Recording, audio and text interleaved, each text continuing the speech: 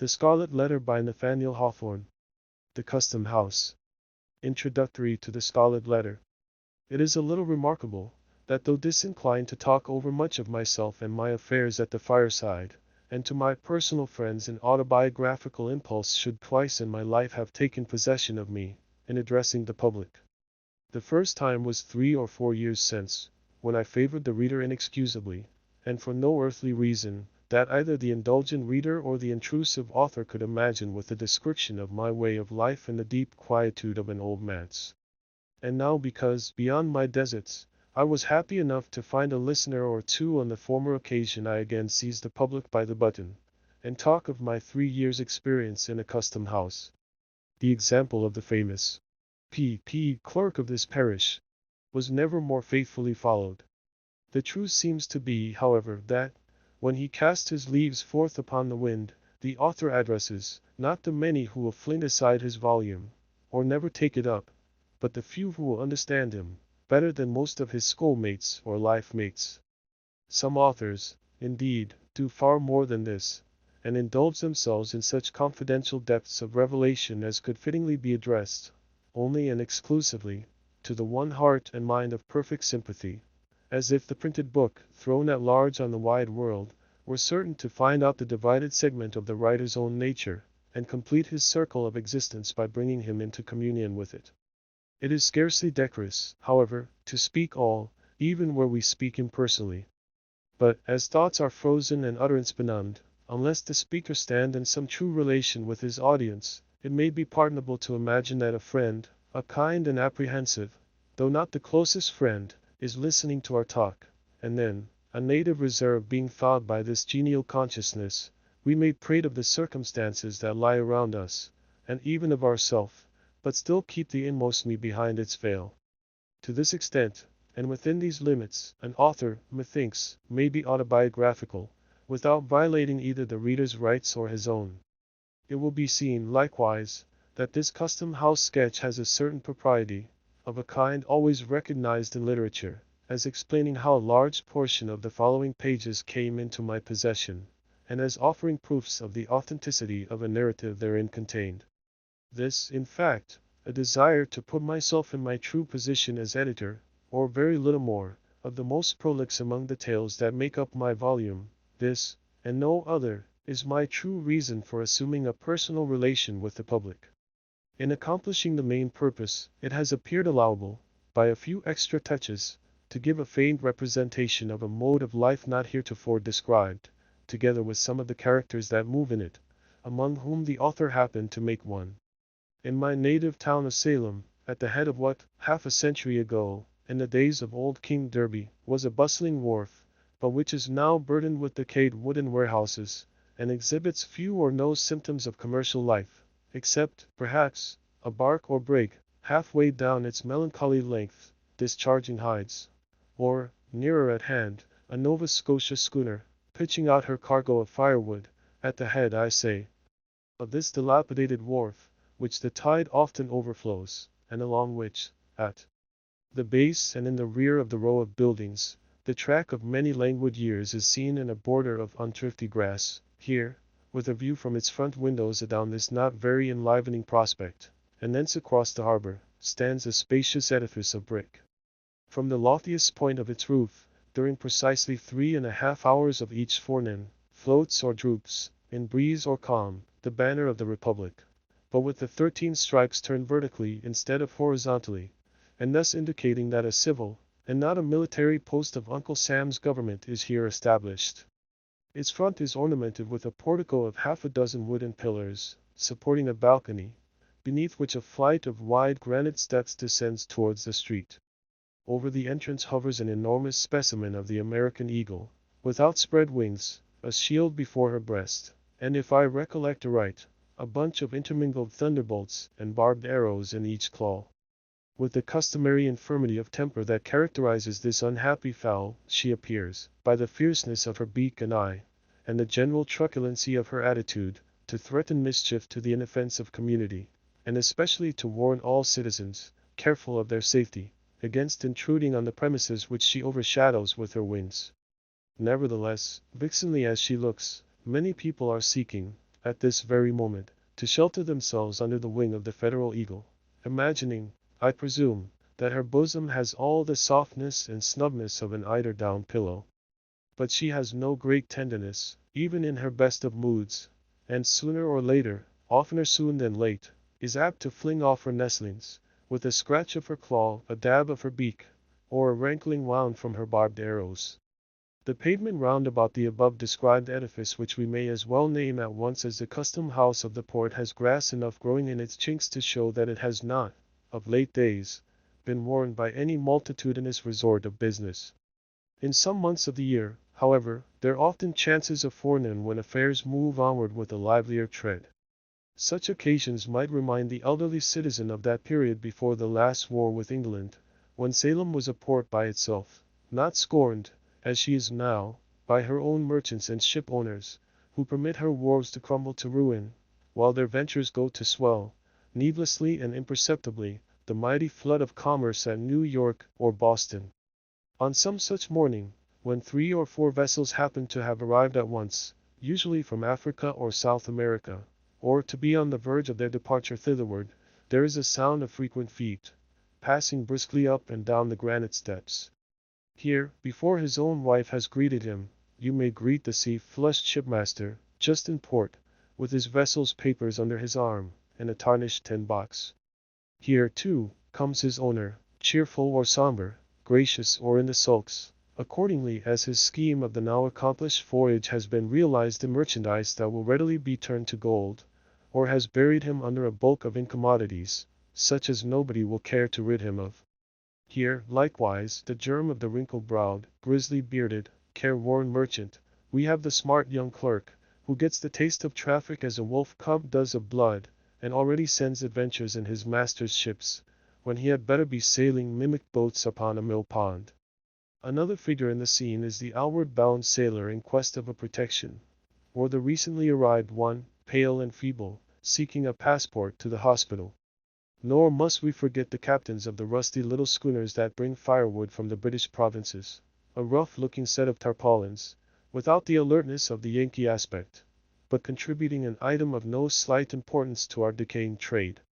Cluster all these individuals together, as they sometimes were, with other miscellaneous ones to diversify the group, and for the time being, it made the custom house a stirring scene.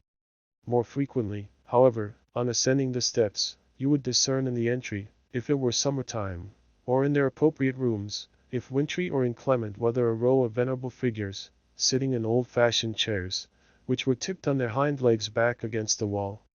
Oftentimes they were asleep, but occasionally might be heard talking together, in voices between speech and a snore, and with that lack of energy that distinguishes the occupants of almshouses, and all other human beings who depend for subsistence on charity, on monopolized labor, or anything else, but their own independent exertions. These old gentlemen seated, like Matthew, at the receipt of customs, but not very liable to be summoned thence, like him, for apostolic errands, were custom house officers. Furthermore, on the left hand as you enter the front door, is a certain room or office, about 15 feet square, and of a lofty height, with 2 of its arched windows commanding a view of the aforesaid dilapidated wharf, and the third looking across a narrow lane, and along a portion of Derby Street. All 3 give glimpses of the shops of grocers, block makers, sop sellers, and ship chandlers, around the doors of which are generally to be seen, laughing and gossiping, clusters of old salts, and such other wharf rats as haunt the wapping of a seaport. The room itself is cobwebbed, and dingy with old paint, its floor is strewn with grey sand, in a fashion that has elsewhere fallen into long disuse, and it is easy to conclude, from the general slovenliness of the place, that this is a sanctuary into which womankind, with her tools of magic, the broom and mop, has very infrequent access. In the way of furniture, there is a stove with a voluminous funnel, an old pine desk, with a 3-legged stool beside it, 2 or 3 wooden-bottomed chairs, exceedingly decrepit and infirm, and not to forget the library on some shelves, a score or 2 of volumes of the Acts of Congress, and a bulky digest of the revenue laws. A tin pipe ascends to the ceiling, and forms a medium of vocal communication with other parts of the edifice. And here, some 6 months ago, pacing from corner to corner, or lounging on the long-legged stool, with his elbow on the desk, and his eyes wandering up and down the columns of the morning newspaper, you might have recognized, honored reader, the same individual who welcomed you into his cheery little study, where the sunshine glimmered so pleasantly through the willow branches, on the western side of the old manse. But now, should you go thither to seek him, you would inquire in vain for the locofoco surveyor. The besom of reform has swept him out of office, and a worthier successor wears his dignity, and pockets his emoluments. This old town of Salem, my native place, though I have dwelt much away from it, both in boyhood and mature years, possesses, or did possess, a hold on my affections, the force of which I have never realized during my seasons of actual residence here. Indeed, so far as its physical aspect is concerned, with its flat, unburied surface, covered chiefly with wooden houses, few or none of which pretend to architectural beauty, its irregularity, which is neither picturesque nor quaint, but only tame, its long and lazy street, lounging wearisomely through the whole extent of the peninsula, with Gallows Hill and New Guinea at one end, and a view of the almshouse at the other. Such being the features of my native town, it would be quite as reasonable to form a sentimental attachment to a disarranged checkerboard. And yet, though invariably happiest elsewhere, there is within me a feeling for old Salem, which, in lack of a better phrase, I must be content to call affection. The sentiment is probably assignable to the deep and aged roots which my family has struck into the soil. It is now nearly 2 centuries and a quarter since the original Briton, the earliest emigrant of my name, made his appearance in the wild and forest-bordered settlement, which has since become a city. And here his descendants have been born and died, and have mingled their earthy substance with the soil, until no small portion of it must necessarily be akin to the mortal frame wherewith, for a little while, I walk the streets. In part, therefore, the attachment which I speak of is the mere sensuous sympathy of dust for dust.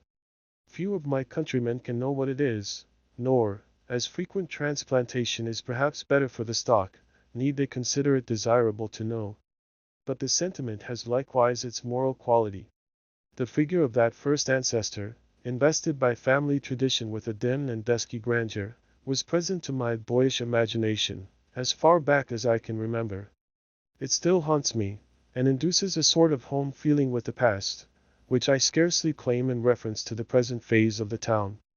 I seem to have a stronger claim to a residence here on account of this grave, bearded, sable-cloaked and steeple-crowned progenitor, who came so early, with his Bible and his sword, and trode the unworn street with such a stately port, and made so large a figure, as a man of war and peace, a stronger claim than for myself, whose name is seldom heard and my face hardly known.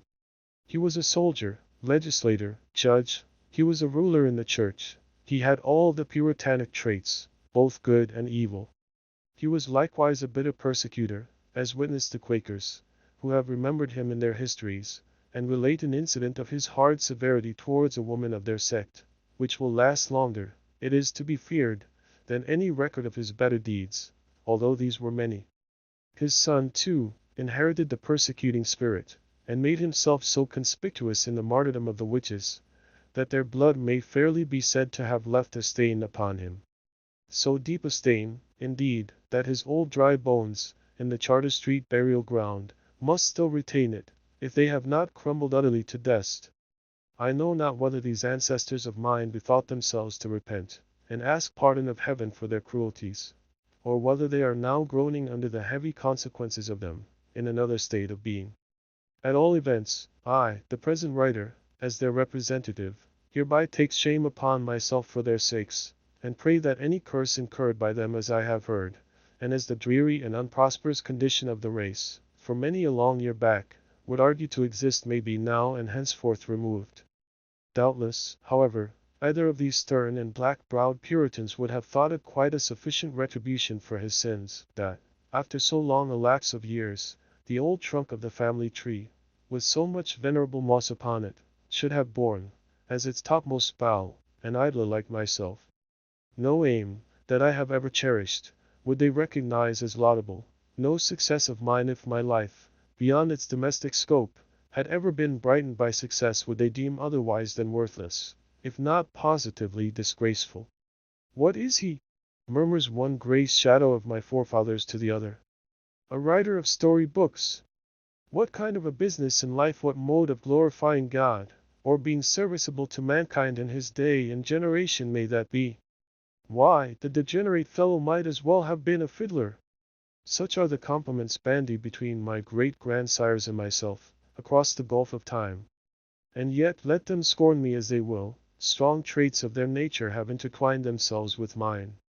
Planted deep, in the town's earliest infancy and childhood, by these two earnest and energetic men, the race has ever since subsisted here, always, too, in respectability, never, so far as I have known, disgraced by a single unworthy member, but seldom or never, on the other hand, after the first two generations, performing any memorable deed, or so much as putting forward a claim to public notice. Gradually, they have sunk almost out of sight, as old houses, here and there about the streets, get covered halfway to the eaves by the accumulation of new soil.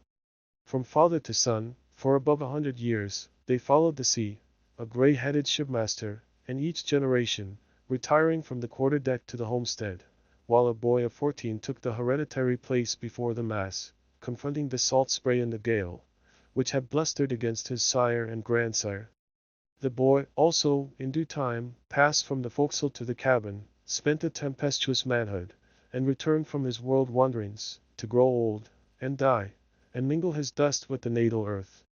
This long connection of a family with one spot, as its place of birth and burial, creates a kindred between the human being and the locality, quite independent of any charm in the scenery or moral circumstances that surround him. It is not love, but instinct. The new inhabitant who came himself from a foreign land, or whose father or grandfather came, has little claim to be called a Salemite. He has no conception of the oyster-like tenacity with which an old settler, over whom his third century is creeping, clings to the spot where his successive generations have been embedded. It is no matter that the place is joyless for him, that he is weary of the old wooden houses, the mud and dust, the dead level of sight and sentiment, the chill east wind, and the chillest of social atmospheres. All these, and whatever faults besides he may see or imagine, are nothing to the purpose. The spell survives, and just as powerfully as if the natal spot were an earthly paradise. So has it been in my case. I felt it almost as a destiny to make Salem my home, so that the mold of features and cast of character which had all along been familiar here, ever, as one representative of the race laid down in his grave, another assuming, as it were, his sentry march along the main street, might still in my little day be seen and recognized in the old town. Nevertheless, this very sentiment is an evidence that the connection, which has become an unhealthy one, should at last be severed. Human nature will not flourish, any more than a potato, if it be planted and replanted, for too long a series of generations, in the same worn-out soil. My children have had other birthplaces, and so far as their fortunes may be within my control, shall strike their roots into unaccustomed earth. On emerging from the old manse, it was chiefly this strange, indolent, unjoyous attachment for my native town, that brought me to fill a place in Uncle Sam's brick edifice, when I might as well, or better, have gone somewhere else. My doom was on me. It was not the first time, nor the second, that I had gone away, as it seemed, permanently, but yet returned, like the bad halfpenny, or as if Salem were for me the inevitable center of the universe. So, one fine morning, I ascended the flight of granite steps, with the president's commission in my pocket, and was introduced to the corps of gentlemen who were to aid me in my weighty responsibility, as chief executive officer of the custom house. I doubt greatly, or rather, I do not doubt at all whether any public functionary of the United States, either in the civil or military line, has ever had such a patriarchal body of veterans under his orders as myself. The whereabouts of the oldest inhabitant was at once settled, when I looked at them. For upwards of 20 years before this epoch, the independent position of the collector had kept the Salem custom house out of the whirlpool of political vicissitude, which makes the tenure of office generally so fragile. A soldier, New England's most distinguished soldier, he stood firmly on the pedestal of his gallant services, and himself secure in the wise liberality of the successive administrations to which he had held office, he had been the safety of his subordinates in many an hour of danger and heart quake. General Miller was radically conservative, a man over whose kindly nature habit had no slight influence, attaching himself strongly to familiar faces, and with difficulty moved to change, even when change might have brought unquestionable improvement. Thus, on taking charge of my department, I found few but aged men. They were ancient sea captains, for the most part, who, after being tossed on every sea, and standing up sturdily against life's tempestuous blasts, had finally drifted into this quiet nook, where, with little to disturb them, except the periodical terrors of a presidential election, they one and all acquired a new lease of existence. Though by no means less liable than their fellow men to age and infirmity, they had evidently some talisman or other that kept death at bay. 2 or 3 of their number, as I was assured, being gouty and rheumatic, or perhaps bedridden, never dreamed of making their appearance at the custom house during a large part of the year, but, after a torpid winter, would creep out into the warm sunshine of May or June, go lazily about what they termed duty, and, at their own leisure and convenience, betake themselves to bed again. I must plead guilty to the charge of abbreviating the official breath of more than one of these venerable servants of the Republic. They were allowed, on my representation, to rest from their arduous labors, and soon afterwards, as if their sole principle of life had been zeal for their country's service, as I verily believe it was, withdrew to a better world. It is a pious consolation to me, that, through my interference, a sufficient space was allowed them for repentance of the evil and corrupt practices into which, as a matter of course, every custom house officer must be supposed to fall. Neither the front nor the back entrance of the custom house opens on the road to paradise. The greater part of my officers were Whigs. It was well for their venerable brotherhood that the new surveyor was not a politician, and though a faithful Democrat in principle, either received nor held his office with any reference to political services. Had it been otherwise, had an active politician been put into this influential post, to assume the easy task of making head against the Whig collector, whose infirmities withheld him from the personal administration of his office, hardly a man of the old corps would have drawn the breath of official life, within a month after the exterminating angel had come up the custom house steps. According to the received code in such matters, it would have been nothing short of duty, in a politician, to bring every one of those white heads under the axe of the guillotine. It was plain enough to discern, that the old fellows dreaded some such discourtesy at my hands.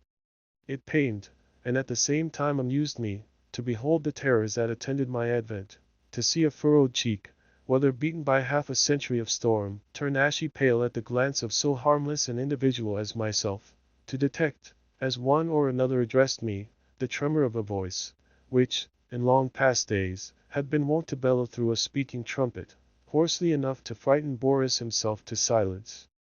They knew, these excellent old persons, that, by all established rule, and, as regarded some of them, weighed by their own lack of efficiency for business, they ought to have given place to younger men, more orthodox in politics, and altogether fitter than themselves to serve our common uncle. I knew it too, but could never quite find in my heart to act upon the knowledge. Much and deservedly to my own discredit, therefore, and considerably to the detriment of my official conscience, they continued, during my incumbency, to creep about the wharves, and loiter up and down the custom house steps. They spent a good deal of time, also, asleep in their accustomed corners, with their chairs tilted back against the wall, awaking, however, once or twice in a forenoon, to bore one another with the several thousandth repetition of old sea stories, and moldy jokes, that had grown to be passwords and countersigns among them. The discovery was soon made, I imagine, that the new surveyor had no great harm in him.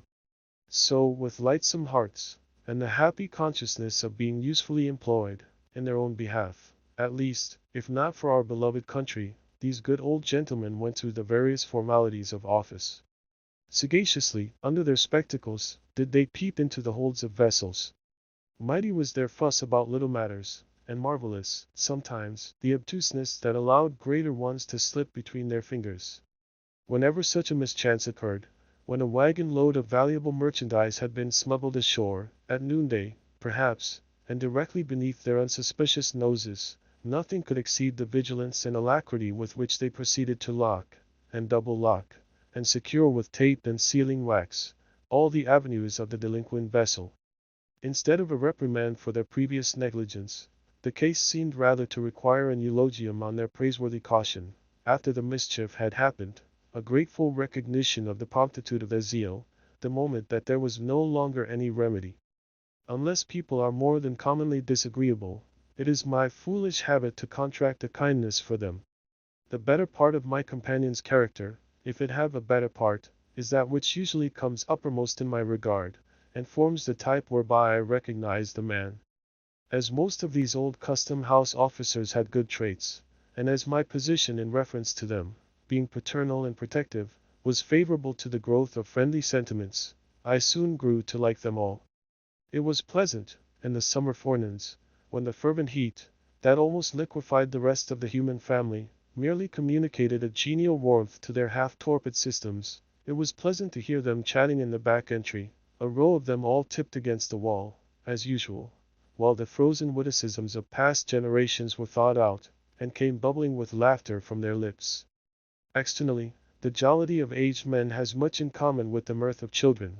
The intellect, any more than a deep sense of humor, has little to do with the matter. It is, with both, a gleam that plays upon the surface, and imparts a sunny and cheery aspect alike to the green branch, and gray, moldering trunk. In one case, however, it is real sunshine, in the other, it more resembles the phosphorescent glow of decaying wood. It would be sad injustice, the reader must understand, to represent all my excellent old friends as in their dotage. In the first place, my coadjutors were not invariably old. There were men among them in their strength and prime, of marked ability and energy, and altogether superior to the sluggish and dependent mode of life on which their evil stars had cast them. Then, moreover, the white locks of age were sometimes found to be the thatch of an intellectual tenement in good repair. But, as respects the majority of my corps of veterans, there would be no wrong done, if I characterized them generally as a set of wearisome old souls, who had gathered nothing worth preservation from their varied experience of life. They seemed to have flung away all the golden grain of practical wisdom, which they had enjoyed so many opportunities of harvesting, and most carefully to have stored their memories with the husks. They spoke with far more interest and unction of their morning's breakfast, or yesterday's, today's, or tomorrow's dinner, than of the shipwreck of 40 or 50 years ago, and all the world's wonders which they had witnessed with their youthful eyes. The father of the custom house, the patriarch, not only of this little squad of officials, but I am bold to say, of the respectable body of tide waiters all over the United States, was a certain permanent inspector. He might truly be termed the legitimate son of the revenue system, dyed in the wool, or rather, born in the purple, since his sire, a revolutionary colonel, and formerly collector of the port, had created an office for him, and appointed him to fill it, at a period of the early ages which few living men can now remember. This inspector, when I first knew him, was a man of 80 years, or thereabouts, and certainly one of the most wonderful specimens of wintergreen that you would be likely to discover in a lifetime's search. With his florid cheek, his compact figure, smartly arrayed in a bright buttoned blue coat, his brisk and vigorous step, and his hale and hearty aspect, altogether he seemed not young, indeed but a kind of new contrivance of Mother Nature in the shape of man, whom age and infirmity had no business to touch. His voice and laugh, which perpetually re-echoed through the custom house, had nothing of the tremulous quaver and cackle of an old man's utterance. They came starting out of his lungs, like the crow of a cock, or the blast of a clarion. Looking at him merely as an animal, and there was very little else to look at, he was a most satisfactory object, from the thorough healthfulness and wholesomeness of his system, and his capacity, at that extreme age, to enjoy all, or nearly all, the delights which he had ever aimed at, or conceived of. The careless security of his life in the custom house, on a regular income, and with but slight and infrequent apprehensions of removal, had no doubt contributed to make time pass lightly over him. The original and more potent causes, however, lay in the rare perfection of his animal nature, the moderate proportion of intellect, and the very trifling admixture of moral and spiritual ingredients. These latter qualities, indeed, being in barely enough measure to keep the old gentleman from walking on all fours.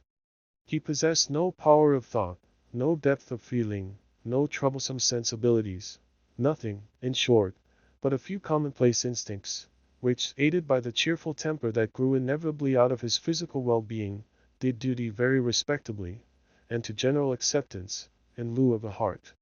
He had been the husband of 3 wives, all long since dead, the father of 20 children, most of whom, at every age of childhood or maturity, had likewise returned to dust. Here, one would suppose, might have been sorrow enough to imbue the sunniest disposition, through and through, with a sable tinge. Not so with our old inspector. One brief sigh sufficed to carry off the entire burden of these dismal reminiscences. The next moment, he was as ready for sport as any unbreeched infant, far readier than the collector's junior clerk, who, at 19 years, was much the elder and graver man of the two. I used to watch and study this patriarchal personage with, I think, livelier curiosity than any other form of humanity that presented to my notice. He was, in truth, a rare phenomenon, so perfect, in one point of view, so shallow, so delusive, so impalpable, such an absolute nonentity, in every other. My conclusion was that he had no soul, no heart, no mind, nothing, as I have already said, but instincts, and yet, withal, so cunningly had the few materials of his character been put together, that there was no painful perception of deficiency, but, on my part, an entire contentment with what I found in him. It might be difficult, and it was so to conceive how he should exist hereafter, so earthly and sensuous did he seem. But surely his existence here, admitting that it was to terminate with his last breath, had been not unkindly given, with no higher moral responsibilities than the beasts of the field, but with a larger scope of enjoyment than theirs, and with all their blessed immunity from the dreariness and duskiness of age. One point, in which he had vastly the advantage over his 4-footed brethren, was his ability to recollect the good dinners which it had made no small portion of the happiness of his life to eat. His gourmandism was a highly agreeable trait, and to hear him talk of roast meat was as appetizing as a pickle or an oyster. As he possessed no higher attribute, and neither sacrificed nor vitiated any spiritual endowment by devoting all his energies and ingenuities to subserve the delight and profit of his maw, it always pleased and satisfied me to hear him expatiate on fish, poultry, and butcher's meat, and the most eligible methods of preparing them for the table. His reminiscences of good cheer, however ancient the date of the actual banquet, seemed to bring the savor of pig or turkey under one's very nostrils. There were flavors on his palate that had lingered there not less than 60 or 70 years, and were still apparently as fresh as that of the mutton chop which he had just devoured for his breakfast. I have heard him smack his lips over dinners, every guest at which, except himself, had long been food for worms. It was marvelous to observe how the ghosts of bygone meals were continually rising up before him, not in anger or retribution, but as if grateful for his former appreciation and seeking to resuscitate an endless series of enjoyment, at once shadowy and sensual. A tender loin of beef, a hind quarter of veal, a spare rib of pork, a particular chicken, or a remarkably praiseworthy turkey, which had perhaps adorned his board in the days of the elder Adams, would be remembered, while all the subsequent experience of our race, and all the events that brightened or darkened his individual career, had gone over him with as little permanent effect as the passing breeze. The chief tragic event of the old man's life, so far as I could judge, was his mishap with a certain goose which lived and died some 20 or 40 years ago, a goose of most promising figure, but which, at table, proved so inveterately tough that the carving knife would make no impression on its carcass, and it could only be divided with an axe in hand so. But it is time to quit this sketch, on which, however, I should be glad to dwell at considerably more length because, of all men whom I have ever known, this individual was fittest to be a custom-house officer. Most persons, owing to causes which I may not have space to hint at, suffer moral detriment from this peculiar mode of life. The old inspector was incapable of it, and were he to continue in office to the end of time, would be just as good as he was then, and sit down to dinner with just as good an appetite. There is one likeness, without which my gallery of custom-house portraits would be strangely incomplete, but which my comparatively few opportunities for observation enable me to sketch only in the merest outline. It is that of the collector, our gallant old general, who, after his brilliant military service, subsequently to which he had ruled over a wild western territory, had come hither, 20 years before, to spend the decline of his varied and honorable life. The brave soldier had already numbered, nearly or quite, his 60 years and 10, and was pursuing the remainder of his earthly march, burdened with infirmities which even the martial music of his own spirit-stirring recollections could do little towards lightening. The step was palsied now that had been foremost in the charge. It was only with the assistance of a servant, and by leaning his hand heavily on the iron balustrade, that he could slowly and painfully ascend the custom-house steps, and, with a toilsome progress across the floor, attain his customary chair beside the fireplace. There he used to sit, gazing with a somewhat dim serenity of aspect at the figures that came and went, amid the rustle of papers, the administering of oaths, the discussion of business, and the casual talk of the office, all which sounds and circumstances seemed but indistinctly to impress his senses, and hardly to make their way into his inner sphere of contemplation. His countenance, in this repose, was mild and kindly. If his notice was sought, an expression of courtesy and interest gleamed out upon his features, proving that there was light within him, and that it was only the outward medium of the intellectual lamp that obstructed the rays in their passage. The closer you penetrated to the substance of his mind, the sounder it appeared. When no longer called upon to speak, or listen, either of which operations cost him an evident effort, his face would briefly subside into its former not uncheerful quietude. It was not painful to behold this look, for, though dim, it had not the imbecility of decaying age. The framework of his nature, originally strong and massive, was not yet crumbled into ruin. To observe and define his character, however, under such disadvantages, was as difficult a task as to trace out and build up anew, in imagination, an old fortress, like Ticonderoga, from a view of its grey and broken ruins. Here and there, perchance, the walls may remain almost complete, but elsewhere may be only a shapeless mound, cumbrous with its very strength, and overgrown, through long years of peace and neglect, with grass and alien weeds. Nevertheless, looking at the old warrior with affection, for slight as was the communication between us, my feeling towards him, like that of all bipeds and quadrupeds who knew him, might not improperly be termed so, I could discern the main points of his portrait. It was marked with the noble and heroic qualities which showed it to be not by a mere accident, but of good right, that he had won a distinguished name. His spirit could never, I conceive, have been characterized by an uneasy activity.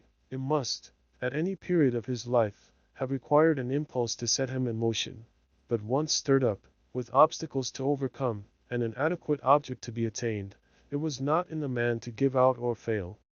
The heat that had formerly pervaded his nature, and which was not yet extinct, was never of the kind that flashes and flickers in a blaze, but rather, a deep, red glow, as of iron in a furnace. Weight, solidity, firmness, this was the expression of his repose, even in such decay as had crept untimely over him, at the period of which I speak.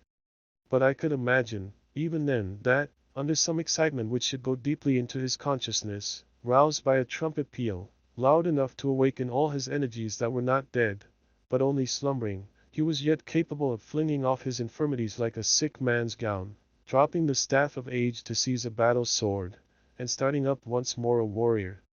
And, in so intense a moment, his demeanor would have still been calm. Such an exhibition, however, was but to be pictured in fancy, not to be anticipated, nor desired. What I saw in him as evidently as the indestructible ramparts of old Ticonderoga already cited as the most appropriate simile were the features of stubborn and ponderous endurance, which might well have amounted to obstinacy in his earlier days, of integrity, that, like most of his other endowments, lay in a somewhat heavy mass, and was just as unmalleable and unmanageable as a ton of iron ore, and of benevolence, which, fiercely as he led the bayonets on a Chippewa or Fort Erie, I take to be of quite as genuine a stamp as what actuates any or all the polemical philanthropists of the age. He had slain men with his own hand, for aught I know, certainly, they had fallen, like blades of grass at the sweep of the scythe, before the charge to which his spirit imparted its triumphant energy. But be that as it might, there was never in his heart so much cruelty as would have brushed the down off a butterfly's wing. I have not known the man to whose innate kindliness I would more confidently make an appeal. Many characteristics in those, too, which contribute not the least forcibly to impart resemblance in a sketch must have vanished, or been obscured, before I met the general. All merely graceful attributes are usually the most evanescent, nor does nature adorn the human ruin with blossoms of new beauty, that have their roots and proper nutriment only in the chinks and crevices of decay, as she sows wall flowers over the ruined fortress of Ticonderoga. Still, even in respect of grace and beauty, there were points well worth noting. A ray of humor, now and then, would make its way through the veil of dim obstruction, and glimmer pleasantly upon our faces. A trait of native elegance, seldom seen in the masculine character after childhood or early youth, was shown in the general's fondness for the sight and fragrance of flowers. An old soldier might be supposed to prize only the bloody laurel on his brow, but here was one who seemed to have a young girl's appreciation of the floral tribe. There, beside the fireplace, the brave old general used to sit, while the surveyor, though seldom, when it could be avoided, taking upon himself the difficult task of engaging him in conversation, was fond of standing at a distance, and watching his quiet and almost slumbrous countenance. He seemed away from us, although we saw him but a few yards off, remote though we passed close beside his chair, unattainable, though we might have stretched forth our hands and touched his own. It might be that he lived a more real life within his thoughts, than amid the unappropriate environment of the collector's office. The evolutions of the parade, the tumult of the battle, the flourish of old, heroic music, heard 30 years before, such scenes and sounds, perhaps, were all alive before his intellectual sense. Meanwhile, the merchants and shipmasters, the spruce clerks and uncouth sailors, entered and departed. The bustle of this commercial and custom-house life kept up its little murmur round about him, and neither with the men nor their affairs did the general appear to sustain the most distant relation. He was as much out of place as an old sword now rusty, but which had flashed once in the battle's front, and showed still a bright gleam along its blade would have been, among the inkstands, paper folders, and mahogany rulers, on the deputy collector's desk. There was one thing that much aided me in renewing and recreating the stalwart soldier of the Niagara frontier, the man of true and simple energy. It was the recollection of those memorable words of his, "I'll try, sir," spoken on the very verge of a desperate and heroic enterprise, and breathing the soul and spirit of New England hardihood, comprehending all perils, and encountering all. If, in our country, valor were rewarded by heraldic honor, this phrase, which it seems so easy to speak, but which only he, with such a task of danger and glory before him, has ever spoken, would be the best and fittest of all mottos for the general's shield of arms. It contributes greatly towards a man's moral and intellectual health, to be brought into habits of companionship with individuals unlike himself, who care little for his pursuits, and whose sphere and abilities he must go out of himself to appreciate. The accidents of my life have often afforded me this advantage, but never with more fullness and variety than during my continuance in office. There was one man, especially, the observation of whose character gave me a new idea of talent. His gifts were emphatically those of a man of business, prompt, acute, clear-minded, with an eye that saw through all perplexities, and a faculty of arrangement that made them vanish, as by the waving of an enchanter's wand. Bred up from boyhood in the custom house, it was his proper field of activity, and the many intricacies of business, so harassing to the interloper, presented themselves before him with the regularity of a perfectly comprehended system. In my contemplation, he stood as the ideal of his class. He was, indeed, the custom house in himself, or, at all events, the mainspring that kept its variously revolving wheels in motion, for, in an institution like this, where its officers are appointed to subserve their own profit and convenience, and seldom with a leading reference to their fitness for the duty to be performed, they must perforce seek elsewhere the dexterity which is not in them. Thus, by an inevitable necessity, as a magnet attracts steel filings, so did our man of business draw to himself the difficulties which everybody met with. With an easy condescension, and kind forbearance towards our stupidity, which, to his order of mind, must have seemed little short of crime, would he forthwith, by the merest touch of his finger, make the incomprehensible as clear as daylight. The merchants valued him not less than we, his esoteric friends. His integrity was perfect, It was a law of nature with him, rather than a choice or a principle. Nor can it be otherwise than the main condition of an intellect so remarkably clear and accurate as his, to be honest and regular in the administration of affairs. A stain on his conscience, as to anything that came within the range of his vocation, would trouble such a man very much in the same way, though to a far greater degree, that an error in the balance of an account or an ink blot on the fair page of a book of record. Here, in a word, and it is a rare instance in my life, I had met with a person thoroughly adapted to the situation which he held. Such were some of the people with whom I now found myself connected. I took it in good part, at the hands of Providence, that I was thrown into a position so little akin to my past habits, and set myself seriously to gather from it whatever profit was to be had. After my fellowship of toil and impracticable schemes with the dreamy brethren of Brook Farm, after living for 3 years within the subtle influence of an intellect like Emerson's, after those wild, free days on the Assabeth, indulging fantastic speculations, beside our fire of fallen boughs, with Ellery Channing, after talking with Thoreau about pine trees and Indian relics, in his hermitage at Walden, after growing fastidious by sympathy with the classic refinement of Hilliard's culture, after becoming imbued with poetic sentiment at Longfellow's Hearthstone, it was time, at length, that I should exercise other faculties of my nature, and nourish myself with food for which I had hitherto had little appetite. Even the old inspector was desirable, as a change of diet, to a man who had known Alcott. I look upon it as an evidence, in some measure, of a system naturally well balanced, and lacking no essential part of a thorough organization, that, with such associates to remember, I could mingle at once with men of altogether different qualities, and never murmur at the change. Literature, its exertions and objects, were now of little moment in my regard. I cared not, at this period, for books. They were apart from me.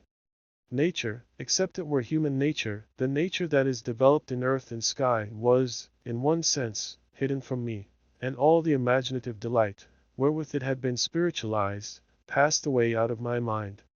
A gift, a faculty if it had not departed, was suspended and inanimate within me. There would have been something sad, unutterably dreary, in all this, had I not been conscious that it lay at my own option to recall whatever was valuable in the past. It might be true, indeed, that this was a life which could not with impunity be lived too long, else, it might have made me permanently other than I had been without transforming me into any shape which it would be worth my while to take. But I never considered it as other than a transitory life. There was always a prophetic instinct, a low whisper in my ear, that, within no long period, and whenever a new change of customs should be essential to my good, a change would come. Meanwhile, there I was, a surveyor of the revenue, and so far as I have been able to understand, as good a surveyor as need be. A man of thought, fancy, and sensibility, had he 10 times the surveyor's proportion of those qualities, may, at any time, be a man of affairs, if he will only choose to give himself the trouble. My fellow officers, and the merchants and sea captains with whom my official duties brought me into any manner of connection, viewed me in no other light, and probably knew me in no other character. None of them, I presume, had ever read a page of my Inditine, or would have cared a fig the more for me, if they had read them all, nor would it have mended the matter, in the least, had those same unprofitable pages been written with a pen like that of Burns or of Chaucer, each of whom was a custom-house officer in his day, as well as I. It is a good lesson, though it may often be a hard one for a man who has dreamed of literary fame, and of making for himself a rank among the world's dignitaries by such means, to step aside out of the narrow circle in which his claims are recognized, and to find how utterly devoid of significance, beyond that circle, is all that he achieves, and all he aims at. I know not that I especially needed the lesson, either in the way of warning or rebuke, but, at any rate, I learned it thoroughly, nor, it gives me pleasure to reflect, did the truth, as it came home to my perception, ever cost me a pang, or require to be thrown off in a sigh. In the way of literary talk, it is true, the naval officer, an excellent fellow, who came into office with me and went out only a little later, would often engage me in a discussion about one or the other of his favorite topics, Napoleon or Shakespeare. The collector's junior clerk, to a young gentleman who, it was whispered, occasionally covered a sheet of Uncle Sam's letter paper with what, at the distance of a few yards, looked very much like poetry used now and then to speak to me of books, as matters with which I might possibly be conversant. This was my all of lettered intercourse, and it was quite sufficient for my necessities, no longer seeking nor caring that my name should be blazoned abroad on title pages. I smiled to think that it had now another kind of vogue. The custom house marker imprinted it, with a stencil in black paint, on pepper bags, and baskets of annatto, and cigar boxes, and bales of all kinds of dutiable merchandise, in testimony that these commodities had paid the impost, and gone regularly through the office. Borne on such queer vehicle of fame, a knowledge of my existence, so far as a name conveys it, was carried where it had never been before, and I hope, will never go again. But the past was not dead. Once in a great while the thoughts that had seemed so vital and so active, yet had been put to rest so quietly, revived again. One of the most remarkable occasions, when the habit of bygone days awoke in me, was that which brings it within the law of literary propriety to offer the public the sketch which I am now writing. In the second story of the custom house there is a large room, in which the brickwork and naked rafters have never been covered with paneling and plaster. The edifice originally projected on a scale adapted to the old commercial enterprise of the port, and with an idea of subsequent prosperity destined never to be realized, contains far more space than its occupants know what to do with. This airy hall, therefore, over the collector's apartments, remains unfinished to this day, and in spite of the aged cobwebs that festoon its dusky beams, appears still to await the labor of the carpenter and mason. At one end of the room, in a recess, were a number of barrels, piled one upon another, containing bundles of official documents. Large quantities of similar rubbish lay lumbering the floor. It was sorrowful to think how many days and weeks and months and years of toil had been wasted on these musty papers, which were now only an encumbrance on earth, and were hidden away in this forgotten corner, never more to be glanced at by human eyes. But then, what reams of other manuscripts filled not with the dullness of official formalities, but with the thought of inventive brains and the rich effusion of deep hearts had gone equally to oblivion, and that, moreover, without serving a purpose in their day, as these heaped-up papers had. And saddest of all, without purchasing for their writers the comfortable livelihood which the clerks of the custom house had gained by these worthless scratchings of the pen. Yet not altogether worthless, perhaps, as materials of local history. Here, no doubt, statistics of the former commerce of Salem might be discovered, and memorials of her princely merchants, old King Derby, old Billy Grey, old Simon Forrester, and many another magnate in his day, whose powdered head, however, was scarcely in the tomb, before his mountain pile of wealth began to dwindle. The founders of the greater part of the families which now compose the aristocracy of Salem might here be traced, from the petty and obscure beginnings of their traffic, at periods generally much posterior to the Revolution, upward to what their children look upon as long-established rank. Prior to the Revolution there is a dearth of records, the earlier documents and archives of the custom house having, probably, been carried off to Halifax, when all the king's officials accompanied the British Army in its flight from Boston. It has often been a matter of regret with me, for, going back, perhaps, to the days of the Protectorate, those papers must have contained many references to forgotten or remembered men, and to antique customs, which would have affected me with the same pleasure as when I used to pick up Indian arrowheads in the field near the old manse. But one idle and rainy day, it was my fortune to make a discovery of some little interest.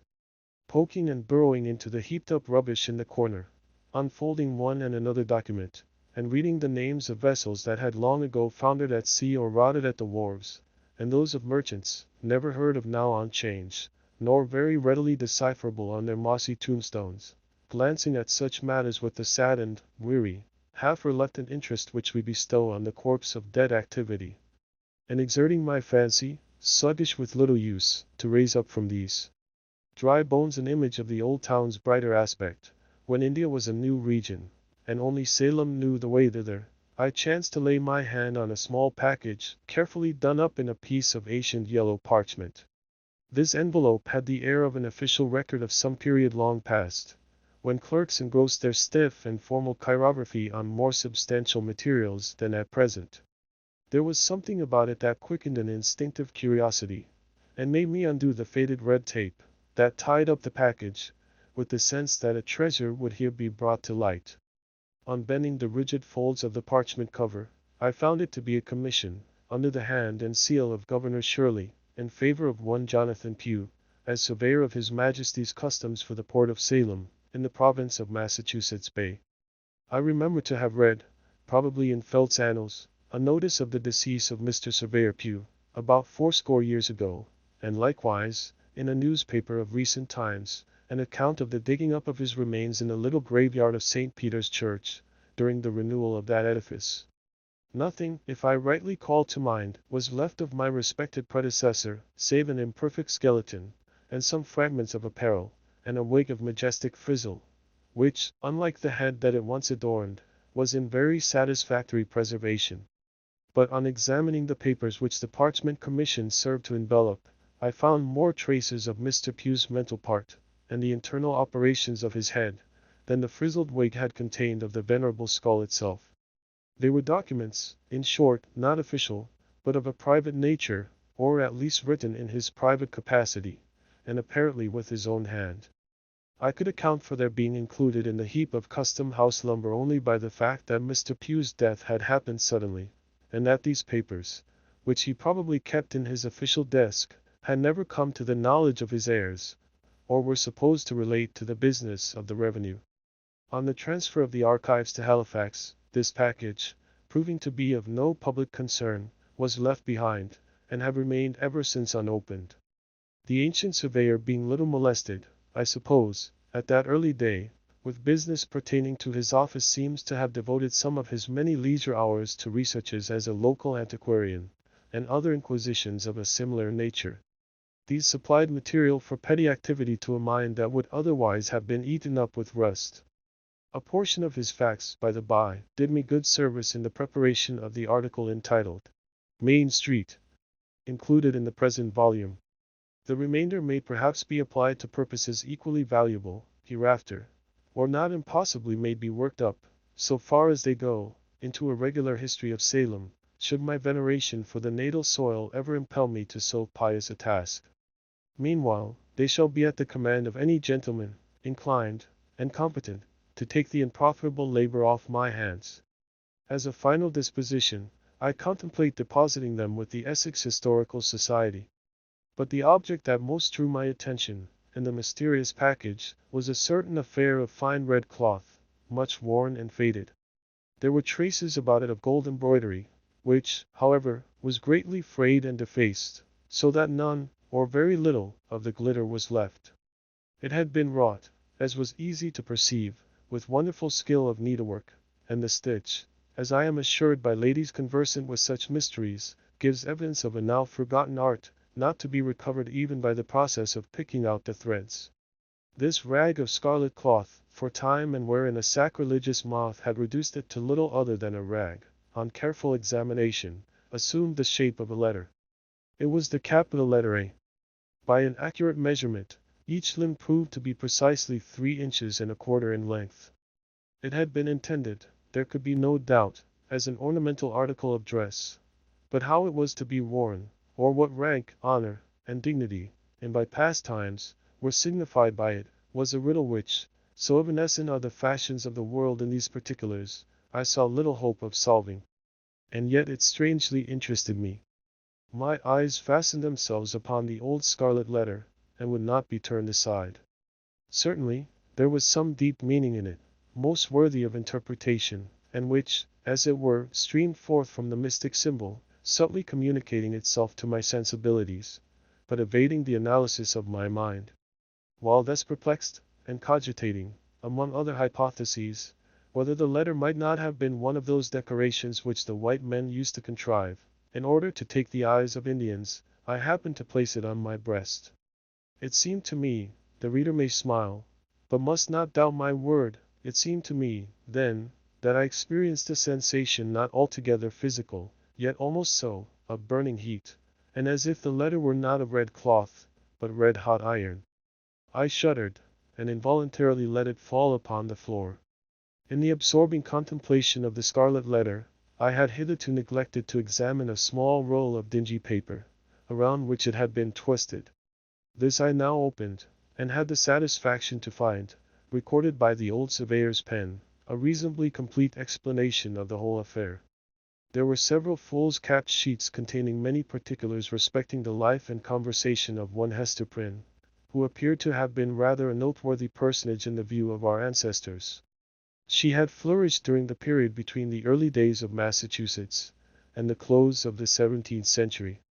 Aged persons, alive in the time of Mr. Surveyor Pugh, and from whose oral testimony he had made up his narrative, remembered her, in their youth, as a very old, but not decrepit woman, of a stately and solemn aspect. It had been her habit, from an almost immemorial date, to go about the country as a kind of voluntary nurse, and doing whatever miscellaneous good she might, taking upon herself, likewise, to give advice in all matters, especially those of the heart, by which means, as a person of such propensities inevitably must, she gained from many people the reverence due to an angel, but I should imagine, was looked upon by others as an intruder and a nuisance. Prying further into the manuscript, I found the record of other doings and sufferings of this singular woman, for most of which the reader is referred to the story entitled The Scarlet Letter, and it should be borne carefully in mind that the main facts of that story are authorized and authenticated by the document of Mr. Surveyor Pugh. The original papers, together with the Scarlet Letter itself, a most curious relic, are still in my possession, and shall be freely exhibited to whomsoever, induced by the great interest of the narrative, may desire a sight of them. I must not be understood as affirming that, in the dressing up of the tale, and imagining the motives and modes of passion that influenced the characters who figure in it, I have invariably confined myself within the limits of the old surveyor's half a dozen sheets of foolscap. On the contrary, I have allowed myself, as to such points, nearly or altogether as much license as if the facts had been entirely of my own invention. What I contend for is the authenticity of the outline. This incident recalled my mind, in some degree, to its old track. There seemed to be here the groundwork of a tale. It impressed me as if the ancient surveyor, in his garb of 100 years gone by, and wearing his immortal wig, which was buried with him, but did not perish in the grave, had met me in the deserted chamber of the custom house. In his port was the dignity of one who had borne his Majesty's commission, and who was therefore illuminated by a ray of the splendor that shone so dazzlingly about the throne. How unlike, alas, the hang-dog look of a republican official, who, as the servant of the people, feels himself less than the least, and below the lowest, of his masters. With his own ghostly hand, the obscurely seen but majestic figure had imparted to me the scarlet symbol, and the little roll of explanatory manuscript. With his own ghostly voice, he had exhorted me, on the sacred consideration of my filial duty and reverence towards him, who might reasonably regard himself as my official ancestor, to bring his mouldy and moth-eaten lucubrations before the public. Do this, said the ghost of Mr. Surveyor Pugh, emphatically nodding the head that looked so imposing within its memorable wig. Do this, and the profit shall be all your own.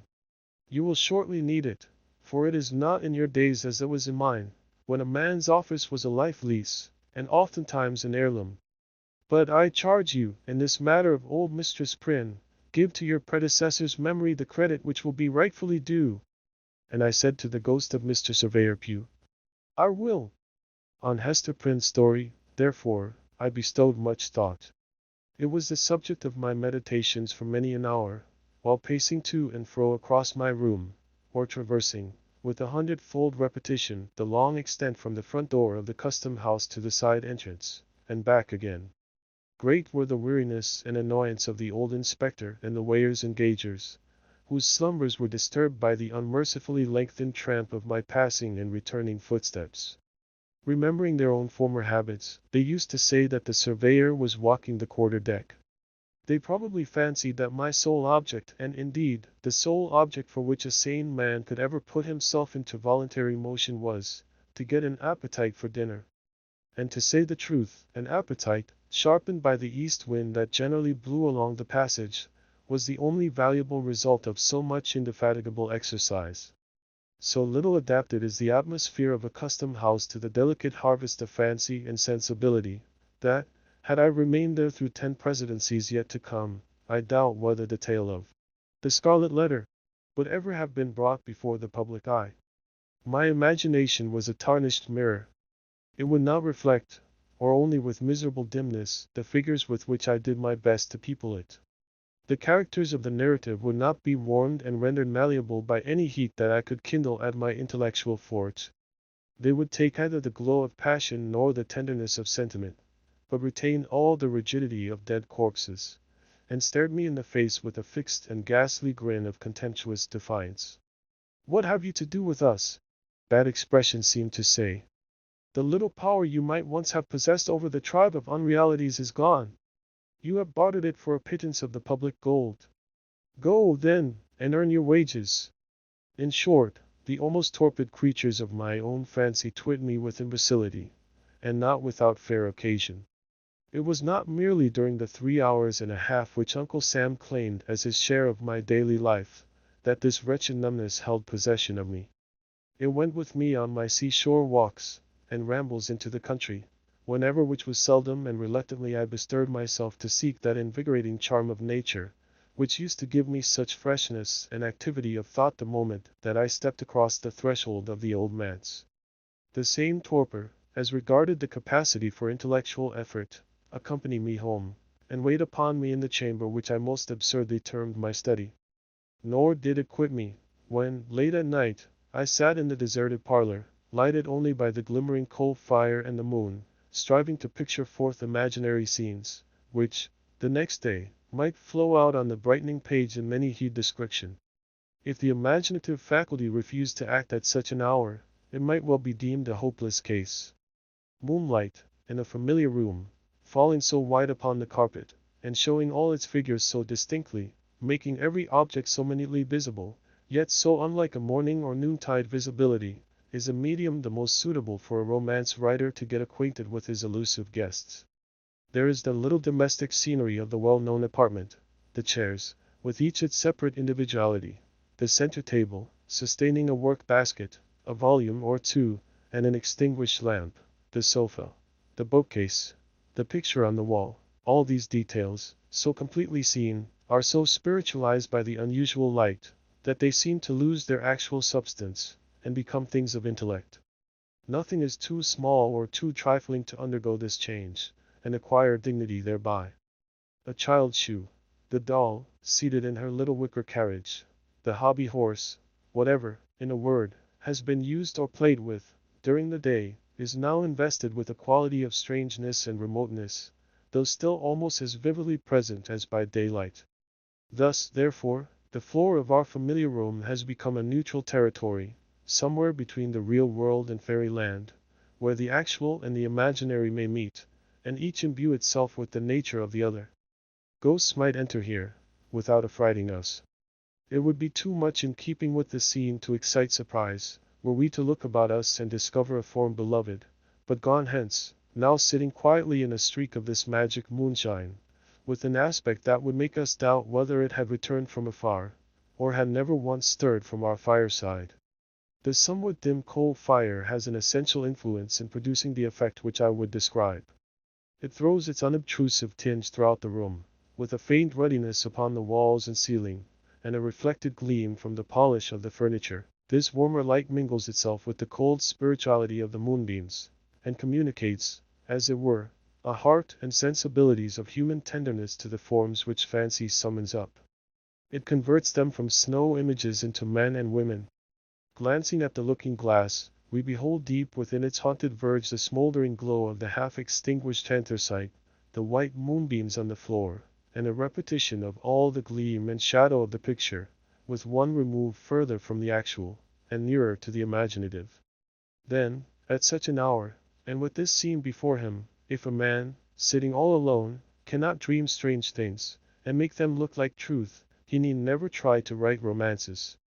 But for myself, during the whole of my custom-house experience, moonlight and sunshine, and the glow of firelight, were just alike in my regard, and neither of them was of one whit more avail than the twinkle of a tallow candle.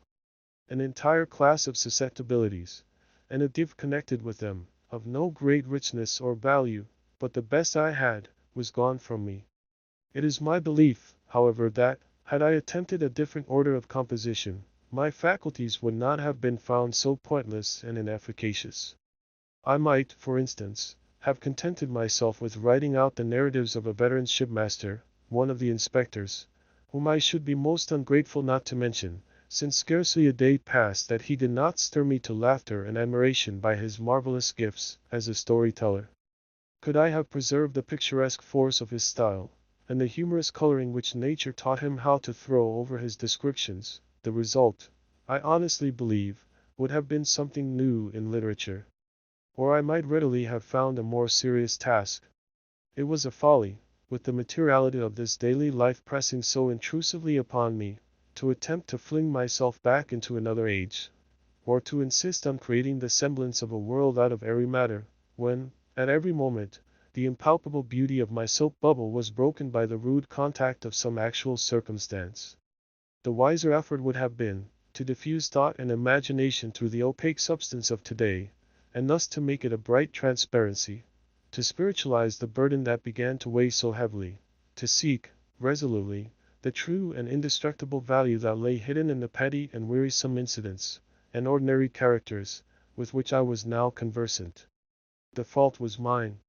The page of life that was spread out before me seemed dull and commonplace, only because I had not fathomed its deeper import. A better book than I shall ever write was there, leaf after leaf presenting itself to me, just as it was written out by the reality of the flitting hour, and vanishing as fast as written, only because my brain wanted the insight and my hand the cunning to transcribe it. At some future day, it may be, I shall remember a few scattered fragments and broken paragraphs, and write them down, and find the letters turned to gold upon the page. These perceptions have come too late. At the instant, I was only conscious that what would have been a pleasure once was now a hopeless toil.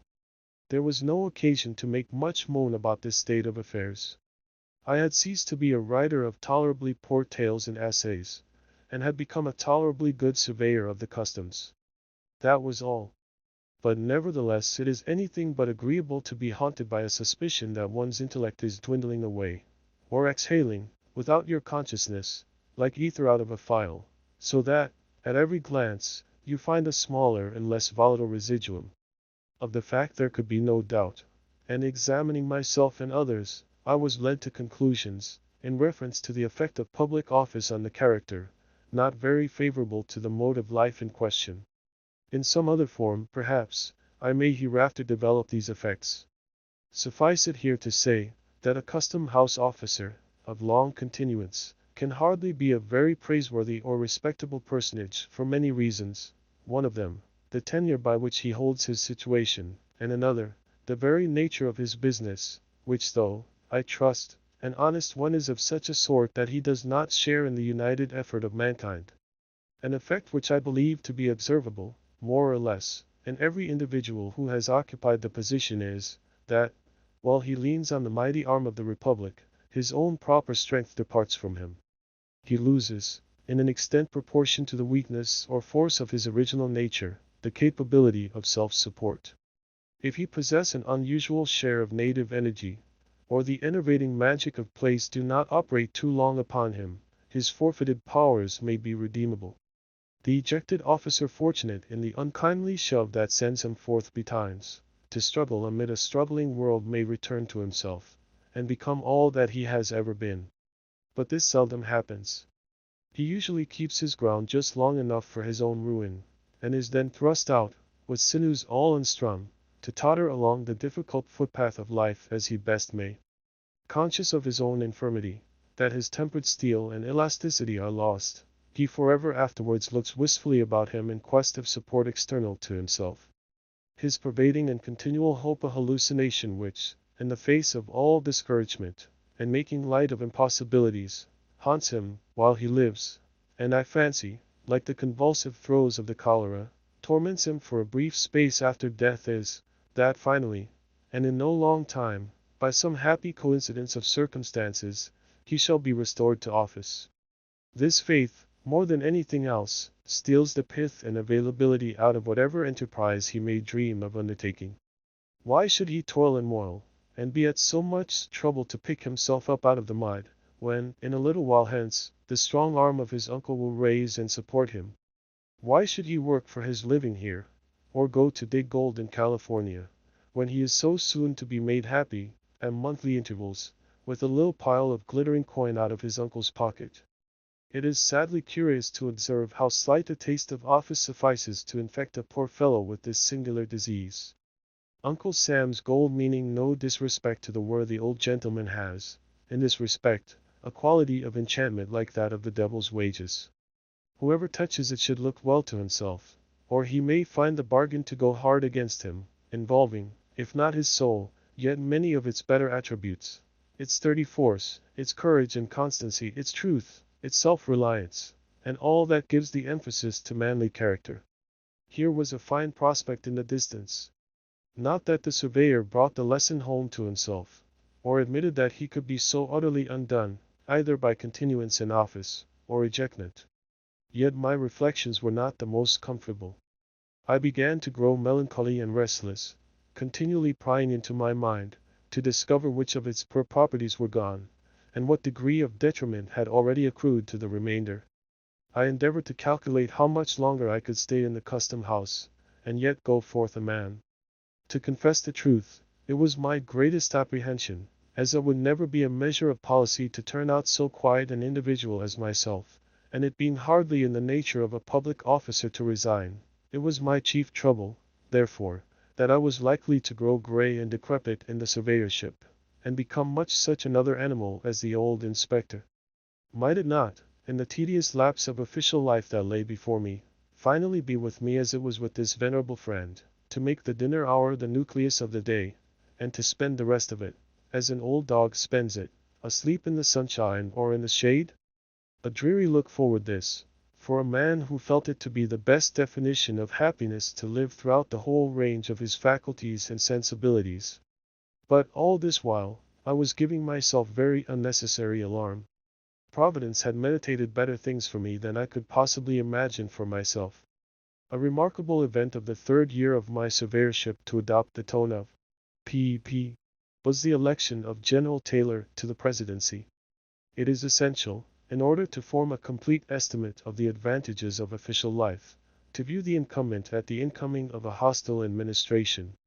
His position is then one of the most singularly irksome, and in every contingency, disagreeable, that a wretched mortal can possibly occupy, with seldom an alternative of good, on either hand, although what presents itself to him as the worst event may very probably be the best. But it is a strange experience, to a man of pride and sensibility, to know that his interests are within the control of individuals who neither love nor understand him, and by whom, since one or the other must needs happen, he would rather be injured than obliged. Strange, too, for one who has kept his calmness throughout the contest, to observe the bloodthirstiness that is developed in the hour of triumph, and to be conscious that he is himself among its objects. There are few uglier traits of human nature than this tendency, which I now witnessed in men no worse than their neighbors, to grow cruel, merely because they possess the power of inflicting harm. If the guillotine, as applied to office holders, were a literal fact instead of one of the most active metaphors, it is my sincere belief that the active members of the victorious party were sufficiently excited to have chopped off all our heads, and have thanked heaven for the opportunity. It appears to me, who have been a calm and curious observer, as well in victory as defeat, that this fierce and bitter spirit of malice and revenge has never distinguished the many triumphs of my own party as it now did that of the Whigs. The Democrats take the offices, as a general rule, because they need them, and because the practice of many years has made it the law of political warfare, which, unless a different system be proclaimed, it were weakness and cowardice to murmur at. But the long habit of victory has made them generous. They know how to spare, when they see occasion, and when they strike, the axe may be sharp, indeed, but its edge is seldom poisoned with ill will, nor is it their custom ignominiously to kick the head which they have just struck off. In short, unpleasant as was my predicament, at best, I saw much reason to congratulate myself that I was on the losing side, rather than the triumphant one. If, heretofore, I had been none of the warmest of partisans, I began now, at this season of peril and adversity, to be pretty acutely sensible with which party my predilections lay, nor was it without something like regret and shame, that, according to a reasonable calculation of chances, I saw my own prospect of retaining office to be better than those of my democratic brethren. But who can see an inch into futurity, beyond his nose? My own head was the first that fell. The moment when a man's head drops off is seldom or never, I am inclined to think, precisely the most agreeable of his life. Nevertheless, like the greater part of our misfortunes, even so serious a contingency brings its remedy and consolation with it, if the sufferer will but make the best, rather than the worst, of the accident which has befallen him. In my particular case, the consolatory topics were close at hand, and indeed, had suggested themselves to my meditations a considerable time before it was requisite to use them. In view of my previous weariness of office, and vague thoughts of resignation, my fortune somewhat resembled that of a person who should entertain an idea of committing suicide, and although beyond his hopes, meet with the good hap to be murdered. In the custom house, as before in the old manse, I had spent 3 years, a term long enough to rest a weary brain, long enough to break off old intellectual habits, and make room for new ones, long enough, and too long, to have lived in an unnatural state, doing what was really of no advantage nor delight to any human being, and withholding myself from toil that would, at least, have stilled an unquiet impulse in me. Then, moreover, as regarded his unceremonious ejectment, the late surveyor was not altogether ill-pleased to be recognized by the Whigs as an enemy, since his inactivity in political affairs, his tendency to roam, at will, in that broad and quiet field where all mankind may meet, rather than confine himself to those narrow paths where brethren of the same household must diverge from one another, had sometimes made it questionable with his brother Democrats whether he was a friend. Now, after he had won the crown of martyrdom, though with no longer a head to wear it on, the point might be looked upon as settled. Finally, little heroic as he was, it seemed more decorous to be overthrown in the downfall of the party with which he had been content to stand, than to remain a forlorn survivor, when so many worthier men were falling, and, at last, after subsisting for 4 years on the mercy of a hostile administration, to be compelled then to define his position anew, and claim the yet more humiliating mercy of a friendly one. Meanwhile the press had taken up my affair, and kept me, for a week or two, careering through the public prints, in my decapitated state, like Irving's headless horseman, ghastly and grim, and longing to be buried, as a politically dead man ought. So much for my figurative self. The real human being, all this time, with his head safely on his shoulders, had brought himself to the comfortable conclusion that everything was for the best, and making an investment in ink, paper, and steel pens, had opened his long disused writing desk, and was again a literary man. Now it was that the lucubrations of my ancient predecessor, Mr. Surveyor Pugh, came into play. Rusty through long idleness, some little space was requisite before my intellectual machinery could be brought to work upon the tale, with an effect in any degree satisfactory. Even yet, though my thoughts were ultimately much absorbed in the task, it wears, to my eye, a stern and somber aspect, too much ungladdened by genial sunshine, too little relieved by the tender and familiar influences which soften almost every scene of nature and real life, and undoubtedly, should soften every picture of them.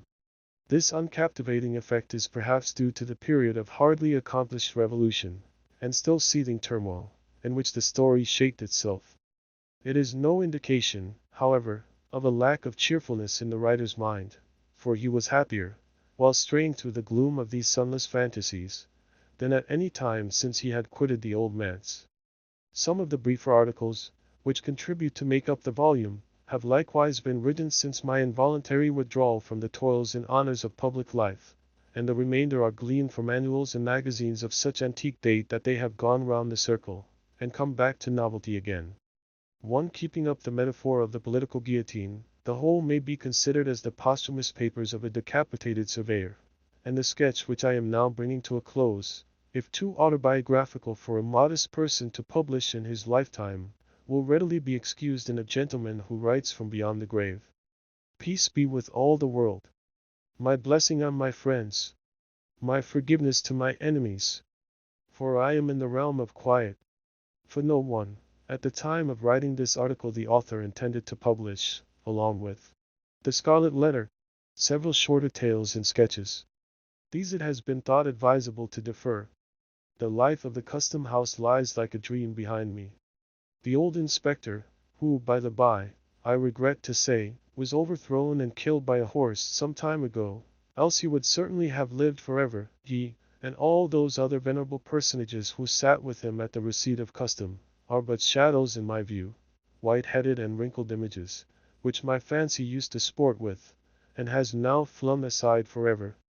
The merchants, Pingree, Phillips, Shepherd, Upton, Kimball, Bertram, Hunt, these, and many other names, which had such a classic familiarity for my ear 6 months ago, these men of traffic, who seem to occupy so important a position in the world, how little time has it required to disconnect me from them all, not merely in act, but recollection.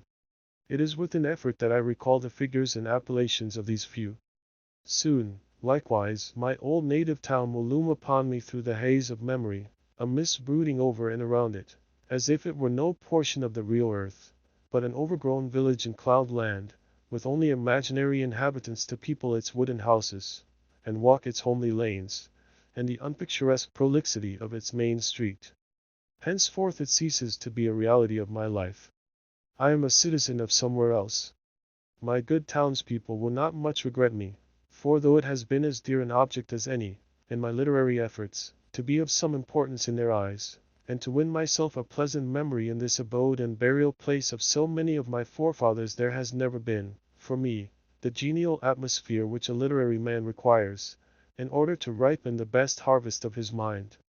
I shall do better amongst other faces, and these familiar ones, it need hardly be said, will do just as well without me. It may be, however, transporting and triumphant thought, that the great-grandchildren of the present race may sometimes think kindly of the scribbler of bygone days, when the antiquary of days to come, among the sights memorable in the town's history, shall point out the locality of the town pump, the Scarlet Letter. Chapter 1. The Prison Door. A throng of bearded men, in sad-colored garments, and gray, steeple-crowned hats, intermixed with women, some wearing hoods and others bareheaded, was assembled in front of a wooden edifice, the door of which was heavily timbered with oak, and studded with iron spikes. The founders of a new colony, whatever utopia of human virtue and happiness they might originally project, have invariably recognized it among their earliest practical necessities to allot a portion of the virgin soil as a cemetery, and another portion as the site of a prison. In accordance with this rule, it may safely be assumed that the forefathers of Boston had built the first prison house somewhere in the vicinity of Cornhill, almost as seasonably as they marked out the first burial ground, on Isaac Johnson's lot, and round about his grave, which subsequently became the nucleus of all the congregated sepulchres in the old churchyard of King's Chapel. Certain it is, that, some 15 or 20 years after the settlement of the town, the wooden jail was already marked with weather stains and other indications of age, which gave a yet darker aspect to its beetle-browed and gloomy front. The rust and the ponderous iron work of its oaken door looked more antique than anything else in the New World. Like all that pertains to crime, it seemed never to have known a youthful era. Before this ugly edifice, and between it and the wheel track of the street, was a grass plot, much overgrown with burdock, pigweed, apple peru, and such unsightly vegetation, which evidently found something congenial in the soil that had so early borne the black flower of civilized society, a prison. But on one side of the portal, and rooted almost at the threshold, was a wild rose bush, covered, in this month of June, with its delicate gems, which might be imagined to offer their fragrance and fragile beauty to the prisoner as he went in, and to the condemned criminal as he came forth to his doom, in token that the deep heart of nature could pity and be kind to him. This rose bush, by a strange chance, has been kept alive in history, but whether it had merely survived out of the stern old wilderness, so long after the fall of the gigantic pines and oaks that originally overshadowed it, or whether, as there is fair authority for believing, it had sprung up under the footsteps of the sainted Anne Hutchinson, as she entered the prison door, we shall not take upon us to determine. Finding it so directly on the threshold of our narrative, which is now about to issue from that inauspicious portal, we could hardly do otherwise than pluck one of its flowers, and present it to the reader. It may serve, let us hope, to symbolize some sweet moral blossom that may be found along the track, or relieve the darkening close of a tale of human frailty and sorrow. Chapter 2. The Marketplace. The grass plot before the jail, in Prison Lane, on a certain summer morning, not less than 2 centuries ago, was occupied by a pretty large number of the inhabitants of Boston, all with their eyes intently fastened on the iron-clamped oaken door. Amongst any other population, or at a later period in the history of New England, the grim rigidity that petrified the bearded physiognomies of these good people would have augured some awful business in hand. It could have betokened nothing short of the anticipated execution of some noted culprit, on whom the sentence of a legal tribunal had but confirmed the verdict of public sentiment. But, in that early severity of the Puritan character, an inference of this kind could not so indubitably be drawn. It might be that a sluggish bond servant, or an undutiful child, whom his parents had given over to the civil authority, was to be corrected at the whipping post. It might be that an antinomian, a Quaker, or other heterodox religionist was to be scourged out of the town, or an idle and vagrant Indian, whom the white man's fire water had made riotous about the streets, was to be driven with stripes into the shadow of the forest. It might be, too, that a witch, like old Mistress Hibbins, the bitter-tempered widow of the magistrate, was to die upon the gallows. In either case, there was very much the same solemnity of demeanor on the part of the spectators, as befitted a people amongst whom religion and law were almost identical, and in whose character both were so thoroughly interfused, that the mildest and the severest acts of public discipline were alike made venerable and awful. Meager, indeed, and cold was the sympathy that a transgressor might look for, from such bystanders, at the scaffold. On the other hand, a penalty, which, in our days, would infer a degree of mocking infamy and ridicule, might then be invested with almost as stern a dignity as the punishment of death itself. It was a circumstance to be noted, on the summer morning when our story begins its course, that the women, of whom there were several in the crowd, appeared to take a peculiar interest in whatever penal infliction might be expected to ensue. The age had not so much refinement, that any sense of impropriety restrained the wearers of petticoat and farthingale from stepping forth into the public ways, and wedging their not unsubstantial persons, if occasion were, into the throng nearest to the scaffold at an execution. Morally, as well as materially, there was a coarser fibre in those wives and maidens of old English birth and breeding, than in their fair descendants, separated from them by a series of 6 or 7 generations, for, throughout that chain of ancestry, every successive mother has transmitted to her child a fainter bloom, a more delicate and briefer beauty, and a slighter physical frame, if not a character of less force and solidity, than her own. The women who were now standing about the prison door stood within less than half a century of the period when a man like Elizabeth had been the not altogether unsuitable representative of the sex. They were her countrywomen, and the beef and ale of their native land, with a moral diet not a whit more refined, entered largely into their composition. The bright morning sun, therefore, shone on broad shoulders and well-developed busts, and on round and ruddy cheeks, that had ripened in the far-off island, and had hardly yet grown paler or thinner in the atmosphere of New England. There was, moreover, a boldness and rotundity of speech among these matrons, as most of them seemed to be, that would startle us at the present day, whether in respect to its purport, or its volume of tone. "Good wives," said a hard-featured dame of 50, "I'll tell ye a piece of my mind. It would be greatly for the public behoof, if we women, being of mature age and church members in good repute, should have the handling of such malefactresses as is Hester Prynne. What think ye, gossips? If the hussy stood up for judgment before us 5, that are now here in a knot together, would she come off with such a sentence as the worshipful magistrates have awarded? Marry, I trow not." "People say," said another, "that the Reverend Master Dimmesdale, her godly pastor, takes it very grievously to heart that such a scandal should have come upon his congregation. The magistrates are God-fearing gentlemen, but merciful overmuch, that is a truth," added a third autumnal matron. "At the very least, they should have put the brand of a hot iron on Hester Prynne's forehead. Madam Hester would have winced at that, I warrant me. But she, the naughty baggage, little will she care what they put upon the bodice of her gown. Why, look you, she may cover it with a brooch, or such like heathenish adornment, and so walk the streets as brave as ever." "Ah, but," interposed, more softly, a young wife, holding a child by the hand. Let her cover the mark as she will, the pang of it will be always in her heart. What do we talk of marks and brands, whether on the bodice of her gown, or the flesh of her forehead? Cried another female, the ugliest as well as the most pitiless of these self-constituted judges. This woman has brought shame upon us all, and ought to die. Is there not law for it? Truly there is, both in the scripture and the statute book. Then let the magistrates, who have made it of no effect, think themselves if their own wives and daughters go astray. Mercy on us, good wife, exclaimed a man in the crowd. Is there no virtue in woman, save what springs from a wholesome fear of the gallows? That is the hardest word yet. Hush, now, gossips! For the lock is turning in the prison door, and here comes Mistress Prynne herself. The door of the jail being flung open from within, there appeared, in the first place, like a black shadow emerging into sunshine, the grim and grisly presence of the town beadle, with a sword by his side, and his staff of office in his hand. This personage prefigured and represented in his aspect the whole dismal severity of the Puritanic code of law, which it was his business to administer in its final and closest application to the offender.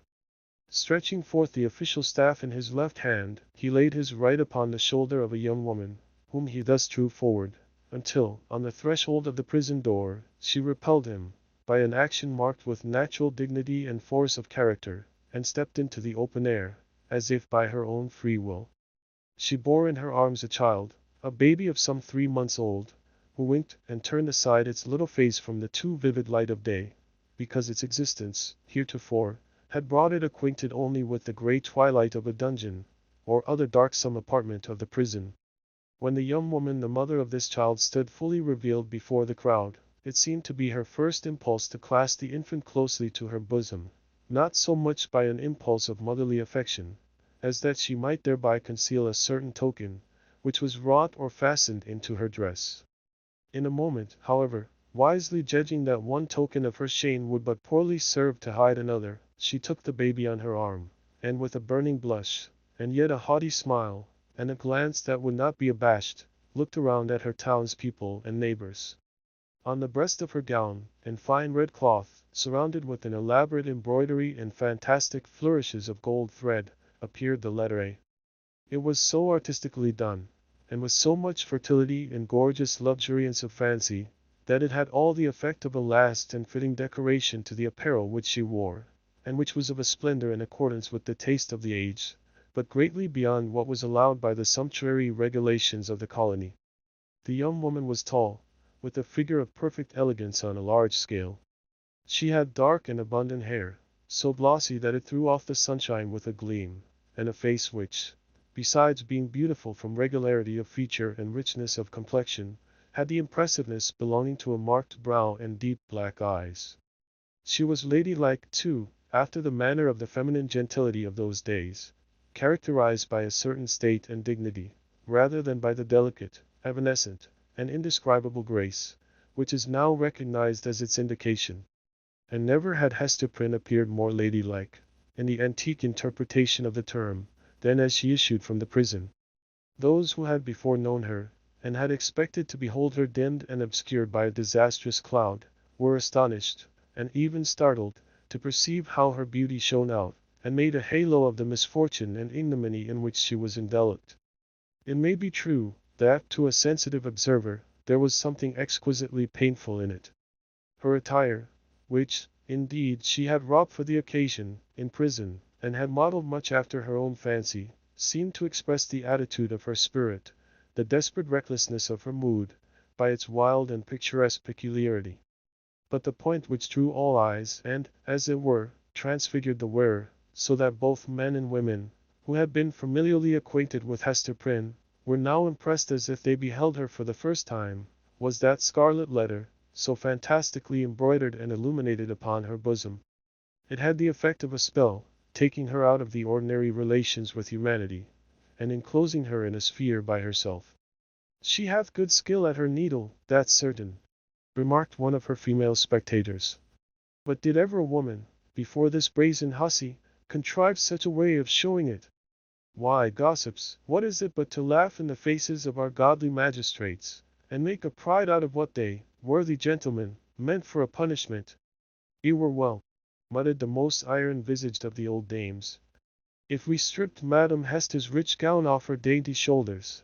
And as for the red letter, which she has stitched so curiously, I'll bestow a rag of mine own rheumatic flannel, to make a fitter one." "Oh, peace, neighbors, peace!" whispered their youngest companion. "Do not let her hear you. Not a stitch in that embroidered letter but she has felt it in her heart." The grim beadle now made a gesture with his staff. "Make way, good people, make way, in the king's name!" cried he. "Open a passage, and I promise ye, Mistress Prynne shall be set where man, woman, and child may have a fair sight of her brave apparel, from this time till an hour past meridian. A blessing on the righteous colony of the Massachusetts, where iniquity is dragged out into the sunshine. Come along, Madam Hester, and show your scarlet letter in the marketplace." A lane was forthwith opened to the crowd of spectators. Preceded by the beadle, and attended by an irregular procession of stern-browed men and unkindly visaged women, Hester Prynne set forth towards the place appointed for her punishment. A crowd of eager and curious schoolboys, understanding little of the matter in hand, except that it gave them a half-holiday, ran before her progress, turning their heads continually to stare into her face, and at the winking baby in her arms, and at the ignominious letter on her breast. It was no great distance in those days from the prison door to the marketplace. Measured by the prisoner's experience, however, it might be reckoned a journey of some length, for, haughty as her demeanor was, she perchance underwent an agony from every footstep of those that thronged to see her, as if her heart had been flung into the street for them all to spurn and trample upon. In our nature, however, there is a provision, alike marvelous and merciful, that the sufferer should never know the intensity of what he endures by its present torture, but chiefly by the pain that rankles after it. With almost a serene deportment, therefore, Hester Prynne passed through this portion of her ordeal, and came to a sort of scaffold, at the western extremity of the marketplace. It stood nearly beneath the eaves of Boston's earliest church, and appeared to be a fixture there. In fact, this scaffold constituted a portion of a penal machine, which now, for 2 or 3 generations past, has been merely historical and traditionary among us, but was held, in the old time, to be as effectual an agent, in the promotion of good citizenship, as ever was the guillotine among the terrorists of France. It was, in short, the platform of the pillory, and above it rose the framework of that instrument of discipline, so fashioned as to confine the human head in its tight grasp, and thus hold it up to the public gaze. The very ideal of ignominy was embodied and made manifest in this contrivance of wood and iron. There can be no outrage, methinks, against our common nature, whatever be the delinquencies of the individual, no outrage more flagrant than to forbid the culprit to hide his face for shame, as it was the essence of this punishment to do. In Hester Prynne's instance, however, as not unfrequently in other cases, her sentence bore, that she should stand a certain time upon the platform, but without undergoing that gripe about the neck and confinement of the head, the proneness to which was the most devilish characteristic of this ugly engine. Knowing well her part, she ascended a flight of wooden steps, and was thus displayed to the surrounding multitude, at about the height of a man's shoulders above the street. Had there been a papist among the crowd of Puritans, he might have seen in this beautiful woman, so picturesque in her attire and mien, and with the infant at her bosom, an object to remind him of the image of divine maternity, which so many illustrious painters have vied with one another to represent, something which should remind him, indeed, but only by contrast, of that sacred image of sinless motherhood, whose infant was to redeem the world. Here, there was the taint of deepest sin in the most sacred quality of human life, working such effect, that the world was only the darker for this woman's beauty, and the more lost for the infant that she had borne. The scene was not without a mixture of awe, such as must always invest the spectacle of guilt and shame in a fellow creature, before society shall have grown corrupt enough to smile, instead of shuddering, at it. The witnesses of Hester Prynne's disgrace had not yet passed beyond their simplicity. They were stern enough to look upon her death, had that been the sentence, without a murmur at its severity, but had none of the heartlessness of another social state, which would find only a theme for jest in an exhibition like the present. Even had there been a disposition to turn the matter into ridicule, it must have been repressed and overpowered by the solemn presence of men no less dignified than the governor, and several of his councillors, a judge, a general, and the ministers of the town, all of whom sat or stood in a balcony of the meeting-house, looking down upon the platform. When such personages could constitute a part of the spectacle, without risking the majesty or reverence of rank and office, it was safely to be inferred that the infliction of a legal sentence would have an earnest and effectual meaning. Accordingly, the crowd was somber and grave. The unhappy culprit sustained herself as best a woman might, under the heavy weight of 1,000 unrelenting eyes, all fastened upon her, and concentrated at her bosom. It was almost intolerable to be borne. Of an impulsive and passionate nature, she had fortified herself to encounter the stings and venomous stabs of public contumely, wreaking itself in every variety of insult. But there was a quality so much more terrible in the solemn mood of the popular mind, that she longed rather to behold all those rigid countenances contorted with scornful merriment, and herself the object. Had a roar of laughter burst from the multitude, each man, each woman, each little shrill-voiced child, contributing their individual parts, Hester Prynne might have repaid them all with a bitter and disdainful smile.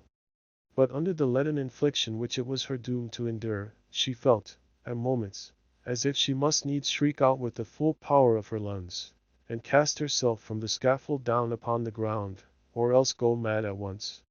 Yet there were intervals when the whole scene, in which she was the most conspicuous object, seemed to vanish from her eyes, or, at least, glimmered indistinctly before them, like a mass of imperfectly shaped and spectral images. Her mind, and especially her memory, was preternaturally active, and kept bringing up other scenes than this roughly hewn street of a little town, on the edge of the western wilderness, other faces than were lowering upon her from beneath the brims of those steeple-crowned hats. Reminiscences the most trifling and immaterial, passages of infancy and school-days, sports, childish quarrels, and the little domestic traits of her maiden years, came swarming back upon her, intermingled with recollections of whatever was gravest in her subsequent life, one picture precisely as vivid as another, as if all were of similar importance, or all alike a play. Possibly it was an instinctive device of her spirit, to relieve itself, by the exhibition of these phantasmagoric forms, from the cruel weight and hardness of the reality. Be that as it might, the scaffold of the pillory was a point of view that revealed to Hester Prynne the entire track along which she had been treading, since her happy infancy. Standing on that miserable eminence, she saw again her native village, in Old England, and her paternal home, a decayed house of grey stone, with a poverty-stricken aspect, but retaining a half-obliterated shield of arms over the portal, in token of antique gentility. She saw her father's face, with its bald brow, and reverend white beard, that flowed over the old-fashioned Elizabethan ruff, her mother's, too, with the look of heedful and anxious love which it always wore in her remembrance, and which, even since her death, had so often laid the impediment of a gentle remonstrance in her daughter's pathway. She saw her own face, glowing with girlish beauty, and illuminating all the interior of the dusky mirror in which she had been wont to gaze at it. There she beheld another countenance, of a man well stricken in years, a pale, thin, scholar-like visage, with eyes dim and bleared by the lamplight that had served them to pore over many ponderous books. Yet those same bleared optics had a strange, penetrating power, when it was their owner's purpose to read the human soul. This figure of the study in the cloister, as Hester Prynne's womanly fancy failed not to recall, was slightly deformed, with the left shoulder a trifle higher than the right. Next rose before her, in memory's picture gallery, the intricate and narrow thoroughfares, the tall, grey houses, the huge cathedrals, and the public edifices, ancient in date and quaint in architecture, of a continental city, where a new life had awaited her, still in connection with the misshapen scholar, a new life, but feeding itself on time-worn materials, like a tuft of green moss on a crumbling wall. Lastly, in lieu of these shifting scenes, came back the rude market-place of the Puritan settlement, with all the townspeople assembled and levelling their stern regards at Hester Prynne, yes, at herself, who stood on the scaffold of the pillory, an infant on her arm, and the letter A, in scarlet, fantastically embroidered with gold thread, upon her bosom. Could it be true? She clutched the child so fiercely to her breast that it sent forth a cry. She turned her eyes downward at the scarlet letter, and even touched it with her finger, to assure herself that the infant and the shame were real. Yes, these were her realities. All else had vanished. Chapter 3. The Recognition. From this intense consciousness of being the object of severe and universal observation, the wearer of the scarlet letter was at length relieved by discerning, on the outskirts of the crowd, a figure which irresistibly took possession of her thoughts. An Indian, in his native garb, was standing there, but the red men were not so infrequent visitors of the English settlements that one of them would have attracted any notice from Hester Prynne at such a time. Much less would he have excluded all other objects and ideas from her mind. By the Indian's side, and evidently sustaining a companionship with him, stood a white man, clad in a strange disarray of civilized and savage costume. He was small in stature, with a furrowed visage, which, as yet, could hardly be termed aged. There was a remarkable intelligence in his features, as of a person who had so cultivated his mental part that it could not fail to mold the physical to itself, and become manifest by unmistakable tokens.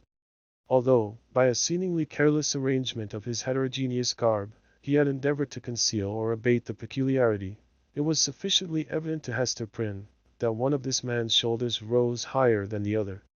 Again, at the first instant of perceiving that thin visage, and the slight deformity of the figure, she pressed her infant to her bosom with so convulsive a force that the poor babe uttered another cry of pain. But the mother did not seem to hear it. At his arrival in the marketplace, and some time before she saw him, the stranger had bent his eyes on Hester Prynne. It was carelessly, at first, like a man chiefly accustomed to look inward, and to whom external matters are of little value and import, unless they bear relation to something within his mind. Very soon, however, his look became keen and penetrative. A writhing horror twisted itself across his features, like a snake gliding swiftly over them, and making one little pause, with all its wreathed intervolations in open sight.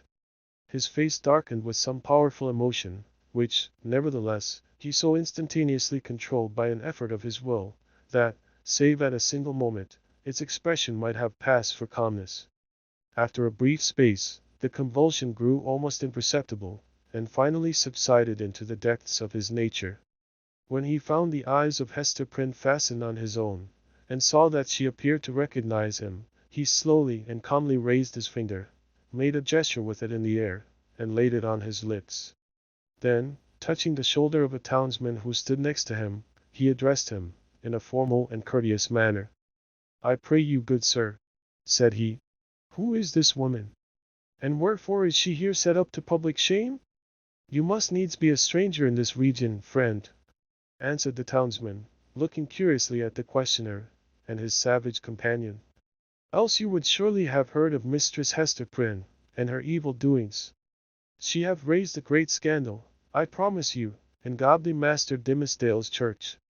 "You say truly," replied the other. "I am a stranger, and have been a wanderer, sorely against my will. I have met with grievous mishaps by sea and land, and have been long held in bonds among the heathen folk, to the southward, and am now brought hither by this Indian, to be redeemed out of my captivity. Will it please you, therefore, to tell me of Hester Prynne's, have I her name rightly? Of this woman's offences, and what has brought her to yonder scaffold?" "Truly, friend, and methinks it must gladden your heart, after your troubles and sojourn in the wilderness," said the townsman, "to find yourself, at length, in a land where iniquity is searched out, and punished in the sight of rulers and people, as here in our godly New England. Yonder woman, sir, you must know, was the wife of a certain learned man, English by birth, but who had long dwelt in Amsterdam, whence, some good time agone, he was minded to cross over and cast in his lot with us of the Massachusetts.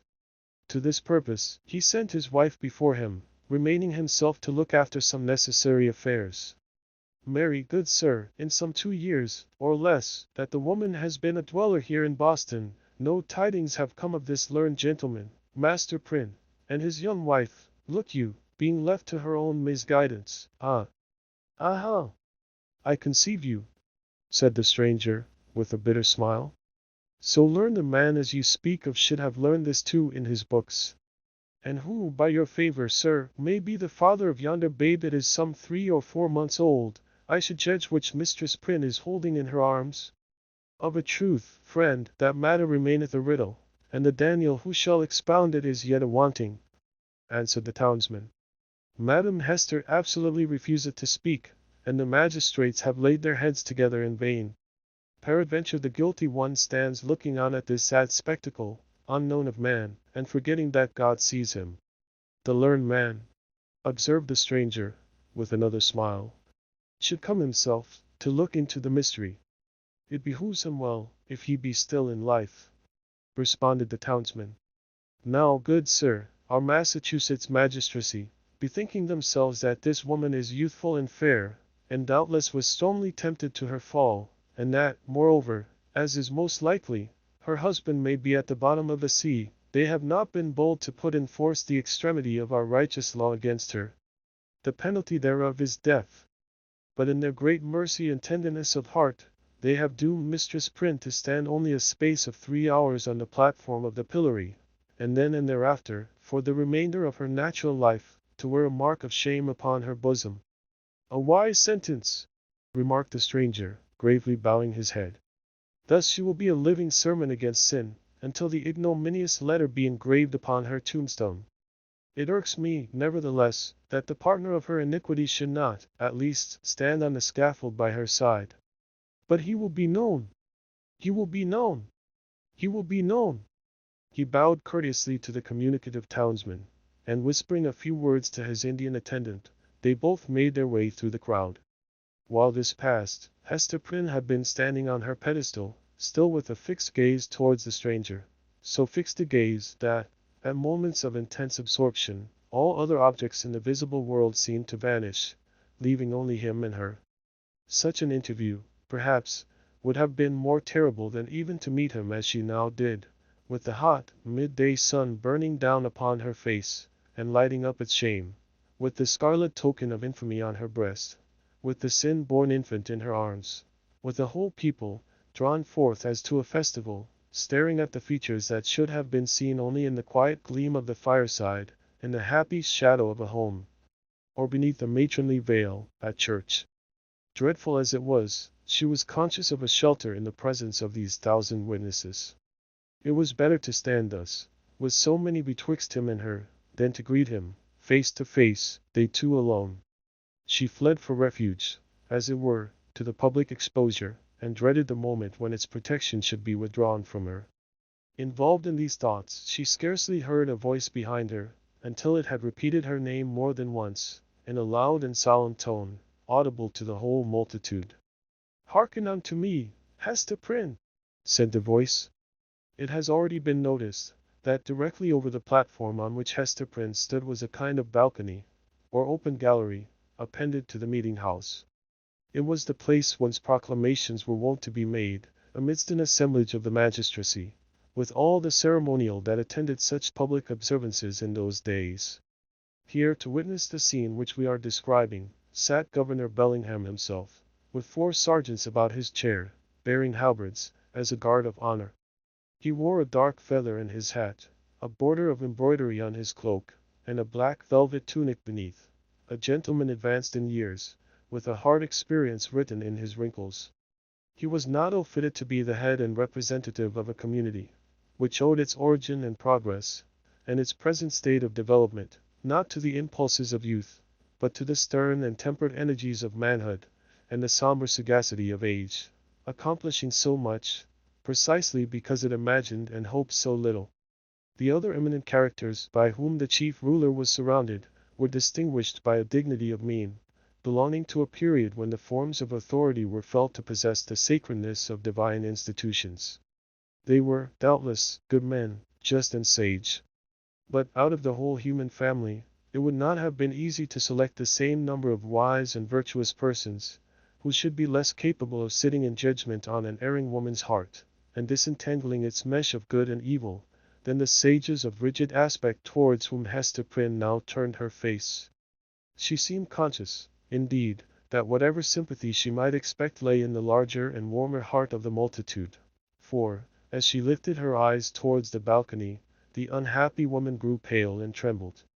The voice which had called her attention was that of the Reverend and famous John Wilson, the eldest clergyman of Boston, a great scholar, like most of his contemporaries in the profession, and withal a man of kind and genial spirit. This last attribute, however, had been less carefully developed than his intellectual gifts, and was, in truth, rather a matter of shame than self-congratulation with him. There he stood, with a border of grizzled locks beneath his skull cap, while his grey eyes, accustomed to the shaded light of his study, were winking, like those of Hester's infant, in the unadulterated sunshine.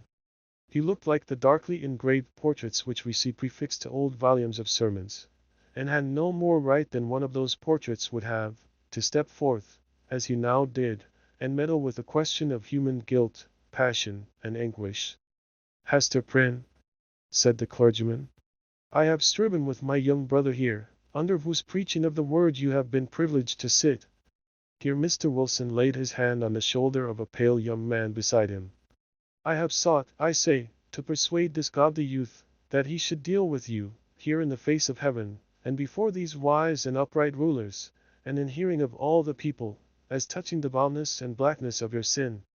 Knowing your natural temper better than I, he could the better judge what arguments to use, whether of tenderness or terror, such as might prevail over your hardness and obstinacy, insomuch that you should no longer hide the name of him who tempted you to this grievous fall. But he opposes to me, with a young man's over-softness, albeit wise beyond his years, that it were wronging the very nature of woman to force her to lay open her heart's secrets in such broad daylight, and in presence of so great a multitude. Truly, as I sought to convince him, the shame lay in the commission of the sin, and not in the showing of it forth. What say you to it, once again, Brother Dimmesdale? Must it be thou, or I, that shall deal with this poor sinner's soul?"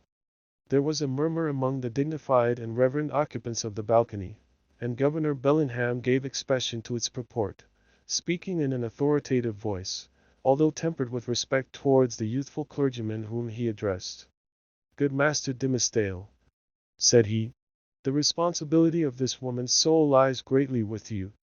It behooves you, therefore, to exhort her to repentance, and to confession, as a proof and consequence thereof." The directness of this appeal drew the eyes of the whole crowd upon the Reverend Mr. Dimmesdale, a young clergyman, who had come from one of the great English universities, bringing all the learning of the age into our wild forest land. His eloquence and religious fervor had already given the earnest of high eminence in his profession. He was a person of very striking aspect, with a white, lofty, and impending brow, large brown, melancholy eyes, and a mouth which, unless when he forcibly compressed it, was apt to be tremulous, expressing both nervous sensibility and a vast power of self-restraint. Notwithstanding his high native gifts and scholar-like attainments, there was an air about this young minister, an apprehensive, a startled, a half-frightened look, as of a being who felt himself quite astray and at a loss in the pathway of human existence, and could only be at ease in some seclusion of his own. Therefore, so far as his duties would permit, he trod in the shadowy by-paths, and thus kept himself simple and childlike, coming forth, when occasion was, with a freshness, and fragrance, and dewy purity of thought, which, as many people said, affected them like the speech of an angel.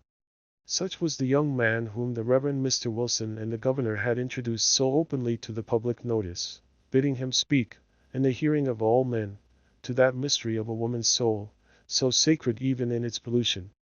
The trying nature of his position drove the blood from his cheek, and made his lips tremulous. "Speak to the woman, my brother," said Mr. Wilson. "It is of moment to her soul, and therefore, as the worshipful Governor says, momentous to thine own, in whose charge hers is. Exhort her to confess the truth." The Reverend Mr. Dimmesdale bent his head, in silent prayer, as it seemed, and then came forward. "Hester Prynne," said he, leaning over the balcony and looking down steadfastly into her eyes, "thou hearest what this good man says, and sayest the accountability under which I labor. If thou feelest it to be for thy soul's peace, and that thy earthly punishment will thereby be made more effectual to salvation, I charge thee to speak out the name of thy fellow sinner and fellow sufferer.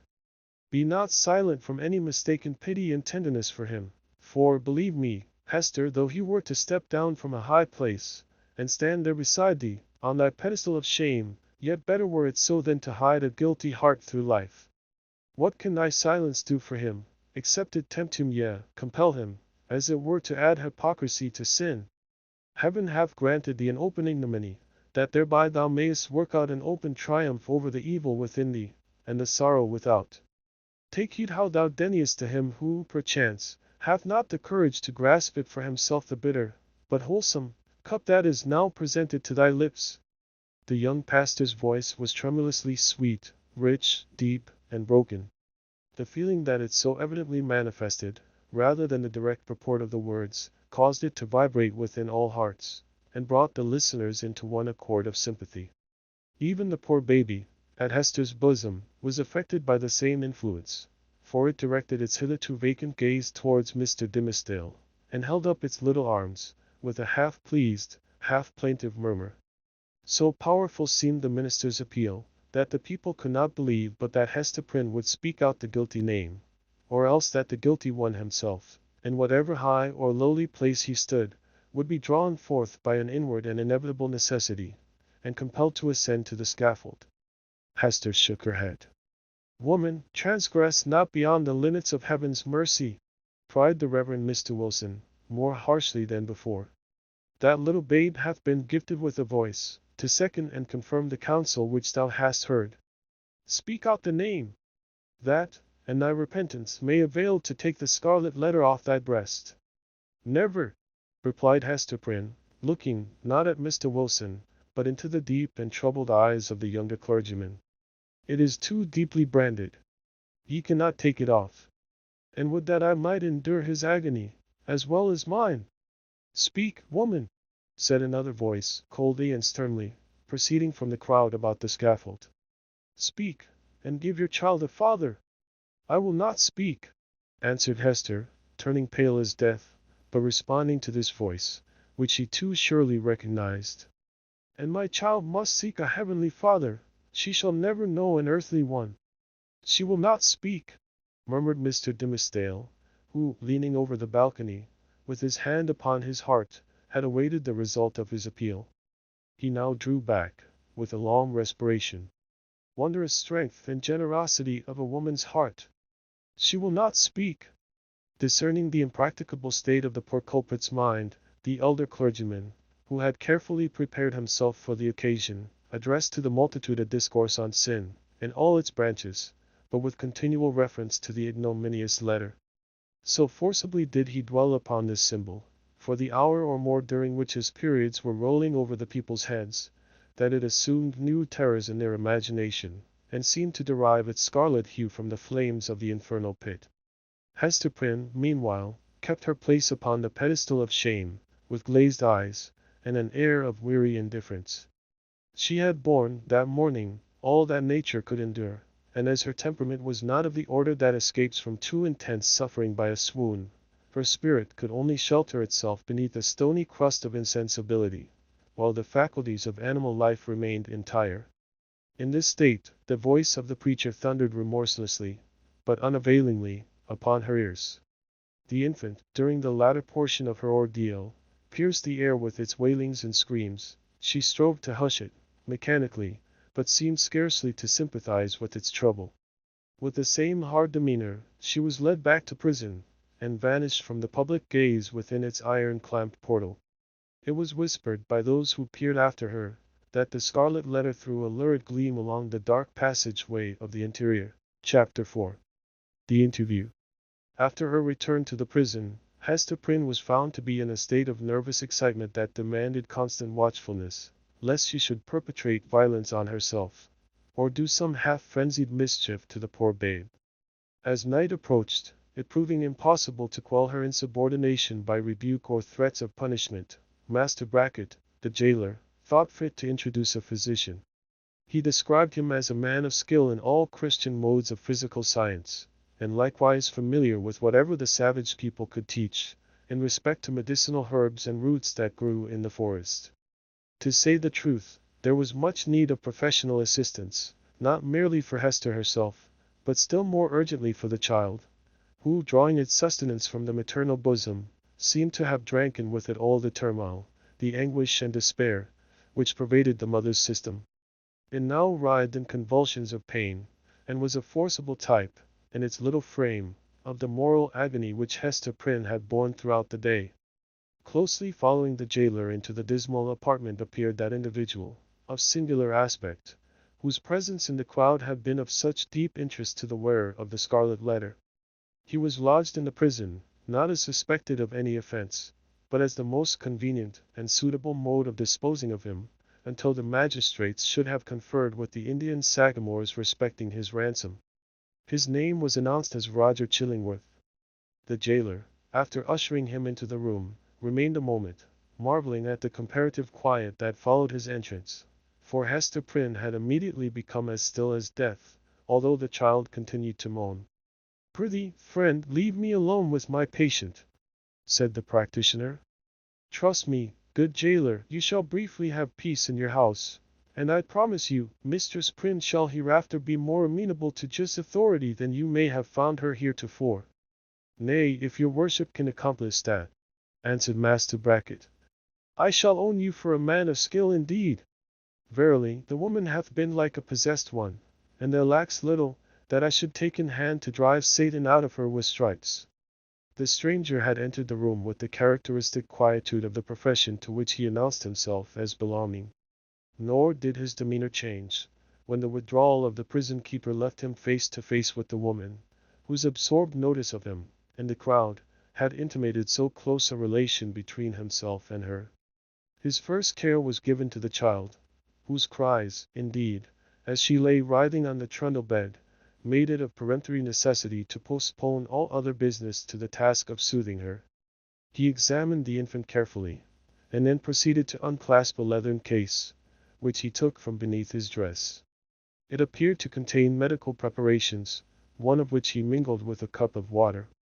"My old studies in alchemy," observed he, "and my sojourn, for above a year past, among a people well versed in the kindly properties of simples, have made a better physician of me than many that claim the medical degree. Here, woman! The child is yours, she is none of mine, neither will she recognize my voice or aspect as a father's. Administer this draught, therefore, with thine own hand." Hester repelled the offered medicine, at the same time gazing with strongly marked apprehension into his face. "Wouldst thou avenge thyself on the innocent babe?" whispered she. "Foolish woman!" responded the physician, half coldly, half soothingly. "What should ail me, to harm this misbegotten and miserable babe? The medicine is potent for good, and were it my child, yea, mine own, as well as thine, I could do no better for it." As she still hesitated, being, in fact, in no reasonable state of mind, he took the infant in his arms, and himself administered the draught. It soon proved its efficacy, and redeemed the leech's pledge. The moans of the little patient subsided, its convulsive tossings gradually ceased, and in a few moments, as is the custom of young children after relief from pain, it sank into a profound and dewy slumber. The physician, as he had a fair right to be termed, next bestowed his attention on the mother.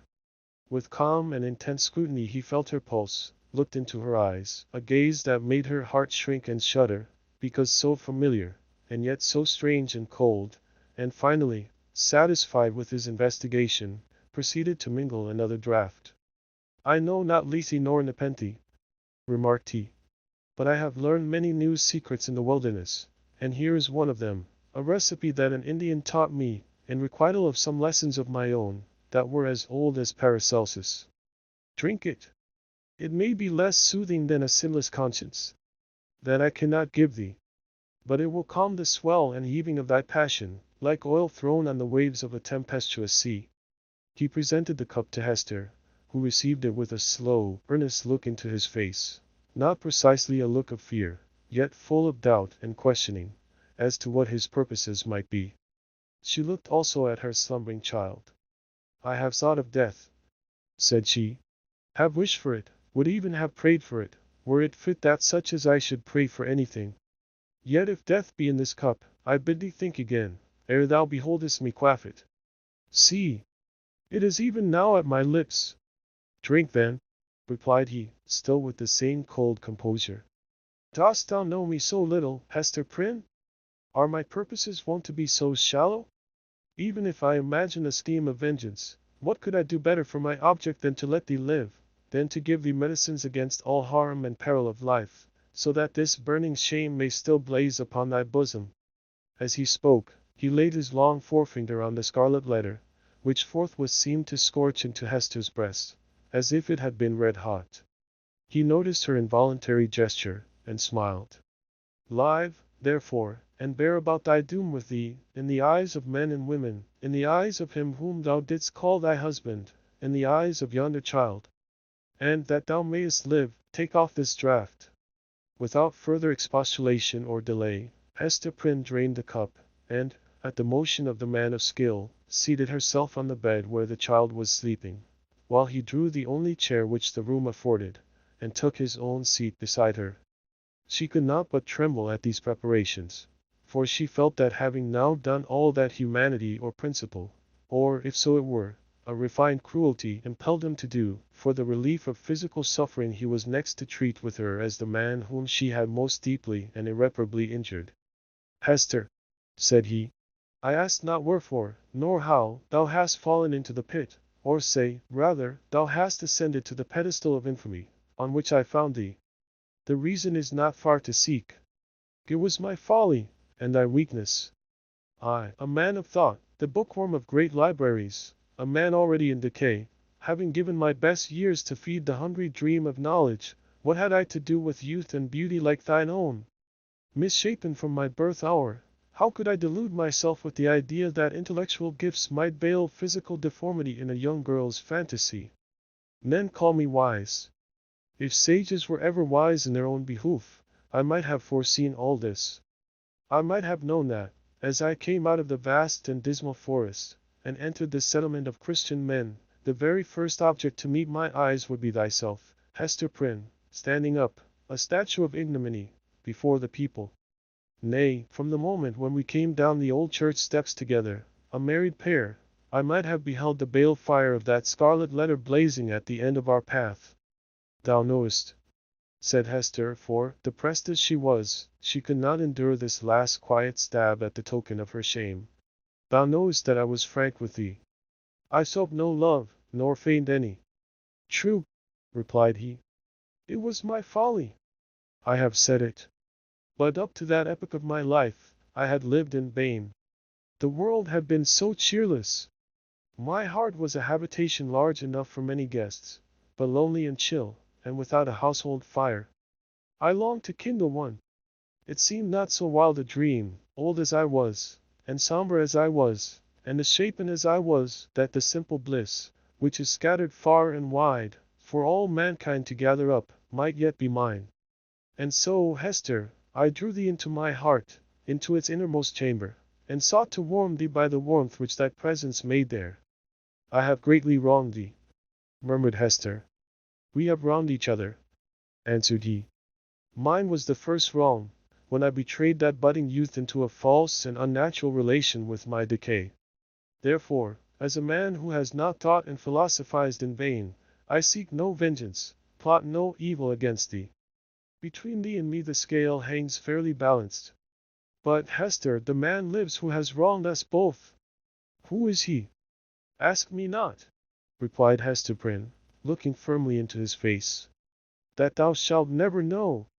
Never, sayest thou? Rejoined he, with a smile of dark and self-relying intelligence.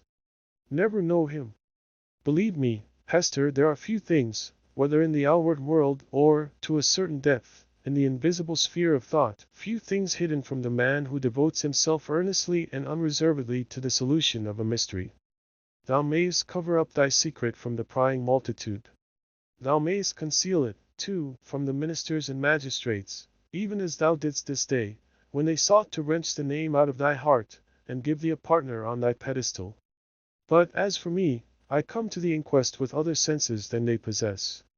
I shall seek this man, as I have sought truth in books, as I have sought gold in alchemy. There is a sympathy that will make me conscious of him. I shall see him tremble.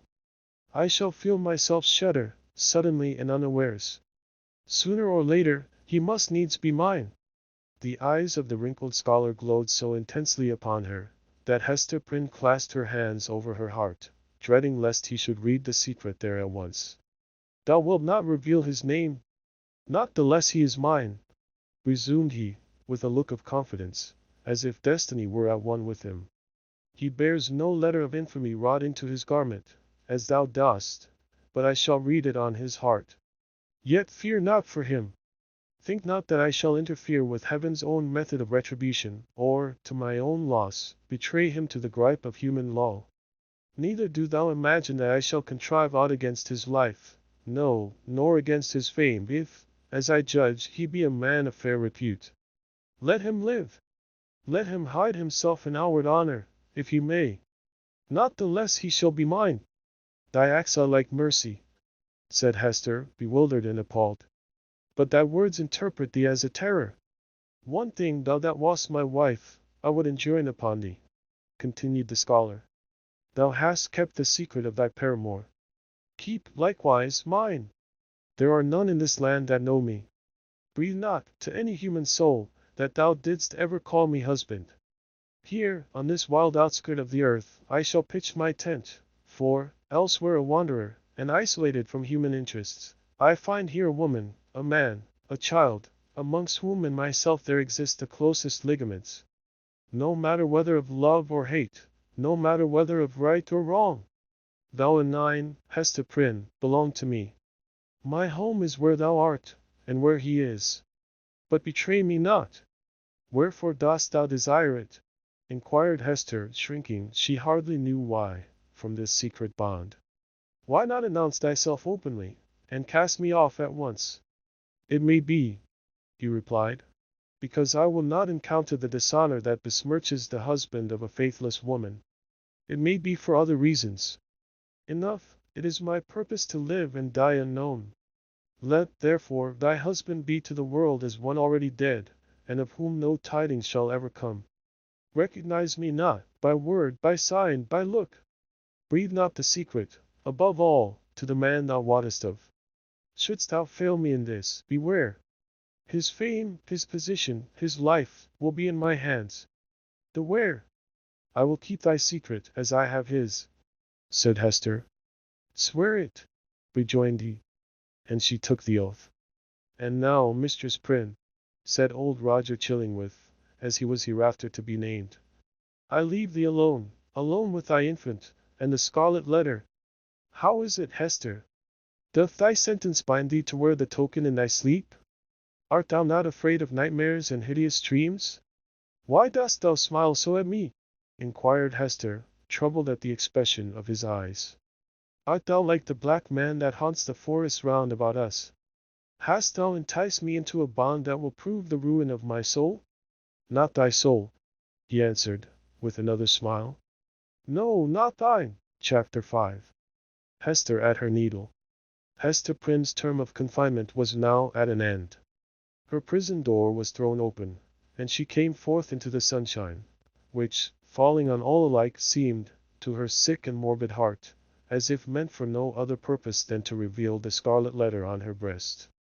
Perhaps there was a more real torture in her first unattended footsteps from the threshold of the prison, than even in the procession and spectacle that have been described, where she was made the common infamy, at which all mankind was summoned to point its finger. Then, she was supported by an unnatural tension of the nerves, and by all the combative energy of her character, which enabled her to convert the scene into a kind of lurid triumph.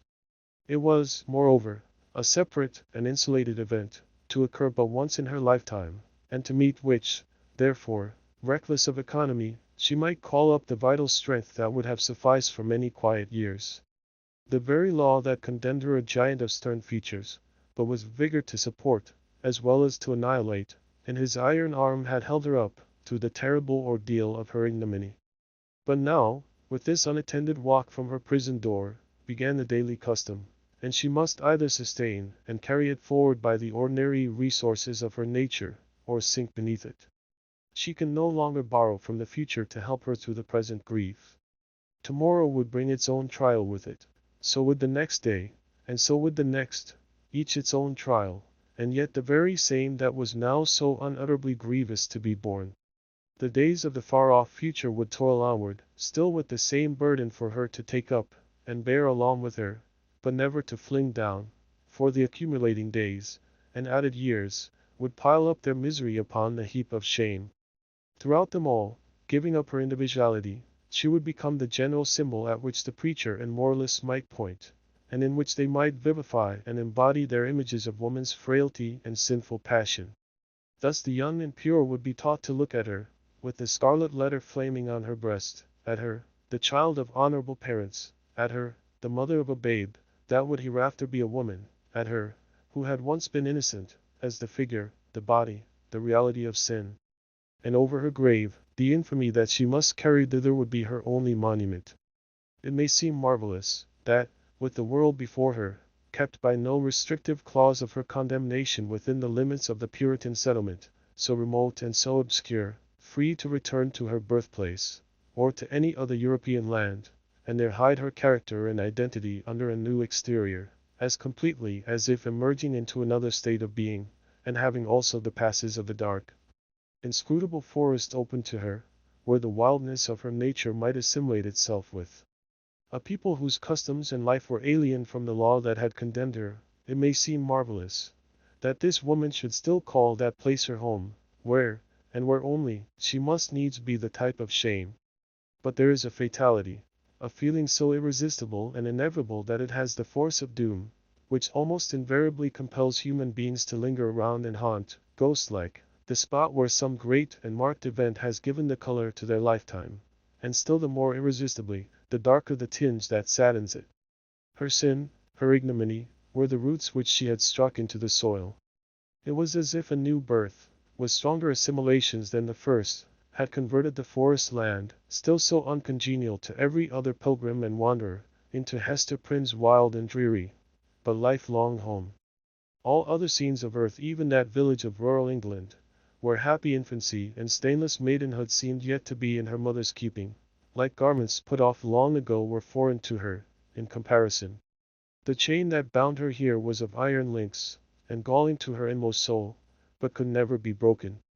It might be, too, doubtless it was so, although she hid the secret from herself, and grew pale whenever it struggled out of her heart, like a serpent from its hole. It might be that another feeling kept her within the scene and pathway that had been so fatal. There dwelt, there trod the feet of one with whom she deemed herself connected in a union, that, unrecognized on earth, would bring them together before the bar of final judgment, and make that their marriage altar, for a joint futurity of endless retribution.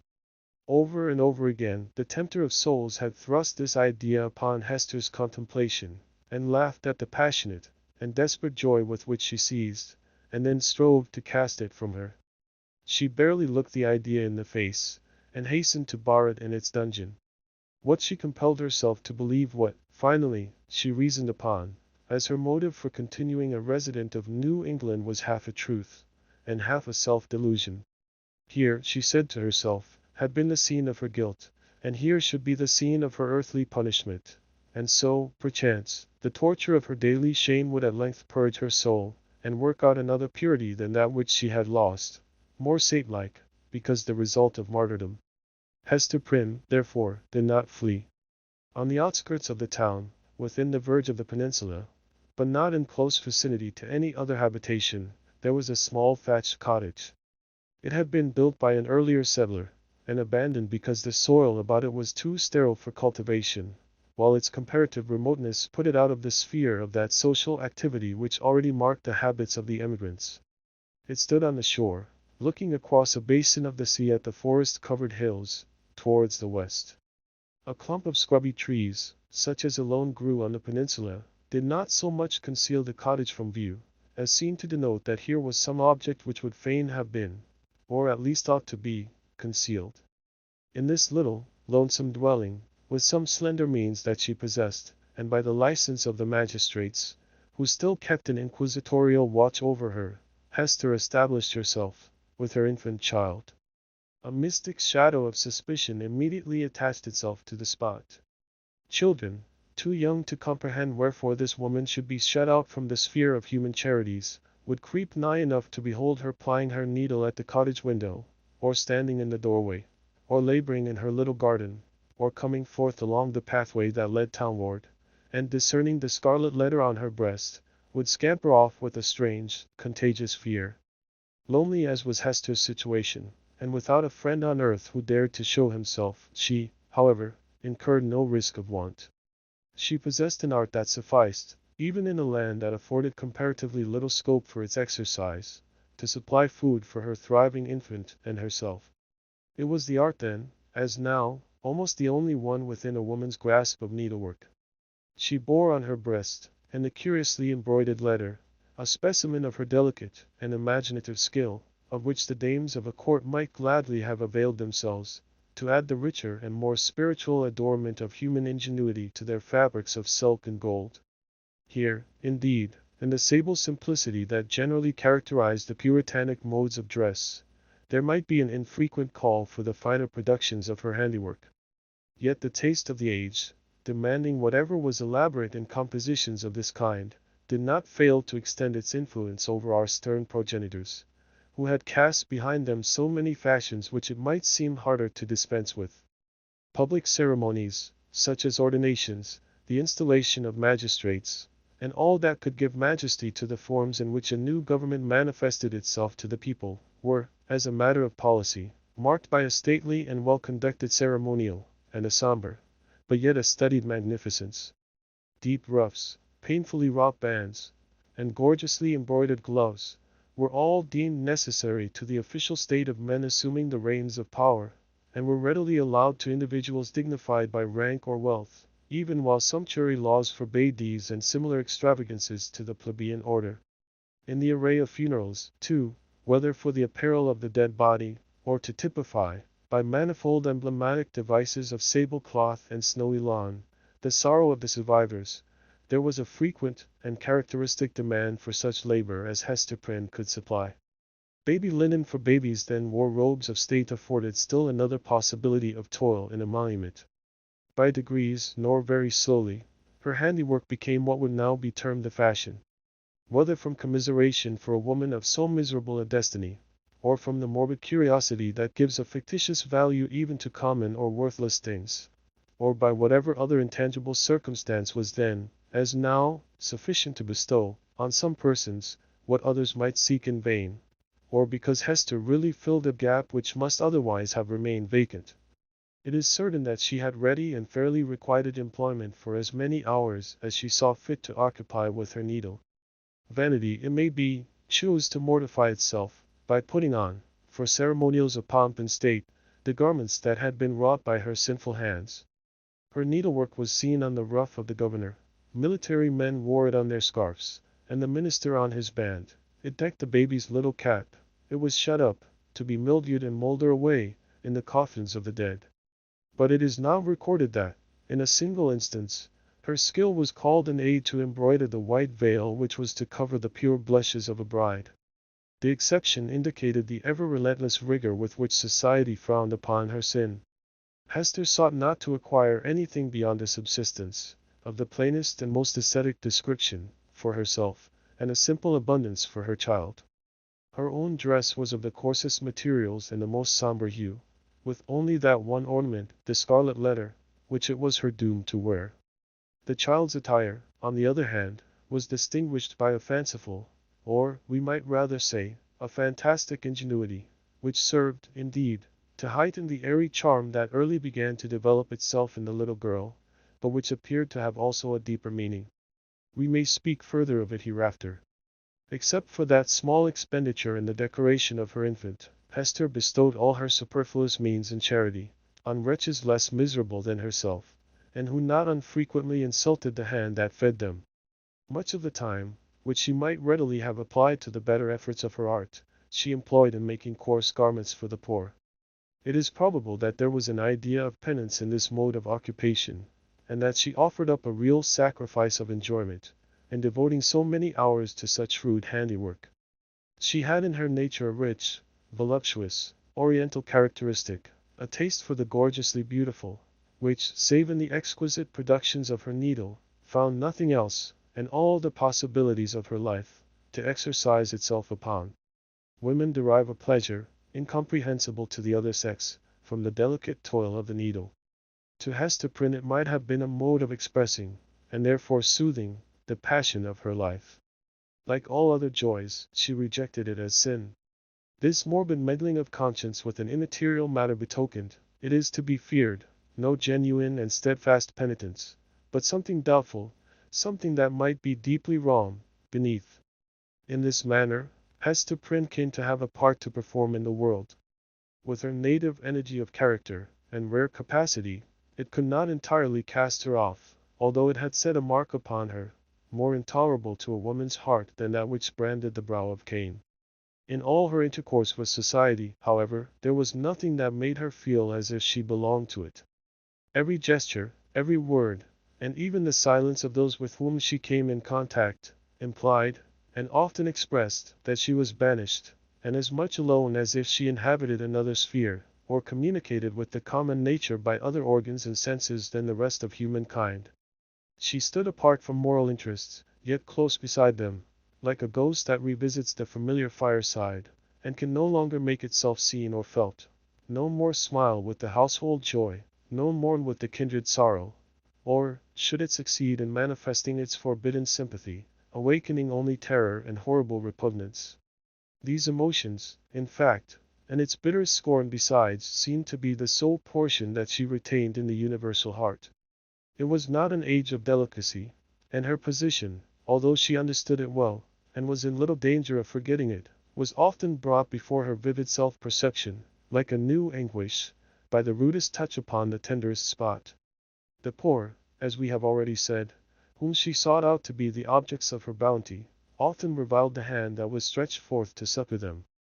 Dames of elevated rank, likewise, whose doors she entered in the way of her occupation, were accustomed to distill drops of bitterness into her heart, sometimes through that alchemy of quiet malice, by which women can concoct a subtle poison from ordinary trifles, and sometimes, also, by a coarser expression that fell upon the sufferer's defenseless breast like a rough blow upon an ulcerated wound. Hester had schooled herself long and well. She never responded to these attacks, save by a flush of crimson that rose irrepressibly over her pale cheek, and again subsided into the depths of her bosom. She was patient, a martyr indeed, but she forbore to pray for her enemies, lest, in spite of her forgiving aspirations, the words of the blessing should stubbornly twist themselves into a curse. Continually, and in 1,000 other ways, did she feel the innumerable throbs of anguish that had been so cunningly contrived for her by the undying, the ever-active sentence of the Puritan tribunal. Clergymen paused in the street to address words of exhortation, that brought a crowd, with its mingled grin and frown, around the poor, sinful woman. If she entered a church, trusting to share the Sabbath smile of the universal Father, it was often her mishap to find herself the text of the discourse. She grew to have a dread of children, for they had imbibed from their parents a vague idea of something horrible in this dreary woman, gliding silently through the town, with never any companion but one only child. Therefore, first allowing her to pass, they pursued her at a distance with shrill cries, and the utterance of a word that had no distinct purport to their own minds, but was none the less terrible to her, as proceeding from lips that babbled it unconsciously. It seemed to argue so wide a diffusion of her shame, that all nature knew of it. It could have caused her no deeper pain, had the leaves of the trees whispered the dark story among themselves, had the summer breeze murmured about it, had the wintry blast shrieked it aloud. Another peculiar torture was felt in the gaze of a new eye. When strangers looked curiously at the Scarlet Letter, and none ever failed to do so, they branded it afresh into Hester's soul, so that, oftentimes, she could scarcely refrain, yet always did refrain, from covering the symbol with her hand. But then, again, an accustomed eye had likewise its own anguish to inflict. Its close stare of familiarity was intolerable. From first to last, in short, Hester Prynne had always this dreadful agony in feeling a human eye upon the token. The spot never grew callous. It seemed, on the contrary, to grow more sensitive with daily torture. But sometimes, once in many days, or perchance in many months, she felt a human eye upon the ignominious brand, that seemed to give a momentary relief, as if half of her agony were shared. The next instant, Back it all rushed again, with still a deeper throb of pain, for, in that brief interval, she had sinned anew. Had Hester sinned alone? Her imagination was somewhat affected, and, had she been of a softer moral and intellectual fiber, would have been still more so, by the strange and solitary anguish of her life. Walking to and fro, with those lonely footsteps, in the little world with which she was outwardly connected, it now and then appeared to Hester, if altogether fancy, it was nevertheless too potent to be resisted. She felt or fancied then, that the Scarlet Letter had endowed her with a new sense. She shuddered to believe, yet could not help believing, that it gave her a sympathetic knowledge of the hidden sin in other hearts. She was terror-stricken by the revelations that were thus made. What were they? Could they be other than the insidious whispers of the bad angel, who would fain have persuaded the struggling woman, as yet only half his victim, that the outward guise of purity was but a lie, and that, if truth were everywhere to be shown, a scarlet letter would blaze forth on many a bosom besides Hester Prynne's? Or must she receive those intimations so obscure, yet so distinct as truth? In all her miserable experience, there was nothing else so awful and so loathsome as this sense. It perplexed, as well as shocked her, by the irreverent inopportuneness of the occasions that brought it into vivid action. Sometimes the red infamy upon her breast would give a sympathetic throb, as she passed near a venerable minister or magistrate, the model of piety and justice, to whom that age of antique reverence looked up, as to a mortal man in fellowship with angels. What evil thing is at hand? What has to say to herself? Lifting her reluctant eyes, there would be nothing human within the scope of view, save the form of this earthly saint. Again, a mystic sisterhood would contumaciously assert itself, as she met the sanctified frown of some matron, who, according to the rumor of all tongues, had kept cold snow within her bosom throughout life. That unsunned snow in the matron's bosom, and the burning shame on Hester Prynne's, what had the two in common? Or, once more, the electric throe would give her warning. Behold, Hester, here is a companion! And looking up, she would detect the eyes of a young maiden glancing at the Scarlet Letter, shyly and aside, and quickly averted with a faint, chill crimson in her cheeks, as if her purity were somewhat sullied by that momentary glance. O fiend, whose talisman was that fatal symbol, wouldst thou leave nothing, whether in youth or age, for this poor sinner to revere? Such loss of faith is ever one of the saddest results of sin. Be it accepted as a proof that all was not corrupt in this poor victim of her own frailty, and man's hard law, that Hester Prynne yet struggled to believe that no fellow mortal was guilty like herself. The vulgar, who, in those dreary old times, were always contributing a grotesque horror to what interested their imaginations, had a story about the Scarlet Letter which we might readily work up into a terrific legend. They averred that the symbol was not mere scarlet cloth, tinged in an earthly dye pot, but was red-hot with infernal fire, and could be seen glowing all alight, whenever Hester Prynne walked abroad in the night time. And we must needs say, it seared Hester's bosom so deeply, that perhaps there was more truth in the rumor than our modern incredulity may be inclined to admit. Chapter 6. Pearl. We have as yet hardly spoken of the infant, that little creature, whose innocent life had sprung, by the inscrutable decree of Providence, a lovely and immortal flower, out of the rank luxuriance of a guilty passion. How strange it seemed to the sad woman, as she watched the growth, and the beauty that became every day more brilliant, and the intelligence that threw its quivering sunshine over the tiny features of this child. Her Pearl. For so had Hester called her, not as a name expressive of her aspect, which had nothing of the calm, white, unimpassioned luster that would be indicated by the comparison. But she named the infant Pearl, as being of great price, purchased with all she had, her mother's only treasure. How strange, indeed! Man had marked this woman's sin by a scarlet letter, which had such potent and disastrous efficacy that no human sympathy could reach her, save it were sinful like herself. God, as a direct consequence of the sin which man thus punished, had given her a lovely child, whose place was on that same dishonored bosom, to connect her parent forever with the race and descent of mortals, and to be finally a blessed soul in heaven. Yet these thoughts affected Hester Prynne less with hope than apprehension. She knew that her deed had been evil. She could have no faith, therefore, that its result would be good.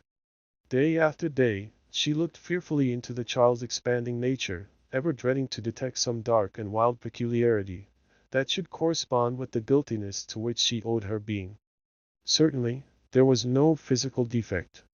By its perfect shape, its vigor, and its natural dexterity in the use of all its untried limbs, the infant was worthy to have been brought forth in Eden, worthy to have been left there, to be the plaything of the angels, after the world's first parents were driven out. The child had a native grace which does not invariably coexist with faultless beauty. Its attire, however simple, always impressed the beholder as if it were the very garb that precisely became it best. But little Pearl was not clad in rustic weeds. Her mother, with a morbid purpose that may be better understood hereafter, had bought the richest tissues that could be procured, and allowed her imaginative faculty its full play in the arrangement and decoration of the dresses which the child wore, before the public eye. So magnificent was the small figure, when thus arrayed, and such was the splendor of Pearl's own proper beauty, shining through the gorgeous robes which might have extinguished her paler loveliness, that there was an absolute circle of radiance around her, on the dark-sun cottage floor. And yet a russet gown, torn and soiled with the child's rude play, made a picture of her just as perfect. Pearl's aspect was imbued with a spell of infinite variety. In this one child there were many children, comprehending the full scope between the wild flower prettiness of a peasant baby, and the pomp, and little, of an infant princess. Throughout all, however, there was a trait of passion, a certain depth of hue, which she never lost, and if, in any of her changes, she had grown fainter or paler, she would have ceased to be herself, it would have been no longer Pearl. This outward mutability indicated, and did not more than fairly express, the various properties of her inner life. Her nature appeared to possess depth, too, as well as variety, but or else Hester's fears deceived her, it lacked reference, and adaptation to the world into which she was born. The child could not be made amenable to rules. In giving her existence, a great law had been broken, and the result was a being whose elements were perhaps beautiful and brilliant, but all in disorder, or with an order peculiar to themselves, amidst which the point of variety and arrangement was difficult or impossible to be discovered. Hester could only account for the child's character, and even then most vaguely and imperfectly by recalling what she herself had been, during that momentous period while Pearl was imbibing her soul from the spiritual world, and her bodily frame from its material of earth. The mother's impassioned state had been the medium through which were transmitted to the unborn infant the rays of its moral life, and however white and clear originally, they had taken the deep stains of crimson and gold, the fiery luster, the black shadow, and the untempered light of the intervening substance. Above all, the warfare of Hester's spirit, at that epoch, was perpetuated in Pearl. She could recognize her wild, desperate, defiant mood, the flightiness of her temper, and even some of the very cloud shapes of gloom and despondency that had brooded in her heart. They were now illuminated by the morning radiance of a young child's disposition, but later in the day of earthly existence might be prolific of the storm and whirlwind. The discipline of the family, in those days, was of a far more rigid kind than now. The frown, the harsh rebuke, the frequent application of the rod, enjoined by scriptural authority, were used, not merely in the way of punishment for actual offenses, but as a wholesome regimen for the growth and promotion of all childish virtues. Hester Prynne, nevertheless, the lonely mother of this one child, ran little risk of erring on the side of undue severity. Mindful, however, of her own errors and misfortunes, she early sought to impose a tender, but strict control over the infant immortality that was committed to her charge. But the task was beyond her skill. After testing both smiles and frowns, and proving that neither mode of treatment possessed any calculable influence, Hester was ultimately compelled to stand aside, and permit the child to be swayed by her own impulses.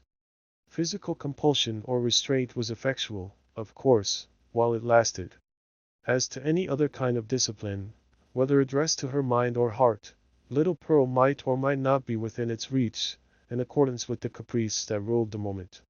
Her mother, while Pearl was yet an infant, grew acquainted with a certain peculiar look, that warned her when it would be labor thrown away to insist, persuade, or plead. It was a look so intelligent, yet inexplicable, so perverse, sometimes so malicious, but generally accompanied by a wild flow of spirits, that Hester could not help questioning, at such moments, whether Pearl were a human child. She seemed rather an airy sprite, which, after playing its fantastic sports for a little while upon the cottage floor, would flit away with a mocking smile. Whenever that look appeared in her wild, bright, deeply black eyes, it invested her with a strange remoteness and intangibility. It was as if she were hovering in the air and might vanish, like a glimmering light, that comes we know not whence, and goes we know not whither. Beholding it, Hester was constrained to rush towards the child, to pursue the little elf in the flight which she invariably began, to snatch her to her bosom, with a close pressure and earnest kisses, not so much from overflowing love, as to assure herself that Pearl was flesh and blood, and not utterly delusive. But Pearl's laugh, when she was caught, though full of merriment and music, made her mother more doubtful than before. Heart-smitten at this bewildering and baffling spell, that so often came between herself and her sole treasure, whom she had bought so dear, and who was all her world, Hester sometimes burst into passionate tears. Then, perhaps, for there was no foreseeing how it might affect her, Pearl would frown, and clench her little fist, and harden her small features into a stern, unsympathizing look of discontent. Not seldom, she would laugh anew, and louder than before, like a thing incapable and unintelligent of human sorrow. Or but this more rarely happened, she would be convulsed with a rage of grief, and sob out her love for her mother, in broken words, and seem intent on proving that she had a heart, by breaking it. Yet Hester was hardly safe in confiding herself to that gusty tenderness. It passed, as suddenly as it came. Brooding over all these matters, the mother felt like one who has evoked a spirit, but by some irregularity in the process of conjuration, has failed to win the master word that should control this new and incomprehensible intelligence. Her only real comfort was when the child lay in the placidity of sleep. Then she was sure of her, and tasted hours of quiet, sad, delicious happiness, until perhaps with that perverse expression glimmering from beneath her opening lids little Pearl awoke. How soon, with what strange rapidity, indeed, did Pearl arrive at an age that was capable of social intercourse, beyond the mother's ever-ready smile and nonsense words. And then what a happiness would it have been, could Hester Prynne have heard her clear, bird-like voice mingling with the uproar of other childish voices, and have distinguished and unraveled her own darling's tones, amid all the entangled outcry of a group of sportive children. But this can never be. Pearl was a born outcast of the infantile world. An imp of evil, emblem and product of sin, she had no right among christened infants. Nothing was more remarkable than the instinct, as it seemed, with which the child comprehended her loneliness, the destiny that had drawn an inviolable circle round about her, the whole peculiarity, in short, of her position in respect to other children. Never, since her release from prison, had Hester met the public gaze without her. In all her walks about the town Pearl, too, was there, first as the babe in arms, and afterwards as the little girl, small companion of her mother, holding a forefinger with her whole grasp, and tripping along at the rate of 3 or 4 footsteps to one of Hester's. She saw the children of the settlement, on the grassy margin of the street, or at the domestic thresholds, disporting themselves in such grim fashion as the puritanic nurture would permit, playing at going to church, perchance, or at scourging Quakers, or taking scalps in a sham fight with the Indians, or scaring one another with freaks of imitative witchcraft. Pearl saw, and gazed intently, but never sought to make acquaintance.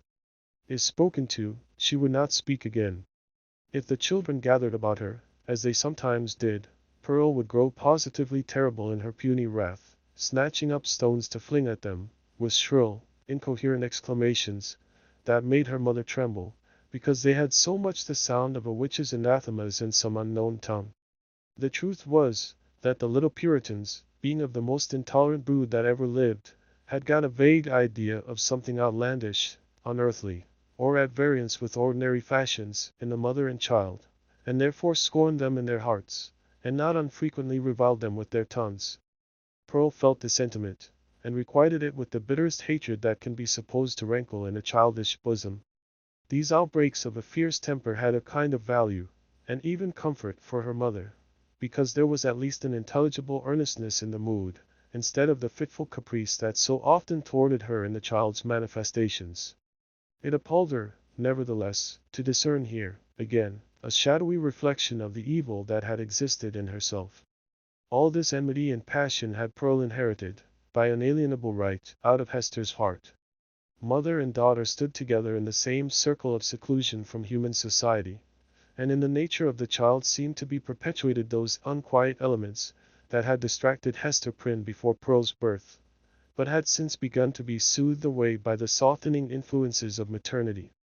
At home, within and around her mother's cottage, Pearl wanted not a wide and various circle of acquaintance. The spell of life went forth from her ever-creative spirit, and communicated itself to 1,000 objects, as a torch kindles a flame wherever it may be applied. The unlikeliest materials, a stick, a bunch of rags, a flower, were the puppets of Pearl's witchcraft, and without undergoing any outward change, became spiritually adapted to whatever drama occupied the stage of her inner world. Her one baby voice served a multitude of imaginary personages, old and young, to talk withal. The pine trees, aged, black and solemn, and flinging groans and other melancholy utterances on the breeze, needed little transformation to figure as Puritan elders. The ugliest weeds of the garden were their children, whom Pearl smote down and uprooted, most unmercifully. It was wonderful, the vast variety of forms into which she threw her intellect, with no continuity, indeed, but darting up and dancing, always in a state of preternatural activity, soon sinking down, as if exhausted by so rapid and feverish a tide of life, and succeeded by other shapes of a similar wild energy. It was like nothing so much as the phantasmagoric play of the Northern Lights. In the mere exercise of the fancy, however, and the sportiveness of a growing mind, there might be little more than was observable in other children of bright faculties, except as Pearl, in the dearth of human playmates, was thrown more upon the visionary throng which she created. The singularity lay in the hostile feelings with which the child regarded all these offspring of her own heart and mind. She never created a friend, but seemed always to be sowing broadcast the dragon's teeth, whence sprung a harvest of armed enemies, against whom she rushed to battle. It was inexpressibly sad then, what depth of sorrow to a mother, who felt in her own heart the cause. To observe, in one so young, this constant recognition of an adverse world, and so fierce a training of the energies that were to make good her cause, in the contest that must ensue. Gazing at Pearl, Hester Prynne often dropped her work upon her knees, and cried out with an agony which she would fain have hidden, but which made utterance for itself, betwixt speech and a groan. O Father in heaven, if thou art still my Father, what is this being which I have brought into the world? And Pearl, overhearing the ejaculation, or aware, through some more subtle channel, of those throbs of anguish, would turn her vivid and beautiful little face upon her mother, smile with sprite-like intelligence, and resume her play. One peculiarity of the child's deportment remains yet to be told. The very first thing which she had noticed in her life was what? Not the mother's smile, responding to it, as other babies do, by that faint, embryo smile of the little mouth, remembered so doubtfully afterwards, and with such fond discussion whether it were indeed a smile. By no means. But that first object of which Pearl seemed to become aware was, shall we say it, the scarlet letter on Hester's bosom. One day, as her mother stooped over the cradle, the infant's eyes had been caught by the glimmering of the gold embroidery about the letter, and putting up her little hand, she grasped at it, smiling, not doubtfully, but with a decided gleam, that gave her face the look of a much older child. Then, gasping for breath, did Hester Prynne clutch the fatal token, instinctively endeavoring to tear it away. So infinite was the torture inflicted by the intelligent touch of Pearl's baby hand. Again, as if her mother's agonized gesture were meant only to make sport for her, did little Pearl look into her eyes and smile. From that epoch, except when the child was asleep, Hester had never felt a moment's safety, not a moment's calm enjoyment of her. Weeks, it is true, would sometimes elapse, during which Pearl's gaze might never once be fixed upon the scarlet letter, but then, again, it would come at unawares, like the stroke of sudden death, and always with that peculiar smile, and odd expression of the eyes. Once, this freakish, elvish cast came into the child's eyes, while Hester was looking at her own image in them, as mothers are fond of doing, and suddenly, for women in solitude, and with troubled hearts, are pestered with unaccountable delusions, she fancied that she beheld, not her own miniature portrait, but another face, in the small black mirror of Pearl's eye. It was a face, fiend-like, full of smiling malice, yet bearing the semblance of features that she had known full well, though seldom with a smile, and never with malice in them. It was as if an evil spirit possessed the child, and had just then peeped forth in mockery. Many a time afterwards had Hester been tortured, though less vividly, by the same illusion. In the afternoon of a certain summer's day, after Pearl grew big enough to run about, she amused herself with gathering handfuls of wild flowers, and flinging them, one by one, at her mother's bosom, dancing up and down, like a little elf, whenever she hit the scarlet letter. Hester's first motion had been to cover her bosom with her clasped hands. But whether from pride or resignation, or a feeling that her penance might best be wrought out by this unutterable pain, she resisted the impulse, and sat erect, pale as death, looking sadly into little Pearl's wild eyes. Still came the battery of flowers, almost invariably hitting the mark, and covering the mother's breast with hurts for which she could find no balm in this world, nor knew how to seek it in another. At last, her shot being all expended, the child stood still and gazed at Hester, with that little, laughing image of a fiend peeping out, or, whether it peeped or no, her mother so imagined it from the unsearchable abyss of her black eyes. "Child, what art thou?" cried the mother. "Oh, I and your little Pearl," answered the child. But while she said it, Pearl laughed, and began to dance up and down, with the humorsome gesticulation of a little imp, whose next freak might be to fly up the chimney. "Art thou my child, in very truth?" asked Hester. Nor did she put the question altogether idly, but for the moment, with a portion of genuine earnestness, for such was Pearl's wonderful intelligence, that her mother half doubted whether she were not acquainted with the secret spell of her existence, and might not now reveal herself. "Yes, I am little Pearl," repeated the child, continuing her antics. "Thou art not my child. Thou art no Pearl of mine," said the mother, half playfully, for it was often the case that a sportive impulse came over her, in the midst of her deepest suffering. "Tell me, then, what thou art, and who sent thee hither?" "Tell me, mother," said the child, seriously, coming up to Hester, and pressing herself close to her knees. "Do thou tell me." "Thy heavenly Father sent thee," answered Hester Prynne. But she said it with a hesitation that did not escape the acuteness of the child. Whether moved only by her ordinary freakishness, or because an evil spirit prompted her, she put up her small forefinger, and touched the scarlet letter. "He did not send me," cried she, positively. "I have no heavenly Father." "Hush, Pearl, hush! Thou must not talk so," answered the mother, suppressing a groan. "He sent us all into this world. He sent even me, thy mother. Then much more thee. Or if not, thou strange and elfish child, whence didst thou come? Tell me, repeated Pearl, no longer seriously, but laughing, and capering about the floor. "It is thou that must tell me." But Hester could not resolve the query, being herself in a dismal labyrinth of doubt. She remembered betwixt a smile and a shudder the talk of the neighboring townspeople, who, seeking vainly elsewhere for the child's paternity, and observing some of her odd attributes, had given out that poor little Pearl was a demon offspring, such as, ever since old Catholic times, had occasionally been seen on earth, through the agency of their mother's sin, and to promote some foul and wicked purpose.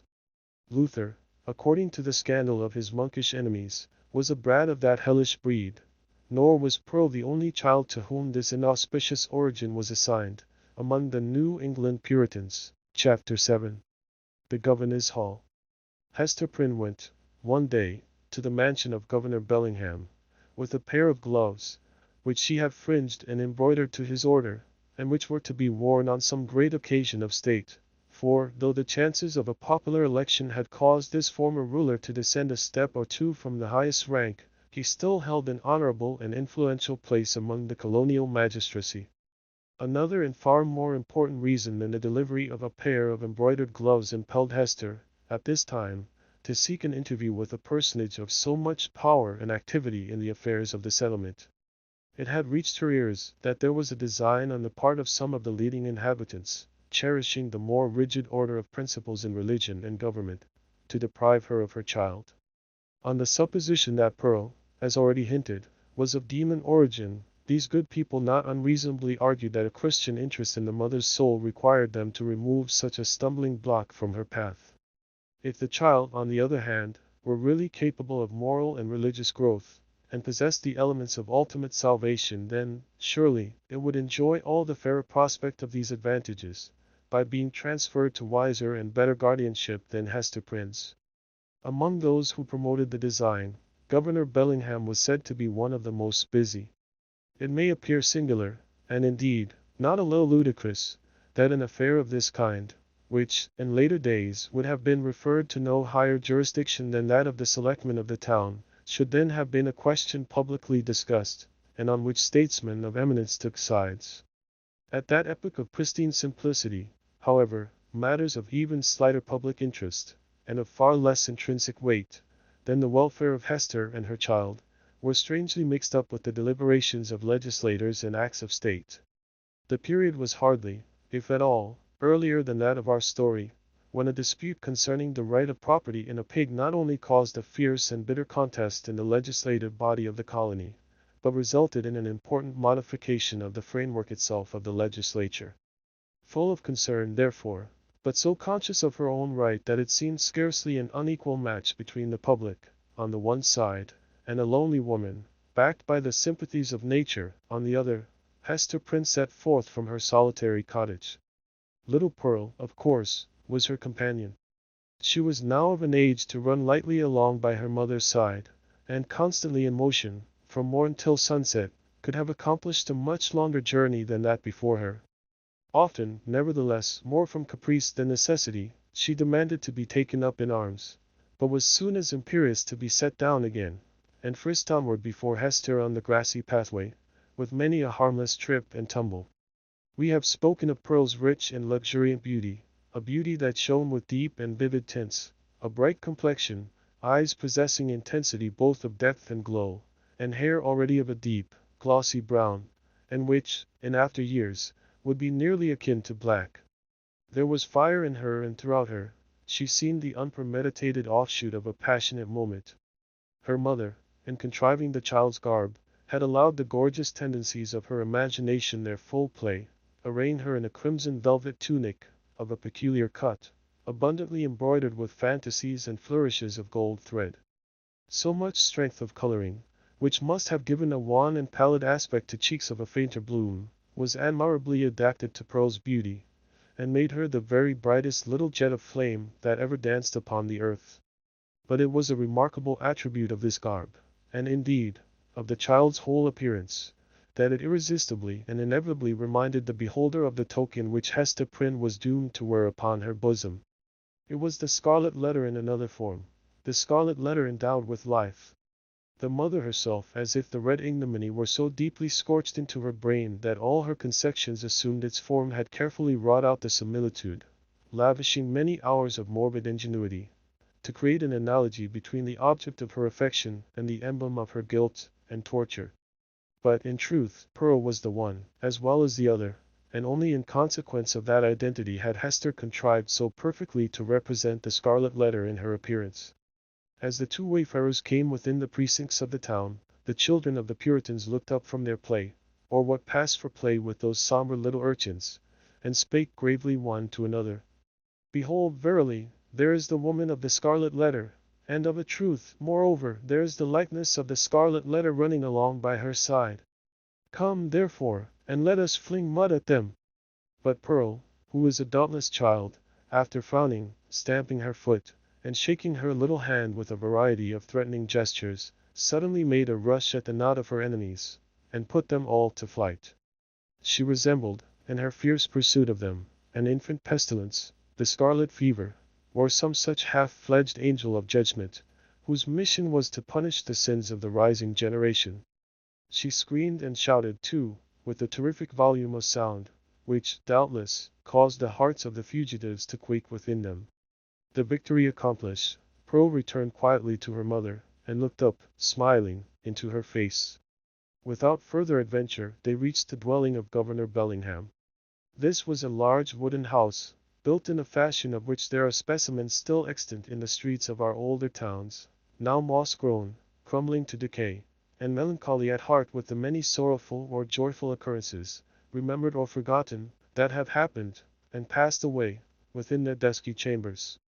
Then, however, there was the freshness of the passing year on its exterior, and the cheerfulness, gleaming forth from the sunny windows, of a human habitation, into which death had never entered. It had, indeed, a very cheery aspect, the walls being overspread with a kind of stucco, in which fragments of broken glass were plentifully intermixed, so that, when the sunshine fell aslant-wise over the front of the edifice, it glittered and sparkled as if diamonds had been flung against it by the double handful. The brilliancy might have befitted Aladdin's palace, rather than the mansion of a grave old Puritan ruler. It was further decorated with strange and seemingly cabalistic figures and diagrams, suitable to the quaint taste of the age, which had been drawn in the stucco when newly laid on, and had now grown hard and durable, for the admiration of after times. Pearl, looking at this bright wonder of a house, began to caper and dance, and imperatively required that the whole breadth of sunshine should be stripped off its front, and given her to play with. "No, my little Pearl," said her mother, "thou must gather thine own sunshine. I have none to give thee." They approached the door, which was of an arched form, and flanked on each side by a narrow tower or projection of the edifice, in both of which were lattice windows, with wooden shutters to close over them and need. Lifting the iron hammer that hung at the portal, Hester Prynne gave a summons, which was answered by one of the governor's bond servants, a free-born Englishman, but now a 7 years' slave. During that term he was to be the property of his master, and as much a commodity of bargain and sale as an ox, or a joint stool. The serf wore the blue coat, which was the customary garb of serving men of that period, and long before, in the old hereditary halls of England. "Is the worshipful Governor Bellingham within?" inquired Hester. "Yea, forsooth," replied the bond servant, staring with wide open eyes at the Scarlet Letter, which, being a newcomer in the country, he had never before seen. "Yea, his honourable worship is within. But he hath a godly minister or two with him, and likewise a leech. Ye may not see his worship now." "Nevertheless I will enter," answered Hester Prynne, and the bond servant, perhaps judging from the decision of her air, and the glittering symbol in her bosom, that she was a great lady in the land, offered no opposition. So the mother and little Pearl were admitted into the hall of entrance. With many variations suggested by the nature of his building materials, diversity of climate, and a different mode of social life, Governor Bellingham had planned his new habitation after the residences of gentlemen of fair estate in his native land. Here, then, was a wide and reasonably lofty hall, extending through the whole depth of the house, and forming a medium of general communication, more or less directly, with all the other apartments. At one extremity, this spacious room was lighted by the windows of the 2 towers, which formed a small recess on either side of the portal. At the other end, though partly muffled by a curtain, it was more powerfully illuminated by one of those embowed hall windows which we read of in old books, and which was provided with a deep and cushioned seat. Here, on the cushion, lay a folio tome, probably of the Chronicles of England, or other such substantial literature, even as, in our own days, we scatter gilded volumes on the center table, to be turned over by the casual guest. The furniture of the hall consisted of some ponderous chairs, the backs of which were elaborately carved with wreaths of oaken flowers, and likewise a table in the same taste, the whole being of the Elizabethan age, or perhaps earlier, and heirlooms, transferred hither from the governor's paternal home. On the table, in token that the sentiment of old English hospitality had not been left behind, stood a large pewter tankard, at the bottom of which, had Hester or Pearl peeped into it, they might have seen the frothy remnant of a recent draught of ale. On the wall hung a row of portraits, representing the forefathers of the Bellingham lineage, some with armor on their breasts, and others with stately ruffs and robes of peace. All were characterized by the sternness and severity which old portraits so invariably put on, as if they were the ghosts, rather than the pictures, of departed worthies, and were gazing with harsh and intolerant criticism at the pursuits and enjoyments of living men. At about the center of the oaken panels that lined the hall, was suspended a suit of mail, not, like the pictures, an ancestral relic, but of the most modern date, for it had been manufactured by a skillful armorer in London, the same year in which Governor Bellingham came over to New England. There was a steel headpiece, a cuirass, a gorget, and greaves, with a pair of gauntlets and a sword hanging beneath, all, and especially the helmet and breastplate, so highly burnished as to glow with white radiance, and scatter an illumination everywhere about upon the floor. This bright panoply was not meant for mere idle show, but had been worn by the governor on many a solemn muster and training field, and had glittered, moreover, at the head of a regiment in the Pequod War. For, though bred a lawyer, and accustomed to speak of Bacon, Coke, Noy, and Finch as his professional associates, the exigencies of this new country had transformed Governor Bellingham into a soldier, as well as a statesman and ruler. Little Pearl, who was as greatly pleased with the gleaming armor as she had been with the glittering frontispiece of the house, spent some time looking into the polished mirror of the breastplate. "Mother," cried she, "I see you here. Look! Look!" Esther looked, by way of humoring the child, and she saw that, owing to the peculiar effect of this convex mirror, the Scarlet Letter was represented in exaggerated and gigantic proportions, so as to be greatly the most prominent feature of her appearance. In truth, she seemed absolutely hidden behind it. Pearl pointed upward, also, at a similar picture in the headpiece, smiling at her mother, with the elfish intelligence that was so familiar an expression on her small physiognomy. That look of naughty merriment was likewise reflected in the mirror, with so much breadth and intensity of effect, that it made Hester Prynne feel as if it could not be the image of her own child, but of an imp who was seeking to mold itself into Pearl's shape. "Come along, Pearl," said she, drawing her away. "Come and look into this fair garden. It may be we shall see flowers there, more beautiful ones than we find in the woods." Pearl, accordingly, ran to the bow window, at the farther end of the hall, and looked along the vista of a garden walk, carpeted with closely shaven grass, and bordered with some rude and immature attempt at shrubbery. But the proprietor appeared already to have relinquished, as hopeless, the effort to perpetuate on this side of the Atlantic, in a hard soil and amid the close struggle for subsistence, the native English taste for ornamental gardening. Cabbages grew in plain sight, and a pumpkin vine, rooted at some distance, had run across the intervening space, and deposited one of its gigantic products directly beneath the hall window, as if to warn the governor that this great lump of vegetable gold was as rich an ornament as New England earth would offer him. There were a few rose bushes, however, and a number of apple trees, probably the descendants of those planted by the Reverend Mr. Blackstone, the first settler of the peninsula, that half-mythological personage, who rides through our early annals, seated on the back of a bull. Pearl, seeing the rose bushes, began to cry for a red rose, and would not be pacified. "Hush, child, hush!" said her mother earnestly. "Do not cry, dear little Pearl.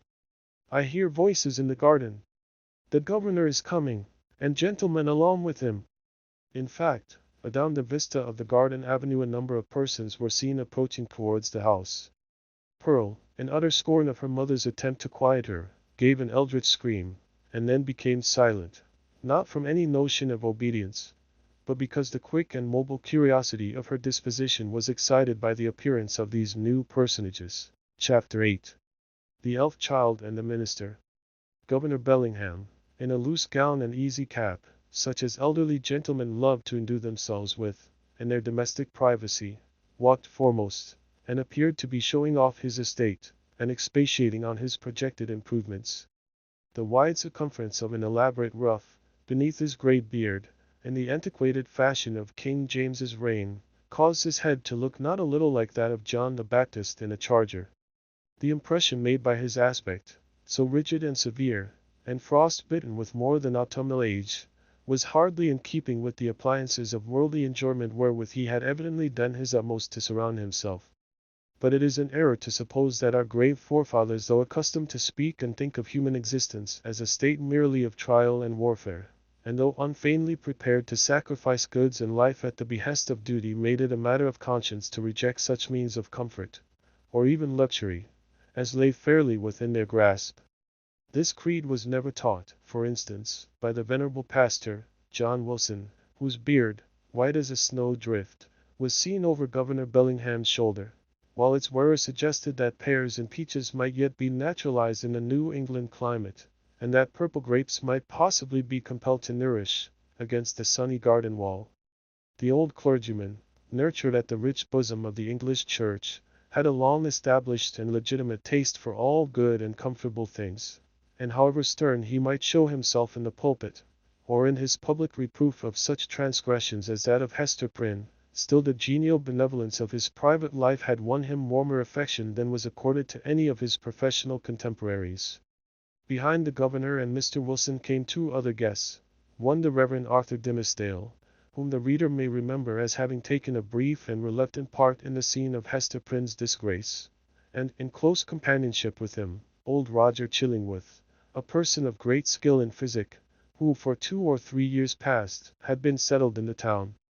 It was understood that this learned man was the physician as well as friend of the young minister, whose health had severely suffered, of late, by his too unreserved self-sacrifice to the labors and duties of the pastoral relation. The governor, in advance of his visitors, ascended 1 or 2 steps, and throwing open the leaves of the great hall window, found himself close to little Pearl.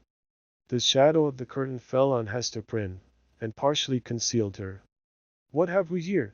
said Governor Bellingham, looking with surprise at the scarlet little figure before him.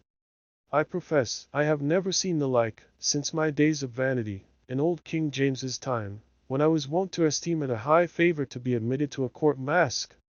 There used to be a swarm of these small apparitions, in holiday time, and we called them children of the Lord of Misrule. But how get such a guest into my hall?" "Aye, indeed!" cried good old Mr. Wilson. "What little bird of scarlet plumage may this be? Methinks I have seen just such figures, when the sun has been shining through a richly painted window, and tracing out the golden and crimson images across the floor. But that was in the old land. Prithee, young one, who art thou, and what has ailed thy mother to bedizen thee in this strange fashion? Art thou a Christian child, ha? Dost know thy catechism? Or art thou one of those naughty elves or fairies, whom we thought to have left behind us, with other relics of papistry, in merry old England?" "I am mother's child," answered the scarlet vision. "And my name is Pearl." "Pearl? Ruby, rather. Dempteri. Or red rose, at the very least, judging from thy hue," responded the old minister, putting forth his hand in a vain attempt to pat little Pearl on the cheek. "But where is this mother of thine? Ah, I see," he added, and turning to Governor Bellingham, whispered, "This is the selfsame child of whom we have held speech together, and behold here the unhappy woman, Hester Prynne, her mother." "Sayest thou so?" cried the governor. "Nay, we might have judged that such a child's mother must needs be a scarlet woman, and a worthy type of her of Babylon. But she comes at a good time, and we will look into this matter forthwith." Governor Bellingham stepped through the window into the hall, followed by his 3 guests. "Hester Prynne," said he, fixing his naturally stern regard on the wearer of the Scarlet Letter, "there hath been much question concerning thee, of late. The point hath been weightily discussed, whether we, that are of authority and influence, do well discharge our consciences by trusting an immortal soul, such as there is in yonder child, to the guidance of one who has stumbled and fallen, amid the pitfalls of this world. Speak thou, the child's own mother. Were it not, thinkest thou, for thy little one's temporal and eternal welfare that she be taken out of thy charge, and clad soberly, and disciplined strictly, and instructed in the truths of heaven and earth? What canst thou do for the child in this kind?" "I can teach my little Pearl what I have learned from this," answered Hester Prynne, laying her finger on the red token. "Woman, it is thy badge of shame," replied the stern magistrate. "It is because of the stain which that letter indicates, that we would transfer thy child to other hands." "Nevertheless," said the mother calmly, though growing more pale, "this badge hath taught me, it daily teaches me, it is teaching me at this moment lessons whereof my child may be the wiser and better, albeit they can profit nothing to myself." "We will judge warily," said Bellingham, "and look well what we are about to do. Good Master Wilson, I pray you, examine this Pearl, since that is her name, and see whether she hath had such Christian nurture as befits a child of her age." The old minister seated himself in an armchair, and made an effort to draw Pearl betwixt his knees. But the child, unaccustomed to the touch or familiarity of any but her mother, escaped through the open window, and stood on the upper step, looking like a wild tropical bird, of rich plumage, ready to take flight into the upper air. Mr. Wilson, not a little astonished at this outbreak, for he was a grandfatherly sort of personage, and usually a vast favorite with children, essayed, however, to proceed with the examination. "Pearl," said he, with great solemnity, "thou must take heed to instruction that so, in due season, thou mayest wear in thy bosom the pearl of great price. Canst thou tell me, my child, who made thee?" Now Pearl knew well enough who made her, for Hester Prynne, the daughter of a pious home, very soon after her talk with the child about her heavenly Father, had begun to inform her of those truths which the human spirit, at whatever stage of immaturity, imbibes with such eager interest. Pearl, therefore, so large were the attainments of her 3 years' lifetime, could have borne a fair examination in the New England Primer, or the first column of the Westminster Catechisms, although unacquainted with the outward form of either of those celebrated works. But that perversity which all children have more or less of, and of which little Pearl had a tenfold portion, now, at the most inopportune moment, took thorough possession of her, and closed her lips, or impelled her to speak words amiss. After putting her finger in her mouth, with many ungracious refusals to answer good Mr. Wilson's question, the child finally announced that she had not been made at all, but had been plucked by her mother off the bush of wild roses that grew by the prison door. This fantasy was probably suggested by the near proximity of the governor's red roses, as Pearl stood outside of the window, together with her recollection of the prison rose bush, which she had passed in coming hither. Old Roger Chillingworth, with a smile on his face, whispered something in the young clergyman's ear. Hester Prynne looked at the man of skill, and even then, with her fate hanging in the balance, was startled to perceive what a change had come over his features, how much uglier they were, how his dark complexion seemed to have grown duskier, and his figure more misshapen, since the days when she had familiarly known him. She met his eyes for an instant, but was immediately constrained to give all her attention to the scene now going forward. "This is awful!" cried the governor, slowly recovering from the astonishment into which Pearl's response had thrown him. "Here is a child of 3 years old, and she cannot tell who made her. Without question, she is equally in the dark as to her soul, its present depravity, and future destiny. Methinks, gentlemen, we need inquire no further." Hester caught hold of Pearl, and drew her forcibly into her arms, confronting the old Puritan magistrate with almost a fierce expression. Alone in the world, cast off by it, and with this sole treasure to keep her heart alive, she felt that she possessed indefeasible rights against the world, and was ready to defend them to the death. "God gave me the child," cried she. "He gave her in requital of all things else, which he had taken from me. She is my happiness. She is my torture, none the less. Pearl keeps me here in life. Pearl punishes me too. See ye not, she is the Scarlet Letter, only capable of being loved, and so endowed with 1,000,000-fold the power of retribution for my sin? Ye shall not take her. I will die first." "My poor woman," said the not unkind old minister, "the child shall be well cared for. Far better than thou canst do it." "God gave her into my keeping," repeated Hester Prynne, raising her voice almost to a shriek. "I will not give her up." And here, by a sudden impulse, she turned to the young clergyman, Mr. Dimmesdale, at whom, up to this moment, she had seemed hardly so much as once to direct her eyes. "Speak thou for me," cried she. "Thou wast my pastor, and hadst charge of my soul, and knowest me better than these men can. I will not lose the child. Speak for me. Thou knowest, for thou hast sympathies which these men lack. Thou knowest what is in my heart, and what are a mother's rights, and how much the stronger they are, when that mother has but her child and the Scarlet Letter. Look thou to it. I will not lose the child. Look to it." At this wild and singular appeal, which indicated that Hester Prynne's situation had provoked her to little less than madness, the young minister at once came forward pale, and holding his hand over his heart, as was his custom whenever his peculiarly nervous temperament was thrown into agitation. He looked now more careworn and emaciated than as we described him at the scene of Hester's public ignominy, and whether it were his failing health, or whatever the cause might be, his large dark eyes had a world of pain in their troubled and melancholy depth. "There is truth in what she says," began the minister, with a voice sweet, tremulous, but powerful, insomuch that the hall re-echoed, and the hollow armor rang with it. "Truth in what Hester says, and in the feeling which inspires her. God gave her the child, and gave her, too, an instinctive knowledge of its nature and requirements, both seemingly so peculiar, which no other mortal being can possess. And, moreover, is there not a quality of awful sacredness in the relation between this mother and this child?" "Why, how is that, good Master Dimmesdale?" interrupted the governor. "Make that plain, I pray you." "It must be even so," resumed the minister. "For, if we deem it otherwise, do we not thereby say that the Heavenly Father, the Creator of all flesh, hath lightly recognized the deed of sin, and made of no account the distinction between unhallowed lust and holy love? This child of its father's guilt, and its mother's shame hath come from the hand of God, to work in many ways upon her heart, who pleads so earnestly, and with such bitterness of spirit, the right to keep her.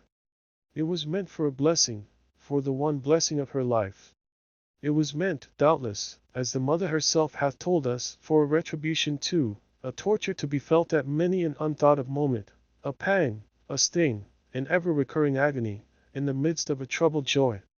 Has she not expressed this thought in the garb of the poor child, so forcibly reminding us of that red symbol which sears her bosom?" "Well said again," cried good Mr. Wilson. "I feared the woman had no better thought than to make a mountebank of her child." "Oh, not so! Not so!" continued Mr. Dimmesdale. "She recognizes, believe me, the solemn miracle which God hath wrought, in the existence of that child. And may she feel, too, what, methinks, is the very truth, that this boon was meant, above all things else, to keep the mother's soul alive, and to preserve her from blacker depths of sin into which Satan might else have sought to plunge her. Therefore it is good for this poor, sinful woman that she hath an infant immortality, a being capable of eternal joy or sorrow, confided to her care, to be trained up by her to righteousness, to remind her, at every moment, of her fall, but yet to teach her, as it were by the Creator's sacred pledge, that if she bring the child to heaven, the child also will bring its parent thither. Herein is the sinful mother happier than the sinful father. For Hester Prynne's sake, then, and no less for the poor child's sake, let us leave them as Providence hath seen fit to place them."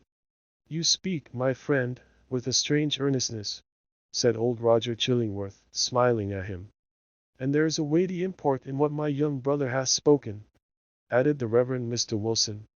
"What say you, worshipful Master Bellingham? Hath he not pleaded well for the poor woman?" "Indeed has he," answered the magistrate, "and hath adduced such arguments, that we will even leave the matter as it now stands, so long, at least, as there shall be no further scandal in the woman.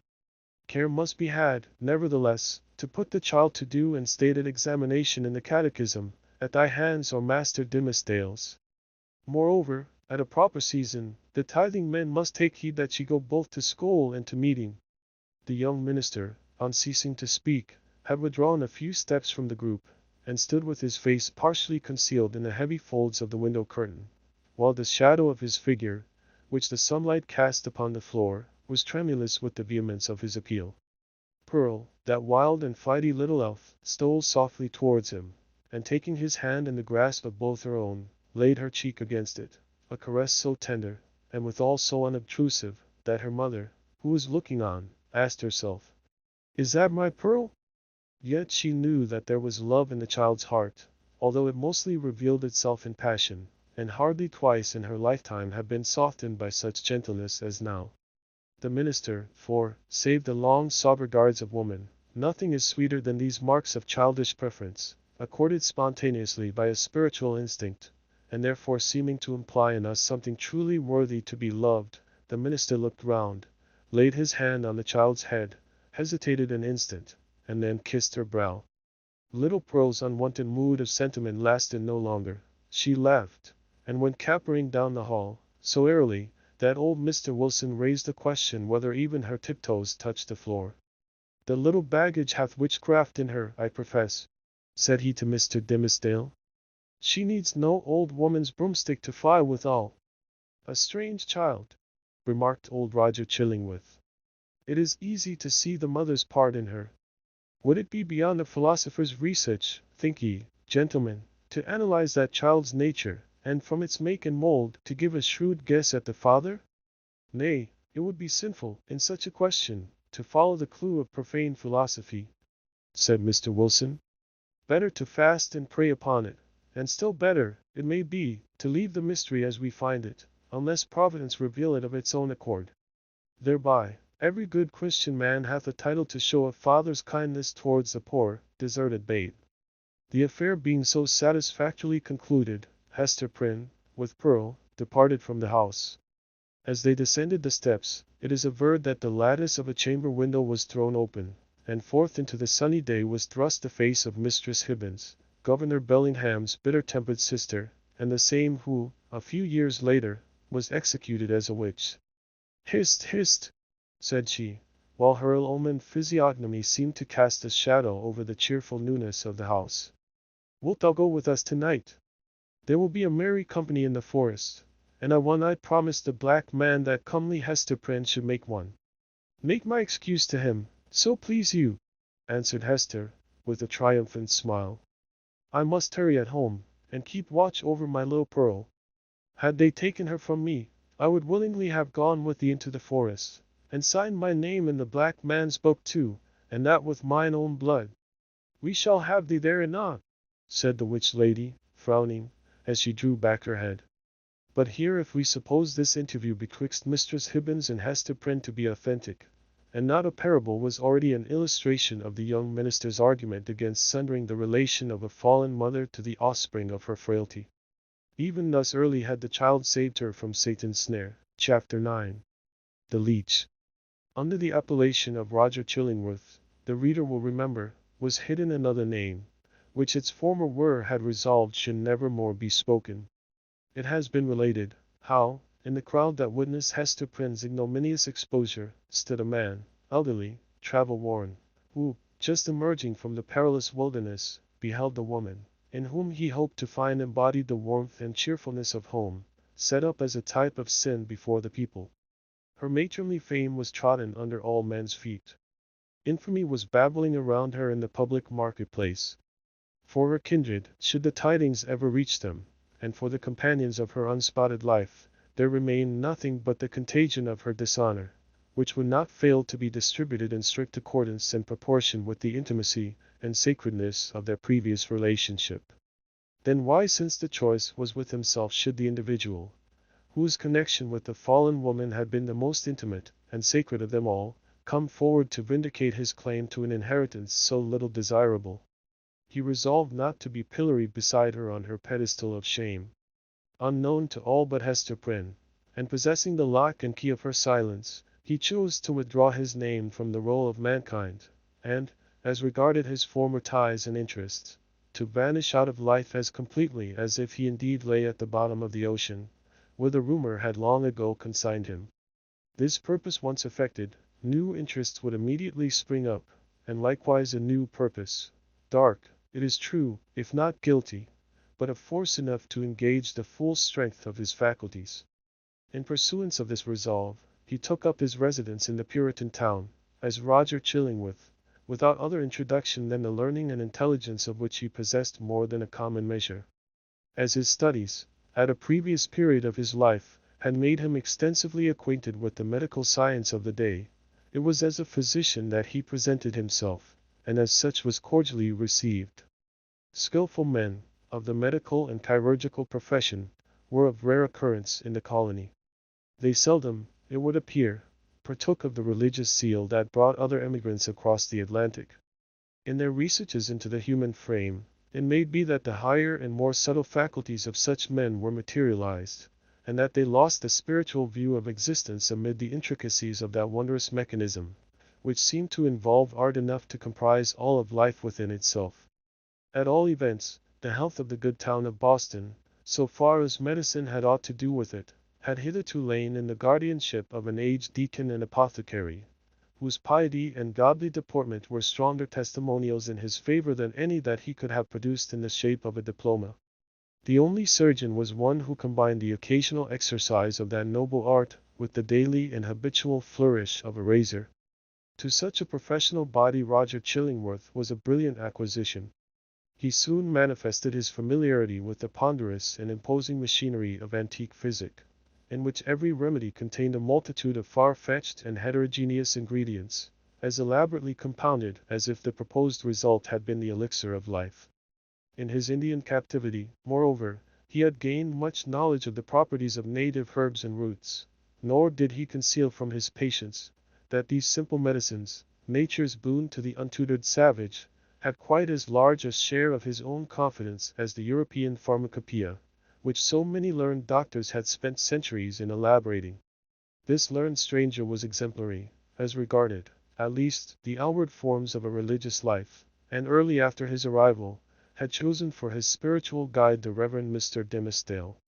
The young divine, whose scholarlike renown still lived in Oxford, was considered by his more fervent admirers as little less than a heaven-ordained apostle, destined, should he live and labor for the ordinary term of life, to do as great deeds for the now feeble New England Church, as the early fathers had achieved for the infancy of the Christian faith.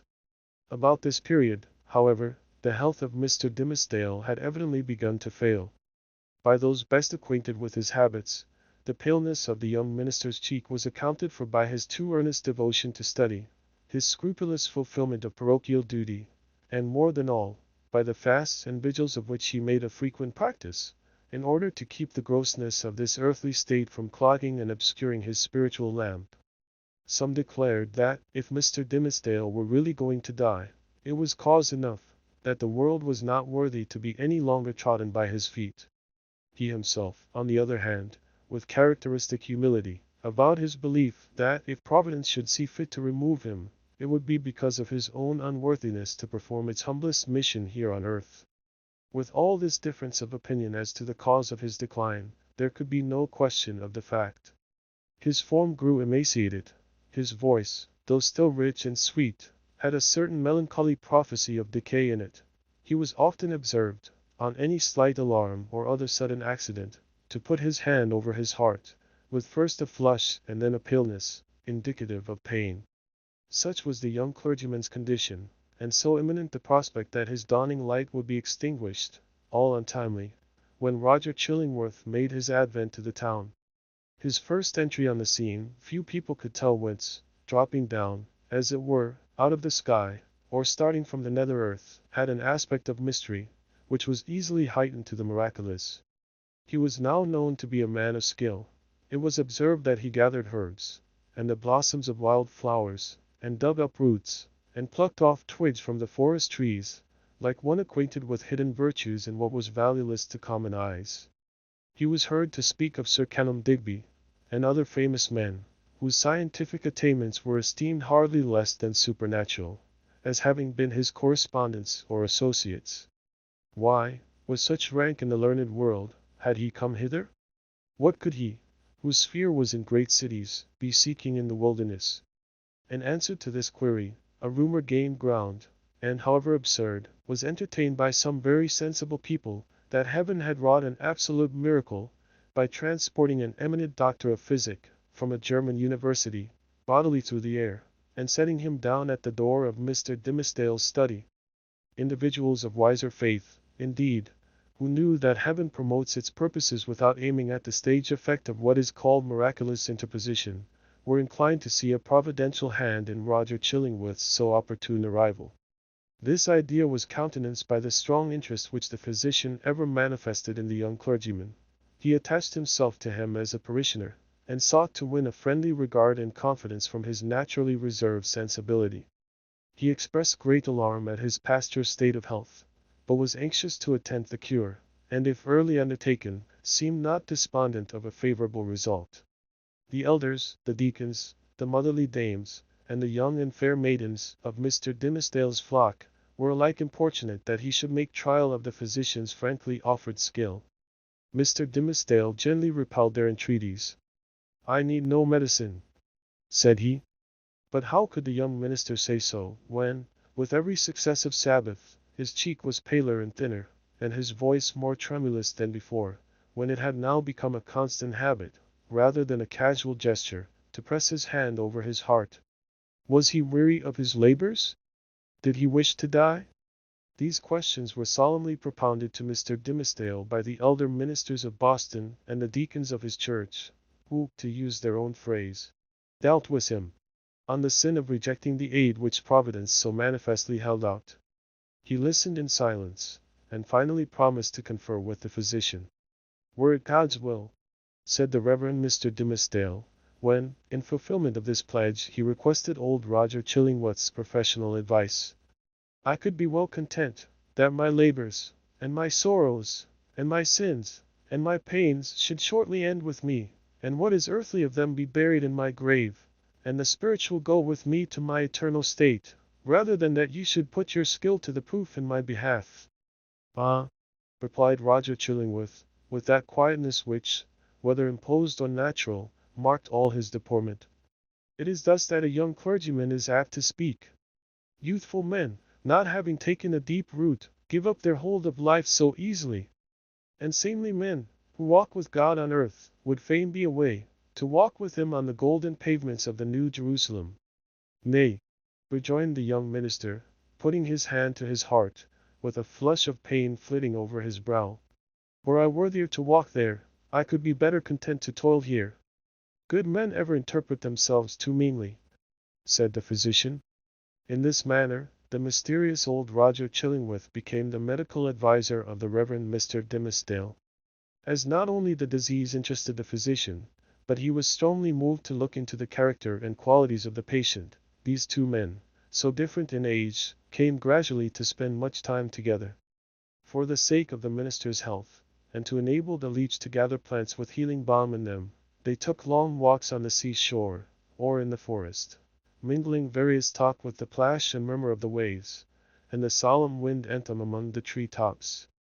Often, likewise, one was the guest of the other, in his place of study and retirement. There was a fascination for the minister in the company of the man of science, in whom he recognized an intellectual cultivation of no moderate depth or scope, together with a range and freedom of ideas, that he would have vainly looked for among the members of his own profession. In truth, he was startled, if not shocked, to find this attribute in the physician. Mr. Dimmesdale was a true priest, a true religionist, with the reverential sentiment largely developed, and an order of mind that impelled itself powerfully along the track of a creed, and wore its passage continually deeper with the lapse of time. In no state of society would he have been what is called a man of liberal views. It would always be essential to his peace to feel the pressure of a faith about him, supporting, while it confined him within its iron framework. Not the less, however, though with a tremulous enjoyment, did he feel the occasional relief of looking at the universe through the medium of another kind of intellect than those with which he habitually held converse. It was as if a window were thrown open, admitting a freer atmosphere into the close and stifled study, where his life was wasting itself away, amid lamplight, or obstructed day beams, and the musty fragrance, be it sensual or moral, that exhales from books. But the air was too fresh and chill to be long breathed with comfort. So the minister, and the physician with him, withdrew again within the limits of what their church defined as orthodox. Thus Roger Chillingworth scrutinized his patient carefully, both as he saw him in his ordinary life, keeping an accustomed pathway in the range of thoughts familiar to him, and as he appeared when thrown amidst other moral scenery, the novelty of which might call out something new to the surface of his character. He deemed it essential, it would seem, to know the man, before attempting to do him good. Wherever there is a heart and an intellect, the diseases of the physical frame are tinged with the peculiarities of these.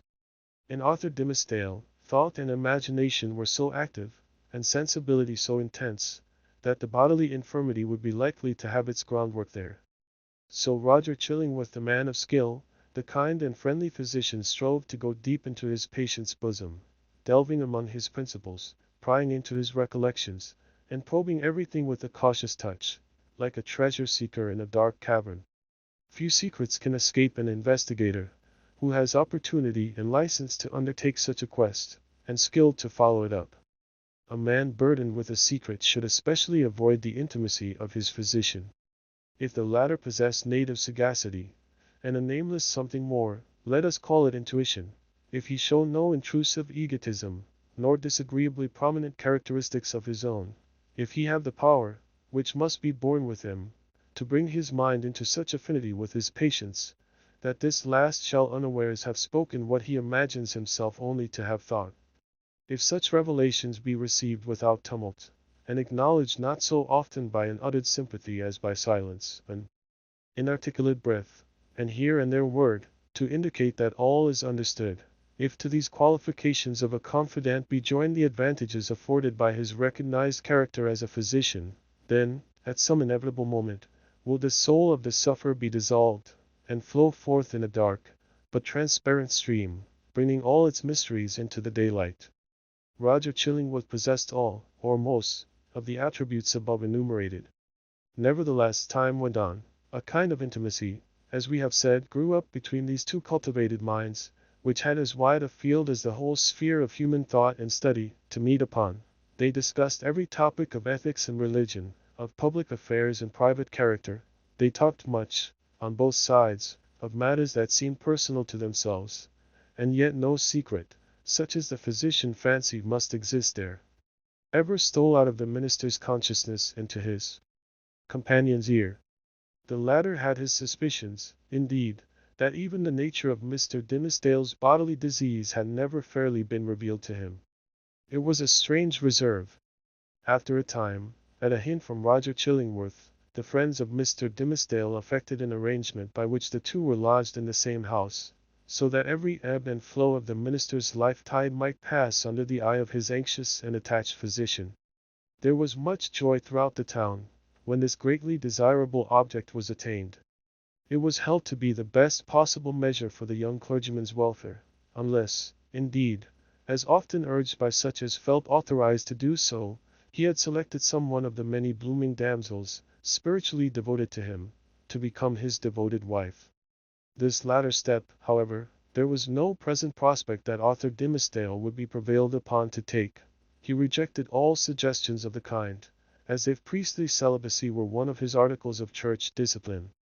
Doomed by his own choice, therefore, as Mr. Dimmesdale so evidently was, to eat his unsavory morsel always at another's board, and endure the lifelong chill which must be his lot who seeks to warm himself only at another's fireside, it truly seemed that this sagacious, experienced, benevolent old physician, with his concord of paternal and reverential love for the young pastor, was the very man, of all mankind, to be constantly within reach of his voice. The new abode of the two friends was with a pious widow, of good social rank, who dwelt in a house covering pretty nearly the site on which the venerable structure of King's Chapel has since been built. It had the graveyard, originally Isaac Johnson's home field, on one side, and so was well adapted to call up serious reflections, suited to their respective employments, in both minister and man of physic. The motherly care of the good widow assigned to Mr. Dimmesdale a front apartment, with a sunny exposure, and heavy window curtains, to create a noontide shadow, when desirable. The walls were hung round with tapestry, said to be from the Gobelin looms, and, at all events, representing the scriptural story of David and Bathsheba, and Nathan the prophet, in colors still unfaded, but which made the fair woman of the scene almost as grimly picturesque as the woe-denouncing seer. Here the pale clergyman piled up his library, rich with parchment-bound folios of the Fathers, and the lore of rabbis, and monkish erudition, of which the Protestant divines, even while they vilified and decried that class of writers, were yet constrained often to avail themselves. On the other side of the house old Roger Chillingworth arranged his study and laboratory, not such as a modern man of science would reckon even tolerably complete, but provided with a distilling apparatus, and the means of compounding drugs and chemicals, which the practiced alchemist knew well how to turn to purpose. With such commodiousness of situation, these two learned persons sat themselves down, each in his own domain, yet familiarly passing from one apartment to the other, and bestowing a mutual and not incurious inspection into one another's business. And the Reverend Arthur Dimmesdale's best discerning friends, as we have intimated, very reasonably imagined that the hand of Providence had done all this, for the purpose besought in so many public, and domestic, and secret prayers of restoring the young minister to health. But it must now be said another portion of the community had latterly begun to take its own view of the relation betwixt Mr. Dimmesdale and the mysterious old physician. When an uninstructed multitude attempts to see with its eyes, it is exceedingly apt to be deceived. When, however, it forms its judgment, as it usually does, on the intuitions of its great and warm heart, the conclusions thus attained are often so profound and so unerring, as to possess the character of truths supernaturally revealed. The people, in the case of which we speak, could justify its prejudice against Roger Chillingworth by no fact or argument worthy of serious refutation. There was an aged handicraftsman, it is true, who had been a citizen of London at the period of Sir Thomas Overbury's murder, now some 30 years agone. He testified to having seen the physician, under some other name, which the narrator of the story had now forgotten, in company with Dr. Foreman, the famous old conjurer, who was implicated in the affair of Overbury. 2 or 3 individuals hinted that the man of skill, during his Indian captivity, had enlarged his medical attainments by joining in the incantations of the savage priests, who were universally acknowledged to be powerful enchanters, often performing seemingly miraculous cures by their skill in the black art. A large number, and many of these were persons of such sober sense and practical observation that their opinions would have been valuable. In other matters affirmed that Roger Chillingworth's aspect had undergone a remarkable change while he had dwelt in town, and especially since his abode with Mr. Dimmesdale. At first, his expression had been calm, meditative, scholarlike. Now, there was something ugly and evil in his face, which they had not previously noticed, and which grew still the more obvious to sight, the oftener they looked upon him. According to the vulgar idea, the fire in his laboratory had been brought from the lower regions, and was fed with infernal fuel, and so, as might be expected, his visage was getting sooty with the smoke. To sum up the matter, it grew to be a widely diffused opinion, that the Reverend Arthur Dimmesdale, like many other personages of a special sanctity, in all ages of the Christian world, was haunted either by Satan himself, or Satan's emissary, in the guise of old Roger Chillingworth. This diabolical agent had the divine permission, for a season, to burrow into the clergyman's intimacy, and plot against his soul. No sensible man, it was confessed, could doubt on which side the victory would turn. The people looked, with an unshaken hope, to see the minister come forth out of the conflict, transfigured with the glory which he would unquestionably win. Meanwhile, nevertheless, it was sad to think of the perchance mortal agony through which he must struggle towards his triumph. Alas! To judge from the gloom and terror in the depths of the poor minister's eyes, the battle was a sore one and the victory anything but secure. Chapter 10. The Leech and His Patient. Old Roger Chillingworth, throughout life, had been calm in temperament, kindly, though not of warm affections, but ever, and in all his relations with the world, a pure and upright man. He had begun an investigation, as he imagined, with the severe and equal integrity of a judge, desirous only of truth, even as if the question involved no more than the air-drawn lines and figures of a geometrical problem, instead of human passions, and wrongs inflicted on himself. But as he proceeded, a terrible fascination, a kind of fierce, though still calm, necessity, seized the old man within its gripe, and never set him free again, until he had done all its bidding. He now dug into the poor clergyman's heart, like a miner searching for gold, or, rather, like a sexton delving into a grave, possibly in quest of a jewel that had been buried on the dead man's bosom, but likely to find nothing save mortality and corruption. Alas for his own soul, if these were what he sought. Sometimes, a light glimmered out of the physician's eyes, burning blue and ominous, like the reflection of a furnace, or, let us say, like one of those gleams of ghastly fire that darted from Bunyan's awful doorway in the hillside, and quivered on the pilgrim's face. The soil where this dark miner was working had perchance shown indications that encouraged him. "This man," said he, at one such moment, to himself, "pure as they deem him, all spiritual as he seems, hath inherited a strong animal nature from his father or his mother. Let us dig a little further in the direction of this vein." Then, after long search into the minister's dim interior, and turning over many precious materials, in the shape of high aspirations for the welfare of his race, warm love of souls, pure sentiments, natural piety, strengthened by thought and study, and illuminated by revelation, all of which invaluable gold was perhaps no better than rubbish to the seeker, he would turn back, discouraged, and begin his quest towards another point. He groped along as stealthily, with as cautious a tread, and as wary an outlook, as a thief entering a chamber where a man lies only half asleep, or, it may be, broad awake, with purpose to steal the very treasure which this man guards as the apple of his eye. In spite of his premeditated carefulness, the floor would now and then creak, his garments would rustle, the shadow of his presence, in a forbidden proximity, would be thrown across his victim. In other words, Mr. Dimmesdale, whose sensibility of nerve often produced the effect of spiritual intuition, would become vaguely aware that something inimical to his peace had thrust itself into relation with him. But old Roger Chillingworth, too, had perceptions that were almost intuitive, and when the minister threw his startled eyes towards him, there the physician sat, his kind, watchful, sympathizing, but never intrusive friend. Yet Mr. Dimmesdale would perhaps have seen this individual's character more perfectly, if a certain morbidness, to which sick hearts are liable, had not rendered him suspicious of all mankind. Trusting no man as his friend, he could not recognize his enemy when the latter actually appeared.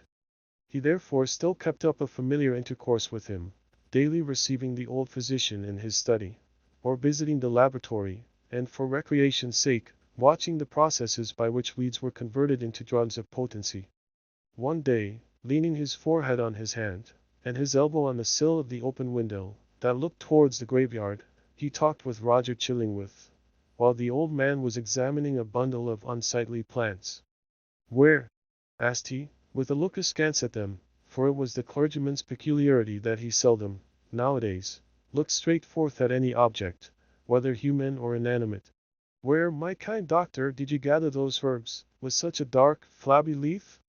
"Even in the graveyard here at hand," answered the physician, continuing his employment. "They are new to me.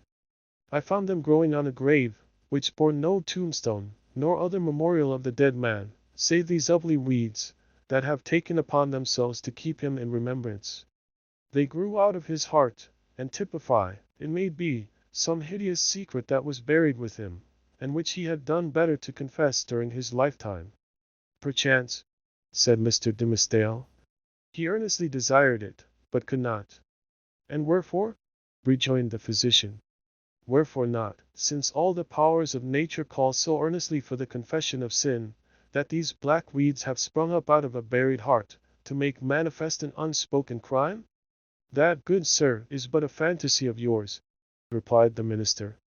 "There can be, if I forbode aright, no power, short of the divine mercy, to disclose, whether by uttered words, or by type or emblem, the secrets that may be buried with the human heart. The heart, making itself guilty of such secrets, must perforce hold them, until the day when all hidden things shall be revealed. Nor have I so read or interpreted Holy Writ, as to understand that the disclosure of human thoughts and deeds, then to be made, is intended as a part of the retribution. That, surely, were a shallow view of it. No, these revelations, unless I greatly err, are meant merely to promote the intellectual satisfaction of all intelligent beings, who will stand waiting, on that day, to see the dark problem of this life made plain. A knowledge of men's hearts will be needful to the completest solution of that problem. And I conceive, moreover, that the hearts holding such miserable secrets as you speak of will yield them up, at that last day, not with reluctance, but with a joy unutterable." "Then why not reveal them here?" asked Roger Chillingworth, glancing quietly aside at the minister. "Why should not the guilty ones sooner avail themselves of this unutterable solace?" "They mostly do," said the clergyman, griping hard at his breast as if afflicted with an importunate throb of pain. Many a poor soul hath given its confidence to me, not only on the death-bed, but while strong in life, and fair in reputation. And ever, after such an outpouring, oh, what a relief have I witnessed in those sinful brethren! Even as in one who at last draws free air, after long stifling with his own polluted breath. How can it be otherwise? Why should a wretched man, guilty, we will say, of murder, prefer to keep the dead corpse buried in his own heart, rather than fling it forth at once, and let the universe take care of it. Yet some men bury their secrets thus, observed the calm physician. True, there are such men, answered Mr. Dimmesdale. But not to suggest more obvious reasons, it may be that they are kept silent by the very constitution of their nature. Or can we not suppose it? Guilty as they may be, retaining, nevertheless, a zeal for God's glory and man's welfare, they shrink from displaying themselves black and filthy in the view of men, because thenceforward, no good can be achieved by them, no evil of the past be redeemed by better service. So, to their own unutterable torment, they go about among their fellow creatures, looking pure as new fallen snow while their hearts are all speckled and spotted with iniquity of which they cannot rid themselves. These men deceive themselves, said Roger Chillingworth, with somewhat more emphasis than usual, and making a slight gesture with his forefinger. They fear to take up the shame that rightfully belongs to them. Their love for man, their zeal for God's service, these holy impulses may or may not coexist in their hearts with the evil inmates to which their guilt has unbarred the door, and which must needs propagate a hellish breed within them. But if they seek to glorify God, let them not lift heaven with their unclean hands. If they would serve their fellow men, let them do it by making manifest the power and reality of conscience, and constraining them to penitential self-abasement. Wouldst thou have me to believe, O wise and pious friend, that a false show can be more for God's glory, or man's welfare than God's own truth? Trust me, such men deceive themselves. It may be so, said the young clergyman, indifferently, as waiving a discussion that he considered irrelevant or unseasonable. He had a ready faculty, indeed, of escaping from any topic that agitated his too sensitive and nervous temperament. But now I would ask of my well-skilled physician, whether, in good sooth, he deems me to have profited by his kindly care of this weak frame of mine? Before Roger Chillingworth could answer, they heard the clear, wild laughter of a young child's voice, proceeding from the adjacent burial ground. Looking instinctively from the open window, for it was summer-time, the minister beheld Hester Prynne and little Pearl passing along the footpath that traversed the enclosure.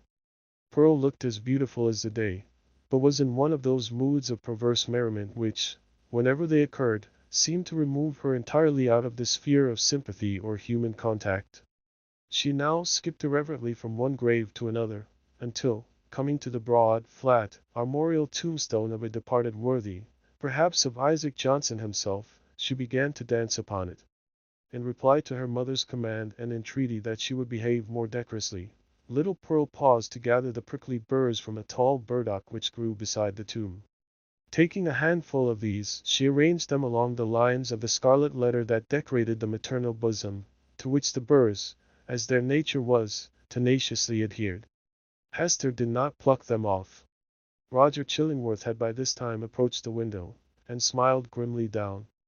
There is no law, no reverence for authority, no regard for human ordinances or opinions, right or wrong, mixed up with that child's composition, remarked he, as much to himself as to his companion. I saw her, the other day, bespattered the governor himself with water, at the cattle trough in Spring Lane. What, in heaven's name, is she? Is the imp altogether evil? Has she affections? Has she any discoverable principle of being? None, save the freedom of a broken law, answered Mr. Dimmesdale, in a quiet way, as if he had been discussing the point within himself. Whether capable of good, I know not. The child probably overheard their voices, for, looking up to the window, with a bright, but naughty smile of mirth and intelligence, she threw one of the prickly burrs at the Reverend Mr. Dimmesdale. The sensitive clergyman shrunk, with nervous dread, from the light missile. Detecting his emotion, Pearl clapped her little hands, in the most extravagant ecstasy. Hester Prynne, likewise, had involuntarily looked up, and all these four persons, old and young, regarded one another in silence, till the child laughed aloud, and shouted, "Come away, mother! Come away, or yonder old black man will catch you. He have got hold of the minister already. Come away, mother, or he will catch you. But he cannot catch little Pearl."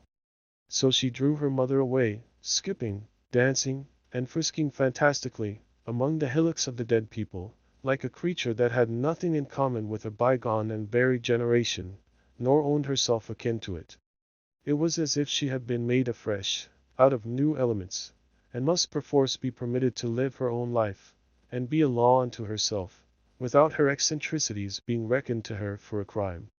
"There goes a woman," resumed Roger Chillingworth, after a pause, "who, be her demerits what they may, hath none of that mystery of hidden sinfulness which he deems so grievous to be borne. Is Hester Prynne the less miserable, think you, for that scarlet letter on her breast?" "I do verily believe it," answered the clergyman. "Nevertheless, I cannot answer for her. There was a look of pain in her face, which I would gladly have been spared the sight of.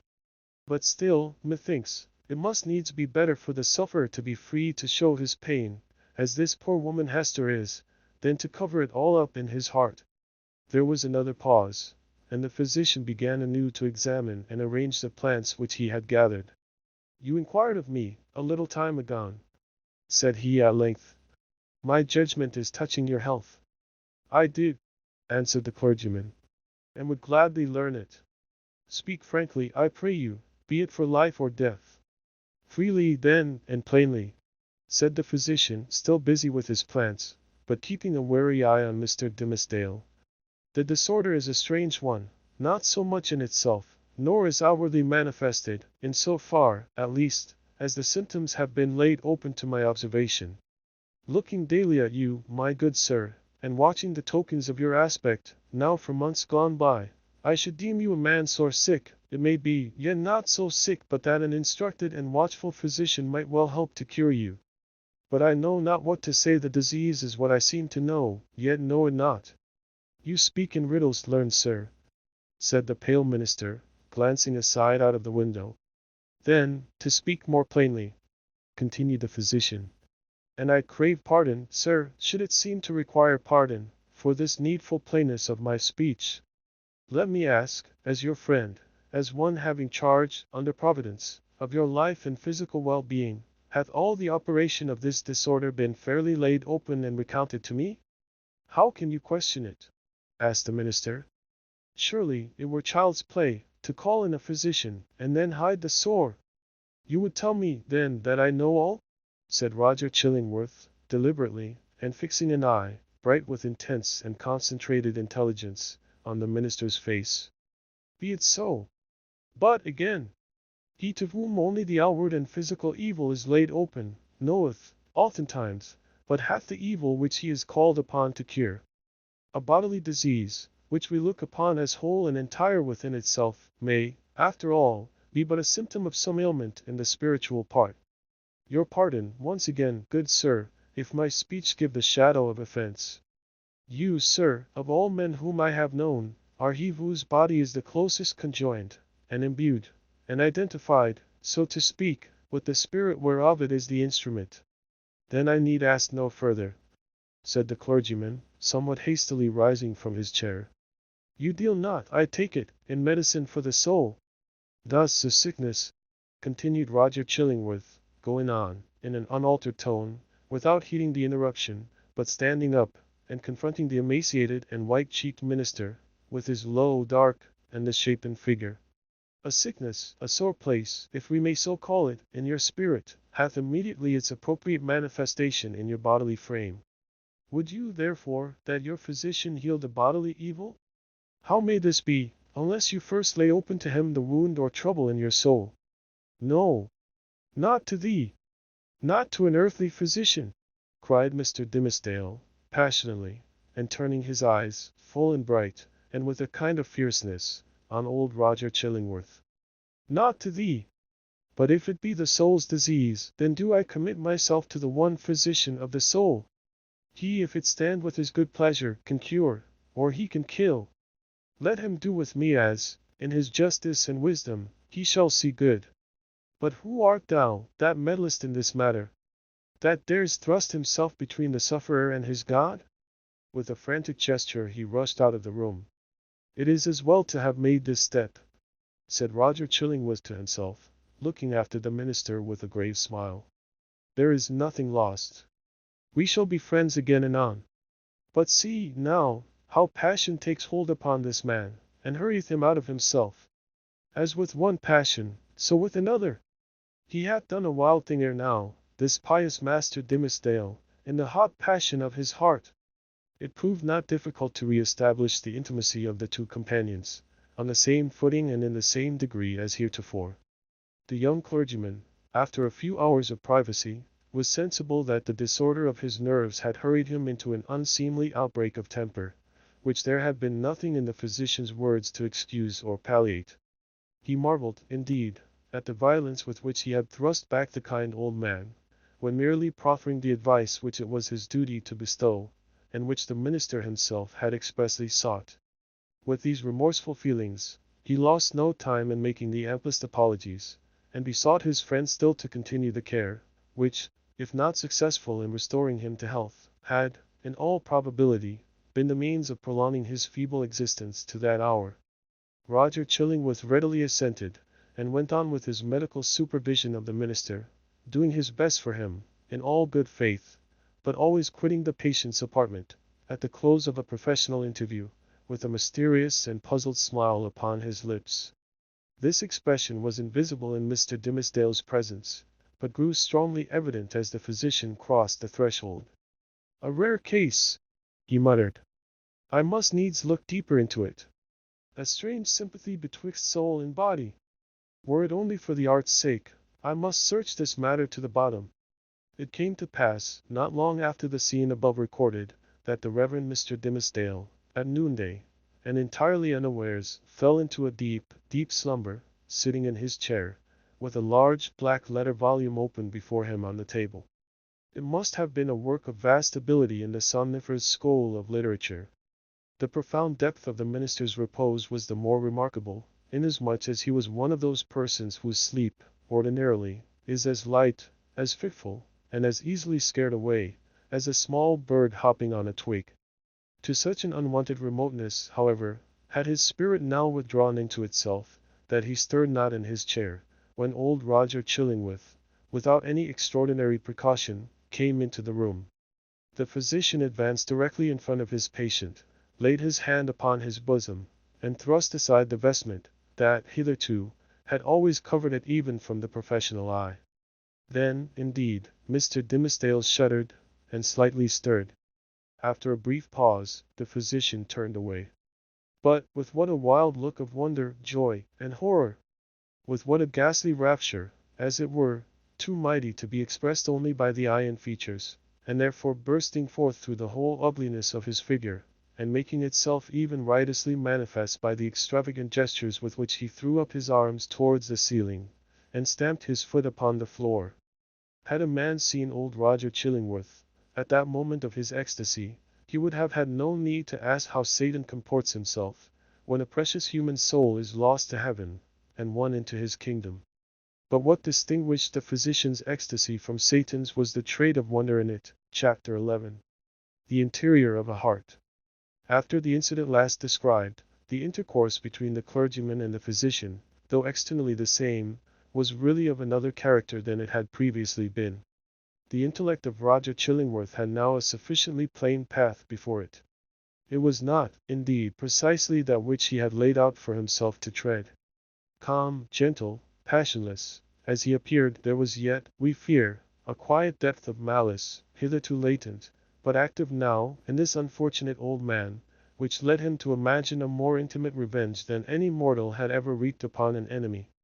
To make himself the one trusted friend, to whom should be confided all the fear, the remorse, the agony, the ineffectual repentance, the backward rush of sinful thoughts, expelled in vain, all that guilty sorrow, hidden from the world, whose great heart would have pitied and forgiven, to be revealed to him, the pitiless, to him, the unforgiving. All that dark treasure to be lavished on the very man, to whom nothing else could so adequately pay the debt of vengeance. The clergyman's shy and sensitive reserve had balked this scheme. Roger Chillingworth, however, was inclined to be hardly, if at all, less satisfied with the aspect of affairs, which Providence using the avenger and his victim for its own purposes, and perchance, pardoning where it seemed most to punish, had substituted for his black devices. A revelation, he could almost say, had been granted to him. It mattered little, for his object, whether celestial, or from what other region. By its aid, in all the subsequent relations betwixt him and Mr. Dimmesdale, not merely the external presence, but the very inmost soul, of the latter, seemed to be brought out before his eyes, so that he could see and comprehend its every movement. He became, thenceforth, not a spectator only, but a chief actor in the poor minister's interior world. He could play upon him as he chose. Would he arouse him with a throb of agony? The victim was forever on the rack. It needed only to know the spring that controlled the engine, and the physician knew it well. Would he startle him with sudden fear? As at the waving of a magician's wand, uprose a grisly phantom, uprose a thousand phantoms, in many shapes, of death, or more awful shame, all flocking round about the clergyman, and pointing with their fingers at his breast. All this was accomplished with a subtlety so perfect, that the minister, though he had constantly a dim perception of some evil influence watching over him, could never gain a knowledge of its actual nature. True, he looked doubtfully, fearfully, even, at times, with horror and the bitterness of hatred, at the deformed figure of the old physician. His gestures, his gait, his grizzled beard, his slightest and most indifferent acts, the very fashion of his garments, were odious in the clergyman's sight, a token implicitly to be relied on, of a deeper antipathy in the breast of the latter than he was willing to acknowledge to himself. For, as it was impossible to assign a reason for such distrust and abhorrence, so Mr. Dimmesdale, conscious that the poison of one morbid spot was infecting his heart's entire substance, attributed all his presentiments to no other cause. He took himself to task for his bad sympathies in reference to Roger Chillingworth, disregarded the lesson that he should have drawn from them, and did his best to root them out. Unable to accomplish this, he nevertheless, as a matter of principle, continued his habits of social familiarity with the old man, and thus gave him constant opportunities for perfecting the purpose to which poor, forlorn creature that he was, and more wretched than his victim the avenger had devoted himself. While thus suffering under bodily disease, and gnawed and tortured by some black trouble of the soul, and given over to the machinations of his deadliest enemy, the Reverend Mr. Dimmesdale had achieved a brilliant popularity in his sacred office. He won it, indeed, in great part by his sorrows. His intellectual gifts, his moral perceptions, his power of experiencing and communicating emotion, were kept in a state of preternatural activity by the prick and anguish of his daily life. His fame, though still on its upward slope, already overshadowed the soberer reputations of his fellow clergymen, eminent as several of them were. There were scholars among them, who had spent more years in acquiring abstruse lore, connected with the divine profession, than Mr. Dimmesdale had lived, and who might well, therefore, be more profoundly versed in such solid and valuable attainments than their youthful brother.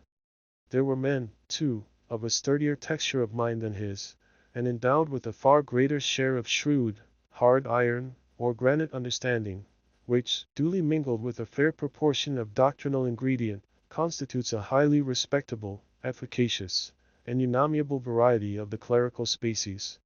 There were others, again, true saintly fathers, whose faculties had been elaborated by weary toil among their books, and by patient thought, and etherealized, moreover, by spiritual communications with the better world, into which their purity of life had almost introduced these holy personages, with their garments of mortality still clinging to them. All that they lacked was the gift that descended upon the chosen disciples at Pentecost, in tongues of flame, symbolizing, it would seem, not the power of speech in foreign and unknown languages, but that of addressing the whole human brotherhood in the heart's native language.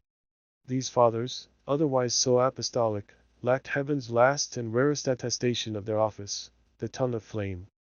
They would have vainly sought had they ever dreamed of seeking to express the highest truths to the humblest medium of familiar words and images. Their voices came down, afar and indistinctly, from the upper heights where they habitually dwelt. Not improbably it was to this latter class of men that Mr. Dimmesdale, by many of his traits of character, naturally belonged. To the high mountain peaks of faith and sanctity he would have climbed, had not the tendency been thwarted by the burden, whatever it might be, of crime or anguish, beneath which it was his doom to totter.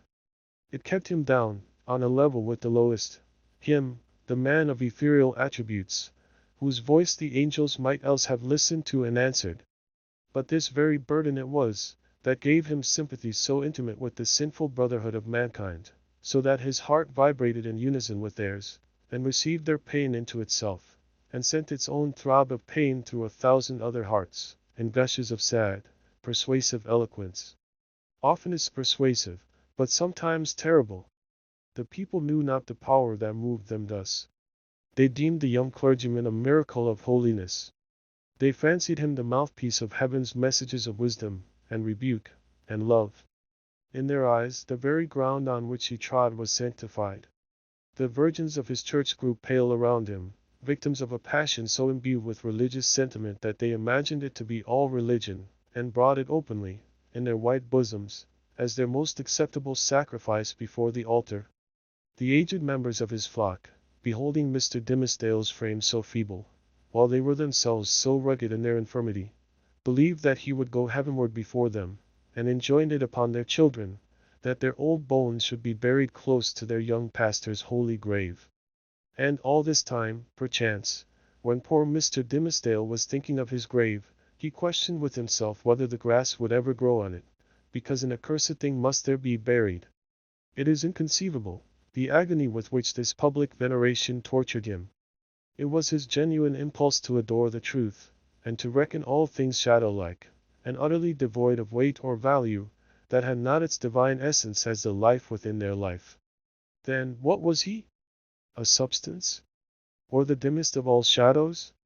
He longed to speak out, from his own pulpit, at the full height of his voice, and tell the people what he was. I, whom you behold in these black garments of the priesthood, I, who ascend the sacred desk, and turn my pale face heavenward, taking upon myself to hold communion, in your behalf, with the Most High Omniscience, I, in whose daily life you discern the sanctity of Enoch, I, whose footsteps, as you suppose, leave a gleam along my earthly track, whereby the pilgrims that shall come after me may be guided to the regions of the blessed, I, who have laid the hand of baptism upon your children, I, who have breathed the parting prayer over your dying friends, to whom the Amen sounded faintly from a world which they had quitted, I, your pastor, whom you so reverence and trust, am utterly a pollution and a lie. More than once, Mr. Dimmesdale had gone into the pulpit, with a purpose never to come down its steps, until he should have spoken words like the above. More than once, he had cleared his throat, and drawn in the long, deep, and tremulous breath, which, when sent forth again, would come burdened with the black secret of his soul. More than once, nay, more than 100 times he had actually spoken. Spoken! But how? He had told his hearers that he was altogether vile, a viler companion of the vilest, the worst of sinners, an abomination, a thing of unimaginable iniquity, and that the only wonder was, that they did not see his wretched body shriveled up before their eyes, by the burning wrath of the Almighty. Could there be plainer speech than this? Would not the people start up in their seats, by a simultaneous impulse, and tear him down out of the pulpit which he defiled? Not so, indeed. They heard it all, and did but reverence him the more.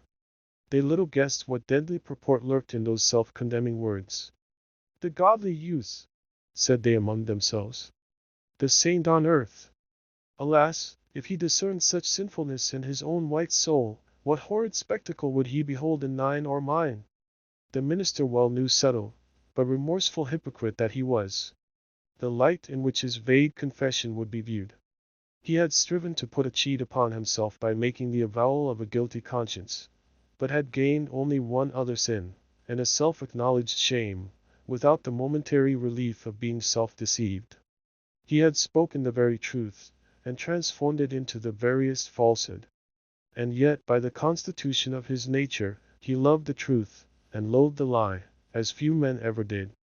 Therefore, above all things else, he loathed his miserable self.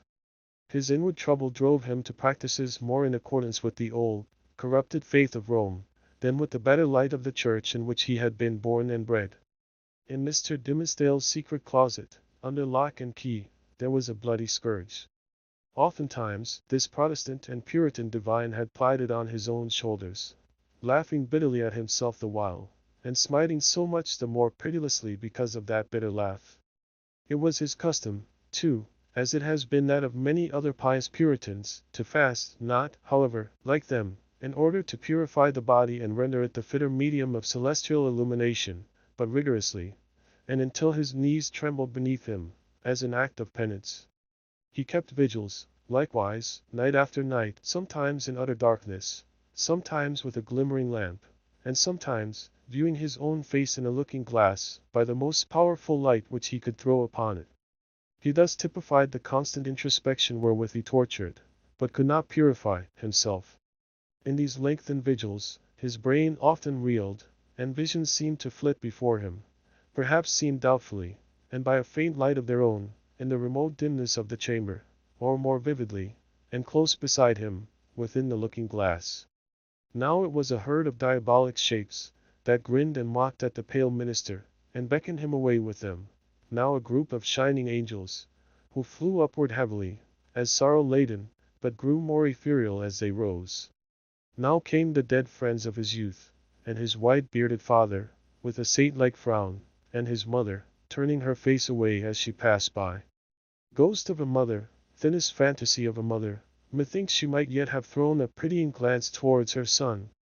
And now, through the chamber which these spectral thoughts had made so ghastly, glided Hester Prynne, leading along little Pearl, in her scarlet garb, and pointing her forefinger, first at the scarlet letter on her bosom, and then at the clergyman's own breast.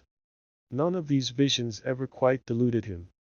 At any moment, by an effort of his will, he could discern substances through their misty lack of substance, and convince himself that they were not solid in their nature, like yonder table of carved oak, or that big, square, leathern-bound and brazen-clasped volume of divinity. But for all that they were, in one sense, the truest and most substantial things which the poor minister now dealt with. It is the unspeakable misery of a life so false as his, that it steals the pith and substance out of whatever realities there are around us, and which were meant by heaven to be the spirit's joy and nutriment. To the untrue man, the whole universe is false, it is impalpable, it shrinks to nothing within his grasp. And he himself, in so far as he shows himself in a false light, becomes a shadow, or, indeed, ceases to exist. The only truth that continued to give Mr. Dimmesdale a real existence on this earth, was the anguish in his inmost soul, and the undissembled expression of it in his aspect. Had he once found power to smile, and were a face of gaiety, there would have been no such man. On one of those ugly nights, which we have faintly hinted at, but forborne to picture forth, the minister started from his chair. A new thought had struck him. There might be a moment's peace in it. Attiring himself with as much care as if it had been for public worship, and precisely in the same manner, he stole softly down the staircase, undid the door, and issued forth. Chapter 12. The Minister's Vigil. Walking in the shadow of a dream, as it were, and perhaps actually under the influence of a species of somnambulism, Mr. Dimmesdale reached the spot where, now so long since, Hester Prynne had lived through her first hours of public ignominy. The same platform or scaffold, black and weather-stained with the storm or sunshine of 7 long years, and foot-worn, too, with the tread of many culprits who had since ascended it, remained standing beneath the balcony of the meeting-house. The minister went up the steps. It was an obscure night of early May. An unvaried pall of cloud muffled the whole expanse of sky from zenith to horizon.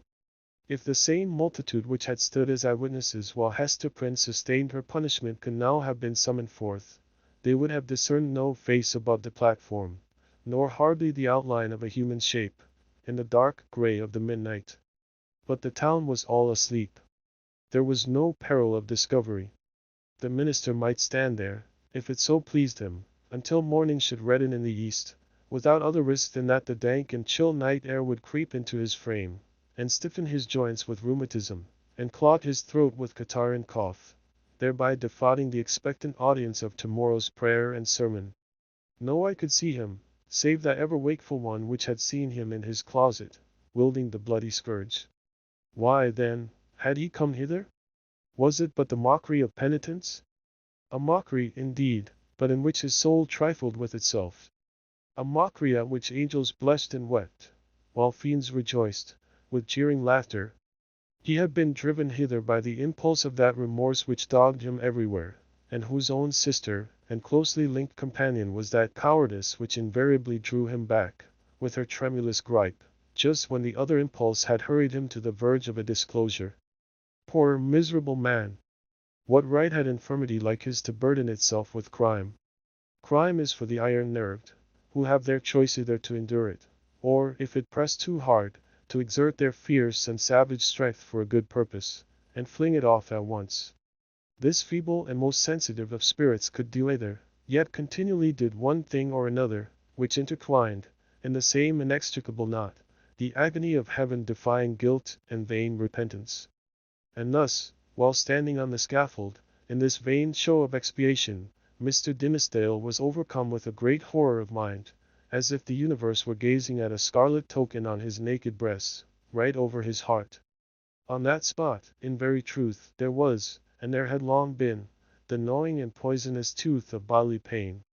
Without any effort of his will, or power to restrain himself, he shrieked aloud, an outcry that went pealing through the night, and was beaten back from one house to another, and reverberated from the hills in the background, as if a company of devils, detecting so much misery and terror in it, had made a plaything of the sound, and were bandying it to and fro. "It is done," muttered the minister, covering his face with his hands. "The whole town will awake, and hurry forth, and find me here." But it was not so. The shriek had perhaps sounded with a far greater power, to his own startled ears, than it actually possessed. The town did not awake, or, if it did, the drowsy slumberous mistook the cry either for something frightful in a dream, or for the noise of witches, whose voices, at that period, were often heard to pass over the settlements or lonely cottages, as they rode with Satan to the air. The clergyman, therefore, hearing no symptoms of disturbance, uncovered his eyes and looked about him. At one of the chamber windows of Governor Bellingham's mansion, which stood at some distance, on the line of another street, he beheld the appearance of the old magistrate himself, with a lamp in his hand, a white nightcap on his head, and a long white gown enveloping his figure. He looked like a ghost, evoked unseasonably from the grave. The cry had evidently startled him.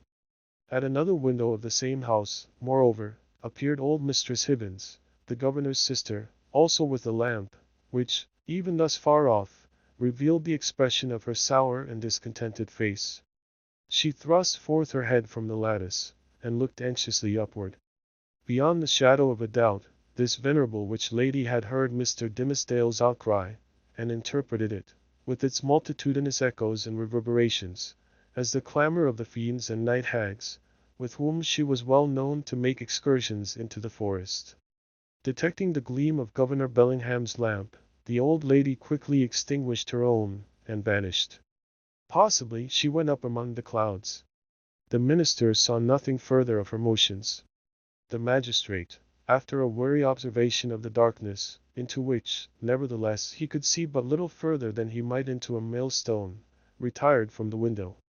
The minister grew comparatively calm. His eyes, however, were soon greeted by a little, glimmering light, which, at first a long way off, was approaching up the street.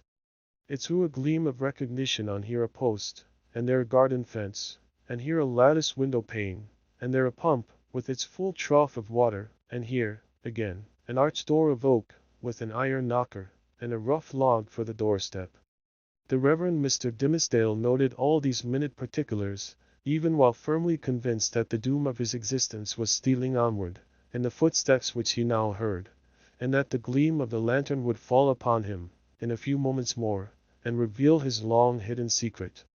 As the light drew nearer, he beheld, within its illuminated circle, his brother clergyman, or, to speak more accurately, his professional father, as well as highly valued friend, the Reverend Mr. Wilson, who, as Mr. Dimmesdale now conjectured, had been praying at the bedside of some dying man. And so he had. The good old minister came freshly from the death chamber of Governor Winthrop, who had passed from earth to heaven within that very hour. And now, surrounded, like the saint-like personages of olden times, with a radiant halo, that glorified him amid this gloomy night of sin, as if the departed governor had left him an inheritance of his glory, or as if he had caught upon himself the distant shine of the celestial city, while looking thitherward to see the triumphant pilgrim pass within its gates. Now, In short, good Father Wilson was moving homeward, aiding his footsteps with a lighted lantern. The glimmer of this luminary suggested the above conceits to Mr. Dimmesdale, who smiled, nay, almost laughed at them, and then wondered if he were going mad. As the Reverend Mr. Wilson passed beside the scaffold, closely muffling his Geneva cloak about him with one arm, and holding the lantern before his breast with the other, the minister could hardly restrain himself from speaking. "A good evening to you, venerable Father Wilson. Come up hither, I pray you, and pass a pleasant hour with me." Good heavens! Had Mr. Dimmesdale actually spoken? For one instant, he believed that these words had passed his lips. But they were uttered only within his imagination. The venerable Father Wilson continued to step slowly onward, looking carefully at the muddy pathway before his feet, and never once turning his head towards the guilty platform. When the light of the glimmering lantern had faded quite away, the minister discovered by the faintness which came over him, that the last few moments had been a crisis of terrible anxiety, although his mind had made an involuntary effort to relieve itself by a kind of lurid playfulness. Shortly afterwards, the light grisly sense of the humorous again stole in among the solemn phantoms of his thought. He felt his limbs growing stiff with the unaccustomed chilliness of the night, and doubted whether he should be able to descend the steps of the scaffold. Morning would break, and find him there. The neighborhood would begin to rouse itself. The earliest riser, coming forth in the dim twilight, would perceive a vaguely defined figure aloft on the place of shame, and half crazed betwixt alarm and curiosity, would go, knocking from door to door, summoning all the people to behold the ghost as he needs must think it of some defunct transgressor. A dusky tumult would flap its wings from one house to another. Then the morning light still waxing stronger, old patriarchs would rise up in great haste, each in his flannel gown, and matronly dames, without pausing to put off their night gear. The whole tribe of decorous personages, who had never heretofore been seen with a single hair of their heads awry, would start into public view, with the disorder of a nightmare in their aspects. Old Governor Bellingham would come grimly forth, with his King James's ruff fastened askew, and Mistress Hibbins, with some twigs of the forest clinging to her skirts, and looking sourer than ever, as having hardly got a wink of sleep after her night ride, and good Father Wilson, too, after spending half the night at a death-bed, and liking ill to be disturbed, thus early, out of his dreams about the glorified saints. Hither likewise would come the elders and deacons of Mr. Dimmesdale's church, and the young virgins who so idolized their minister, and had made a shrine for him in their white bosoms, which now, by the by, in their hurry and confusion, they would scantly have given themselves time to cover with their kerchiefs. All people, in a word, would come stumbling over their thresholds, and turning up their amazed and horror-stricken visages around the scaffold. Whom would they discern there, with the red eastern light upon his brow?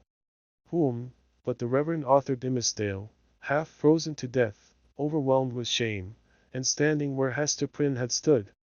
Carried away by the grotesque horror of this picture, the minister, unawares, and to his own infinite alarm, burst into a great peal of laughter. It was immediately responded to by a light, airy, childish laugh, in which, with a thrill of the heart, but he knew not whether of exquisite pain, or pleasure as acute, he recognized the tones of little Pearl. "Pearl! Little Pearl!" cried he after a moment's pause, then, suppressing his voice, "Hester! Hester Prynne! Are you there?" "Yes, it is Hester Prynne," she replied, in a tone of surprise, and the minister heard her footsteps approaching from the sidewalk, along which she had been passing. "It is I, and my little Pearl." "Whence come you, Hester?" asked the minister. "What sent you hither?" "I have been watching at a death-bed," answered Hester Prynne. "At Governor Winthrop's death-bed, and have taken his measure for a rogue, and am now going homeward to my dwelling." "Come up hither, Hester, thou and little Pearl," said the Reverend Mr. Dimmesdale. "Ye have both been here before, but I was not with you. Come up hither once again, and we will stand all three together." She silently ascended the steps, and stood on the platform, holding little Pearl by the hand. The minister felt for the child's other hand, and took it. The moment that he did so, there came what seemed a tumultuous rush of new life, other life than his own, pouring like a torrent into his heart, and hurrying through all his veins, as if the mother and the child were communicating their vital warmth to his half-torpid system. The three formed an electric chain. "Minister," whispered little Pearl. "What wouldst thou say, child?" asked Mr. Dimmesdale. "Wilt thou stand here with mother and me, tomorrow noontide?" inquired Pearl. "Nay, not so, my little Pearl," answered the minister, for, with the new energy of the moment, all the dread of public exposure that had so long been the anguish of his life had returned upon him, and he was already trembling at the conjunction in which with a strange joy, nevertheless he now found himself. "Not so, my child. I shall, indeed, stand with thy mother and thee one other day, but not tomorrow." Pearl laughed, and attempted to pull away her hand. But the minister held it fast. "A moment longer, my child," said he. "Though wilt thou promise," asked Pearl, "to take my hand and mother's hand tomorrow noontide?" "Not then, Pearl," said the minister, "but another time." "And what other time?" persisted the child. "At the great judgment day," whispered the minister, and strangely enough, the sense that he was a professional teacher of the truth impelled him to answer the child so. "Then and there, before the judgment seat, thy mother, and I must stand together. But the daylight of this world shall not see our meeting." Pearl laughed again. But before Mr. Dimmesdale had done speaking, a light gleamed far and wide over all the muffled sky. It was doubtless caused by one of those meteors, which the night watcher may so often observe burning out to waste, in the vacant regions of the atmosphere. So powerful was its radiance, that it thoroughly illuminated the dense medium of cloud betwixt the sky and earth. The great vault brightened, like the dome of an immense lamp. It showed the familiar scene of the street, with the distinctness of midday, but also with the awfulness that is always imparted to familiar objects by an unaccustomed light. The wooden houses, with their jutting stories and quaint gable peaks, the doorsteps and thresholds, with the early grass springing up about them, the garden plots, black with freshly turned earth, the wheeled track, little worn, and, even in the marketplace, margined with green on either side, all were visible, but with a singularity of aspect that seemed to give another moral interpretation to the things of this world than they had ever borne before. And there stood the minister, with his hand over his heart, and Hester Prynne, with the embroidered letter glimmering on her bosom, and little Pearl, herself a symbol, and the connecting link between those two. They stood in the noon of that strange and solemn splendor, as if it were the light that is to reveal all secrets, and the daybreak that shall unite all who belong to one another. There was witchcraft in little Pearl's eyes, and her face, as she glanced upward at the minister, wore that naughty smile which made its expression frequently so elvish. She withdrew her hand from Mr. Dimmesdale's, and pointed across the street. But he clasped both his hands over his breast, and cast his eyes towards the zenith. Nothing was more common, in those days, than to interpret all meteoric appearances, and other natural phenomena, that occurred with less regularity than the rise and set of sun and moon, as so many revelations from a supernatural source. Thus, a blazing spear, a sword of flame, a bow, or a sheaf of arrows, seen in the midnight sky, prefigured Indian warfare. Pestilence was known to have been foreboded by a shower of crimson light. We doubt whether any marked event, for good or evil, ever befell New England, from its settlement down to Revolutionary times, of which the inhabitants had not been previously warned by some spectacle of this nature. Not seldom, it had been seen by multitudes. Oftener, however, its credibility rested on the faith of some lonely eyewitness, who beheld the wonder through the colored, magnifying, and distorting medium of his imagination, and shaped it more distinctly in his afterthought. It was, indeed, a majestic idea, that the destiny of nations should be revealed, in these awful hieroglyphics, on the cope of heaven. A scroll so wide might not be deemed too expansive for Providence to write a people's doom upon. The belief was a favorite one with our forefathers, as betokening that their infant commonwealth was under a celestial guardianship of peculiar intimacy and strictness. But what shall we say, when an individual discovers a revelation addressed to himself alone, on the same vast sheet of record? In such a case, it could only be the symptom of a highly disordered mental state, when a man, rendered morbidly self-contemplative by long, intense, and secret pain, had extended his egotism over the whole expanse of nature, until the firmament itself should appear no more than a fitting page for his soul's history and fate. We impute it, therefore, solely to the disease in his own eye and heart, that the minister, looking upward to the zenith, beheld there the appearance of an immense letter, the letter A, marked out in lines of dull red light.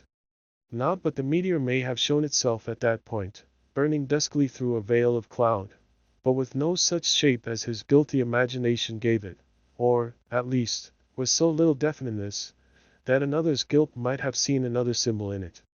There was a singular circumstance that characterized Mr. Dimmesdale's psychological state, at this moment. All the time that he gazed upward to the zenith, he was, nevertheless, perfectly aware that little Pearl was pointing her finger towards old Roger Chillingworth, who stood at no great distance from the scaffold. The minister appeared to see him, with the same glance that discerned the miraculous letter. To his features, as to all other objects, the meteoric light imparted a new expression, or it might well be that the physician was not careful then, as at all other times, to hide the malevolence with which he looked upon his victim. Certainly, if the meteor kindled up the sky, and disclosed the earth, with an awfulness that admonished Hester Prynne and the clergyman of the day of judgment, then might Roger Chillingworth have passed with them for the arch-fiend, standing there with a smile and scowl, to claim his own. So vivid was the expression, or so intense the minister's perception of it, that it seemed still to remain painted on the darkness, after the meteor had vanished, with an effect as if the street and all things else were at once annihilated. "Who is that man, Hester?" gasped Mr. Dimmesdale, overcome with terror. "I shiver at him. Dost thou know the man?" "I hate him, Hester." She remembered her oath, and was silent. "I tell thee, my soul shivers at him," muttered the minister again. "Who is he? Who is he? Canst thou do nothing for me? I have a nameless horror of the man." "Minister," said little Pearl, "I can tell thee who he is." "Quickly, then, child," said the minister, bending his ear close to her lips. "Quickly, and as low as thou canst whisper." Pearl mumbled something into his ear, that sounded, indeed, like human language, but was only such gibberish as children may be heard amusing themselves with, by the hour together. At all events, if it involved any secret information in regard to old Roger Chillingworth, it was in a tongue unknown to the erudite clergyman, and did but increase the bewilderment of his mind. The elvish child then laughed aloud. "Dost thou mock me now?" said the minister. "Thou wast not bold. Thou wast not true," answered the child. "Thou wouldst not promise to take my hand, and mother's hand, tomorrow noontide." "Worthy sir," answered the physician, who had now advanced to the foot of the platform. "Pious Master Dimmesdale, can this be you? Well, well, indeed. We men of study, whose heads are in our books, have need to be straitly looked after. We dream in our waking moments, and walk in our sleep. Come, good sir, and my dear friend, I pray you, let me lead you home." "How knewest thou that I was here?" asked the minister, fearfully. "Verily, and in good faith," answered Roger Chillingworth. "I knew nothing of the matter. I had spent the better part of the night at the bedside of the worshipful Governor Winthrop, doing what my poor skill might to give him ease. He going home to a better world, I, likewise, was on my way homeward, when this strange light shone out. Come with me, I beseech you, reverend sir, else you will be poorly able to do Sabbath duty tomorrow. Aha! See now, how they trouble the brain, these books. These books! You should study less, good sir, and take a little pastime, or these night whimsies will grow upon you." "I will go home with you," said Mr. Dimmesdale. With a chill despondency, like one awaking, all nerveless, from an ugly dream, he yielded himself to the physician, and was led away. The next day, however, being the Sabbath, he preached a discourse which was held to be the richest and most powerful, and the most replete with heavenly influences, that had ever proceeded from his lips. Souls, it is said more souls than one, were brought to the truth by the efficacy of that sermon, and vowed within themselves to cherish a holy gratitude towards Mr. Dimmesdale throughout the long hereafter. But as he came down the pulpit steps, the grey-bearded sexton met him, holding up a black glove, which the minister recognized as his own. "It was found," said the sexton, "this morning, on the scaffold where evildoers are set up to public shame. Satan dropped it there, I take it, intending a scurrilous jest against your reverence. But, indeed, he was blind and foolish, as he ever and always is. A pure hand needs no glove to cover it." "Thank you, my good friend," said the minister, gravely, but startled at heart, for, so confused was his remembrance, that he had almost brought himself to look at the events of the past night as visionary. "Yes, it seems to be my glove, indeed. And since Satan saw fit to steal it, your reverence must needs handle him without gloves henceforward," remarked the old sexton, grimly smiling. "But did your reverence hear of the portent that was seen last night? A great red letter in the sky, the letter A, which we interpret to stand for angel. For, as our good Governor Winthrop was made an angel this past night, it was doubtless held fit that there should be some notice thereof." "No," answered the minister, "I had not heard of it." Chapter 13. Another view of Hester. In her late singular interview with Mr. Dimmesdale, Hester Prynne was shocked at the condition to which she found the clergyman reduced. His nerves seemed absolutely destroyed. His moral force was abased into more than childish weakness. It grovelled helpless on the ground, even while his intellectual faculties retained their pristine strength, or had perhaps acquired a morbid energy, which disease only could have given them. With her knowledge of a train of circumstances hidden from all others, she could readily infer that, besides the legitimate action of his own conscience, a terrible machinery had been brought to bear, and was still operating, on Mr. Dimmesdale's well-being and repose. Knowing what this poor, fallen man had once been, her whole soul was moved by the shuddering terror with which he had appealed to her, the outcast woman, for support against his instinctively discovered enemy. She decided, moreover, that he had a right to her utmost aid.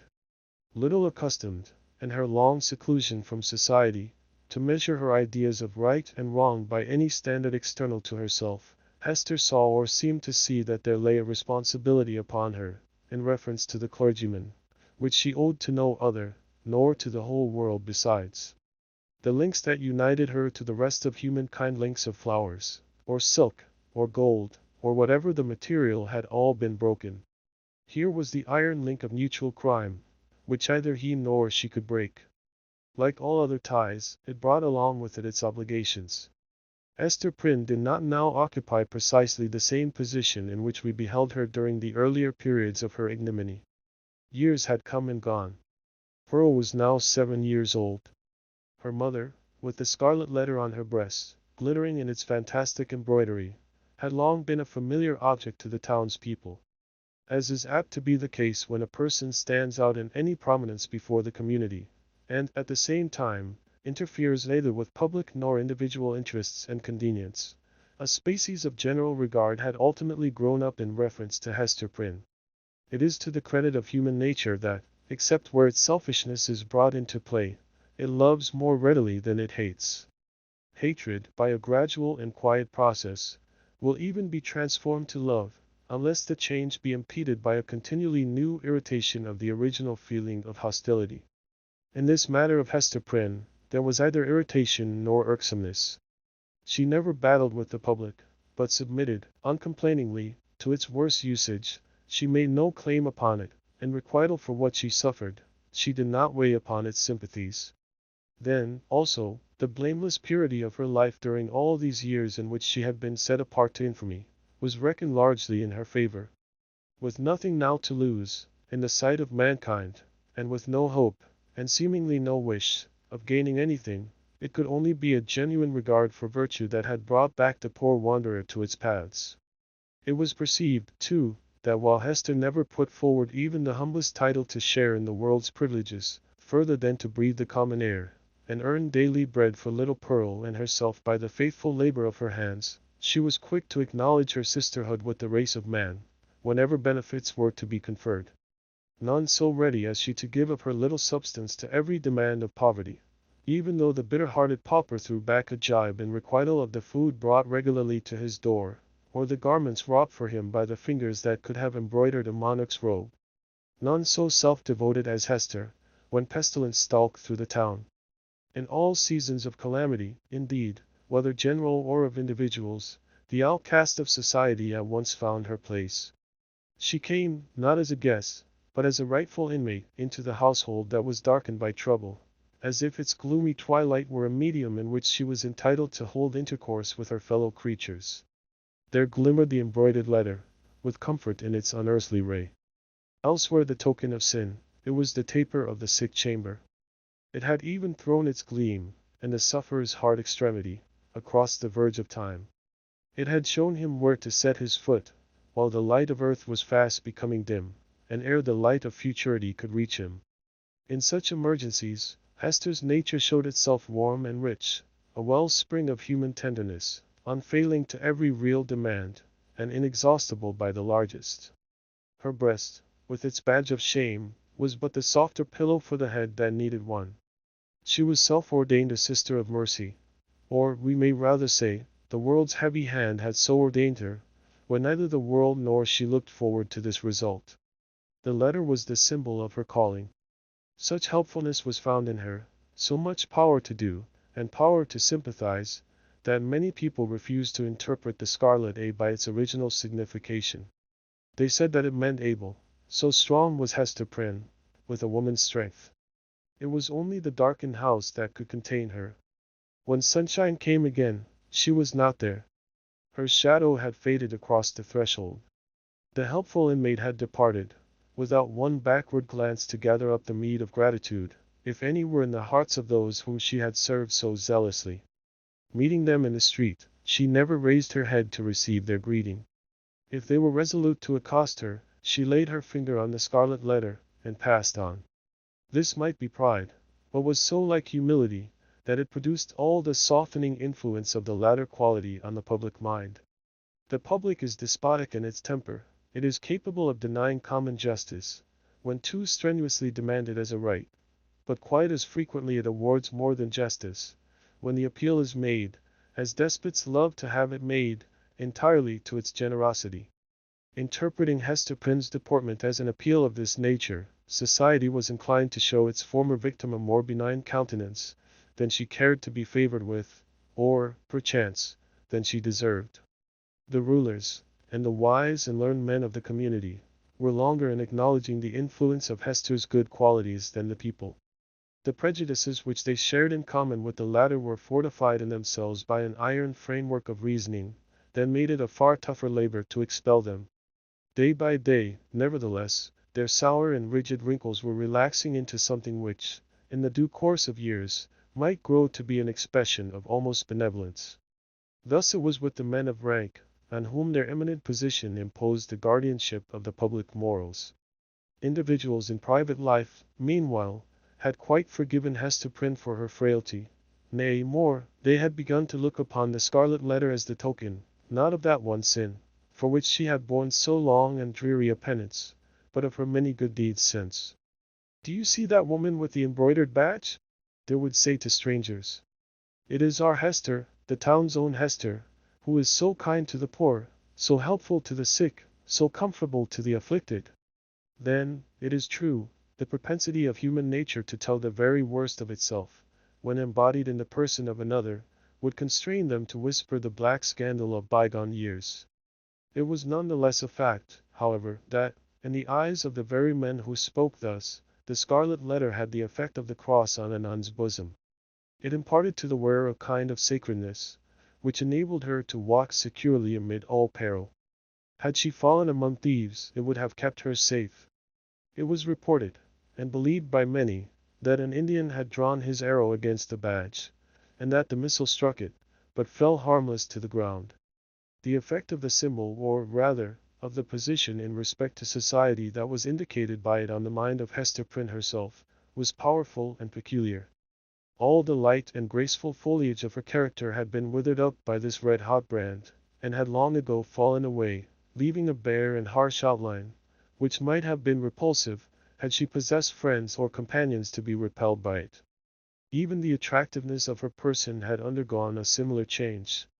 It might be partly owing to the studied austerity of her dress, and partly to the lack of demonstration in her manners. It was a sad transformation, too, that her rich and luxuriant hair had either been cut off, or was so completely hidden by a cap, that not a shining lock of it ever once gushed into the sunshine. It was due in part to all these causes, but still more to something else, that there seemed to be no longer anything in Hester's face for love to dwell upon, nothing in Hester's form, though majestic and statue-like, that passion would ever dream of clasping in its embrace, nothing in Hester's bosom, to make it ever again the pillow of affection. Some attribute had departed from her, the permanence of which had been essential to keep her a woman. Such is frequently the fate, and such the stern development, of the feminine character and person, when the woman has encountered, and lived through, an experience of peculiar severity. If she be all tenderness, she will die. If she survive, the tenderness will either be crushed out of her, or, and the outward semblance is the same, crushed so deeply into her heart that it can never show itself more. The latter is perhaps the truest theory. She who has once been woman, and ceased to be so, might at any moment become a woman again if there were only the magic touch to effect the transfiguration. We shall see whether Hester Prynne were ever afterwards so touched, and so transfigured. Much of the marble coldness of Hester's impression was to be attributed to the circumstance that her life had turned, in a great measure, from passion and feeling to thought. Standing alone in the world, alone, as to any dependence on society, and with little Pearl to be guided and protected, alone, and hopeless of retrieving her position, even had she not scorned to consider it desirable, she cast away the fragments of a broken chain. The world's law was no law for her mind. It was an age in which the human intellect, newly emancipated, had taken a more active and a wider range than for many centuries before. Men of the sword had overthrown nobles and kings.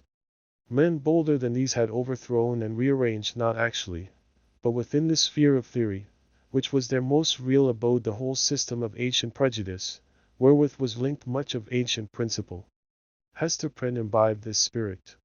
She assumed a freedom of speculation then common enough on the other side of the Atlantic, but which our forefathers, had they known it, would have held to be a deadlier crime than that stigmatized by the Scarlet Letter. In her lonesome cottage by the sea's shore, thoughts visited her, such as dared to enter no other dwelling in New England, shadowy guests, that would have been as perilous as demons to their entertainer, could they have been seen so much as knocking at her door. It is remarkable, that persons who speculate the most boldly often conform with the most perfect quietude to the external regulations of society. The thought suffices them, without investing itself in the flesh and blood of action. So it seemed to be with Hester. Yet, had little Pearl never come to her from the spiritual world, it might have been far otherwise. Then, she might have come down to us in history, hand in hand with Hutchinson, as the foundress of a religious sect. She might, in one of her phases, have been a prophetess. She might, and not improbably would, have suffered death from the stern tribunals of the period, for attempting to undermine the foundations of the Puritan establishment. But in the education of her child, the mother's enthusiasm of thought had something to wreak itself upon. Providence, in the person of this little girl, had assigned to Hester's charge the germ and blossom of womanhood, to be cherished and developed amid a host of difficulties. Everything was against her. The world was hostile. The child's own nature had something wrong in it, which continually betokened that she had been born amiss, the effluence of her mother's lawless passion, and often impelled Hester to ask, in bitterness of heart, whether it were for ill or good that the poor little creature had been born at all. Indeed, the same dark question often rose into her mind, with reference to the whole race of womanhood. Was existence worth accepting, even to the happiest among them? As concerned her own individual existence, she had long ago decided in the negative, and dismissed the point as settled. A tendency to speculation, though it may keep woman quiet, as it does man, yet makes her sad. She discerns, it may be, such a hopeless task before her. As a first step, the whole system of society is to be torn down, and built up anew. Then, the very nature of the opposite sex, or its long hereditary habit, which has become like nature, is to be essentially modified, before woman can be allowed to assume what seems a fair and suitable position.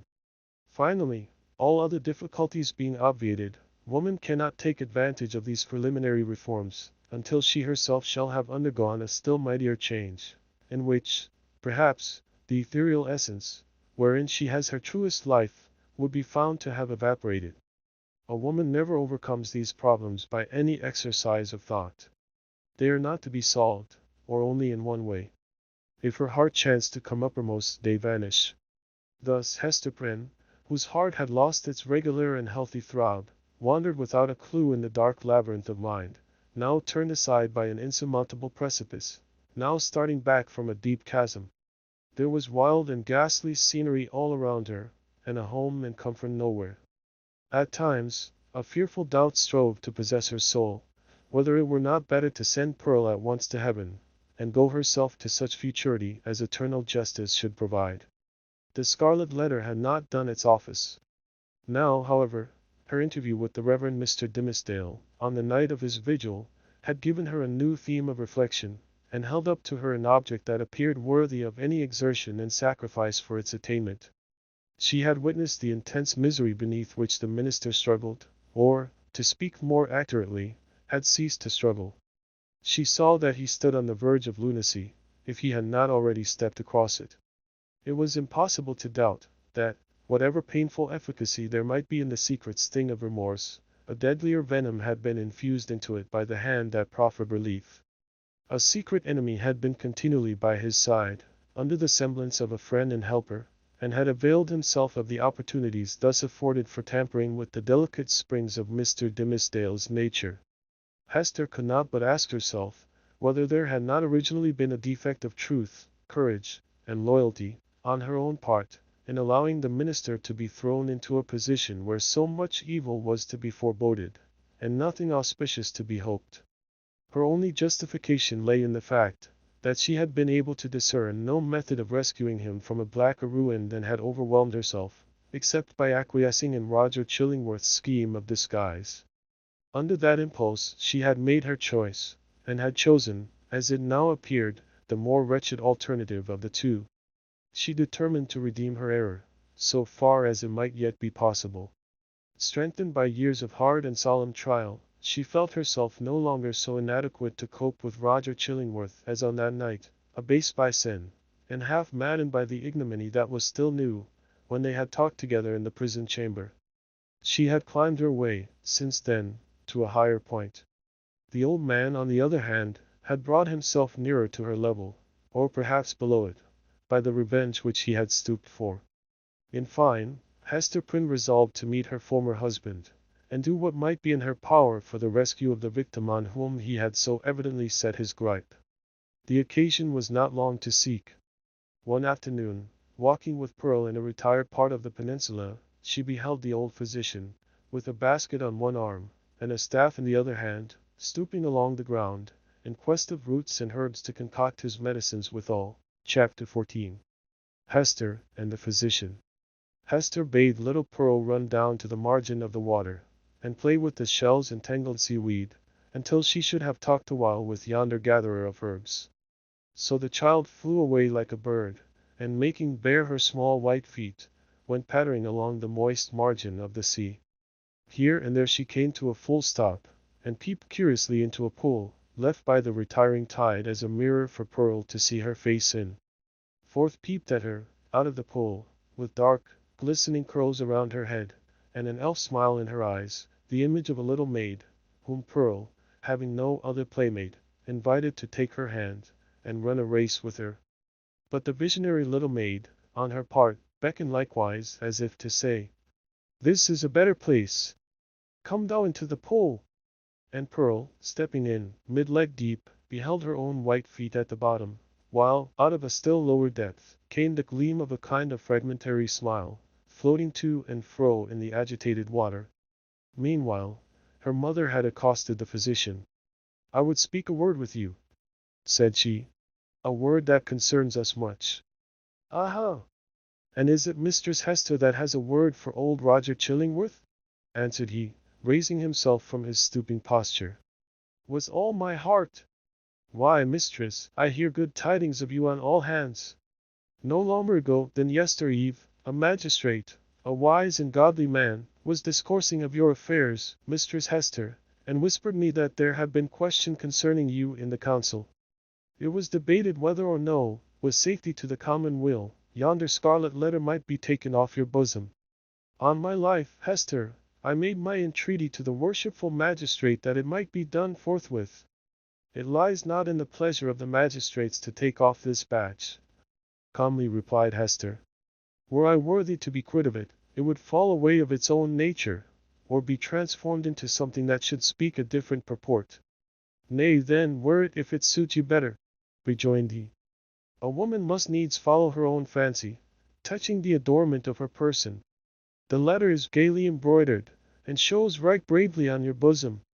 All this while, Hester had been looking steadily at the old man, and was shocked, as well as wonder-smitten, to discern what a change had been wrought upon him within the past 7 years. It was not so much that he had grown older, for though the traces of advancing life were visible, he bore his age well, and seemed to retain a wiry vigor and alertness. But the former aspect of an intellectual and studious man, calm and quiet, which was what she best remembered in him, had altogether vanished, and been succeeded by an eager, searching, almost fierce, yet carefully guarded look. It seemed to be his wish and purpose to mask this expression with a smile, but the latter played him false, and flickered over his visage so derisively, that the spectator could see his blackness all the better for it. Ever and anon, too, there came a glare of red light out of his eyes, as if the old man's soul were on fire, and kept on smouldering duskily within his breast, until, by some casual puff of passion, it was blown into a momentary flame. This he repressed, as speedily as possible, and strove to look as if nothing of the kind had happened. In a word, old Roger Chillingworth was a striking evidence of man's faculty of transforming himself into a devil, if he will only, for a reasonable space of time, undertake a devil's office. This unhappy person had effected such a transformation, by devoting himself, for 7 years, to the constant analysis of a heart full of torture, and deriving his enjoyment thence, and adding fuel to those fiery tortures which he analyzed and gloated over. The scarlet letter burned on Hester Prynne's bosom. Here was another ruin, the responsibility of which came partly home to her. "What see you in my face?" asked the physician, "that you look at it so earnestly?" "Something that would make me weep, if there were any tears bitter enough for it," answered she. "But let it pass. It is of yonder miserable man that I would speak." "And what of him?" cried Roger Chillingworth, eagerly, as if he loved the topic, and were glad of an opportunity to discuss it with the only person of whom he could make a confidant. "Not to hide the truth, Mistress Hester, my thoughts happen just now to be busy with the gentleman. So speak freely, and I will make answer." "When we last spake together," said Hester, "now 7 years ago, it was your pleasure to extort a promise of secrecy, as touching the former relation betwixt yourself and me. As the life and good fame of yonder man were in your hands, there seemed no choice to me, save to be silent, in accordance with your behest. Yet it was not without heavy misgivings that I thus bound myself, for, having cast off all duty towards other human beings, there remained a duty towards him, and something whispered me that I was betraying it, in pledging myself to keep your counsel. Since that day, no man is so near to him as you. You tread behind his every footstep. You are beside him, sleeping and waking. You search his thoughts. You burrow and rankle in his heart. Your clutch is on his life, and you cause him to die daily a living death, and still he knows you not. In permitting this, I have surely acted a false part by the only man to whom the power was left me to be true." "What choice had you?" asked Roger Chillingworth. "My finger, pointed at this man, would have hurled him from his pulpit into a dungeon, thence, peradventure, to the gallows. It had been better so," said Hester Prynne. "What evil have I done the man?" asked Roger Chillingworth again. "I tell thee, Hester Prynne, the richest fee that ever physician earned from monarch could not have bought such care as I have wasted on this miserable priest. But for my aid, his life would have burned away in torments, within the first 2 years after the perpetration of his crime and thine. For, Hester, his spirit lacked the strength that could have borne up, as thine has, beneath a burden like thy scarlet letter. Oh, I could reveal a goodly secret. But enough. What art can do, I have exhausted on him. That he now breathes, and creeps about on earth, is owing all to me. Better he had died at once, said Hester Prynne. Yea, woman, thou sayest truly, cried old Roger Chillingworth, letting the lurid fire of his heart blaze out before her eyes. Better had he died at once. Never did mortal suffer what this man has suffered. And all, in the sight of his worst enemy. He has been conscious of me. He has felt an influence dwelling always upon him like a curse. He knew, by some spiritual sense, for the Creator never made another being so sensitive as this, he knew that no friendly hand was pulling at his heartstrings, and that an eye was looking curiously into him, which sought only evil, and found it. But he knew not that the eye and hand were mine. With the superstition common to his brotherhood, he fancied himself given over to a fiend, to be tortured with frightful dreams, and desperate thoughts, the sting of remorse, and despair of pardon, as a foretaste of what awaits him beyond the grave. But it was the constant shadow of my presence, the closest propinquity of the man whom he had most vilely wronged, and who had grown to exist only by this perpetual poison of the direst revenge. Yea, indeed, he did not err. There was a fiend at his elbow. A mortal man, with once a human heart, has become a fiend for his especial torment. The unfortunate physician, while uttering these words, lifted his hands with a look of horror, as if he had beheld some frightful shape, which he could not recognize, usurping the place of his own image in a glass. It was one of those moments which sometimes occur only at the interval of years when a man's moral aspect is faithfully revealed to his mind's eye. Not improbably, he had never before viewed himself as he did now. Hast thou not tortured him enough? Said Hester, noticing the old man's look. Has he not paid thee all? No. No. He has but increased the debt, answered the physician, and as he proceeded his manner lost its fiercer characteristics, and subsided into gloom. Dost thou remember me, Hester, as I was 9 years agone? Even then, I was in the autumn of my days, nor was it the early autumn. But all my life had been made up of earnest, studious, thoughtful, quiet years, bestowed faithfully for the increase of mine own knowledge, and faithfully, too, though this latter object was but casual to the other, faithfully for the advancement of human welfare. No life had been more peaceful and innocent than mine, few lives so rich with benefits conferred. Dost thou remember me? Was I not, though you might deem me cold, nevertheless a man thoughtful for others, creating little for himself, kind, true, just, and of constant, if not warm affections? Was I not all this? All this and more, said Hester. And what am I now? Demanded he, looking into her face, and permitting the whole evil within him to be written on his features. I have already told thee what I am. A fiend. Who made me so? It was myself, cried Hester, shuddering. It was I, not less than he. Why hast thou not avenged thyself on me? I have left thee to the Scarlet Letter, replied Roger Chillingworth. If that have not avenged me, I can do no more. He laid his finger on it, with a smile. It has avenged thee, answered Hester Prynne. I judge no less, said the physician. And now, what wouldst thou with me touching this man? I must reveal the secret, answered Hester firmly. He must discern thee in thy true character. What may be the result, I know not. But this long debt of confidence, due from me to him, whose bane and ruin I have been, shall at length be paid. So far as concerns the overthrow or preservation of his fair fame and his earthly state, and perchance his life, he is in thy hands. Nor do I, whom the Scarlet Letter has disciplined to truth, though it be the truth of red-hot iron, entering into the soul, nor do I perceive such advantage in his living any longer a life of ghastly emptiness, that I shall stoop to implore thy mercy. Do with him as thou wilt. There is no good for him, no good for me, no good for thee. There is no good for little Pearl. There is no path to guide us out of this dismal maze. Woman, I could well nigh pity thee, said Roger Chillingworth, unable to restrain a thrill of admiration too, for there was a quality almost majestic in the despair which she expressed. Thou hadst great elements. Peradventure, hadst thou met earlier with a better love than mine, this evil had not been. I pity thee, for the good that has been wasted in thy nature. And I thee, answered Hester Prynne.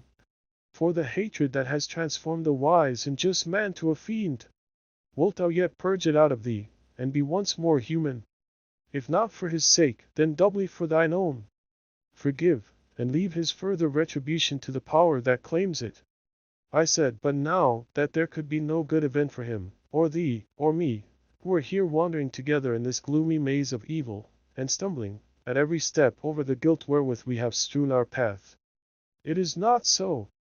There might be good for thee, and thee alone, since thou hast been deeply wronged, and hast it at thy will to pardon. Wilt thou give up that only privilege?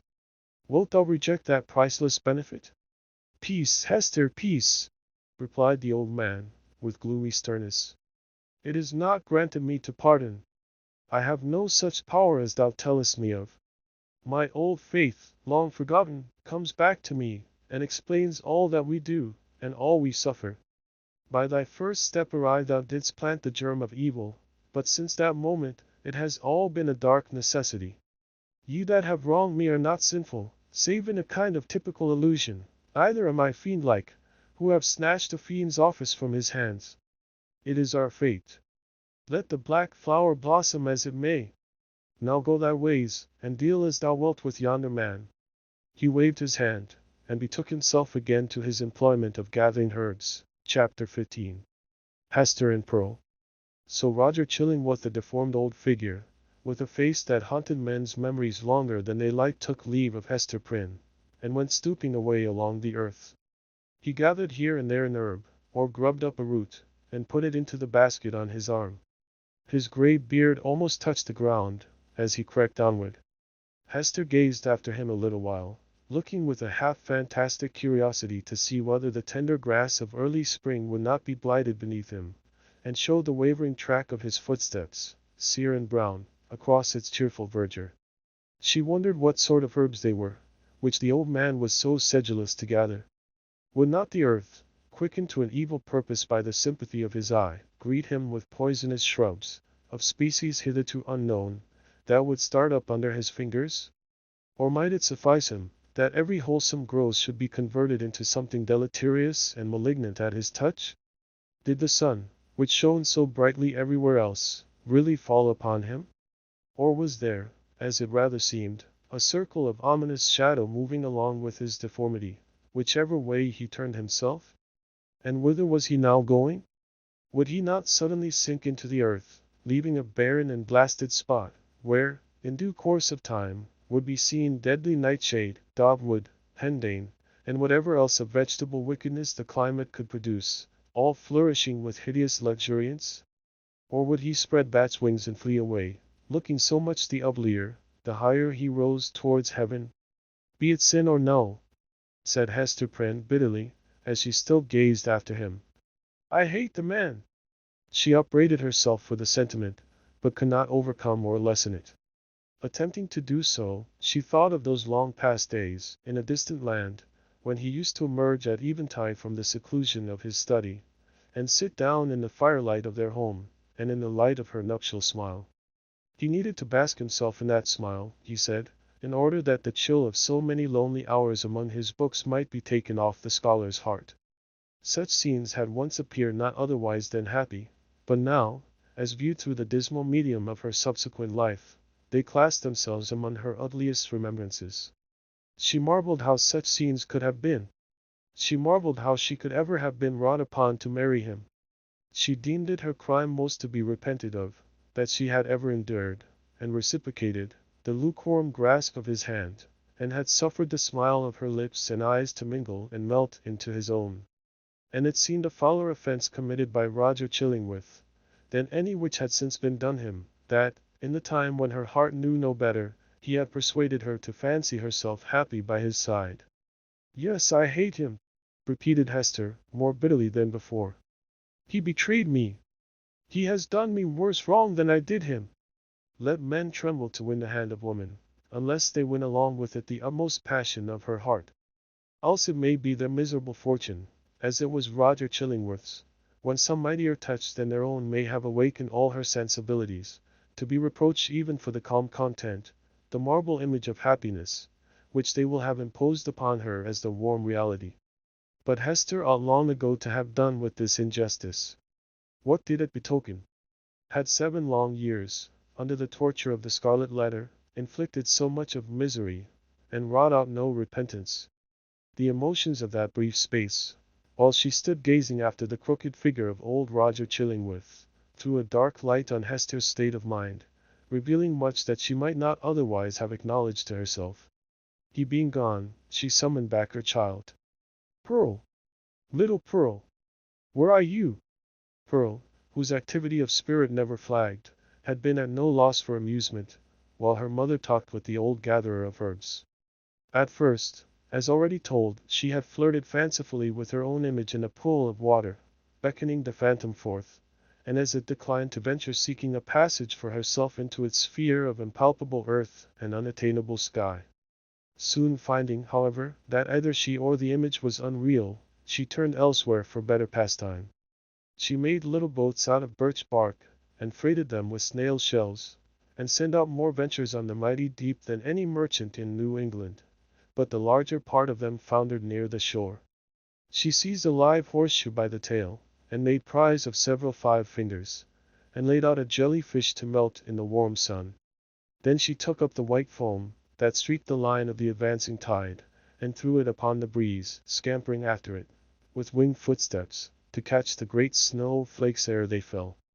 Perceiving a flock of beach birds, that fed and fluttered along the shore, the naughty child picked up her apron full of pebbles, and creeping from rock to rock after these small sea-fowl, displayed remarkable dexterity in pelting them. One little gray bird, with a white breast, Pearl was almost sure, had been hit by a pebble, and fluttered away with a broken wing. But then the elf child sighed, and gave up her sport, because it grieved her to have done harm to a little being that was as wild as the sea breeze, or as wild as Pearl herself. Her final employment was to gather seaweed, of various kinds, and make herself a scarf, or mantle, and a head-dress, and thus assumed the aspect of a little mermaid. She inherited her mother's gift for devising drapery and costume. As the last touch to her mermaid's garb, Pearl took some eel-grass, and imitated, as best she could, on her own bosom, the decoration with which she was so familiar on her mother's. A letter, the letter A, but freshly green, instead of scarlet. The child bent her chin upon her breast, and contemplated this device with strange interest, even as if the one only thing for which she had been sent into the world was to make out its hidden import. I wonder if mother will ask me what it means, thought Pearl. Just then, she heard her mother's voice, and flitting along as lightly as one of the little sea birds, appeared before Hester Prynne, dancing, laughing, and pointing her finger to the ornament upon her bosom.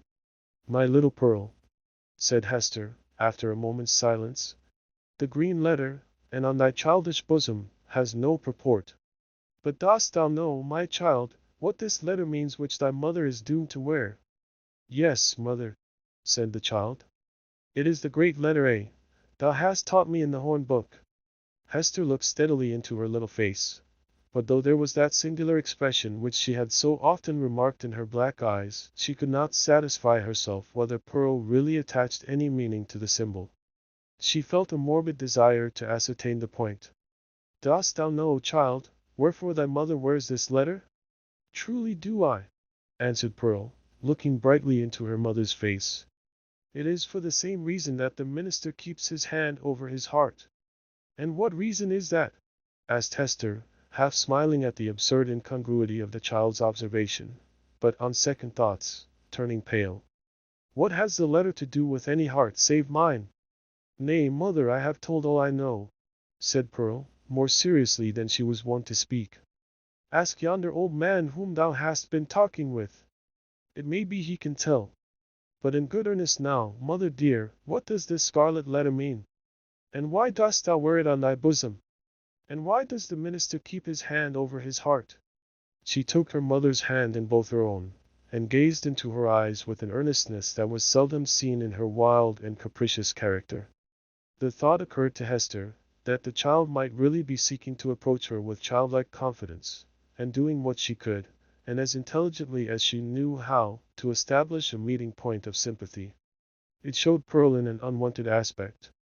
Heretofore, the mother, while loving her child with the intensity of a soul affection, had schooled herself to hope for little other return than the waywardness of an April breeze, which spends its time in airy sport, and has its gusts of inexplicable passion, and is petulant in its best of moods, and chills oftener than caresses you, when you take it to your bosom, and requital of which misdemeanors, it will sometimes, of its own vague purpose, kiss your cheek with a kind of doubtful tenderness, and play gently with your hair, and then be gone about its other idle business, leaving a dreamy pleasure at your heart. And this, moreover, was a mother's estimate of the child's disposition. Any other observer might have seen few but unamiable traits, and have given them a far darker coloring. But now the idea came strongly into Hester's mind that Pearl, with her remarkable precocity and acuteness, might already have approached the age when she could be made a friend, and entrusted with as much of her mother's sorrows as could be imparted, without a reverence either to the parent or the child. In the little chaos of Pearl's character there might be seen emerging and could have been, from the very first, the steadfast principles of an unflinching courage, an uncontrollable will, a sturdy pride, which might be disciplined into self-respect, and a bitter scorn of many things, which, when examined, might be found to have the taint of falsehood in them. She possessed affections, too, though hitherto acrid and disagreeable, as are the richest flavors of unripe fruit. With all these sterling attributes, thought Hester, the evil which she inherited from her mother must be great indeed, if a noble woman do not grow out of this elfish child. Pearl's inevitable tendency to hover about the enigma of the Scarlet Letter seemed an innate quality of her being. From the earliest epoch of her conscious life, she had entered upon this as her appointed mission. Hester had often fancied that Providence had a design of justice and retribution, in endowing the child with this marked propensity, but never, until now, had she bethought herself to ask, whether, linked with that design, there might not likewise be a purpose of mercy and beneficence. If little Pearl were entertained with faith and trust, as a spirit messenger no less than an earthly child, might it not be her errand to soothe away the sorrow that lay cold in her mother's heart, and converted it into a tomb? And to help her to overcome the passion, once so wild, and even yet neither dead nor asleep, but only imprisoned within the same tomb-like heart? Such were some of the thoughts that now stirred in Hester's mind, with as much vivacity of impression as if they had actually been whispered into her ear. And there was little Pearl, all this while, holding her mother's hand in both her own, and turning her face upward, while she put these searching questions, once, and again, and still a third time. What does the letter mean, mother? And why dost thou wear it? And why does the minister keep his hand over his heart? What shall I say? Thought Hester to herself. No. If this be the price of the child's sympathy, I cannot pay it. Then she spoke aloud. Silly Pearl, said she. What questions are these? There are many things in this world that a child must not ask about. What know I of the minister's heart? And as for the Scarlet Letter, I wear it for the sake of its gold thread. In all the 7 bygone years, Hester Prynne had never before been false to the symbol on her bosom. It may be that it was the talisman of a stern and severe, but yet a guardian spirit, who now forsook her, as recognizing that, in spite of his strict watch over her heart, some new evil had crept into it, or some old one had never been expelled. As for little Pearl, the earnestness soon passed out of her face. But the child did not see fit to let the matter drop. 2 or 3 times, as her mother and she went homeward, and as often at supper time, and while Hester was putting her to bed, and once after she seemed to be fairly asleep, Pearl looked up, with mischief gleaming in her black eyes. Mother, said she, what does the Scarlet Letter mean? And the next morning, the first indication the child gave of being awake was by popping up her head from the pillow, and making that other inquiry, which she had so unaccountably connected with her investigations about the Scarlet Letter. Mother! Mother! Why does the minister keep his hand over his heart? Hold thy tongue, naughty child, answered her mother, with an asperity that she had never permitted to herself before. Do not tease me, else I shall shut thee into the dark closet. Chapter 16. A Forest Walk. Hester Prynne remained constant in her resolve to make known to Mr. Dimmesdale, at whatever risk of present pain or ulterior consequences, the true character of the man who had crept into his intimacy. For several days, however, She vainly sought an opportunity of addressing him in some of the meditative walks which she knew him to be in the habit of taking, along the shores of the peninsula, or on the wooded hills of the neighboring country. There would have been no scandal, indeed, nor peril to the holy whiteness of the clergyman's good fame, had she visited him in his own study, where many a penitent, ere now, had confessed sins of perhaps as deep a dye as the one betokened by the Scarlet Letter. But partly that she dreaded the secret or undisguised interference of old Roger Chillingworth, and partly that her conscious heart imputed suspicion where none could have been felt, and partly that both the minister and she would need the whole wide world to breathe in, while they talked together. For all these reasons, Hester never thought of meeting him in any narrower privacy than beneath the open sky. At last, while attending in a sick chamber, whither the Reverend Mr. Dimmesdale had been summoned to make a prayer, she learnt that he had gone, the day before, to visit the Apostle Eliot, among his Indian converts. He would probably return, by a certain hour, in the afternoon of the morrow. Betimes, therefore, the next day, Hester took little Pearl, who was necessarily the companion of all her mother's expeditions, however inconvenient her presence, and set forth. The road, after the two wayfarers had crossed from the peninsula to the mainland, was no other than a footpath. It straggled onward into the mystery of the primeval forest. This hemmed it in so narrowly, and stood so black and dense on either side, and disclosed such imperfect glimpses of the sky above, that, to Hester's mind, it imaged not amiss the moral wilderness in which she had so long been wandering. The day was chill and somber. Overhead was a grey expanse of cloud, slightly stirred, however, by a breeze, so that a gleam of flickering sunshine might now and then be seen at its solitary play along the path. This flitting cheerfulness was always at the farther extremity of some long vista through the forest. The sportive sunlight feebly sportive, at best, in the predominant pensiveness of the day and scene withdrew itself as they came nigh, and left the spots where it had danced the drearier, because they had hoped to find them bright. "Mother," said little Pearl, "the sunshine does not love you. It runs away and hides itself, because it is afraid of something on your bosom. Now see! There it is, playing, a good way off. Stand you here, and let me run and catch it. I am but a child. It will not flee from me, for I wear nothing on my bosom yet. Nor ever will, my child, I hope," said Hester. "And why not, mother?" asked Pearl, stopping short, just at the beginning of her race. "Will not it come of its own accord, when I am a woman grown?" "Run away, child," answered her mother, "and catch the sunshine. It will soon be gone." Pearl set forth, at a great pace, and, as Hester smiled to perceive, did actually catch the sunshine, and stood laughing in the midst of it, all brightened by its splendor, and scintillating with the vivacity excited by rapid motion. The light lingered about the lonely child, as if glad of such a playmate, until her mother had drawn almost nigh enough to step into the magic circle too. "It will go now," said Pearl, shaking her head. "See," answered Hester, smiling. "Now I can stretch out my hand, and grasp some of it."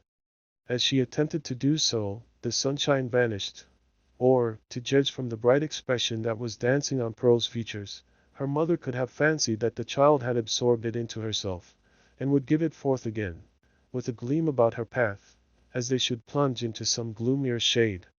There was no other attribute that so much impressed her with a sense of new and untransmitted vigor in Pearl's nature, as this never-failing vivacity of spirits. She had not the disease of sadness, which almost all children, in these latter days, inherit, with the scrofula, from the troubles of their ancestors. Perhaps this too was a disease, and but the reflex of the wild energy with which Hester had fought against her sorrows, before Pearl's birth.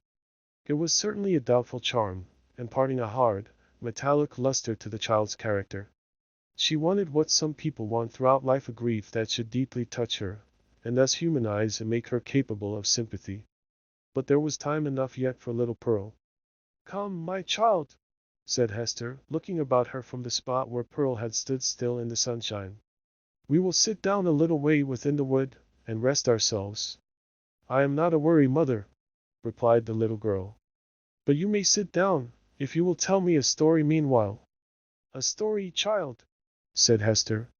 "And about what?" Oh, a story about the black man, answered Pearl, taking hold of her mother's gown, and looking up, half earnestly, half mischievously into her face. How he haunts this forest, and carries a book with him, a big, heavy book, with iron clasps, and how this ugly black man offers his book and an iron pen to everybody that meets him here among the trees, and they are to write their names with their own blood. And then he sets his mark on their bosoms. Didst thou ever meet the black man, mother? And who told you this story, Pearl? Asked her mother, recognizing a common superstition of the period. It was the old dame in the chimney corner, at the house where you watched last night, said the child. But she fancied me asleep while she was talking of it. She said that 1,000 people had met him here, and had written in his book, and have his mark on them. And that ugly-tempered lady, old Mistress Hibbins, was one. And, mother, the old dame said that this scarlet letter was the black man's mark on thee, and that it glows like a red flame when thou meetest him at midnight, here in the dark wood. Is it true, mother? And dost thou go to meet him in the night time? Didst thou ever awake, and find thy mother gone? Asked Hester. Not that I remember, said the child. If thou fearest to leave me in our cottage, thou mightest take me along with thee. I would very gladly go. But, mother, tell me now, is there such a black man? And didst thou ever meet him? And is this his mark? Wilt thou let me be at peace if I once tell thee? Asked her mother. Yes, if thou tellest me all, answered Pearl. Once in my life I met the black man, said her mother. This scarlet letter is his mark. Thus conversing, they entered sufficiently deep into the wood to secure themselves from the observation of any casual passenger along the forest track. Here they sat down on a luxuriant heap of moss, which, at some epoch of the preceding century, had been a gigantic pine, with its roots and trunk in the darksome shade, and its head aloft in the upper atmosphere. It was a little dell where they had seated themselves, with a leaf-strewn bank rising gently on either side, and a brook flowing through the midst, over a bed of fallen and drowned leaves. The trees impending over it had flung down great branches, from time to time, which choked up the current, and compelled it to form eddies and black depths at some points, while, in its swifter and livelier passages, there appeared a channel way of pebbles, and brown, sparkling sand. Letting the eyes follow along the course of the stream, they could catch the reflected light from its water, at some short distance within the forest, but soon lost all traces of it amid the bewilderment of tree trunks and underbrush, and here and there a huge rock covered over with grey lichens. All these giant trees and boulders of granite seemed intent on making a mystery of the course of this small brook, fearing, perhaps, that, with its never-ceasing loquacity, it should whisper tales out of the heart of the old forest whence it flowed, or mirror its revelations on the smooth surface of a pool. Continually, indeed, as it stole onward, the streamlet kept up a babble, kind, quiet, soothing, but melancholy, like the voice of a young child that was spending its infancy without playfulness, and knew not how to be merry among sad acquaintance and events of sombre hue. "Oh, brook!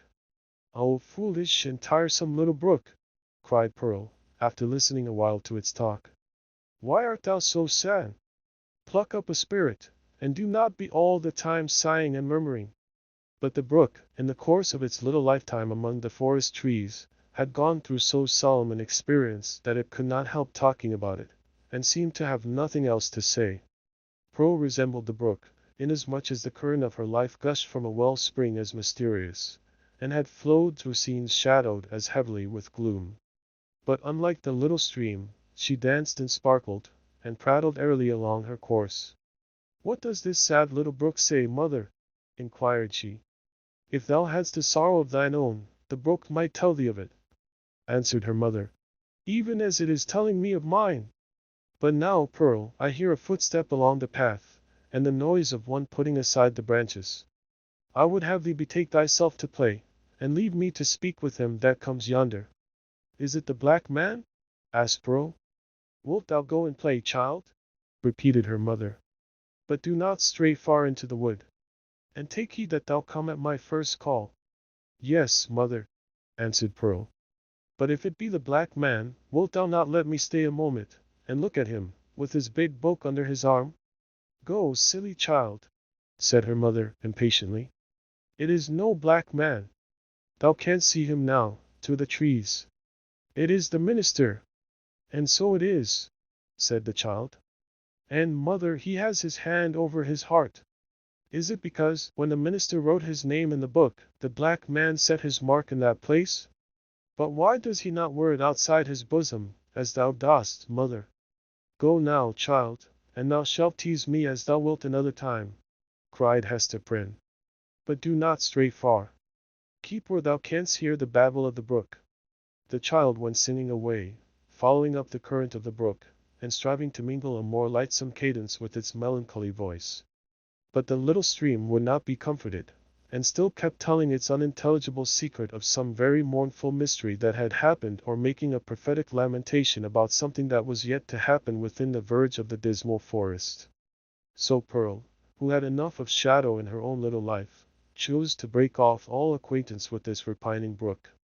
She set herself, therefore, to gathering violets and wood anemones, and some scarlet columbines that she found growing in the crevices of a high rock. When her elf child had departed, Hester Prynne made a step or two towards the track that led through the forest, but still remained under the deep shadow of the trees. She beheld the minister advancing along the path, entirely alone, and leaning on a staff which he had cut by the wayside. He looked haggard and feeble, and betrayed a nerveless despondency in his air, which had never so remarkably characterized him in his walks about the settlement, nor in any other situation where he deemed himself liable to notice. Here it was woefully visible, and this intense seclusion of the forest, which of itself would have been a heavy trial to the spirits. There was a listlessness in his gait, as if he saw no reason for taking one step farther, nor felt any desire to do so, but would have been glad, could he be glad of anything, to fling himself down at the root of the nearest tree, and lie there passive, forevermore. The leaves might bestrew him, and the soil gradually accumulate and form a little hillock over his frame, no matter whether there were life in it or no. Death was too definite an object to be wished for or avoided. To Hester's eye, the Reverend Mr. Dimmesdale exhibited no symptom of positive and vivacious suffering, except that, as little Pearl had remarked, he kept his hand over his heart. Chapter 17. The pastor and his parishioner. Slowly as the minister walked, he had almost gone by, before Hester Prynne could gather voice enough to attract his observation. At length, she succeeded. "Arthur Dimmesdale," she said faintly at first, then louder, but hoarsely. "Arthur Dimmesdale." "Who speaks?" answered the minister. Gathering himself quickly up, he stood more erect, like a man taken by surprise in a mood to which he was reluctant to have witnesses. Throwing his eyes anxiously in the direction of the voice, he indistinctly beheld a form under the trees, clad in garments so somber, and so little relieved from the grey twilight into which the clouded sky and the heavy foliage had darkened the noontide, that he knew not whether it were a woman or a shadow. It may be that his pathway through life was haunted thus, by a spectre that had stolen out from among his thoughts. He made a step nigher, and discovered the Scarlet Letter. "Hester! Hester Prynne!" said he. "Is it thou? Art thou in life?" "Even so," she answered. "In such life as has been mine these 7 years past. And now, Arthur Dimmesdale, dost thou yet live?" It was no wonder that they thus questioned one another's actual and bodily existence, and even doubted of their own. So strangely did they meet, in the dim wood, that it was like the first encounter, in the world beyond the grave, of two spirits who had been intimately connected in their former life, but now stood coldly shuddering, in mutual dread, as not yet familiar with their state, nor wonted to the companionship of disembodied beings. Each a ghost, and awe-stricken at the other ghost. They were all stricken likewise at themselves, because the crisis flung back to them their consciousness, and revealed to each heart its history and experience, as life never does, except at such breathless epochs. The soul beheld its features in the mirror of the passing moment. It was with fear, and tremulously, and, as it were, by a slow, reluctant necessity, that Arthur Dimmesdale put forth his hand, chill as death, and touched the chill hand of Hester Prynne. The grass, cold as it was, took away what was dreariest in the interview. They now felt themselves, at least, inhabitants of the same sphere. Without a word more spoken, either he nor she assuming the guidance, but with an unexpressed consent, they glided back into the shadow of the woods, whence Hester had emerged, and sat down on the heap of moss where she and Pearl had before been sitting. When they found voice to speak, it was, at first, only to utter remarks and inquiries such as any two acquaintance might have made, about the gloomy sky, the threatening storm, and next, the health of each. Thus they went onward, not boldly, but step by step, into the themes that were brooding deepest in their hearts. So long estranged by fate and circumstances, they needed something slight and casual to run before, and throw open the doors of intercourse, so that their real thoughts might be led across the threshold. After a while, the minister fixed his eyes on Hester Prynne. "Hester," said he, "hast thou found peace?" She smiled drearily, looking down upon her bosom. "Hast thou?" she asked. "None. Nothing but despair," he answered. "What else could I look for, being what I am, and leading such a life as mine? Were I an atheist, a man devoid of conscience, a wretch with coarse and brutal instincts, I might have found peace, long ere now. Nay, I never should have lost it. But, as matters stand with my soul, whatever of good capacity there originally was in me, all of God's gifts that were the choicest have become the ministers of spiritual torment. Hester, I am most miserable." "The people reverence thee," said Hester, "and surely thou workest good among them. Doth this bring thee no comfort?" "More misery, Hester! Only the more misery," answered the clergyman, with a bitter smile. "As concerns the good which I may appear to do, I have no faith in it. It must needs be a delusion. What can a ruined soul, like mine, effect towards the redemption of other souls? Or a polluted soul towards their purification? And as for the people's reverence, would that it were turned to scorn and hatred. Canst thou deem it, Hester, a consolation that I must stand up in my pulpit, and need so many eyes turned upward to my face, as if the light of heaven were beaming from it? Must see my flock hungry for the truth, and listening to my words as if a tongue of Pentecost were speaking? And then look inward, and discern the black reality of what they idolize? I have laughed, in bitterness and agony of heart, at the contrast between what I seem and what I am. And Satan laughs at it. You wrong yourself in this," said Hester gently. "You have deeply and sorely repented. Your sin is left behind you, in the days long past. Your present life is not less holy, in very truth, than it seems in people's eyes. Is there no reality in the penitence thus sealed and witnessed by good works? And wherefore should it not bring you peace?" "No, Hester, no," replied the clergyman. "There is no substance in it. It is cold and dead, and can do nothing for me. Of penance, I have had enough. Of penitence, there has been none. Else, I should long ago have thrown off these garments of mock holiness, and have shown myself to mankind as they will see me at the judgment seat. Happy are you, Hester, that wear the scarlet letter openly upon your bosom. Mine burns in secret. Thou little knowest what a relief it is, after the torment of a 7 years' cheat, to look into an eye that recognizes me for what I am. Had I one friend, or were it my worst enemy, to whom, when sickened with the praises of all other men, I could daily betake myself, and be known as the vilest of all sinners, methinks my soul might keep itself alive thereby. Even thus much of truth would save me.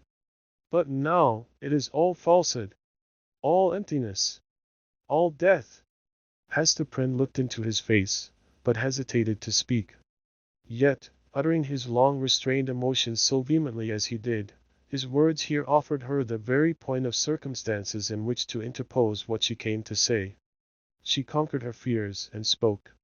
"Such a friend as thou hast even now wished for," said she, "with whom to weep over thy sin, thou hast in me, the partner of it." Again she hesitated, but brought out the words with an effort. "Thou hast long had such an enemy, and dwellest with him, under the same roof." The minister started to his feet, gasping for breath, and clutching at his heart, as if he would have torn it out of his bosom. "So, what sayest thou?" cried he. "An enemy? And under mine own roof? What mean you?" Hester Prynne was now fully sensible of the deep injury for which she was responsible to this unhappy man, in permitting him to lie for so many years, or, indeed, for a single moment, at the mercy of one whose purposes could not be other than malevolent. The very contiguity of his enemy, beneath whatever mask the latter might conceal himself, was enough to disturb the magnetic sphere of a being so sensitive as Arthur Dimmesdale. There had been a period when Hester was less alive to this consideration, or, perhaps, in the misanthropy of her own trouble, she left the minister to bear what she might picture to herself as a more tolerable doom. But of late, since the night of his vigil, all her sympathies towards him had been both softened and invigorated. She now read his heart more accurately.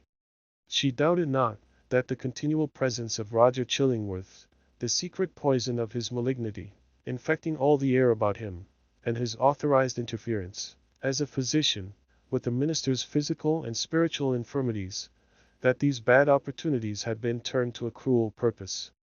By means of them, the sufferer's conscience had been kept in an irritated state, the tendency of which was, not to cure by wholesome pain, but to disorganize and corrupt his spiritual being. Its result, on earth, could hardly fail to be insanity, and hereafter, that eternal alienation from the good and true, of which madness is perhaps the earthly type.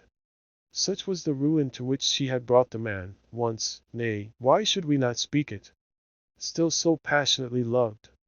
Hester felt that the sacrifice of the clergyman's good name, and death itself, as she had already told Roger Chillingworth, would have been infinitely preferable to the alternative which she had taken upon herself to choose. And now, rather than have had this grievous wrong to confess, she would gladly have lain down on the forest leaves, and died there, at Arthur Dimmesdale's feet. "Oh, Arthur," cried she, "forgive me. In all things else, I have striven to be true. Truth was the one virtue which I might have held fast, and did hold fast, through all extremity, save when thy good, thy life, thy fame, were put in question. Then I consented to a deception. But a lie is never good, even though death threaten on the other side. Dost thou not see what I would say? That old man, the physician, he whom they call Roger Chillingworth, he was my husband." The minister looked at her, for an instant, with all that violence of passion, which intermixed, and more shades than one, with his higher, purer, softer qualities was, in fact, the portion of him which the devil claimed, and through which he sought to win the rest. Never was there a blacker or a fiercer frown than Hester now encountered. For the brief space that it lasted, it was a dark transfiguration.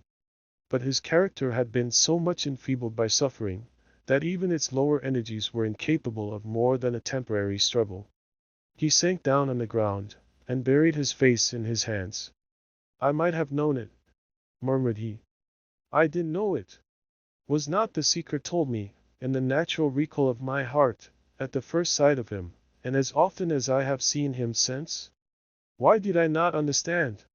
O Hester Prynne, thou little knowest all the horror of this thing, and the shame, the indelicacy, the horrible ugliness of this exposure of a sick and guilty heart to the very eye that would gloat over it. Woman, thou art accountable for this. I cannot forgive thee." "Thou shalt forgive me," cried Hester, flinging herself on the fallen leaves beside him. "Let God punish. Thou shalt forgive." With sudden and desperate tenderness she threw her arms around him, and pressed his head against her bosom, little caring though his cheek rested on the scarlet letter. He would have released himself, but strove in vain to do so. Hester would not set him free, lest he should look her sternly in the face. All the world had frowned on her. For 7 long years had it frowned upon this lonely woman, and still she bore it all, nor ever once turned away her firm, sad eyes. Heaven, likewise, had frowned upon her, and she had not died. But the frown of this pale, weak, sinful, and sorrow-stricken man was what Hester could not bear and live. "Wilt thou yet forgive me?" she repeated, over and over again. "Wilt thou not frown? Wilt thou forgive?" "I do forgive you, Hester," replied the minister, at length, with a deep utterance, out of an abyss of sadness, but no anger. "I freely forgive you now. May God forgive us both. We are not, Hester, the worst sinners in the world. There is one worse than even the polluted priest. That old man's revenge has been blacker than my sin. He has violated, in cold blood, the sanctity of a human heart. Thou and I, Hester, never did so. Never, never, whispered she. What we did had a consecration of its own. We felt it so. We said so to each other. Hast thou forgotten it? Hush, Hester, said Arthur Dimmesdale, rising from the ground. No, I have not forgotten. They sat down again, side by side, and hand clasped in hand, on the mossy trunk of the fallen tree. Life had never brought them a gloomier hour. It was the point whither their pathway had so long been tending, and darkening ever, as it stole along, and yet it enclosed a charm that made them linger upon it, and claim another, and, after all, another moment. The forest was obscure around them, and creaked with a blast that was passing through it. The boughs were tossing heavily above their heads, while one solemn old tree groaned dolefully to another, as if telling the sad story of the pair that sat beneath, or constrained to forebode evil to come. And yet they lingered. How dreary looked the forest track that led backward to the settlement, where Hester Prynne must take up again the burden of her ignominy, and administer the hollow mockery of his good name. So they lingered an instant longer. No golden light had ever been so precious as the gloom of this dark forest. Here, seen only by his eyes, the scarlet letter need not burn into the bosom of the fallen woman. Here, seen only by her eyes, Arthur Dimmesdale, false to God and man, might be for one moment true. He started at a thought that suddenly occurred to him. Hester, cried he, here is a new horror. Roger Chillingworth knows your purpose to reveal his true character. Will he continue then to keep our secret? What will now be the course of his revenge? There is a strange secrecy in his nature, replied Hester thoughtfully, and it has grown upon him by the hidden practices of his revenge. I deem it not likely that he will betray the secret. He will doubtless seek other means of satiating his dark passion. And I?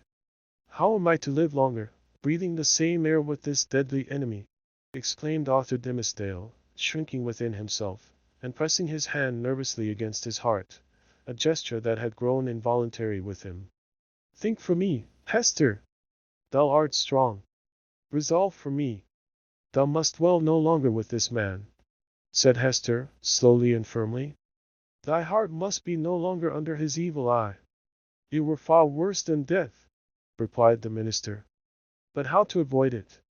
What choice remains to me? Shall I lie down again on these withered leaves, where I cast myself when thou didst tell me what he was? Must I sink down there, and die at once? Alas, what a ruin has befallen thee, said Hester, with the tears gushing into her eyes. Wilt thou die for very weakness? There is no other cause. The judgment of God is on me, answered the conscience-stricken priest. It is too mighty for me to struggle with. Heaven would show mercy, rejoined Hester. Hadst thou but the strength to take advantage of it. Be thou strong for me, answered he. Advise me what to do. Is the world then so narrow? Exclaimed Hester Prynne, fixing her deep eyes on the minister's, and instinctively exercising a magnetic power over a spirit so shattered and subdued that it could hardly hold itself erect. Doth the universe lie within the compass of yonder town, which only a little time ago was but a leaf-strewn desert, as lonely as this around us? Whither leads yonder forest track? Backward to the settlement, thou sayest? Yes, but onward too. Deeper it goes, and deeper, into the wilderness, less plainly to be seen at every step, until, some few miles hence, the yellow leaves will show no vestige of the white man's tread. There thou art free. So brief a journey would bring thee from a world where thou hast been most wretched, to one where thou mayest still be happy. Is there not shade enough in all this boundless forest to hide thy heart from the gaze of Roger Chillingworth? Yes, Hester, but only under the fallen leaves, replied the minister, with a sad smile. Then there is the broad pathway of the sea, continued Hester. It brought thee hither. If thou so choose, it will bear thee back again. In our native land, whether in some remote rural village or in vast London, or, surely, in Germany, in France, in pleasant Italy, thou wouldst be beyond his power and knowledge.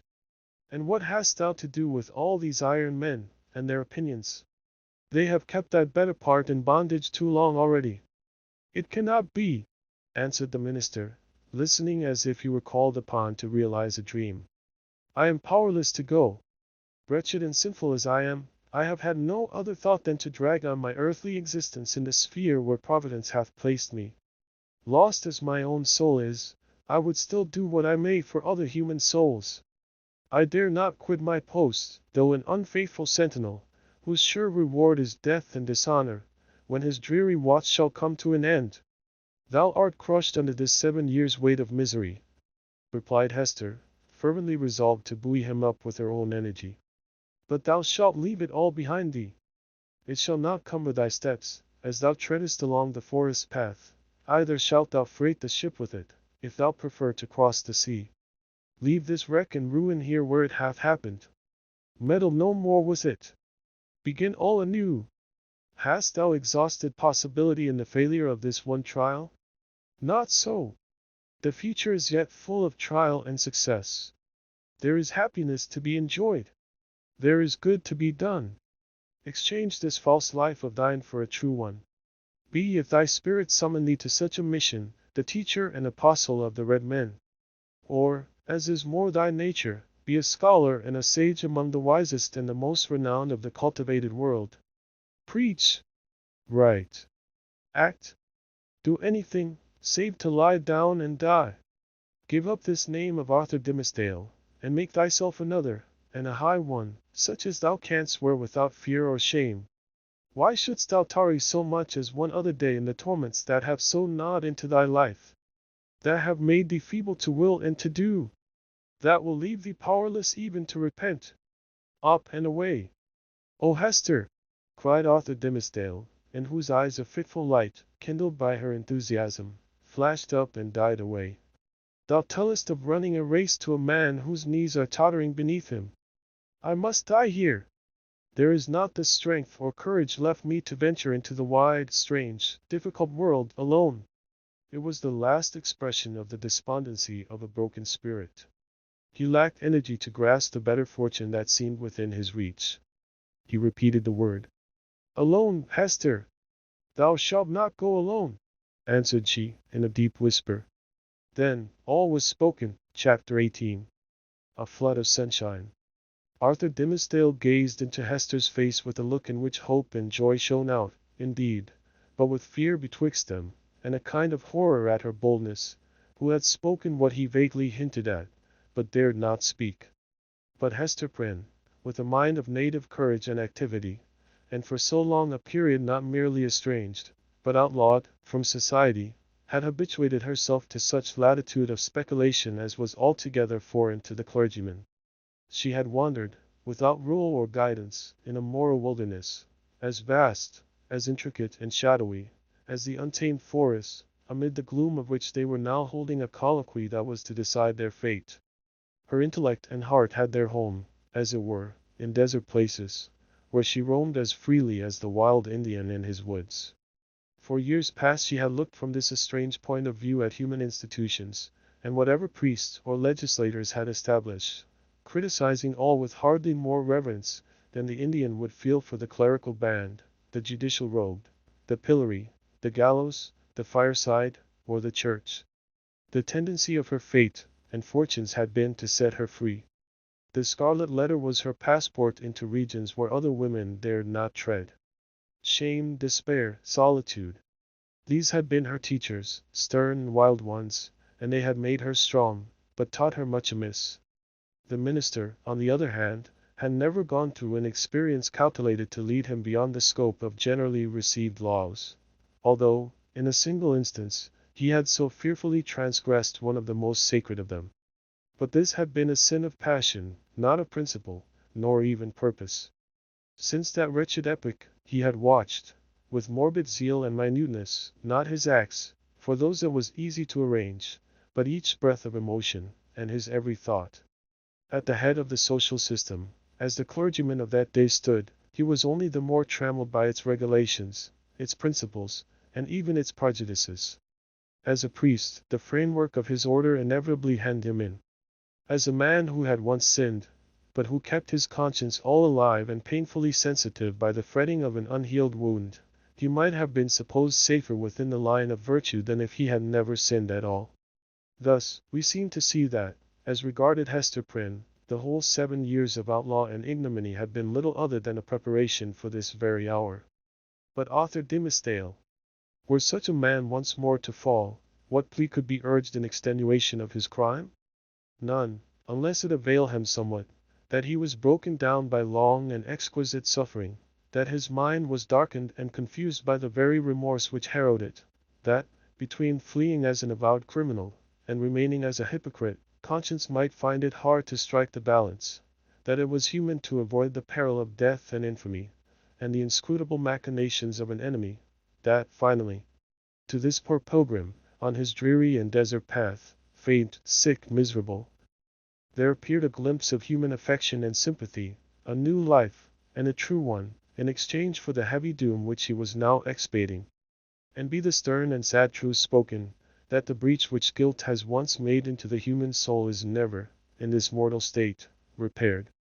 It may be watched and guarded, so that the enemy shall not force his way again into the citadel, and might even, in his subsequent assaults, select some other avenue, in preference to that where he had formerly succeeded. But there is still the ruined wall, and near it, the stealthy tread of the foe that would win over again his unforgotten triumph. The struggle, if there were one, need not be described. Let it suffice, that the clergyman resolved to flee, and not alone. If, in all these past 7 years, thought he, I could recall one instant of peace or hope, I would yet endure, for the sake of that earnest of heaven's mercy. But now, since I am irrevocably doomed, wherefore should I not snatch the solace allowed to the condemned culprit before his execution? Or if this be the path to a better life, as Hester would persuade me, I surely give up no fair prospect by pursuing it. Neither can I any longer live without her companionship. So powerful is she to sustain, so tender to soothe. O thou to whom I dare not lift mine eyes, wilt thou yet pardon me?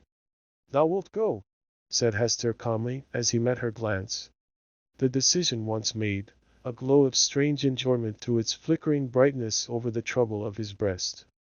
It was the exhilarating effect upon a prisoner just escaped from the dungeon of his own heart of breathing the wild, free atmosphere of an unredeemed, unchristianized, lawless region.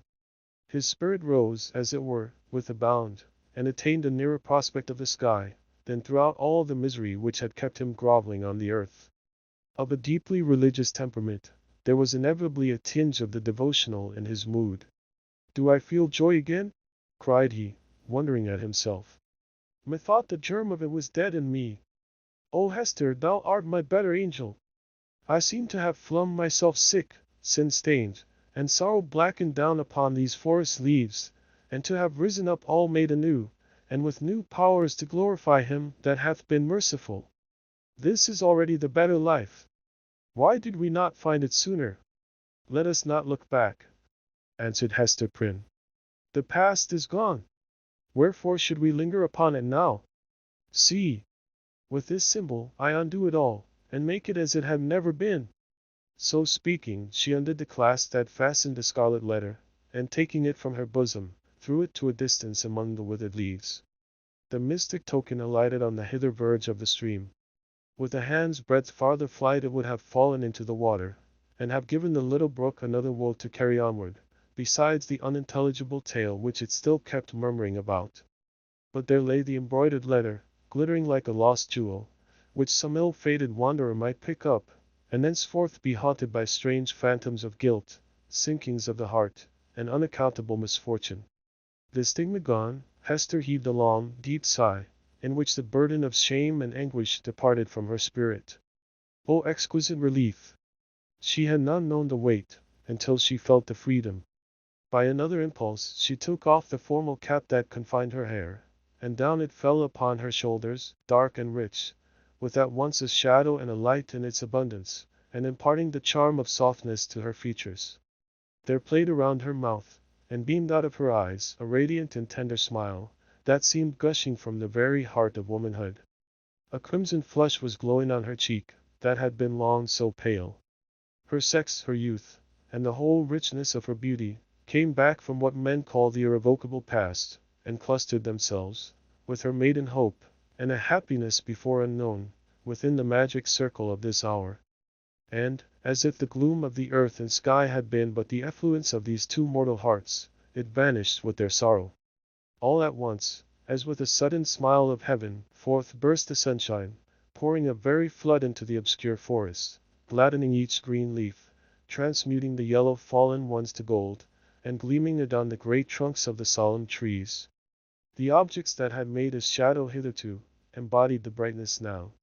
The course of the little brook might be traced by its merry gleam afar into the wood's heart of mystery, which had become a mystery of joy.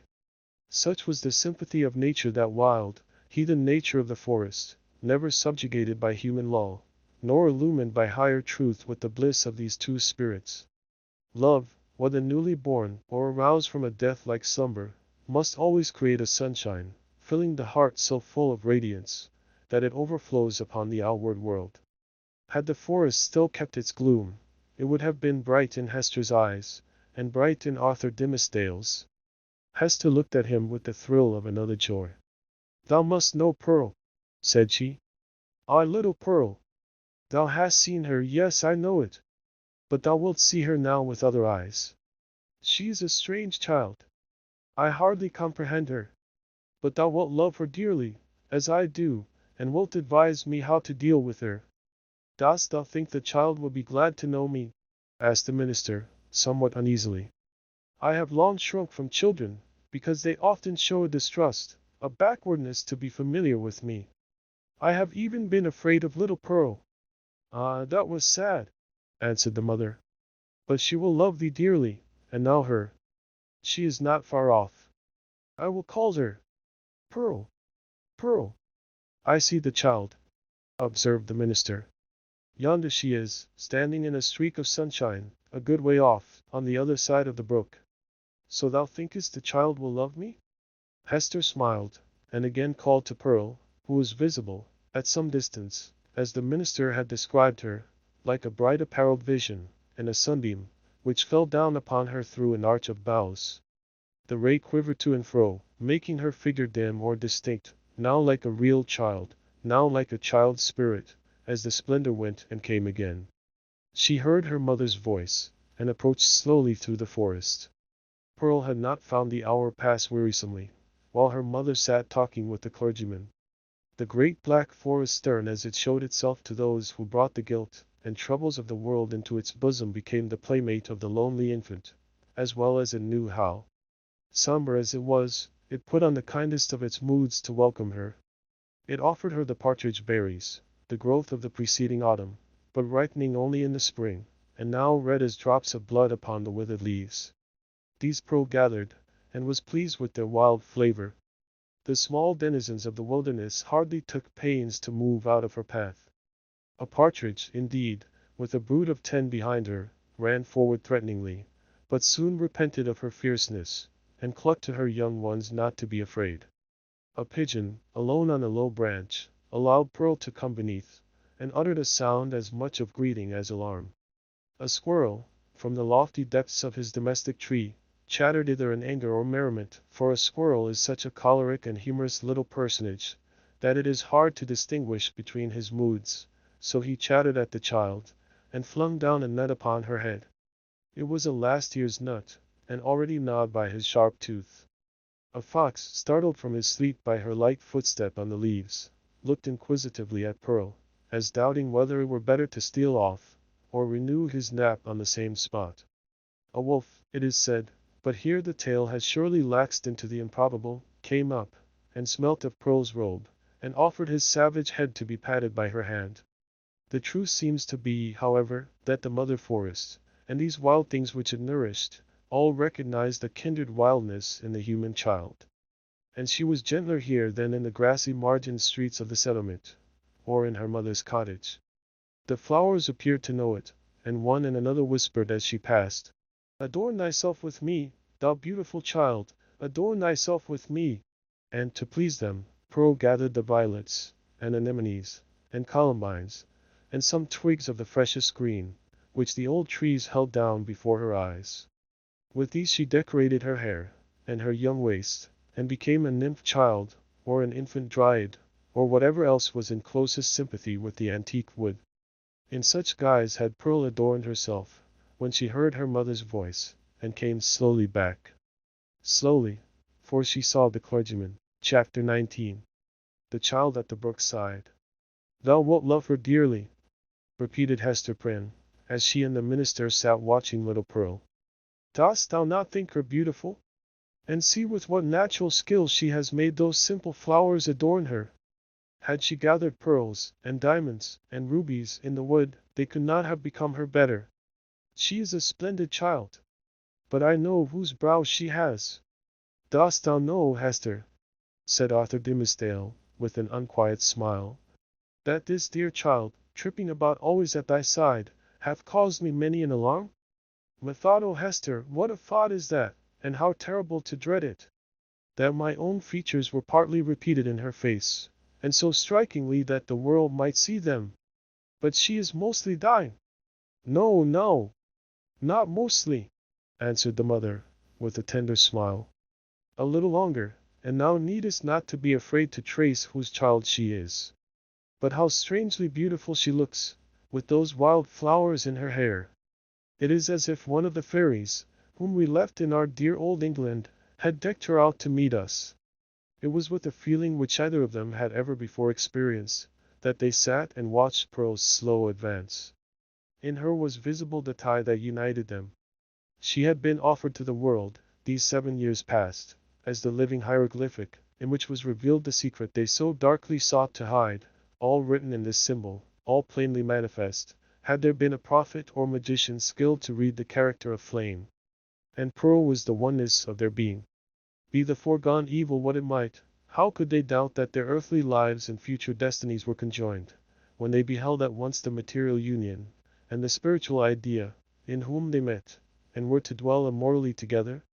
Thoughts like these, and perhaps other thoughts, which they did not acknowledge or define, threw an awe about the child, as she came onward. "Let her see nothing strange, no passion nor eagerness in thy way of accosting her," whispered Hester. "Our Pearl is a fitful and fantastic little elf, sometimes. Especially, she is seldom tolerant of emotion, when she does not fully comprehend the why and wherefore. But the child has strong affections. She loves me, and will love thee. Thou canst not think," said the minister, glancing aside at Hester Prynne, "how my heart dreads this interview, and yearns for it. But, in truth, as I already told thee, children are not readily won to be familiar with me. They will not climb my knee, nor prattle in my ear, nor answer to my smile, but stand apart, and eye me strangely. Even little babes, when I take them in my arms, weep bitterly. Yet Pearl, twice in her little lifetime, have been kind to me. The first time, thou knowest it well. The last was when thou ledst her with thee to the house of yonder stern old governor. And thou didst plead so bravely in her behalf and mine," answered the mother. "I remember it, and so shall little Pearl. Fear nothing. She may be strange and shy at first, but will soon learn to love thee." By this time Pearl had reached the margin of the brook, and stood on the farther side, gazing silently at Hester and the clergyman, who still sat together on the mossy tree trunk, waiting to receive her. Just where she had paused, the brook chanced to form a pool, so smooth and quiet that it reflected a perfect image of her little figure, with all the brilliant picturesqueness of her beauty, and its adornment of flowers and wreathed foliage, but more refined and spiritualized than the reality.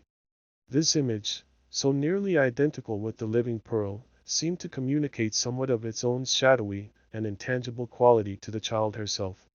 It was strange, the way in which Pearl stood, looking so steadfastly at them through the dim medium of the forest gloom, herself, meanwhile, all glorified with a ray of sunshine, that was attracted thitherward as by a certain sympathy. In the brook beneath stood another child, another and the same, with likewise its ray of golden light. Hester felt herself, in some indistinct and tantalizing manner, estranged from Pearl, as if the child, in her lonely ramble through the forest, had strayed out of the sphere in which she and her mother dwelt together, and was now vainly seeking to return to it. There was both truth and error in the impression. The child and mother were estranged, but through Hester's fault, not Pearl's. Since the latter rambled from her side, another inmate had been admitted within the circle of the mother's feelings, and so modified the aspect of them all, that Pearl, the returning wanderer, could not find her wonted place, and hardly knew where she was. "I have a strange fancy," observed the sensitive minister, "that this brook is the boundary between two worlds, and that thou canst never meet that Pearl again. Or is she an elfish spirit, who, as the legends of our childhood taught us, is forbidden to cross a running stream? Pray hasten her, for this delay has already imparted a tremor to my nerves." "Come, dearest child," said Hester, encouragingly, and stretching out both her arms. "How slow thou art! When hast thou been so sluggish before now? Here is a friend of mine, who must be thy friend also. Thou wilt have twice as much love, henceforward, as thy mother alone could give thee. Leap across the brook, and come to us. Thou canst leap like a young deer." Pearl, without responding in any manner to these honey-sweet expressions, remained on the other side of the brook. Now she fixed her bright, wild eyes on her mother, now on the minister, and now included them both in the same glance, as if to detect and explain to herself the relation which they bore to one another.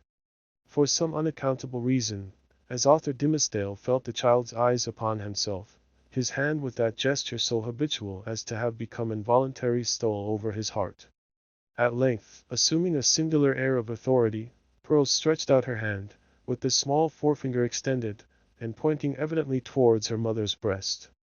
And beneath, in the mirror of the brook, there was the flower-girdled and sunny image of little Pearl, pointing her small forefinger too.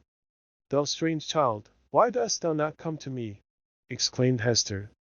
Pearl still pointed with her forefinger, and a frown gathered on her brow, the more impressive from the childish, the almost baby-like aspect of the features that conveyed it. As her mother still kept beckoning to her, and arraying her face in a holiday suit of unaccustomed smiles, the child stamped her foot with a yet more imperious look and gesture. In the brook, again, was the fantastic beauty of the image, with its reflected frown, its pointed finger, and imperious gesture, giving emphasis to the aspect of little Pearl. "Hasten, Pearl, or I shall be angry with thee," cried Hester Prynne, who, however inured to such behavior on the elf child's part at other seasons, was naturally anxious for a more seemly deportment now. "Leap across the brook, naughty child, and run hither. Else I must come to thee." But Pearl, not a whit startled at her mother's threats, any more than mollified by her entreaties, now suddenly burst into a fit of passion, gesticulating violently, and throwing her small figure into the most extravagant contortions. She accompanied this wild outbreak with piercing shrieks, which the woods reverberated on all sides, so that, alone as she was in her childish and unreasonable wrath, it seemed as if a hidden multitude were lending her their sympathy and encouragement. Seen in the brook, once more, was the shadowy wrath of Pearl's image, crowned and girdled with flowers, but stamping its foot, wildly gesticulating, and in the midst of all, still pointing its small forefinger at Hester's bosom. "I see what ails the child," whispered Hester to the clergyman, and turning pale in spite of a strong effort to conceal her trouble and annoyance. "Children will not abide the slightest, change in the accustomed aspect of things that are daily before their eyes. Pearl misses something which she has always seen me wear." "I pray you," answered the minister, "if thou hast any means of pacifying the child, do it forthwith. Save it were the cankered wrath of an old witch, like Mistress Hibbins," added he, attempting to smile. "I know nothing that I would not sooner encounter than this passion in a child. In Pearl's young beauty, as in the wrinkled witch, it has a preternatural effect. Pacify her, if thou lovest me." Hester turned again towards Pearl, with a crimson blush upon her cheek, a conscious glance aside at the clergyman, and then a heavy sigh, while, even before she had time to speak, the blush yielded to a deadly pallor. "Pearl," said she sadly, "look down at thy feet. There, before thee, on the hither side of the brook." The child turned her eyes to the point indicated, and there lay the Scarlet Letter, so close upon the margin of the stream, that the gold embroidery was reflected in it. "Bring it hither," said Hester. "Come thou and take it up," answered Pearl. "Was ever such a child?" observed Hester, aside to the minister. "Oh, I have much to tell thee about her," But in very truth, she is right as regards this hateful token. I must bear its torture yet a little longer, only a few days longer, until we shall have left this region, and look back hither as to a land which we have dreamed of. The forests cannot hide it. The mid-ocean shall take it from my hand, and swallow it up forever. With these words, she advanced to the margin of the brook, took up the scarlet letter, and fastened it again into her bosom. Hopefully, but a moment ago, as Hester had spoken of drowning it in the deep sea, there was a sense of inevitable doom upon her, as she thus received back this deadly symbol from the hand of fate. She had flung it into infinite space. She had drawn an hour's free breath. And here again was the scarlet misery, glittering on the old spot. So it ever is, whether thus typified or no, that an evil deed invests itself with the character of doom. Hester next gathered up the heavy tresses of her hair, and confined them beneath her cap. As if there were a withering spell in the sad letter, her beauty, the warmth and richness of her womanhood, departed, like fading sunshine, and a grey shadow seemed to fall across her. When the dreary change was wrought, she extended her hand to Pearl. "Dost thou know thy mother now, child?" asked she, reproachfully, but with a subdued tone. "Wilt thou come across the brook, and own thy mother, now that she has her shame upon her, now that she is sad?" "Yes, now I will," answered the child, bounding across the brook, and clasping Hester in her arms. "Now thou art my mother indeed, and I am thy little Pearl." In a mood of tenderness that was not usual with her, she drew down her mother's head, and kissed her brow and both her cheeks. But then by a kind of necessity that always impelled this child to alloy whatever comfort she might chance to give with a throb of anguish, Pearl put up her mouth, and kissed the scarlet letter too. "That was not kind," said Hester. "When thou hast shown me a little love, thou mockest me." "Why doth the minister sit yonder?" asked Pearl. "He waits to welcome thee," replied her mother. "Come thou, and entreat his blessing. He loves thee, my little Pearl, and loves thy mother too. Wilt thou not love him? Come. He longs to greet thee." "Doth he love us?" said Pearl, looking up, with acute intelligence, into her mother's face. "Will he go back with us, hand in hand, we three together, into the town?" "Not now, dear child," answered Hester. "But in days to come he will walk hand in hand with us. We will have a home and fireside of our own, and thou shalt sit upon his knee, and he will teach thee many things, and love thee dearly. Thou wilt love him, wilt thou not? And will he always keep his hand over his heart?" inquired Pearl. "Foolish child, what a question is that!" exclaimed her mother. "Come and ask his blessing." But whether influenced by the jealousy that seems instinctive with every petted child towards a dangerous rival, or from whatever caprice of her freakish nature, Pearl would show no favor to the clergyman.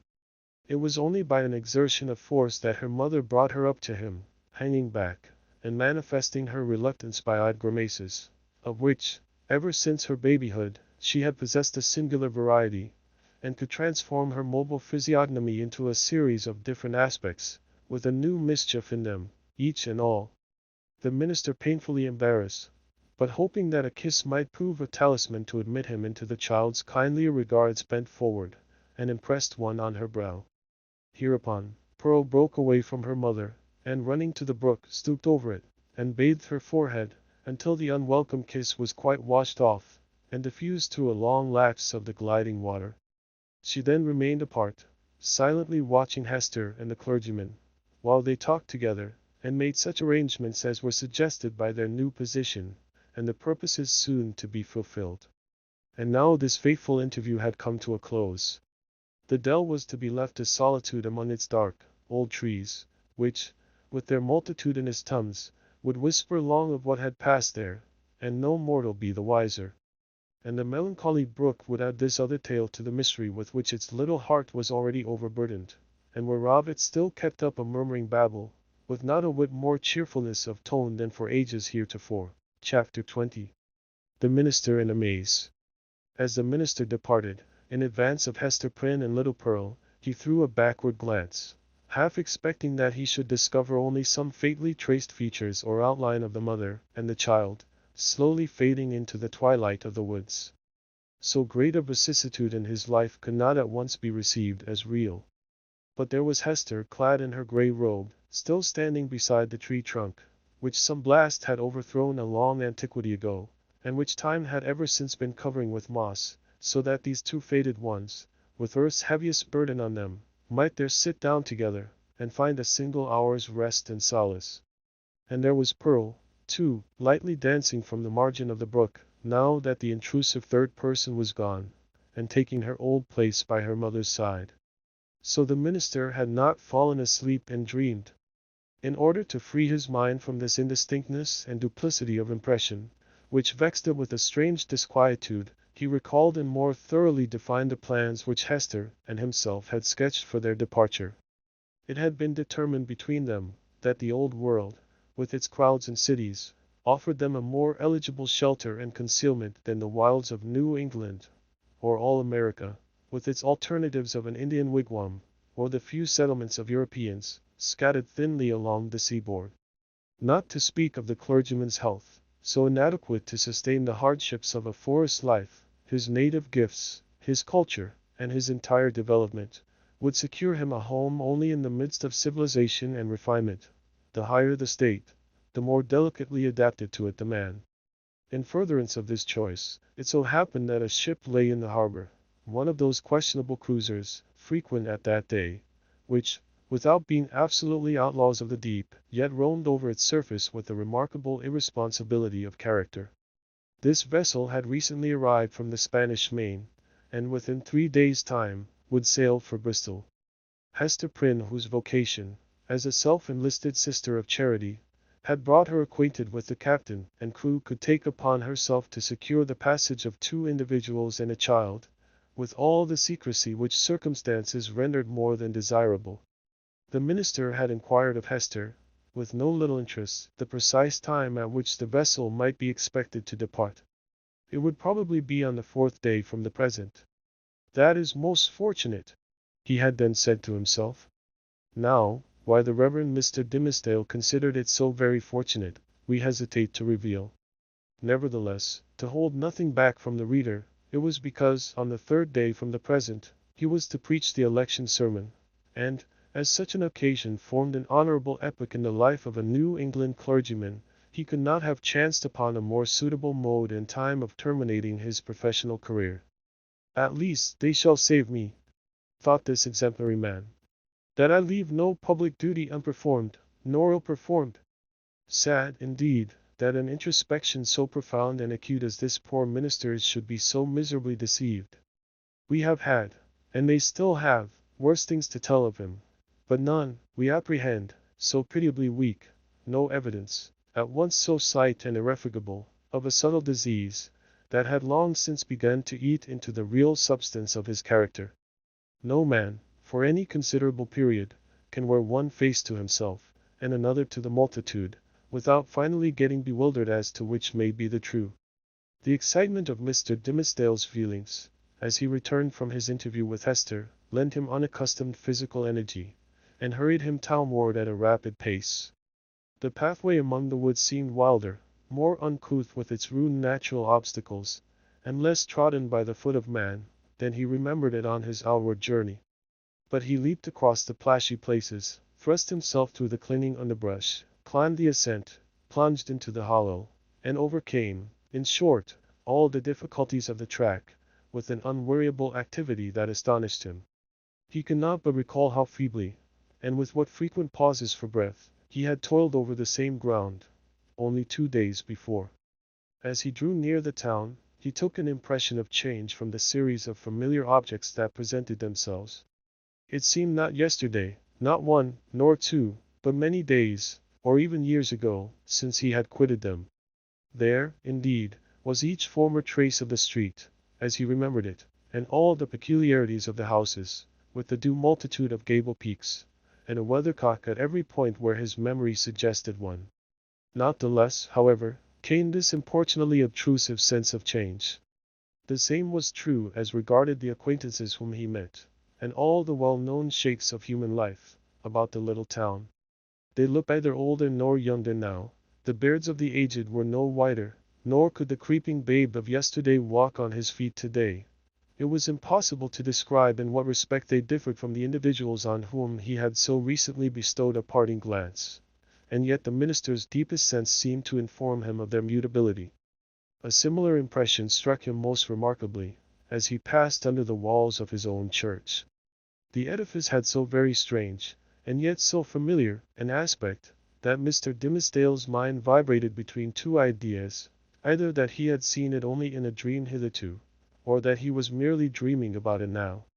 This phenomenon, and the various shapes which it assumed, indicated no external change, but so sudden and important a change in the spectator of the familiar scene, that the intervening space of a single day had operated on his consciousness like the lapse of years.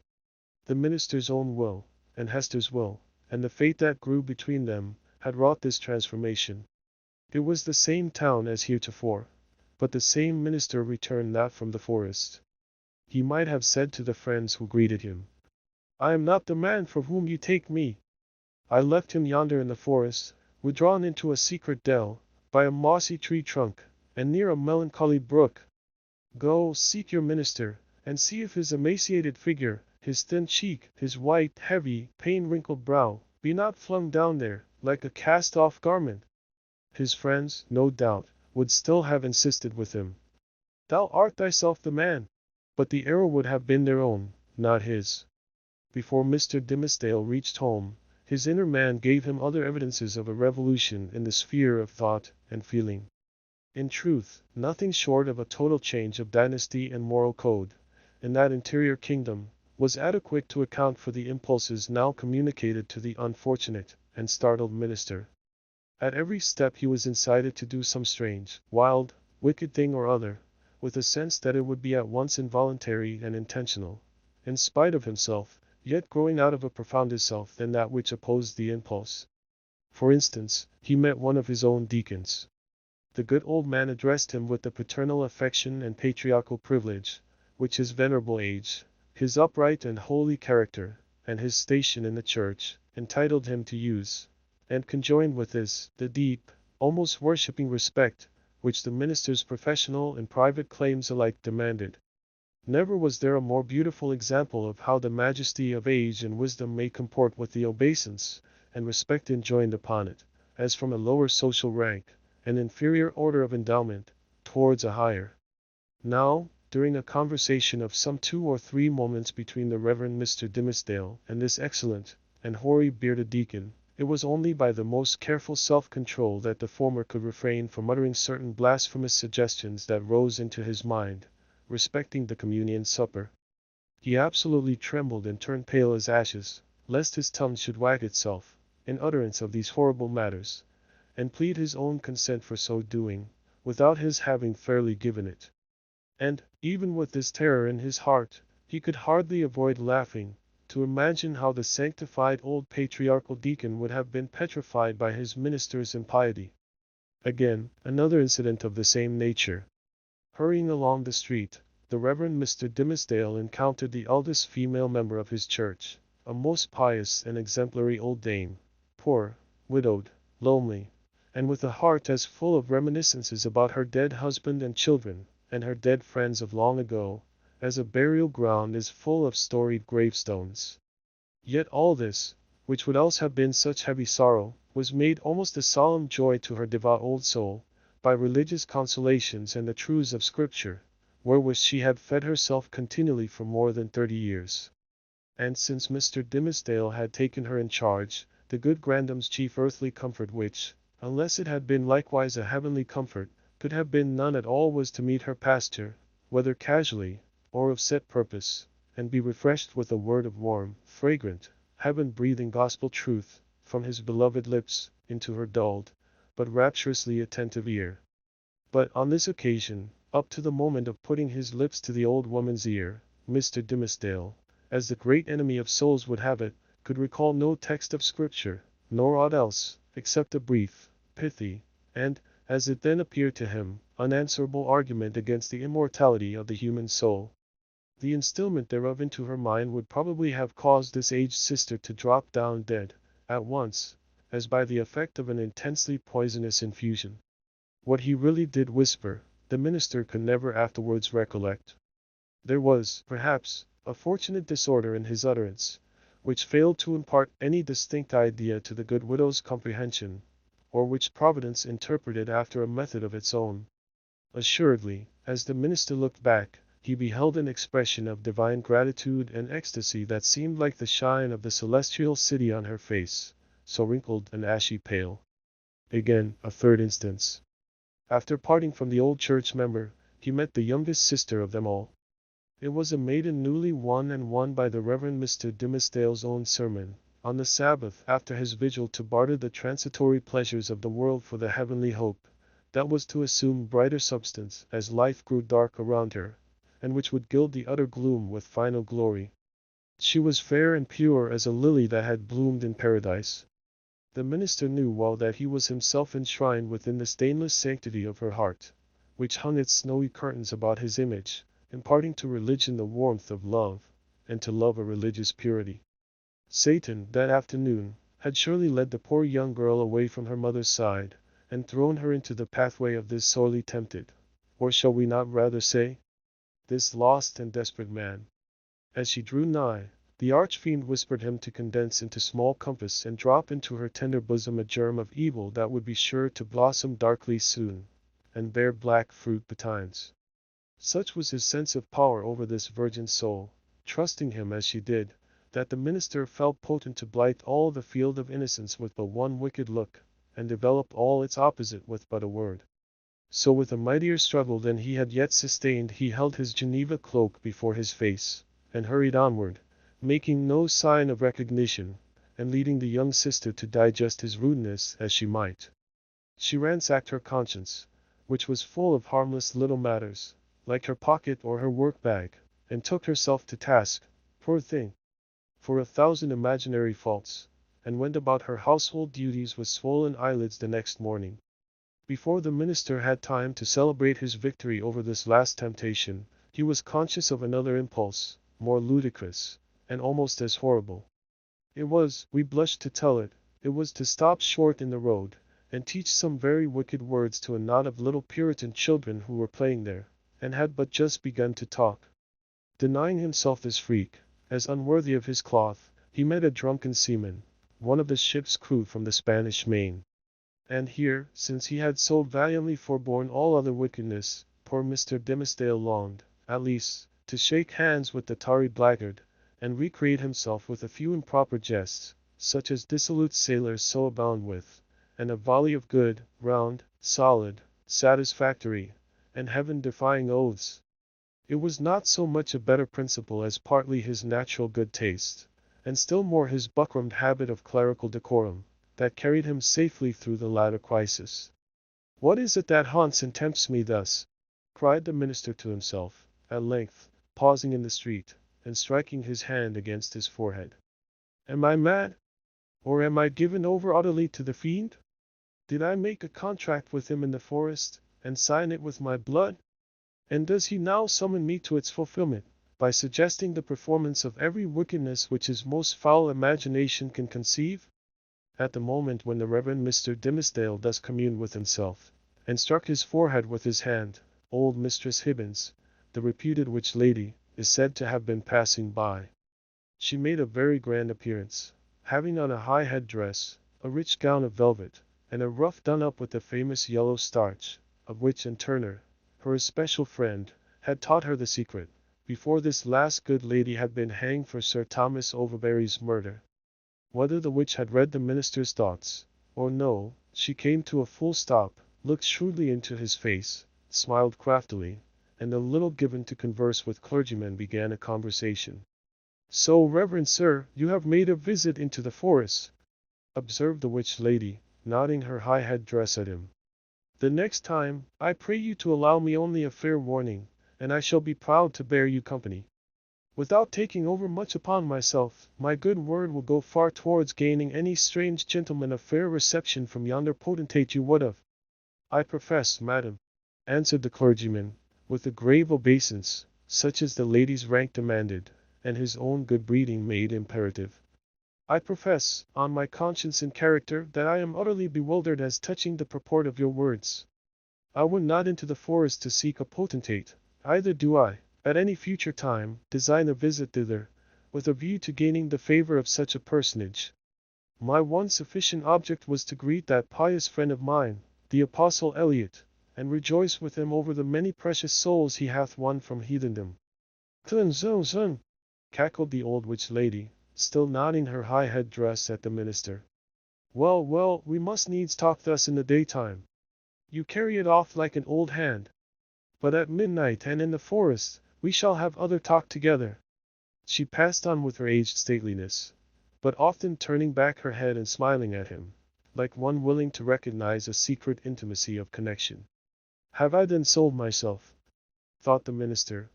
To the fiend whom, if men say true, this yellow-starched and velvet old hag has chosen for her prince and master. The wretched minister. He had made a bargain very like it. Tempted by a dream of happiness, he had yielded himself, with deliberate choice, as he had never done before, to what he knew was deadly sin. And the infectious poison of that sin had been thus rapidly diffused throughout his moral system. It had stupefied all blessed impulses, and awakened into vivid life the whole brotherhood of bad ones. Scorn, bitterness, unprovoked malignity, gratuitous desire of ill, ridicule of whatever was good and holy, all awoke, to tempt, even while they frightened him. And his encounter with old Mistress Hibbins, if it were a real incident, did but show his sympathy and fellowship with wicked mortals, and the world of perverted spirits. He had, by this time, reached his dwelling, on the edge of the burial ground, and hastening up the stairs, took refuge in his study. The minister was glad to have reached this shelter, without first betraying himself to the world by any of those strange and wicked eccentricities to which he had been continually impelled while passing through the streets. He entered the accustomed room, and looked around him on its books, its windows, its fireplace, and the tapestried comfort of the walls, with the same perception of strangeness that had haunted him throughout his walk from the forest dell into the town, and thitherward. Here he had studied and written, here, gone through fast and vigil, and come forth half alive, here, striven to pray, here, borne 100,000 agonies. There was the Bible, in its rich old Hebrew, with Moses and the prophets speaking to him, and God's voice through all. There, on the table, with the inky pen beside it, was an unfinished sermon, with a sentence broken in the midst, where his thoughts had ceased to gush out upon the page, 2 days before. He knew that it was himself, the thin and white-cheeked minister, who had done and suffered these things, and written thus far into the election sermon. But he seemed to stand apart, and at this former self was scornful, pitying, but half-envious curiosity. That self was gone. Another man had returned out of the forest, a wiser one, with a knowledge of hidden mysteries which the simplicity of the former never could have reached. A better kind of knowledge that. While occupied with these reflections, a knock came at the door of the study, and the minister said, "Come in," not wholly devoid of an idea that he might behold an evil spirit. And so he did. It was old Roger Chillingworth that entered. The minister stood, white and speechless, with one hand on the Hebrew Scriptures, and the other spread upon his breast. "Welcome home, reverend sir," said the physician. "And how found you that godly man, the Apostle Eliot? But methinks, dear sir, you look pale, as if the travel through the wilderness had been too sore for you. Will not my aid be requisite to put you in heart and strength to preach your election sermon?" "Nay, I think not so," rejoined the Reverend Mr. Dimmesdale. "My journey, and the sight of the holy apostle yonder, and the free air which I have breathed, have done me good, after so long confinement in my study. I think to need no more of your drugs, my kind physician, good though they be, and administered by a friendly hand." All this time, Roger Chillingworth was looking at the minister with the grave and intent regard of a physician towards his patient. But in spite of this outward show, the latter was almost convinced of the old man's knowledge, or, at least, his confident suspicion, with respect to his own interview with Hester Prynne. The physician knew then that, in the minister's regard, he was no longer a trusted friend, but his bitterest enemy. So much being known, it would appear natural that a part of it should be expressed. It is singular, however, how long a time often passes before words embody things, and with what security two persons, who choose to avoid a certain subject, may approach its very verge, and retire without disturbing it. Thus, the minister felt no apprehension that Roger Chillingworth would touch, in express words, upon the real position which they sustained towards one another. Yet did the physician, in his dark way, creep frightfully near the secret. "Were it not better," said he, "that you use my purse gill tonight? Verily, dear sir, we must take pains to make you strong and vigorous for this occasion of the election discourse. The people look for great things from you, apprehending that another year may come about, and find their pastor gone." "Yea, to another world," replied the minister, with pious resignation.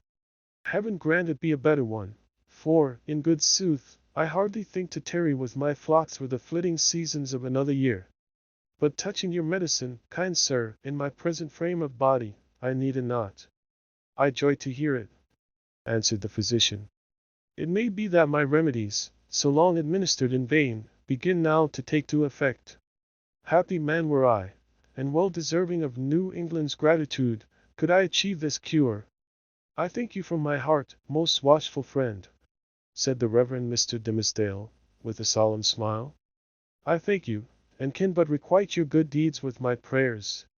"A good man's prayers are golden recompense," rejoined old Roger Chillingworth, as he took his leave. "Yea, they are the current gold coin of the New Jerusalem, with the king's own mint mark on them."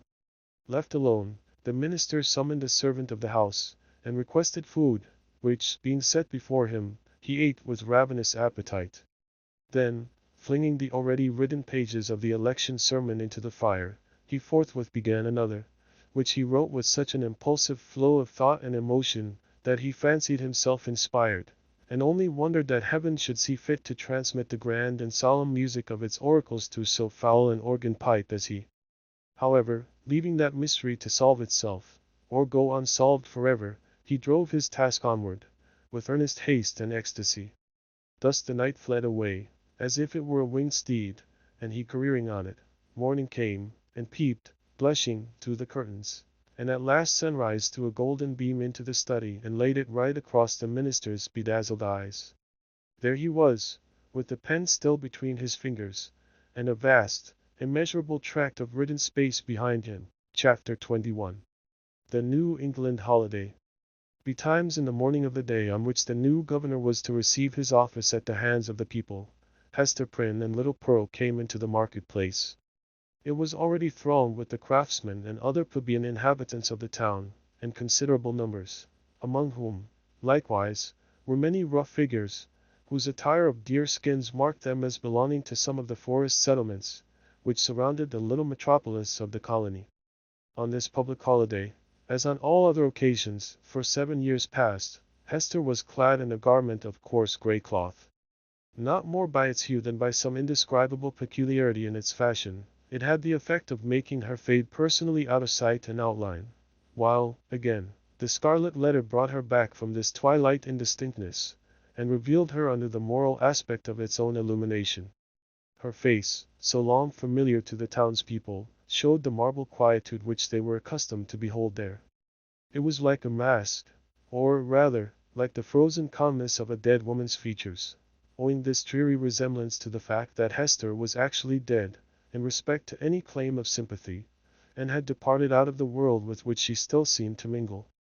It might be, on this one day, that there was an expression unseen before, nor, indeed, vivid enough to be detected now, unless some preternaturally gifted observer should have first read the heart, and have afterwards sought a corresponding development in the countenance and mien. Such a spiritual seer might have conceived, that, after sustaining the gaze of the multitude through 7 miserable years as a necessity, a penance, and something which it was a stern religion to endure, she now, for one last time more, encountered it freely and voluntarily, in order to convert what had so long been agony into a kind of triumph. "Look your last on the Scarlet Letter and its wearer," the people's victim and lifelong bond slave, as they fancied her, might say to them. "Yet a little while, and she will be beyond your reach. A few hours longer, and the deep, mysterious ocean will quench and hide forever the symbol which ye have caused to burn upon her bosom." Nor were it an inconsistency too improbable to be assigned to human nature, Should we suppose a feeling of regret in Hester's mind, at the moment when she was about to win her freedom from the pain which had been thus deeply incorporated with her being?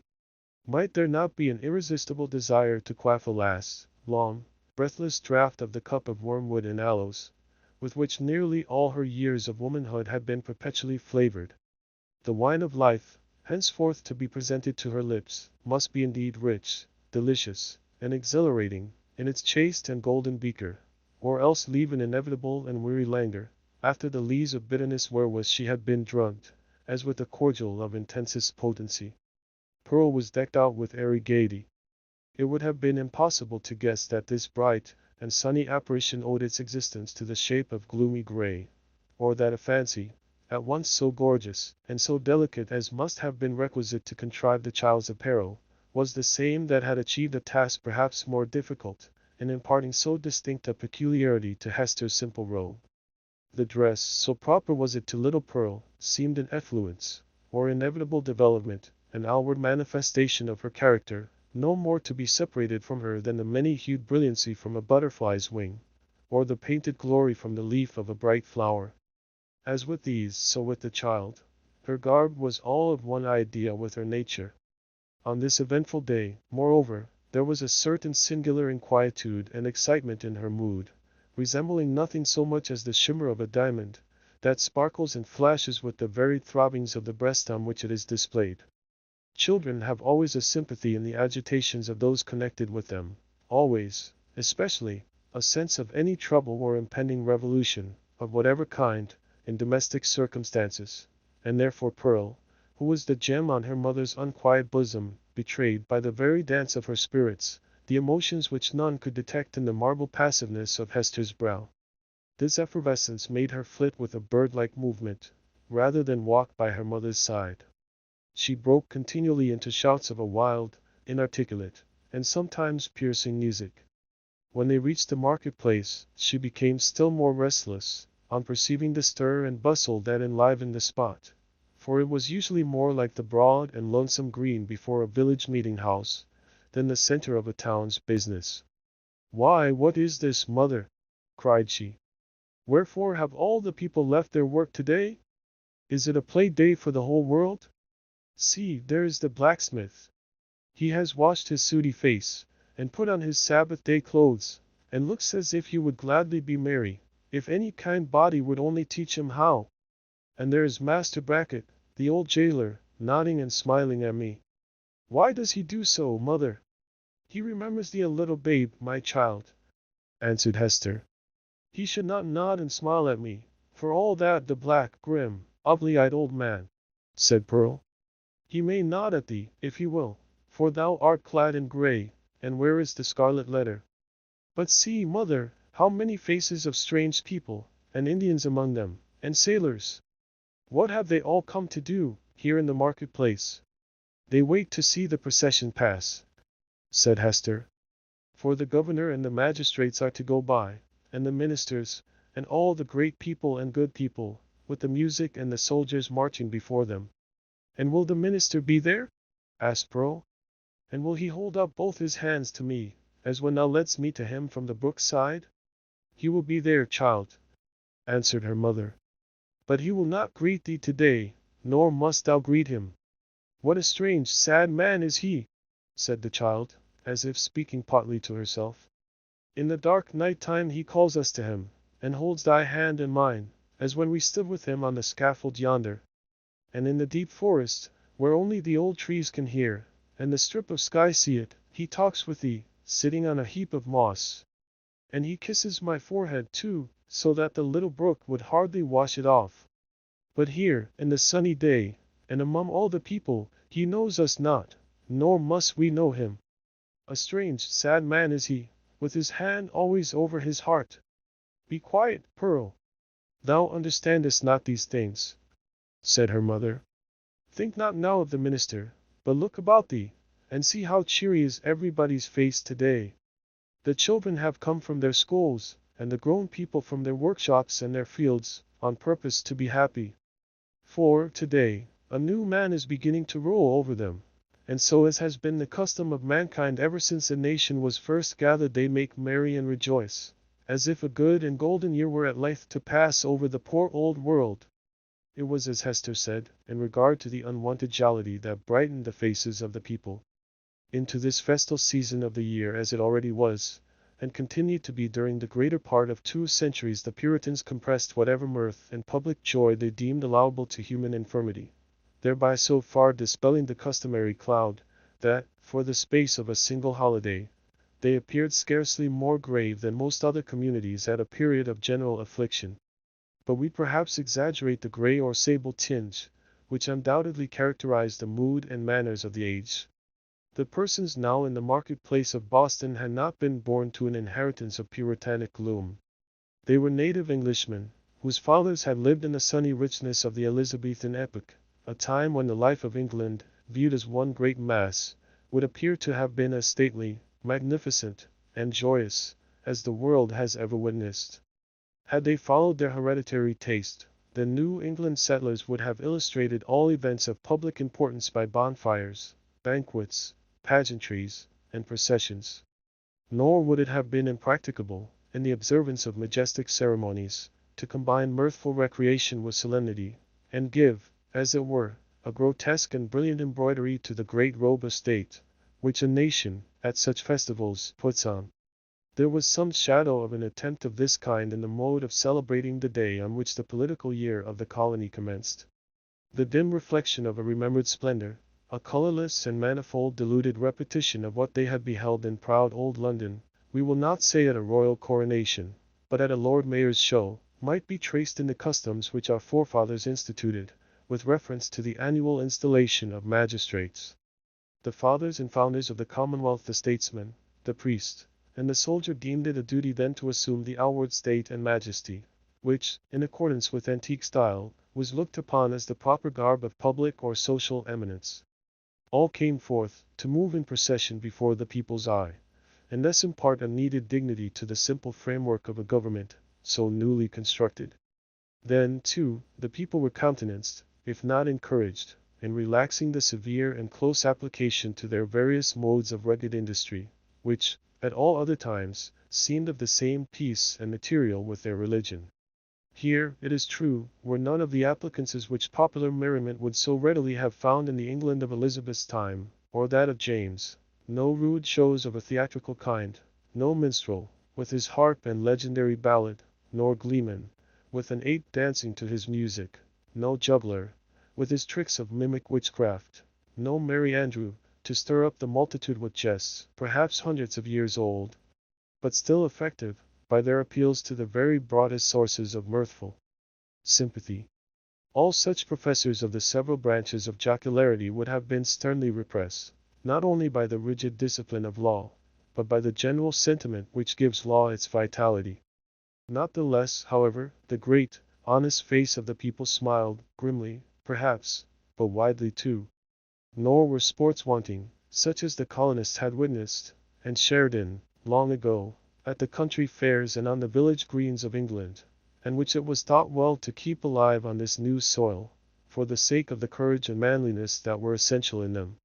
Wrestling matches, in the different fashions of Cornwall and Devonshire, were seen here and there about the marketplace. In one corner, there was a friendly bout at quarterstaff, and what attracted most interest of all on the platform of the pillory, already so noted in our pages, 2 masters of defense were commencing an exhibition with the buckler and broadsword. But much to the disappointment of the crowd, this latter business was broken off by the interposition of the town beadle, who had no idea of permitting the majesty of the law to be violated by such an abuse of one of its consecrated places. It may not be too much to affirm, on the whole, the people being then in the first stages of joyless deportment, and the offspring of sires who had known how to be merry, in their day, that they would compare favorably, in point of holiday keeping, with their descendants, even at so long an interval as ourselves.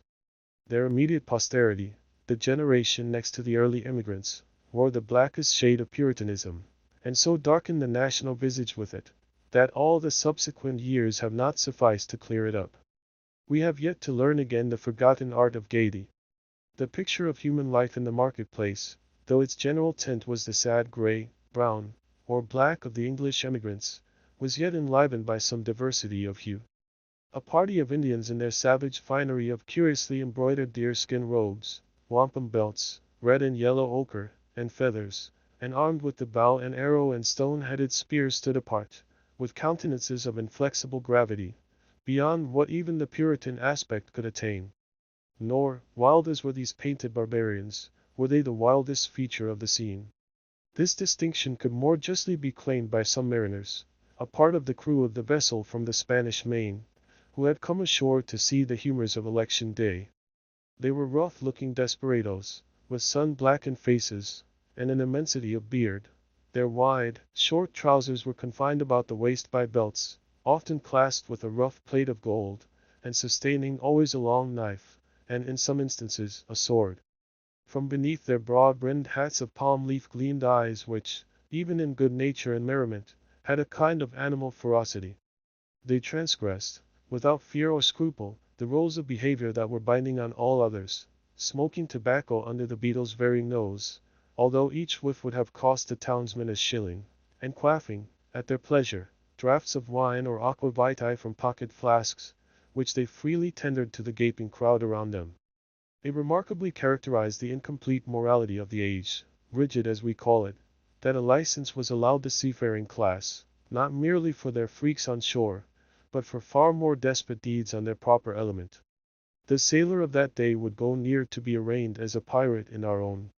There could be little doubt, for instance, that this very ship's crew, though no unfavorable specimens of the nautical brotherhood, had been guilty, as we should phrase it, of depredations on the Spanish commerce, such as would have periled all their necks in a modern court of justice. But the sea, in those old times, heaved, swelled, and foamed, very much at its own will, or subject only to the tempestuous wind, with hardly any attempts at regulation by human law. The buccaneer on the wave might relinquish his calling, and become at once, if he chose, a man of probity and piety on land, nor, even in the full career of his reckless life, was he regarded as a personage with whom it was disreputable to traffic, or casually associate. Thus, the Puritan elders, in their black cloaks, starched bands, and steeple-crowned hats, smiled not unbenignantly at the clamor and rude deportment of these jolly seafaring men, and it excited neither surprise nor animadversion, when so reputable a citizen as old Roger Chillingworth, the physician, was seen to enter the market-place, in close and familiar talk with the commander of the questionable vessel. The latter was by far the most showy and gallant figure, so far as apparel went, anywhere to be seen among the multitude.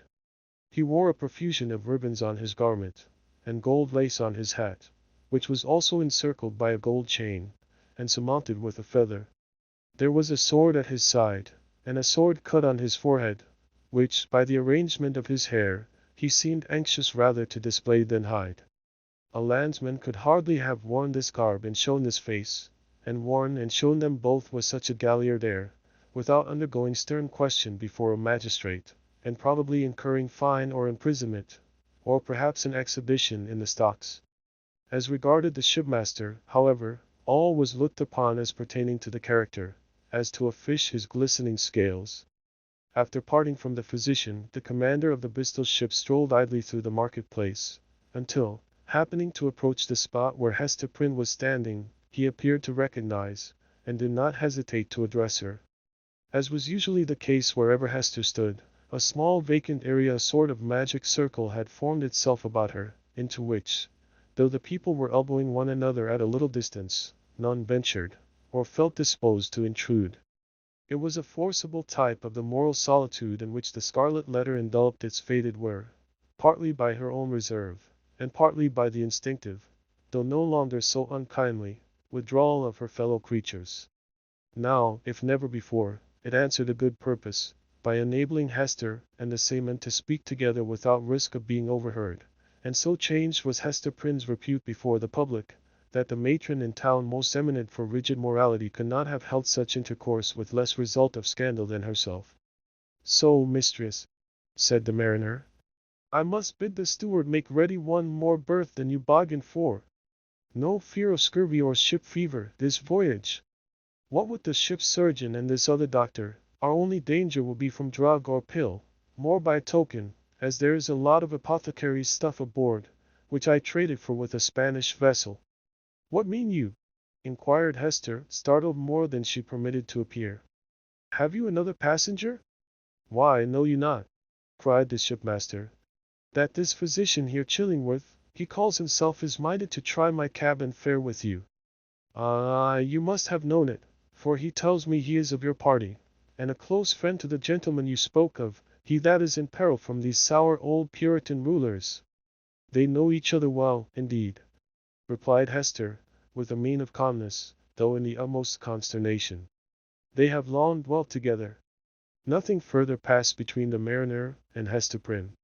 But at that instant she beheld old Roger Chillingworth himself, standing in the remotest corner of the market-place, and smiling on her, a smile which across the wide and bustling square, and through all the talk and laughter, and various thoughts, moods, and interests of the crowd conveyed secret and fearful meaning. Chapter 22. The Procession. Before Hester Prynne could call together her thoughts, and consider what was practicable to be done in this new and startling aspect of affairs, the sound of military music was heard approaching along a contiguous street. It denoted the advance of the procession of magistrates and citizens, on its way towards the meeting-house, where, in compliance with a custom thus early established, and ever since observed, the Reverend Mr. Dimmesdale was to deliver an election sermon. Soon the head of the procession showed itself, with a slow and stately march, turning a corner, and making its way across the market-place. First came the music. It comprised a variety of instruments, perhaps imperfectly adapted to one another, and played with no great skill, but yet attaining the great object for which the harmony of drum and clarion addresses itself to the multitude, that of imparting a higher and more heroic air to the scene of life that passes before the eye. Little Pearl at first clapped her hands, but then lost, for an instant, the restless agitation that had kept her in a continual effervescence throughout the morning. She gazed silently, and seemed to be borne upward, like a floating sea-bird, on the long heaves and swells of sound. But she was brought back to her former mood by the shimmer of the sunshine on the weapons and bright armor of the military company, which followed after the music, and formed the honorary escort of the procession. This body of soldiery which still sustains a corporate existence, and marches down from past ages with an ancient and honorable fame was composed of no mercenary materials. Its ranks were filled with gentlemen, who felt the stirrings of martial impulse, and sought to establish a kind of college of arms, where, as in an association of Knights Templars, they might learn the science, and so far as peaceful exercise would teach them, the practices of war. The high estimation then placed upon the military character might be seen in the lofty port of each individual member of the company. Some of them, indeed, by their services in the Low Countries and on other fields of European warfare, had fairly won their title to assume the name and pomp of soldiership. The entire array, moreover, clad in burnished steel, and with plumage nodding over their bright morions, had a brilliancy of effect which no modern display can aspire to equal. And yet the men of civil eminence, who came immediately behind the military escort, were better worth a thoughtful observer's eye. Even in outward demeanor, they showed a stamp of majesty that made the warrior's haughty stride look vulgar, if not absurd. It was an age when what we call talent had far less consideration than now, but the massive materials which produce stability and dignity of character a great deal more. The people possessed, by hereditary right, the quality of reverence, which, in their descendants, if it survive at all, exists in smaller proportion, and with a vastly diminished force, in the selection and estimate of public men. The change may be for good or ill, and is partly, perhaps, for both. In that old day, the English settler on these rude shores having left king, nobles, and all degrees of awful rank behind, while still the faculty and necessity of reverence were strong in him, bestowed it on the white hair and venerable brow of age, on long-tried integrity, on solid wisdom and sad-colored experience, on endowments of that grave and weighty order which gives the idea of permanence, and comes under the general definition of respectability. These primitive statesmen, therefore, Bradstreet, Endicott, Dudley, Bellingham, and their compeers, who were elevated to power by the early choice of the people, seem to have been not often brilliant, but distinguished by a ponderous sobriety, rather than activity of intellect. They had fortitude and self-reliance, and in time of difficulty or peril, stood up for the welfare of the state like a line of cliffs against a tempestuous tide. The traits of character here indicated were well represented in the square cast of countenance and large physical development of the new colonial magistrates. So far as the demeanor of natural authority was concerned, the mother country need not have been ashamed to see these foremost men of an actual democracy adopted into the House of Peers, or made the Privy Council of the sovereign. Next in order to the magistrates came the young and eminently distinguished divine, from whose lips the religious discourse of the anniversary was expected. His was the profession, at that era, in which intellectual ability displayed itself far more than in political life, for leaving a higher motive out of the question it offered inducements powerful enough, in the almost worshipping respect of the community, to win the most aspiring ambition into its service. Even political power, as in the case of Increase Mather, was within the grasp of a successful priest. It was the observation of those who beheld him now, then never, since Mr. Dimmesdale first set his foot on the New England shore, had he exhibited such energy as was seen in the gait and air with which he kept his pace in the procession. There was no feebleness of step, as at other times. His frame was not bent, nor did his hand rest ominously upon his heart. Yet, if the clergyman were rightly viewed, his strength seemed not of the body. It might be spiritual, and imparted to him by angelic ministrations. It might be the exhilaration of that potent cordial, which is distilled only in the furnace glow of earnest and long-continued thought. Or, perchance, his sensitive temperament was invigorated by the loud and piercing music, that swelled heavenward, and uplifted him on its ascending wave. Nevertheless, so abstracted was his look, it might be questioned whether Mr. Dimmesdale even heard the music. There was his body, moving onward, and with an unaccustomed force. But where was his mind? Far and deep in its own region, busying itself, with preternatural activity, to marshal a procession of stately thoughts that were soon to issue thence. And so he saw nothing, heard nothing, knew nothing, of what was around him. But the spiritual element took up the feeble frame, and carried it along, unconscious of the burden, and converting it to spirit like itself.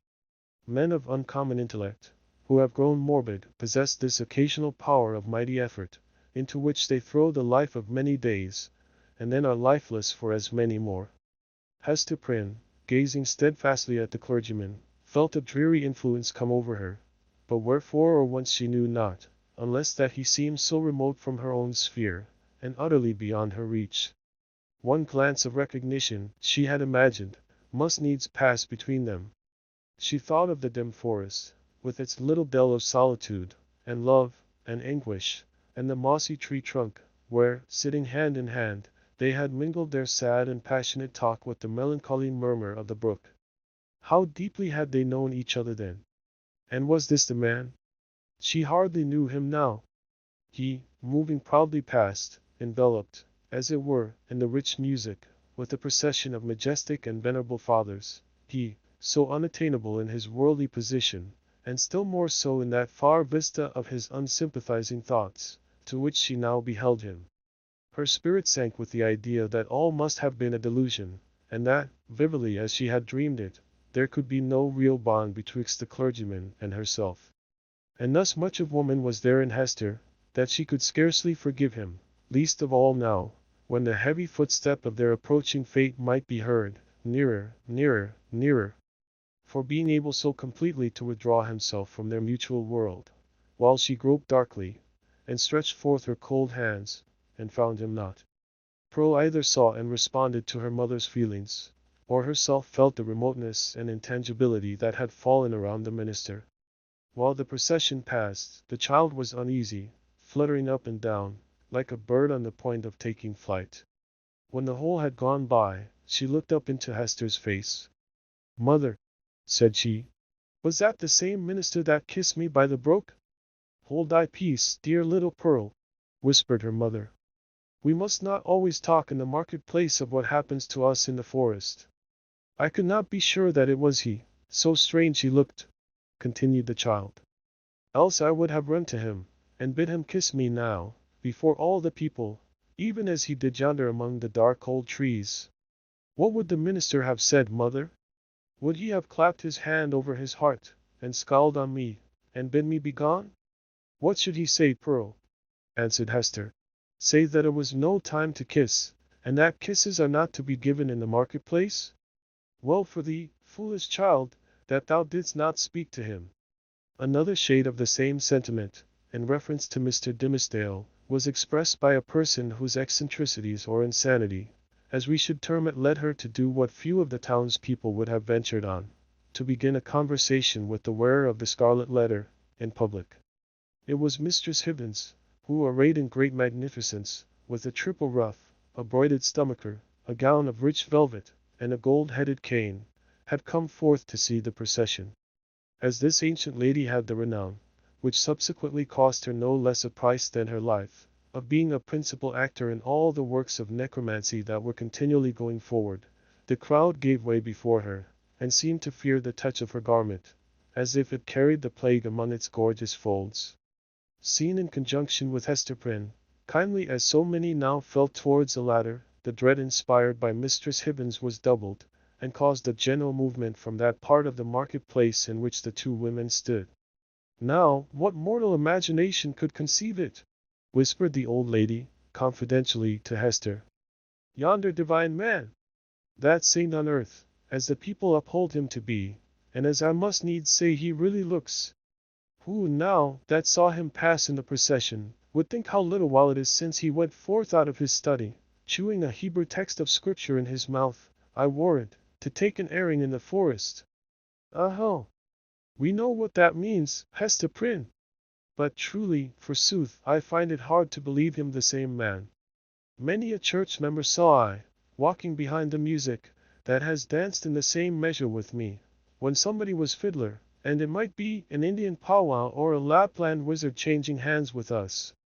That is but a trifle, when a woman knows the world.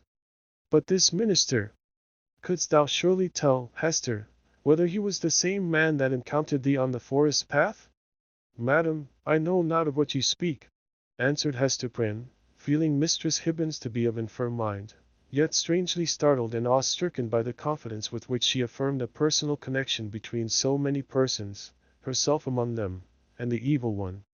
It is not for me to talk lightly of a learned and pious minister of the word, like the Reverend Mr. Dimmesdale. Fie, woman, fie! Cried the old lady, shaking her finger at Hester. Dost thou think I have been to the forest so many times, and have yet no skill to judge who else has been there? Yea, though no leaf of the wild garlands, which they wore while they danced, be left in their hair. I know thee, Hester, for I behold the token.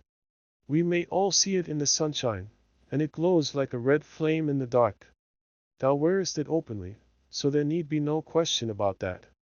But this minister, let me tell thee, in thine ear, when the black man sees one of his own servants, signed and sealed, so shy of owning to the bond as is the Reverend Mr. Dimmesdale, he hath a way of ordering matters so that the mark shall be disclosed in open daylight to the eyes of all the world. What is it that the minister seeks to hide, with his hand always over his heart? Ha, Hester Prynne! What is it, good Mistress Hibbins? Eagerly asked little Pearl. Hast thou seen it? No matter, darling, responded Mistress Hibbins, making Pearl a profound reverence. Thou thyself wilt see it, one time or another. They say, child, thou art of the lineage of the Prince of the Air. Wilt thou ride with me, some fine night, to see thy father? Then thou shalt know wherefore the minister keeps his hand over his heart. Laughing so shrilly that all the marketplace could hear her, the weird old gentlewoman took her departure. By this time the preliminary prayer had been offered in the meeting-house, and the accents of the Reverend Mr. Dimmesdale were heard commencing his discourse. An irresistible feeling kept Hester near the spot. As the sacred edifice was too much thronged to admit another auditor, she took up her position close beside the scaffold of the pillory. It was in sufficient proximity to bring the whole sermon to her ears, in the shape of an indistinct, but varied, murmur and flow of the minister's very peculiar voice. This vocal organ was in itself a rich endowment, insomuch that a listener, comprehending nothing of the language in which the preacher spoke, might still have been swayed to and fro by the mere tone and cadence. Like all other music, it breathed passion and pathos, and emotions high or tender, and a tongue native to the human heart, wherever educated. Muffled as the sound was by its passage through the church walls, Hester Prynne listened with such intentness, and sympathized so intimately, that the sermon had throughout a meaning for her, entirely apart from its indistinguishable words. These, perhaps, if more distinctly heard, might have been only a grosser medium, and have clogged the spiritual sense. Now she caught the low undertone, as of the wind sinking down to repose itself, then ascended with it, as it rose through progressive gradations of sweetness and power, until its volume seemed to envelop her with an atmosphere of awe and solemn grandeur. And yet, majestic as the voice sometimes became, there was forever in it an essential character of plaintiveness. A loud or low expression of anguish, the whisper, or the shriek, as it might be conceived, of suffering humanity, that touched a sensibility in every bosom. At times this deep strain of pathos was all that could be heard, and scarcely heard, sighing amid a desolate silence. But even when the minister's voice grew high and commanding, when it gushed irrepressibly upward, when it assumed its utmost breadth and power, so overfilling the church as to burst its way through the solid walls, and diffuse itself in the open air, still, if the auditor listened intently, and for the purpose, he could detect the same cry of pain. What was it? The complaint of a human heart, sorrow-laden, perchance guilty, telling its secret, whether of guilt or sorrow, to the great heart of mankind, beseeching its sympathy or forgiveness, at every moment, in each accent, and never in vain. It was this profound and continual undertone that gave the clergyman his most appropriate power. During all this time, Hester stood, stanch-alike, at the foot of the scaffold. If the minister's voice had not kept her there, there would nevertheless have been an inevitable magnetism in that spot, whence she dated the first hour of her life of ignominy. There was a sense within her, too ill-defined to be made a thought, but weighing heavily on her mind, that her whole orb of life, both before and after, was connected with this spot, as with the one point that gave it unity. Little Pearl, meanwhile, had quitted her mother's side, and was playing at her own will about the market-place. She made the sombre crowd cheerful by her erratic and glistening ray, even as a bird of bright plumage illuminates a whole tree of dusky foliage, by darting to and fro, half seen and half concealed amid the twilight of the clustering leaves. She had an undulating, but oftentimes, a sharp and irregular movement. It indicated the restless vivacity of her spirit, which today was doubly indefatigable in its tiptoe dance, because it was played upon and vibrated with her mother's disquietude. Whenever Pearl saw anything to excite her ever-active and wandering curiosity, she flew thitherward and, as we might say, seized upon that man or thing as her own property, so far as she desired it, but without yielding the minutest degree of control over her motions in requital. The Puritans looked on, and if they smiled, were none the less inclined to pronounce the child a demon offspring, from the indescribable charm of beauty and eccentricity that shone through her little figure, and sparkled with its activity.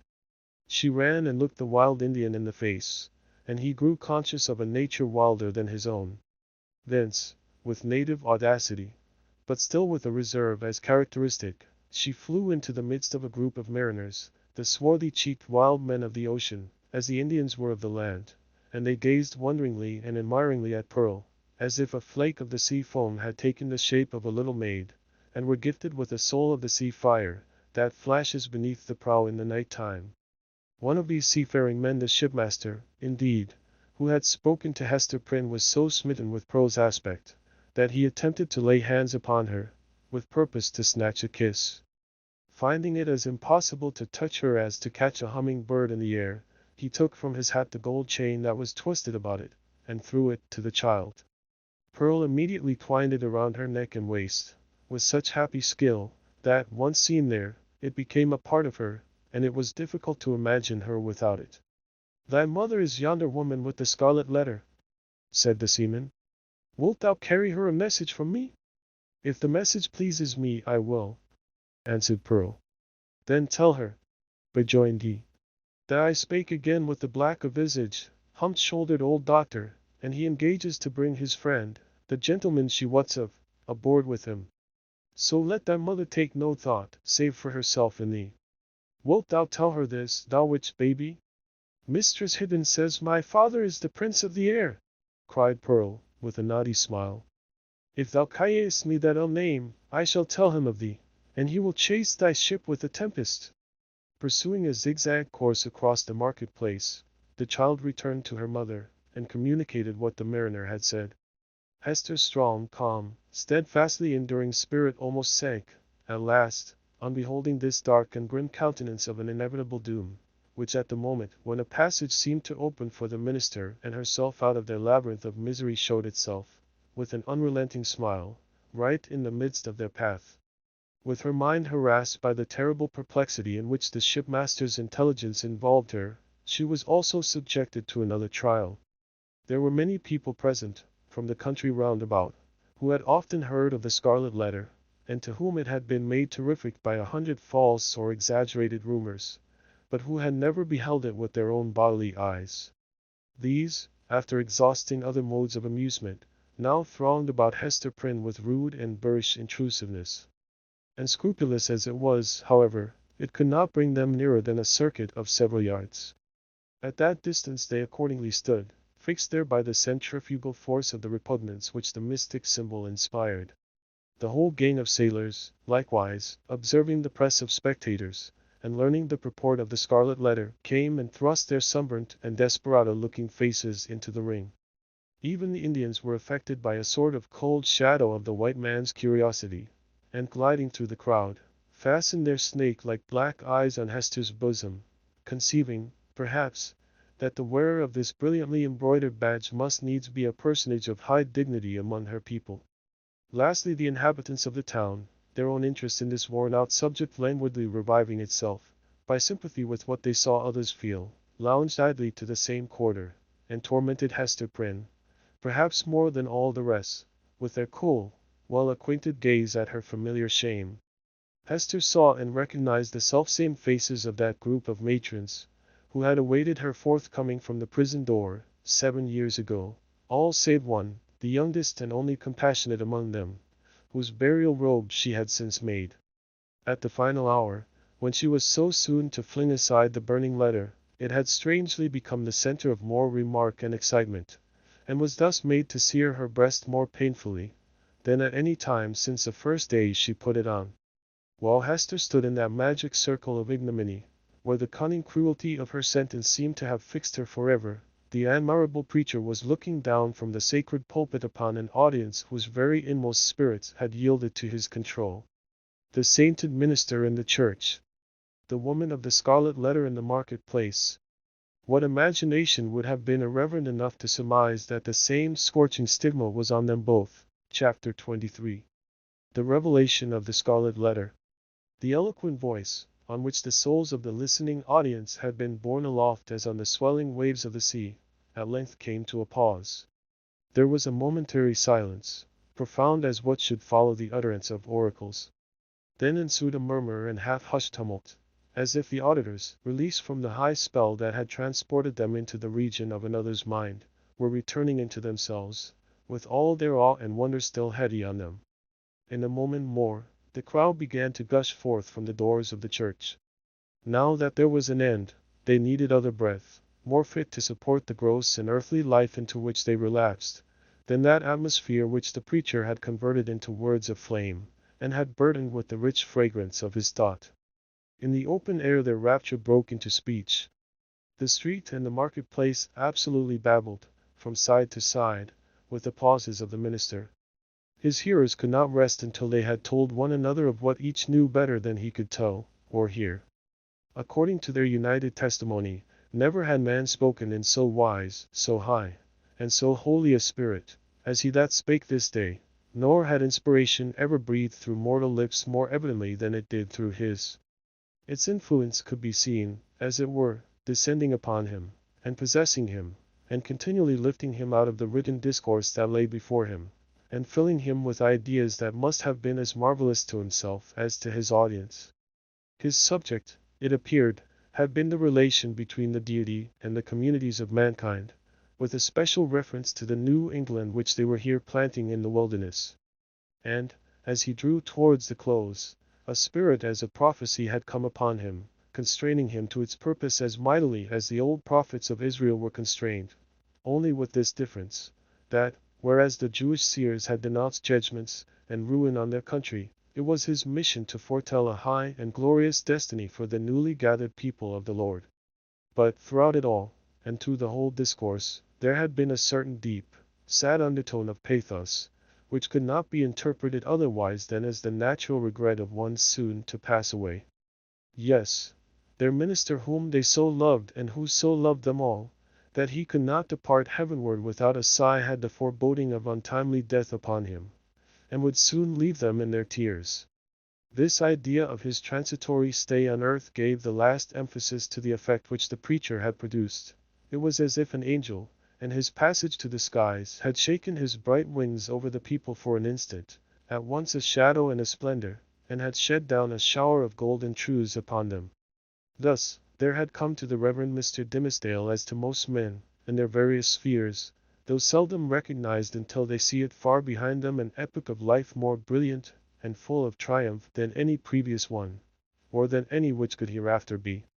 He stood, at this moment, on the very proudest eminence of superiority, to which the gifts of intellect, rich lore, prevailing eloquence, and a reputation of widest sanctity, could exalt a clergyman in New England's earliest days, when the professional character was of itself a lofty pedestal. Such was the position which the minister occupied, as he bowed his head forward on the cushions of the pulpit, at the close of his election sermon.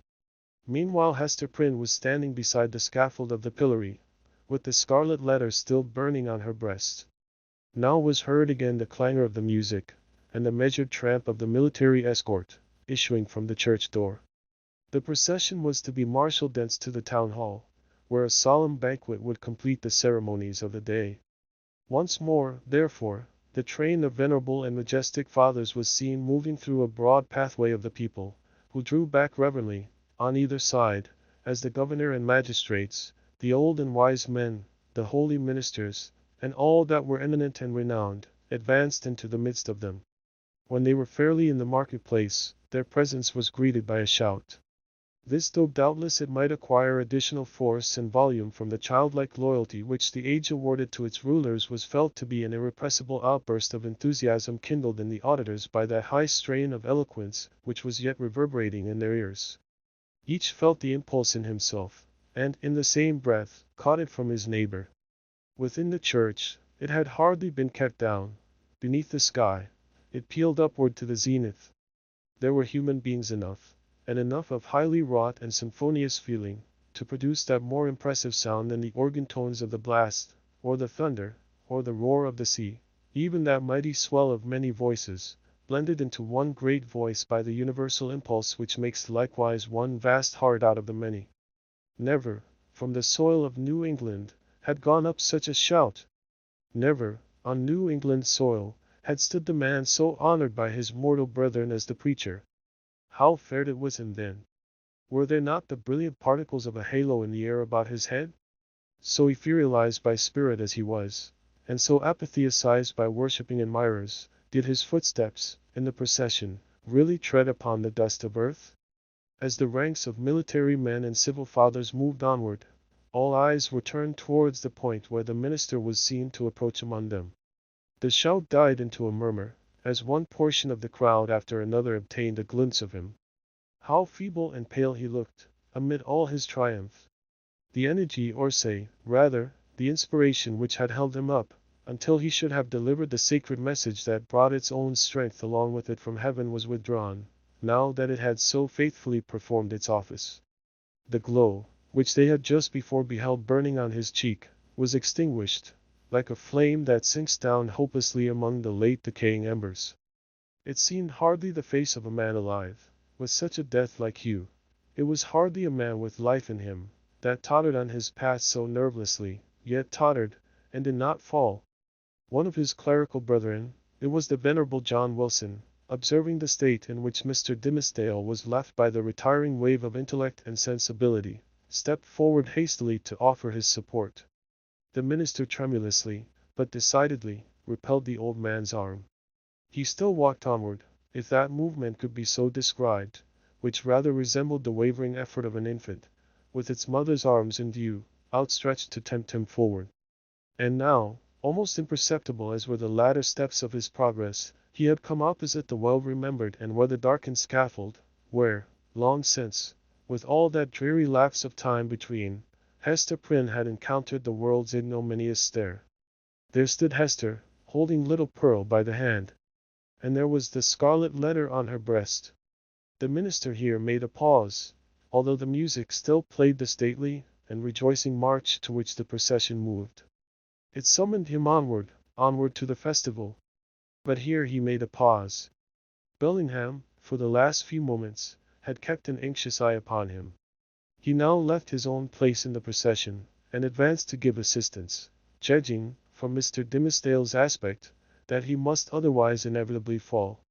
But there was something in the latter's expression that warned back the magistrate, although a man not readily obeying the vague intimations that pass from one spirit to another. The crowd, meanwhile, looked on with awe and wonder.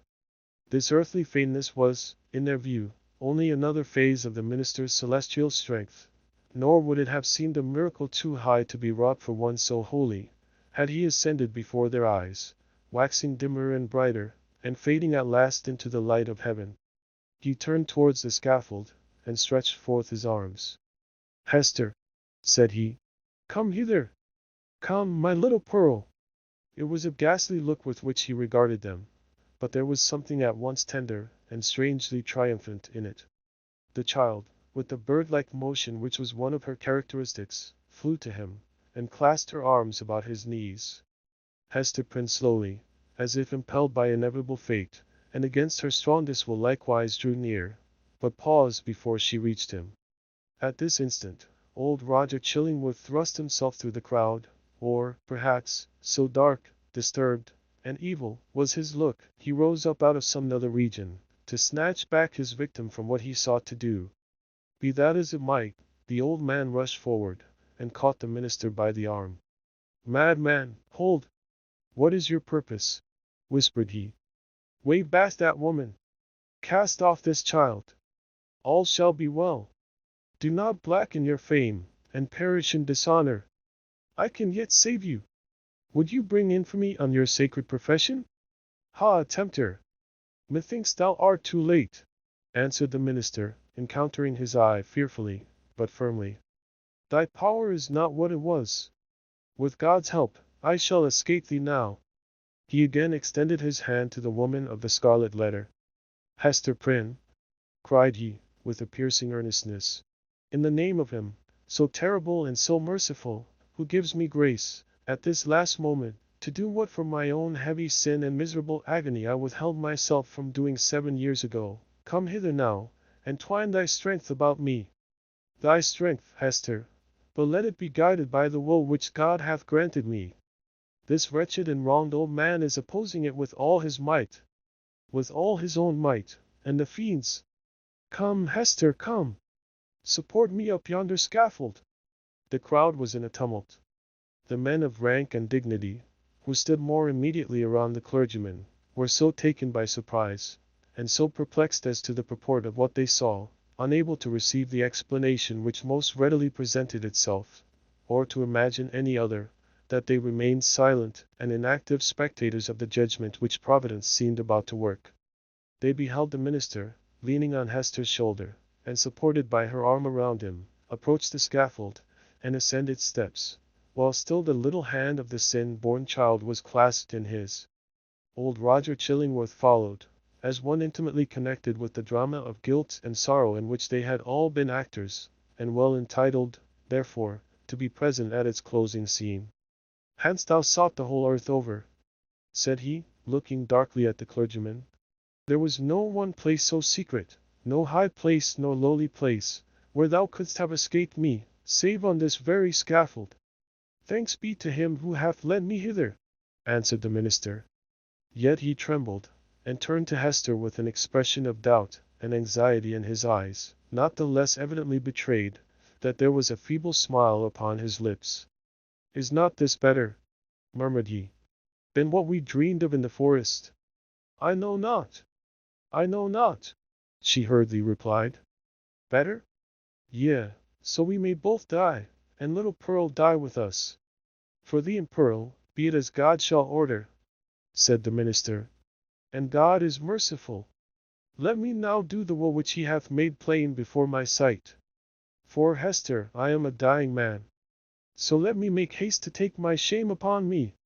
Partly supported by Hester Prynne, and holding one hand of little Pearl's, the Reverend Mr. Dimmesdale turned to the dignified and venerable rulers, to the holy ministers, who were his brethren, to the people, whose great heart was thoroughly appalled, yet overflowing with tearful sympathy, as knowing that some deep life matter which, if full of sin, was full of anguish and repentance likewise was now to be laid open to them.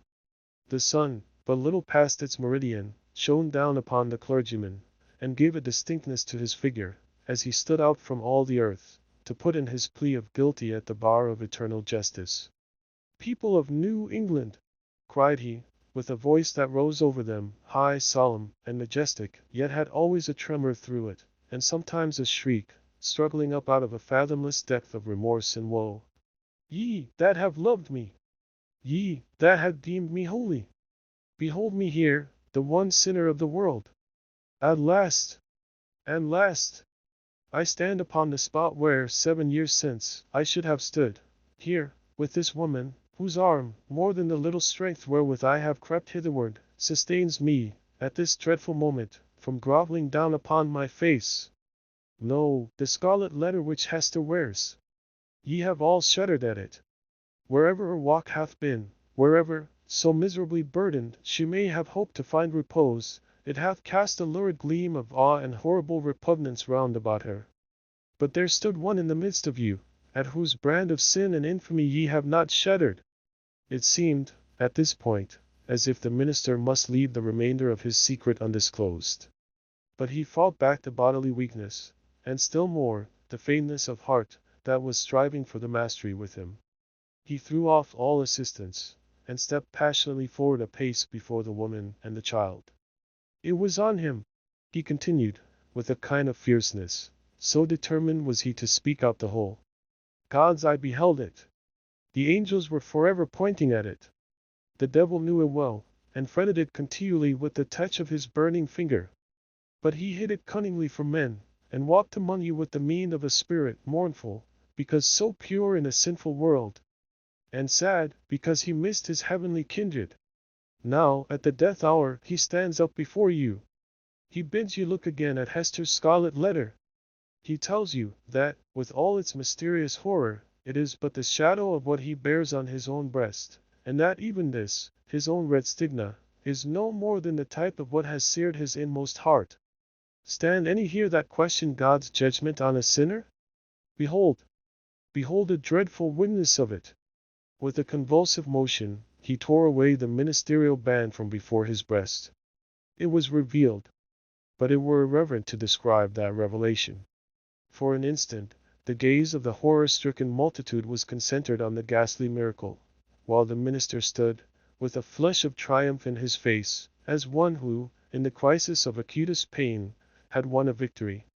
Then, down he sank upon the scaffold.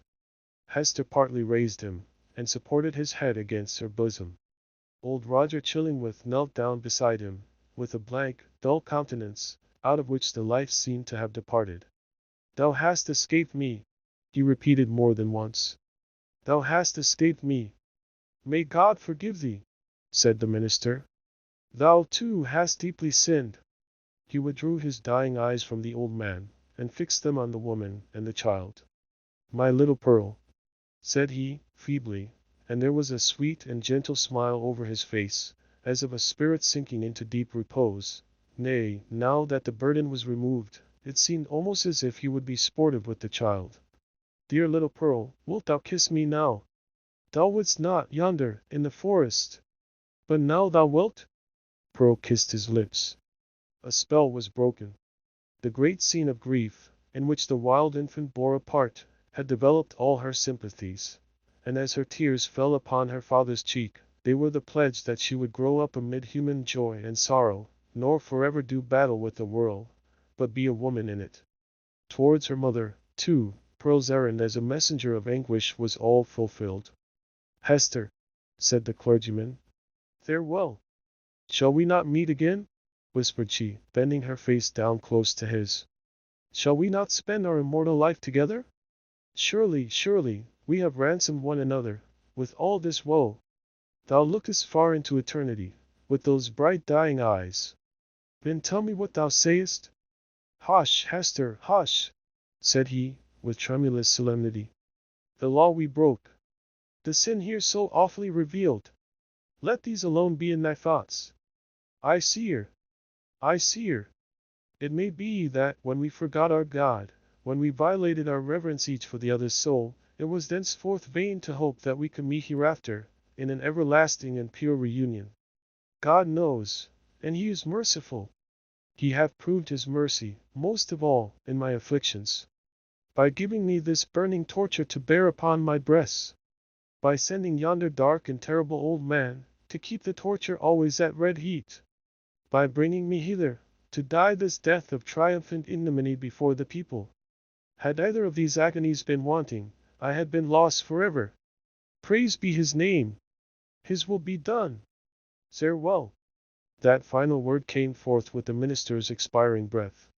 The multitude, silent till then, broke out in a strange, deep voice of awe and wonder, which could not as yet find utterance, save in this murmur that rolled so heavily after the departed spirit. Chapter 24. Conclusion. After many days, when time sufficed for the people to arrange their thoughts in reference to the foregoing scene, there was more than one account of what had been witnessed on the scaffold. Most of the spectators testified to having seen, on the breast of the unhappy minister, a scarlet letter the very semblance of that worn by Hester Prynne and printed in the flesh. As regarded its origin, there were various explanations, all of which must necessarily have been conjectural. Some affirmed that the Reverend Mr. Dimmesdale, on the very day when Hester Prynne first wore her ignominious badge, had begun a course of penance, which he afterwards, in so many futile methods, followed out, by inflicting a hideous torture on himself.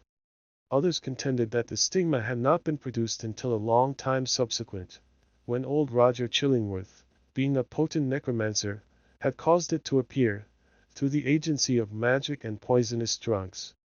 Others, again, and those best able to appreciate the minister's peculiar sensibility, and the wonderful operation of his spirit upon the body, whispered their belief, that the awful symbol was the effect of the ever-active tooth of remorse, gnawing from the inmost heart outwardly, and at last manifesting heaven's dreadful judgment by the visible presence of the letter.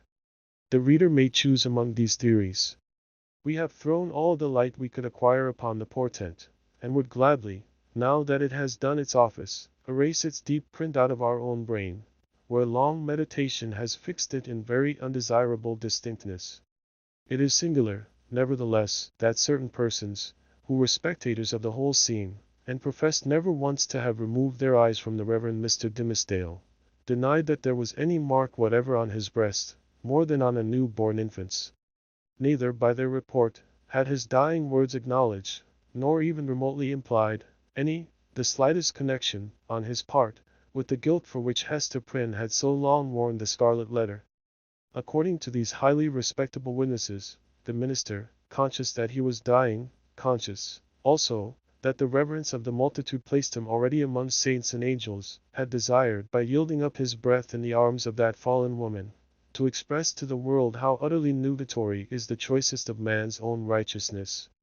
After exhausting life in his efforts for mankind's spiritual good, he had made the manner of his death a parable, in order to impress on his admirers the mighty and mournful lesson, that, in the view of infinite purity, we are sinners all alike.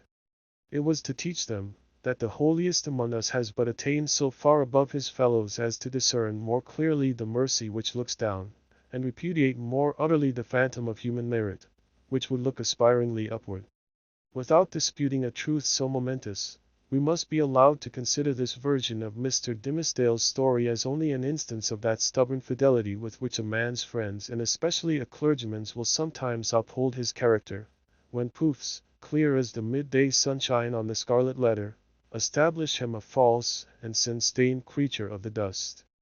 The authority which we have chiefly followed, a manuscript of old date, drawn up from the verbal testimony of individuals, some of whom had known Hester Prynne, while others had heard the tale from contemporary witnesses, fully confirms the view taken in the foregoing pages. Among many morals which press upon us from the poor minister's miserable experience, we put only this into a sentence. Be true. Be true. Be true. Show freely to the world if not your worst, yet some trait whereby the worst may be inferred. Nothing was more remarkable than the change which took place, almost immediately after Mr. Dimmesdale's death, in the appearance and demeanor of the old man known as Roger Chillingworth. All his strength and energy, all his vital and intellectual force seemed at once to desert him, insomuch that he positively withered up, shriveled away, and almost vanished from mortal sight, like an uprooted weed that lies wilting in the sun. This unhappy man had made the very principle of his life to consist in the pursuit and systematic exercise of revenge, and when, by its completest triumph and consummation, that evil principle was left with no further material to support it, when, in short, there was no more devil's work on earth for him to do, it only remained for the unhumanized mortal to betake himself whither his master would find him tasks enough, and pay him his wages duly. But to all these shadowy beings, so long our near acquaintances, as well Roger Chillingworth as his companions, we would fain be merciful. It is a curious subject of observation and inquiry, whether hatred and love be not the same thing at bottom. Each, in its utmost development, supposes a high degree of intimacy and heart knowledge. Each renders one individual dependent for the food of his affections and spiritual life upon another. Each leaves the passionate lover, or the no less passionate hater, forlorn and desolate by the withdrawal of his subject. Philosophically considered, therefore, the two passions seem essentially the same, except that one happens to be seen in a celestial radiance, and the other in a dusky and lurid glow. In the spiritual world, the old physician and the minister, mutual victims as they have been, may, unawares, have found their earthly stock of hatred and antipathy transmuted into golden love. Leaving this discussion apart, we have a matter of business to communicate to the reader. At old Roger Chillingworth's decease, which took place within the year, and by his last will and testament, of which Governor Bellingham and the Reverend Mr. Wilson were executors, he bequeathed a very considerable amount of property, both here and in England, to little Pearl, the daughter of Hester Prynne. So Pearl, the elf child, the demon offspring, as some people, up to that epoch, persisted in considering her, became the richest heiress of her day, in the New World. Not improbably, this circumstance wrought a very material change in the public estimation, and had the mother and child remained here, little Pearl, at a marriageable period of life, might have mingled her wild blood with the lineage of the devoutest Puritan among them all. But in no long time after the physician's death, the wearer of the Scarlet Letter disappeared, and Pearl along with her. For many years, though a vague report would now and then find its way across the sea, like a shapeless piece of driftwood tossed ashore, with the initials of a name upon it, yet no tidings of them unquestionably authentic were received. The story of the Scarlet Letter grew into a legend. Its spell, however, was still potent, and kept the scaffold awful where the poor minister had died, and likewise the cottage by the sea shore, where Hester Prynne had dwelt. Near this latter spot, one afternoon, some children were at play, when they beheld a tall woman, in a grey robe, approach the cottage door. In all those years it had never once been opened, but either she unlocked it, or the decaying wood and iron yielded to her hand, or she glided shadow-like through these impediments, and, at all events, went in. On the threshold she paused, turned partly round, for, perchance, the idea of entering all alone, and all so changed, the home of so intense a former life, was more dreary and desolate than even she could bear. But her hesitation was only for an instant, though long enough to display a scarlet letter on her breast. And Hester Prynne had returned, and taken up her long-forsaken shame. But where was little Pearl? Is still alive, she must now have been in the flush and bloom of early womanhood. None knew nor ever learned, with the fullness of perfect certainty, whether the elf child had gone thus untimely to a maiden grave, or whether her wild, rich nature had been softened and subdued, and made capable of a woman's gentle happiness.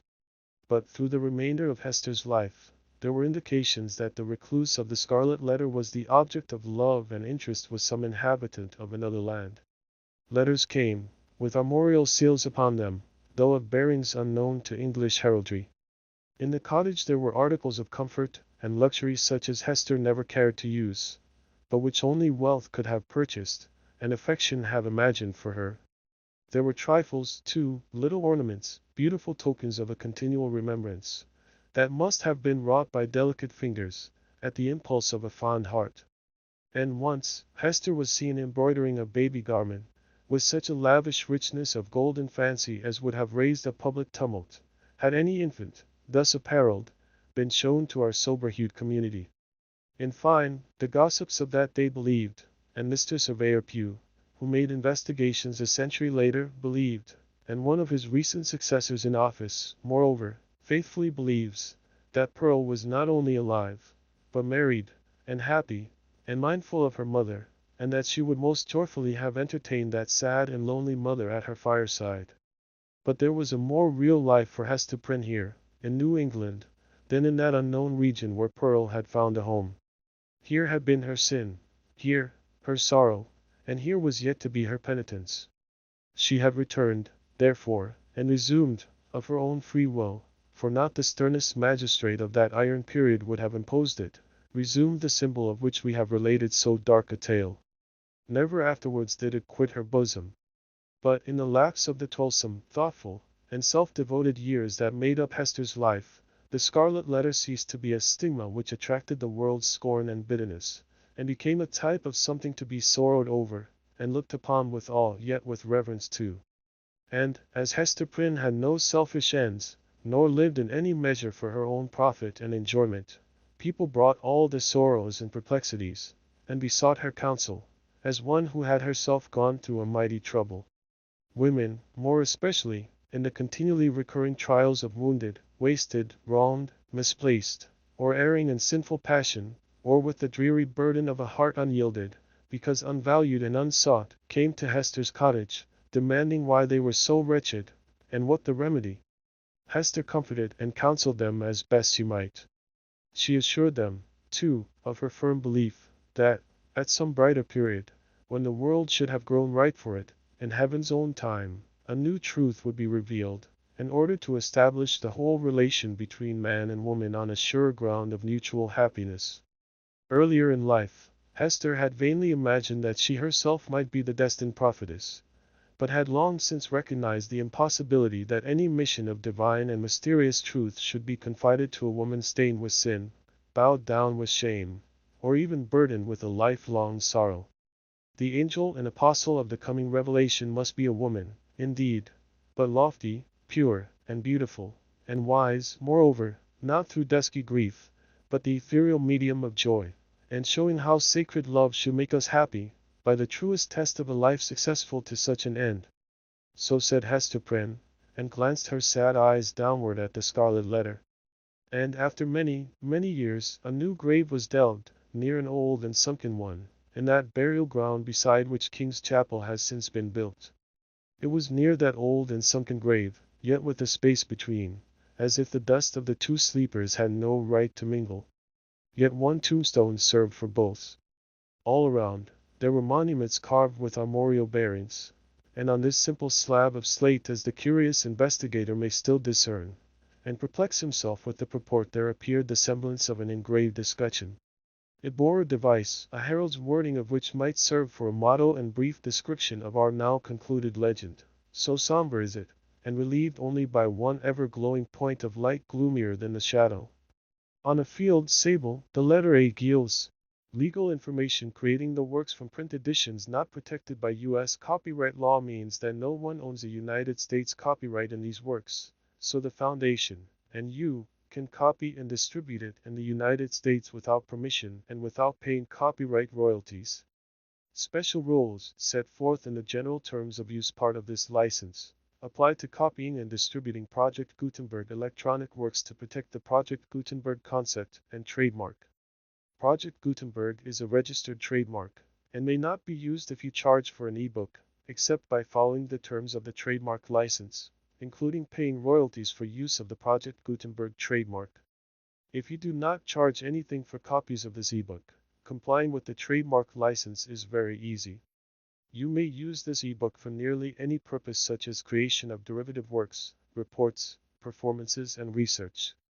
Project Gutenberg ebooks may be modified and printed and given away. You may do practically anything in the United States with ebooks not protected by U.S. copyright law. redistribution is subject to the trademark license, especially commercial redistribution.